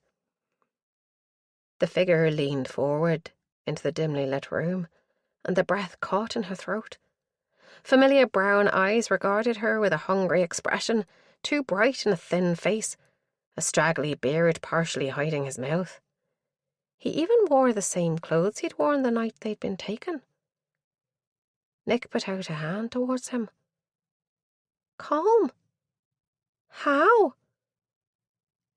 His lips curled and his eyes hardened to granite. She'd seen that expression before, over the top of her scarf that covered the lower half of his face. Only then, the eyes had been green. Pain flared in her chest, and her knees gave way, but she didn't feel the cold lino on her bare legs as she collapsed in a dead faint. Chapter 30. "He was very clever," Asha said, her hands wrapped around a mug of tea.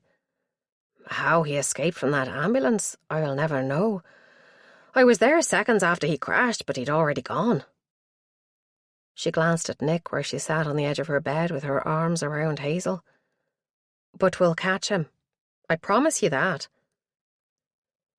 At the other side of the room, Aaron lounged in jeans and a checked shirt, his face still pale from his brush with death.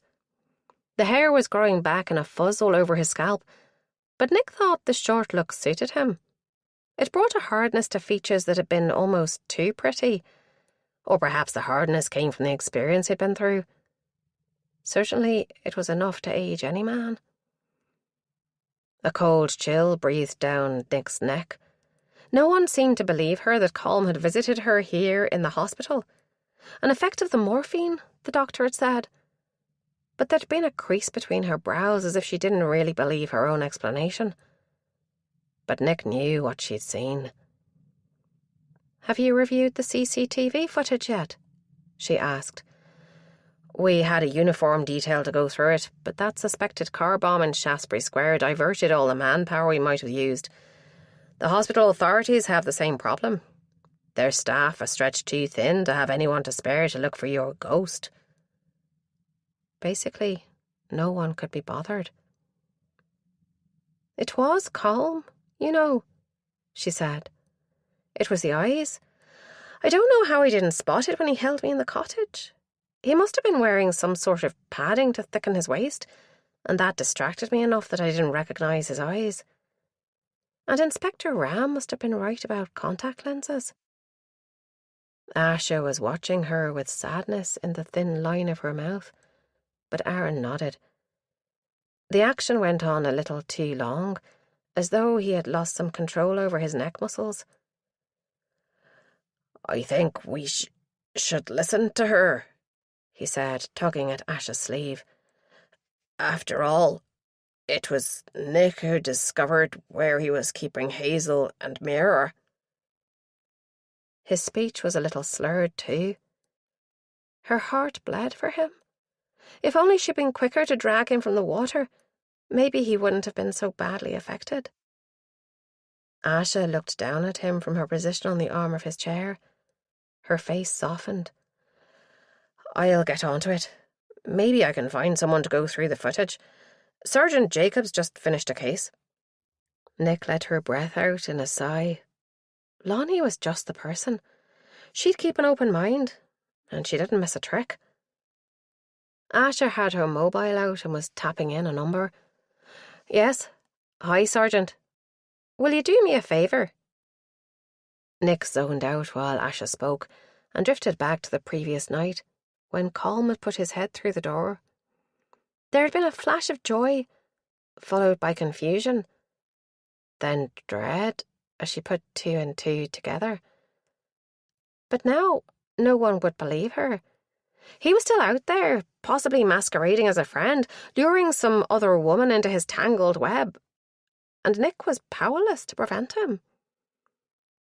Hazel stirred, tilting her face up to look into Nick's eyes. "I believe you. He always wore the mask when he came to us, but he didn't have any padding around his middle. He was slim and moved like a young man." She spoke to Asha as she put her phone away.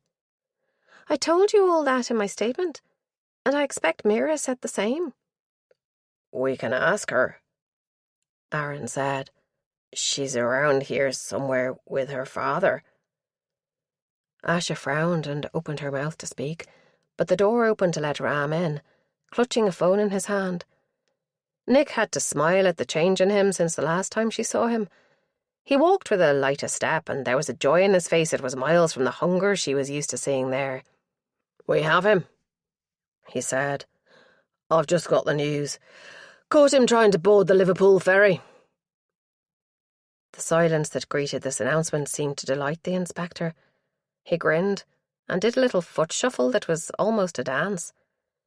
Nick realised her mouth was hanging open and closed it with a snap. "How do you know it's him?" Asha asked in a hoarse voice. "Apart from the knives in a cabinet in the back of his van, and the scarf he used to cover his face." "I want to see him," Nick said, surprising herself, because the revulsion she'd felt when Ram mentioned the knife cabinet made her think she never wanted to see him again. But she needed to know if they had the right man.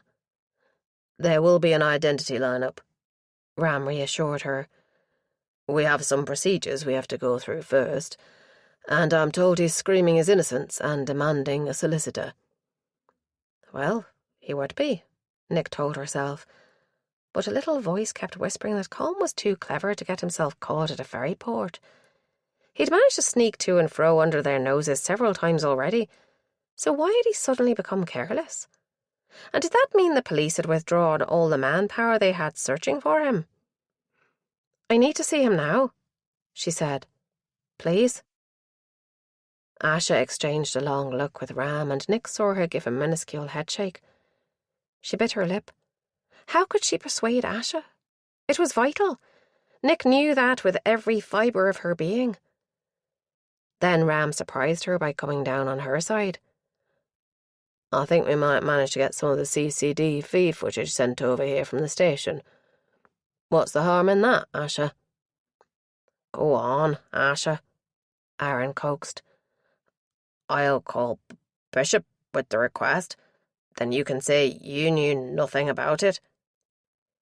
Asha's face relaxed into the ghost of her old smile. The answer's no. She held up her finger before anyone could interrupt. But I'm leaving to go to the loo now, and as the visitors' one on this corridor is probably closed for the foreseeable because someone stuffed whole rolls of paper down it, I'll have to go through the one upstairs. I might be a while. Nick and Aaron shared a conspiratorial look. Okay, boss, Aaron said. You might want to use the stairs. The lift felt a bit dodgy when I came down in it earlier. Asha rolled her eyes and let herself out of the room.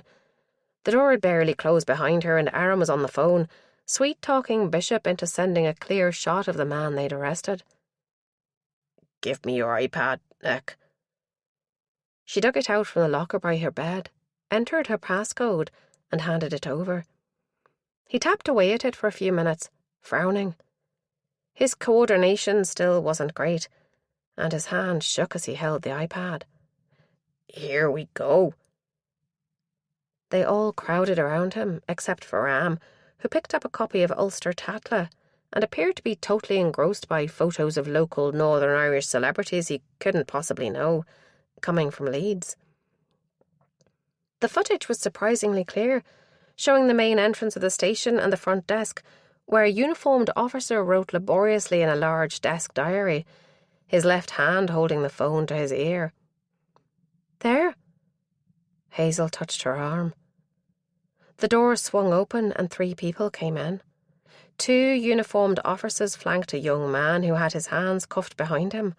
His head hung low, chin on chest, defeated. They each had a hand gripping his arm, and they were none too gentle. The suspect reeled and staggered as the bulky man on his right gave him a shove.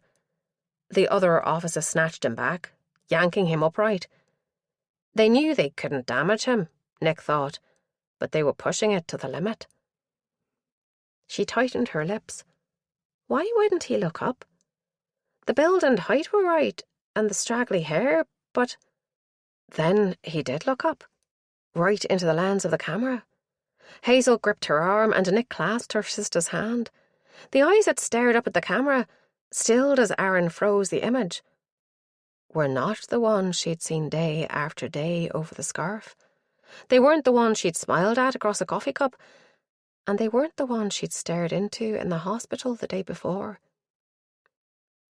It's not him, Hazel said in a dull voice. He's still out there, Nick. He's still out there, Nick echoed. I don't know how he did it, but that's not him. Close enough, but not him. Are you certain? Asha emerged silently from the corridor. Nick wondered if she'd ever gone as far as the next floor or had just hovered in the shadows, watching. Nick swallowed painfully. We're both certain. Ask Mira if you don't believe us. Asha's mouth twisted. It's not a case of belief, she said. Of course I believe you, but how did he do it? I've got forensics working on the knives, but preliminary reports confirms traces of human blood. It's even the same grey van he used before. They're sweeping it for traces as we speak." She rubbed her eyes with the heels of her hands, then ran her fingers through her hair as though she wanted to pull it out by the roots. "Come on," she said after a moment. "I'm getting you two and the rest of your family into protective custody. Inspector Ram..." Ram was standing, the magazine in a crumpled heap at his feet. His face was grey beneath the brown skin. His eyes haunted. Her eyes widened. "Inspector? Where's Mira?" "She went to get me a coffee." A pain flared in Nick's chest, and she realised she was hyperventilating. She tried to force her breathing to slow and deepen, but the muscles wouldn't obey her. Spots danced in front of her eyes until Aaron's arm came around her shoulder, a warm weight that steadied her. "Come on," he said. "Let's get you sat back down." "No, we need to find Mira." "Okay." She wondered if he'd have capitulated as easily before his injuries. Asha was talking into her phone, issuing instructions. "I've told hospital security to get straight up there and not leave her side. I'm heading up there now." She shot out of the room, leaving the door to bang back against the wall in her wake. "We've got to go too," Hazel said. "We have to stay together." She was right. Inaction was impossible. Hazel helped her along with an arm around her waist, and Inspector Ram helped Aaron, who was still weak. He kept lurching to the left, and without Ram's steadying arm, he'd have crashed into the wall several times. Once inside the lift, they rose up through the floors in a silence Nick didn't care to break. It was so bloody slow, stopping at every floor, but neither she nor Aaron could have managed the stairs. As the doors opened on the cafe level, Asher rushed towards them. "Mira?" Ram asked, tersely. "She's not here. I've sent security looking for her, but we did find this." She pointed to a pair of paper coffee cups, their contents pooling across the floor, as if the person carrying them had been about to press the call button for the lift. "Bugger that for a lark. I've got to find her," Ram muttered.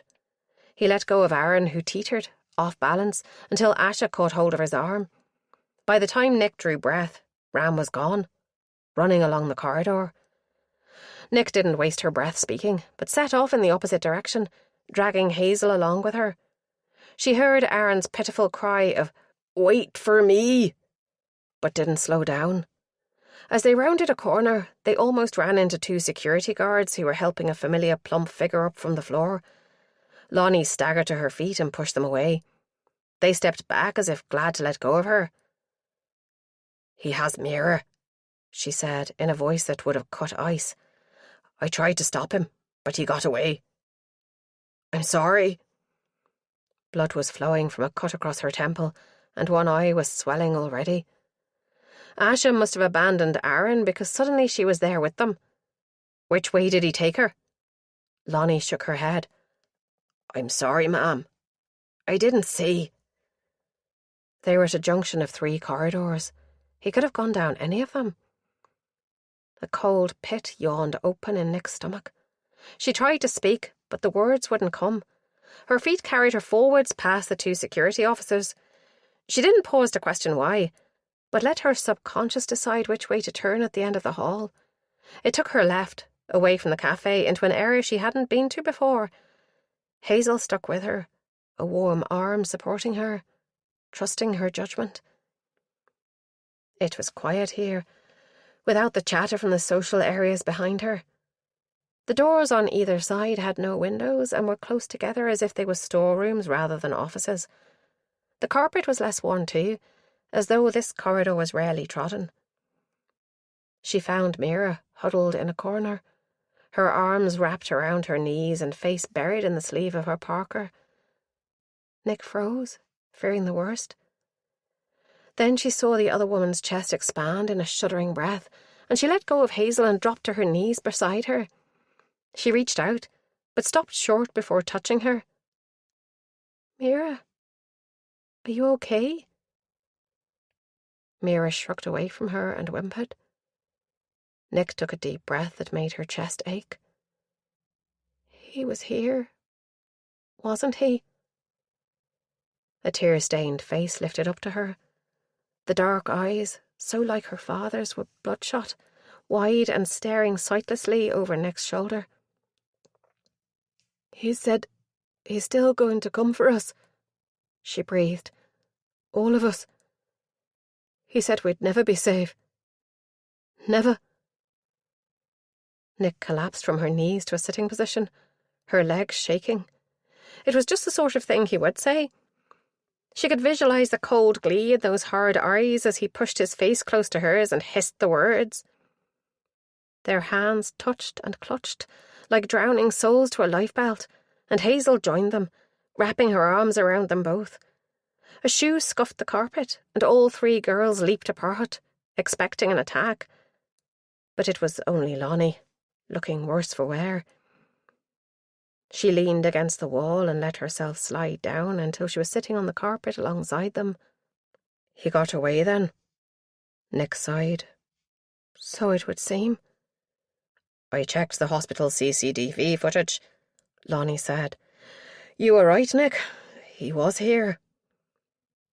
It should have been a relief to hear that she hadn't imagined the encounter, but numbness was creeping over her now. A lethargy that made her want to close her eyes and sleep until she could no longer remember any of the events of the last few weeks. Lonnie's voice came from a long way away.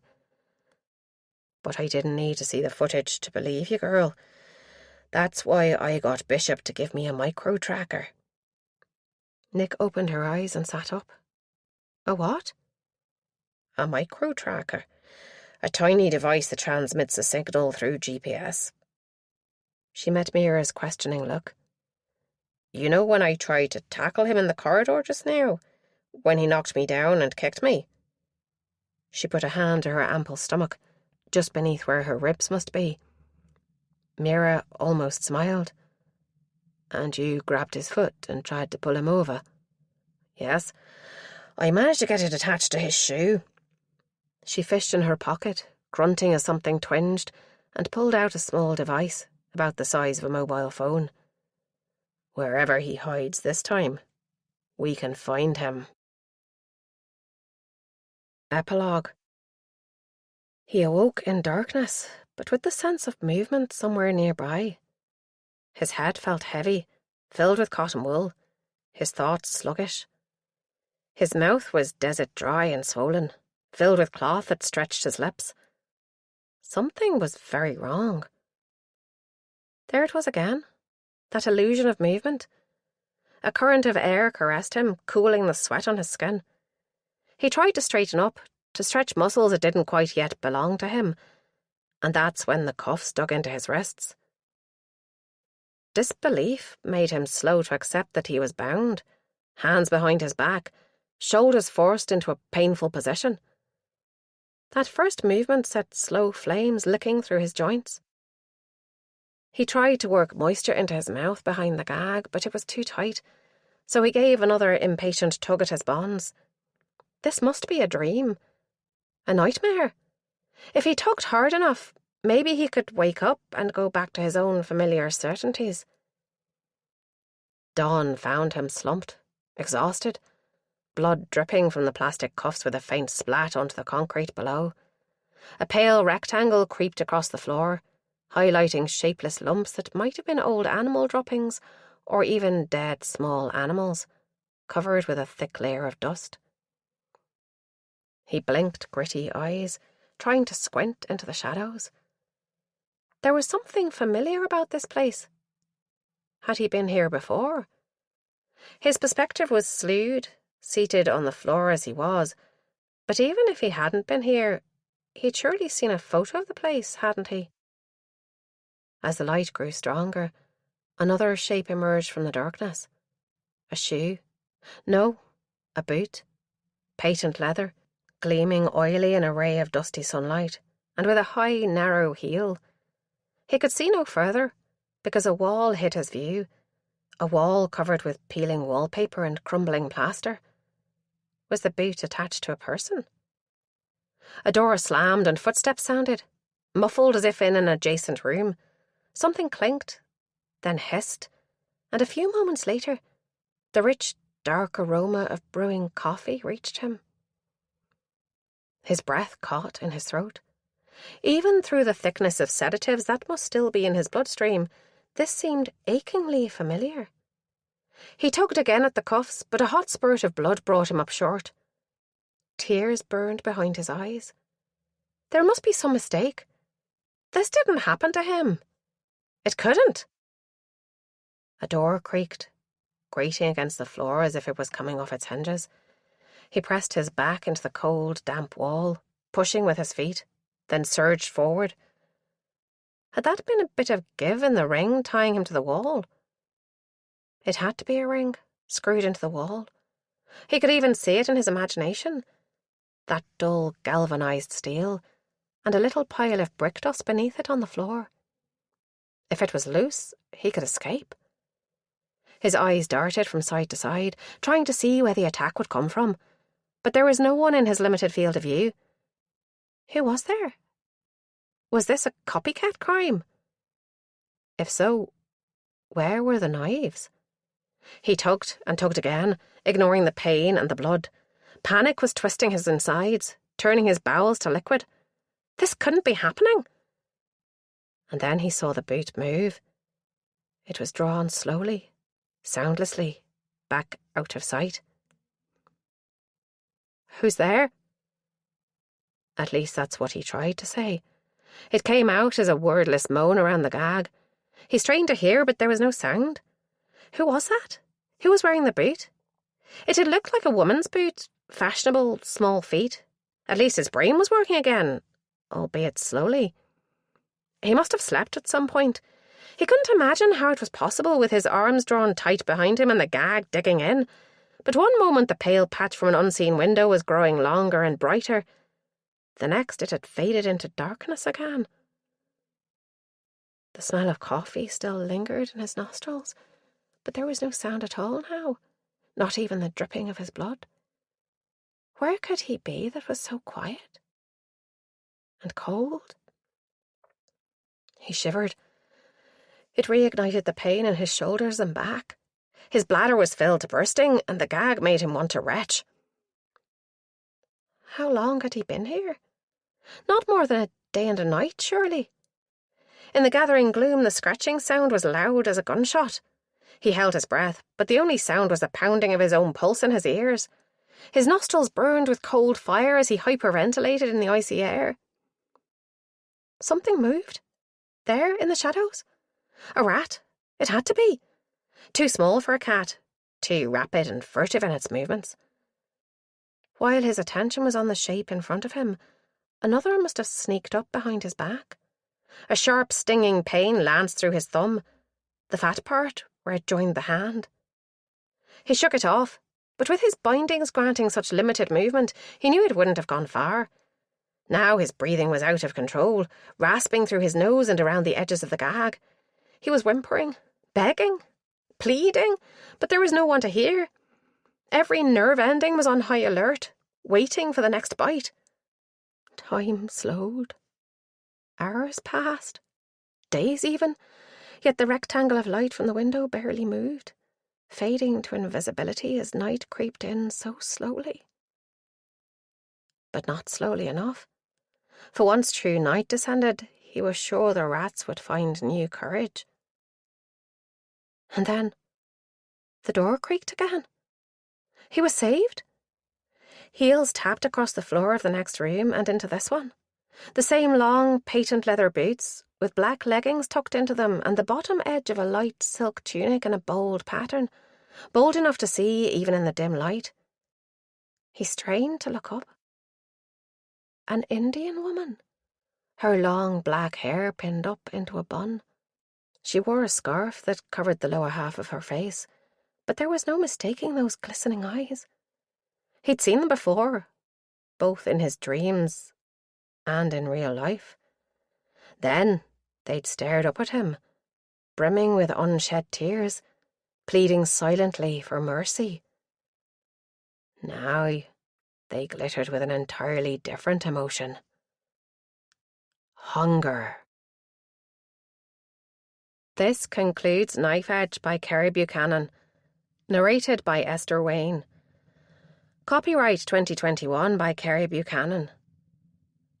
This unabridged audiobook is published by arrangement with Joffy Books Limited, care of Lorella Belli Literary Agency Limited, and was produced in the year 2023 by Tanto Media Incorporated, a division of Recorded Books, which holds the copyright thereto. Please visit tantor.com for more information on our growing library of unabridged audiobooks.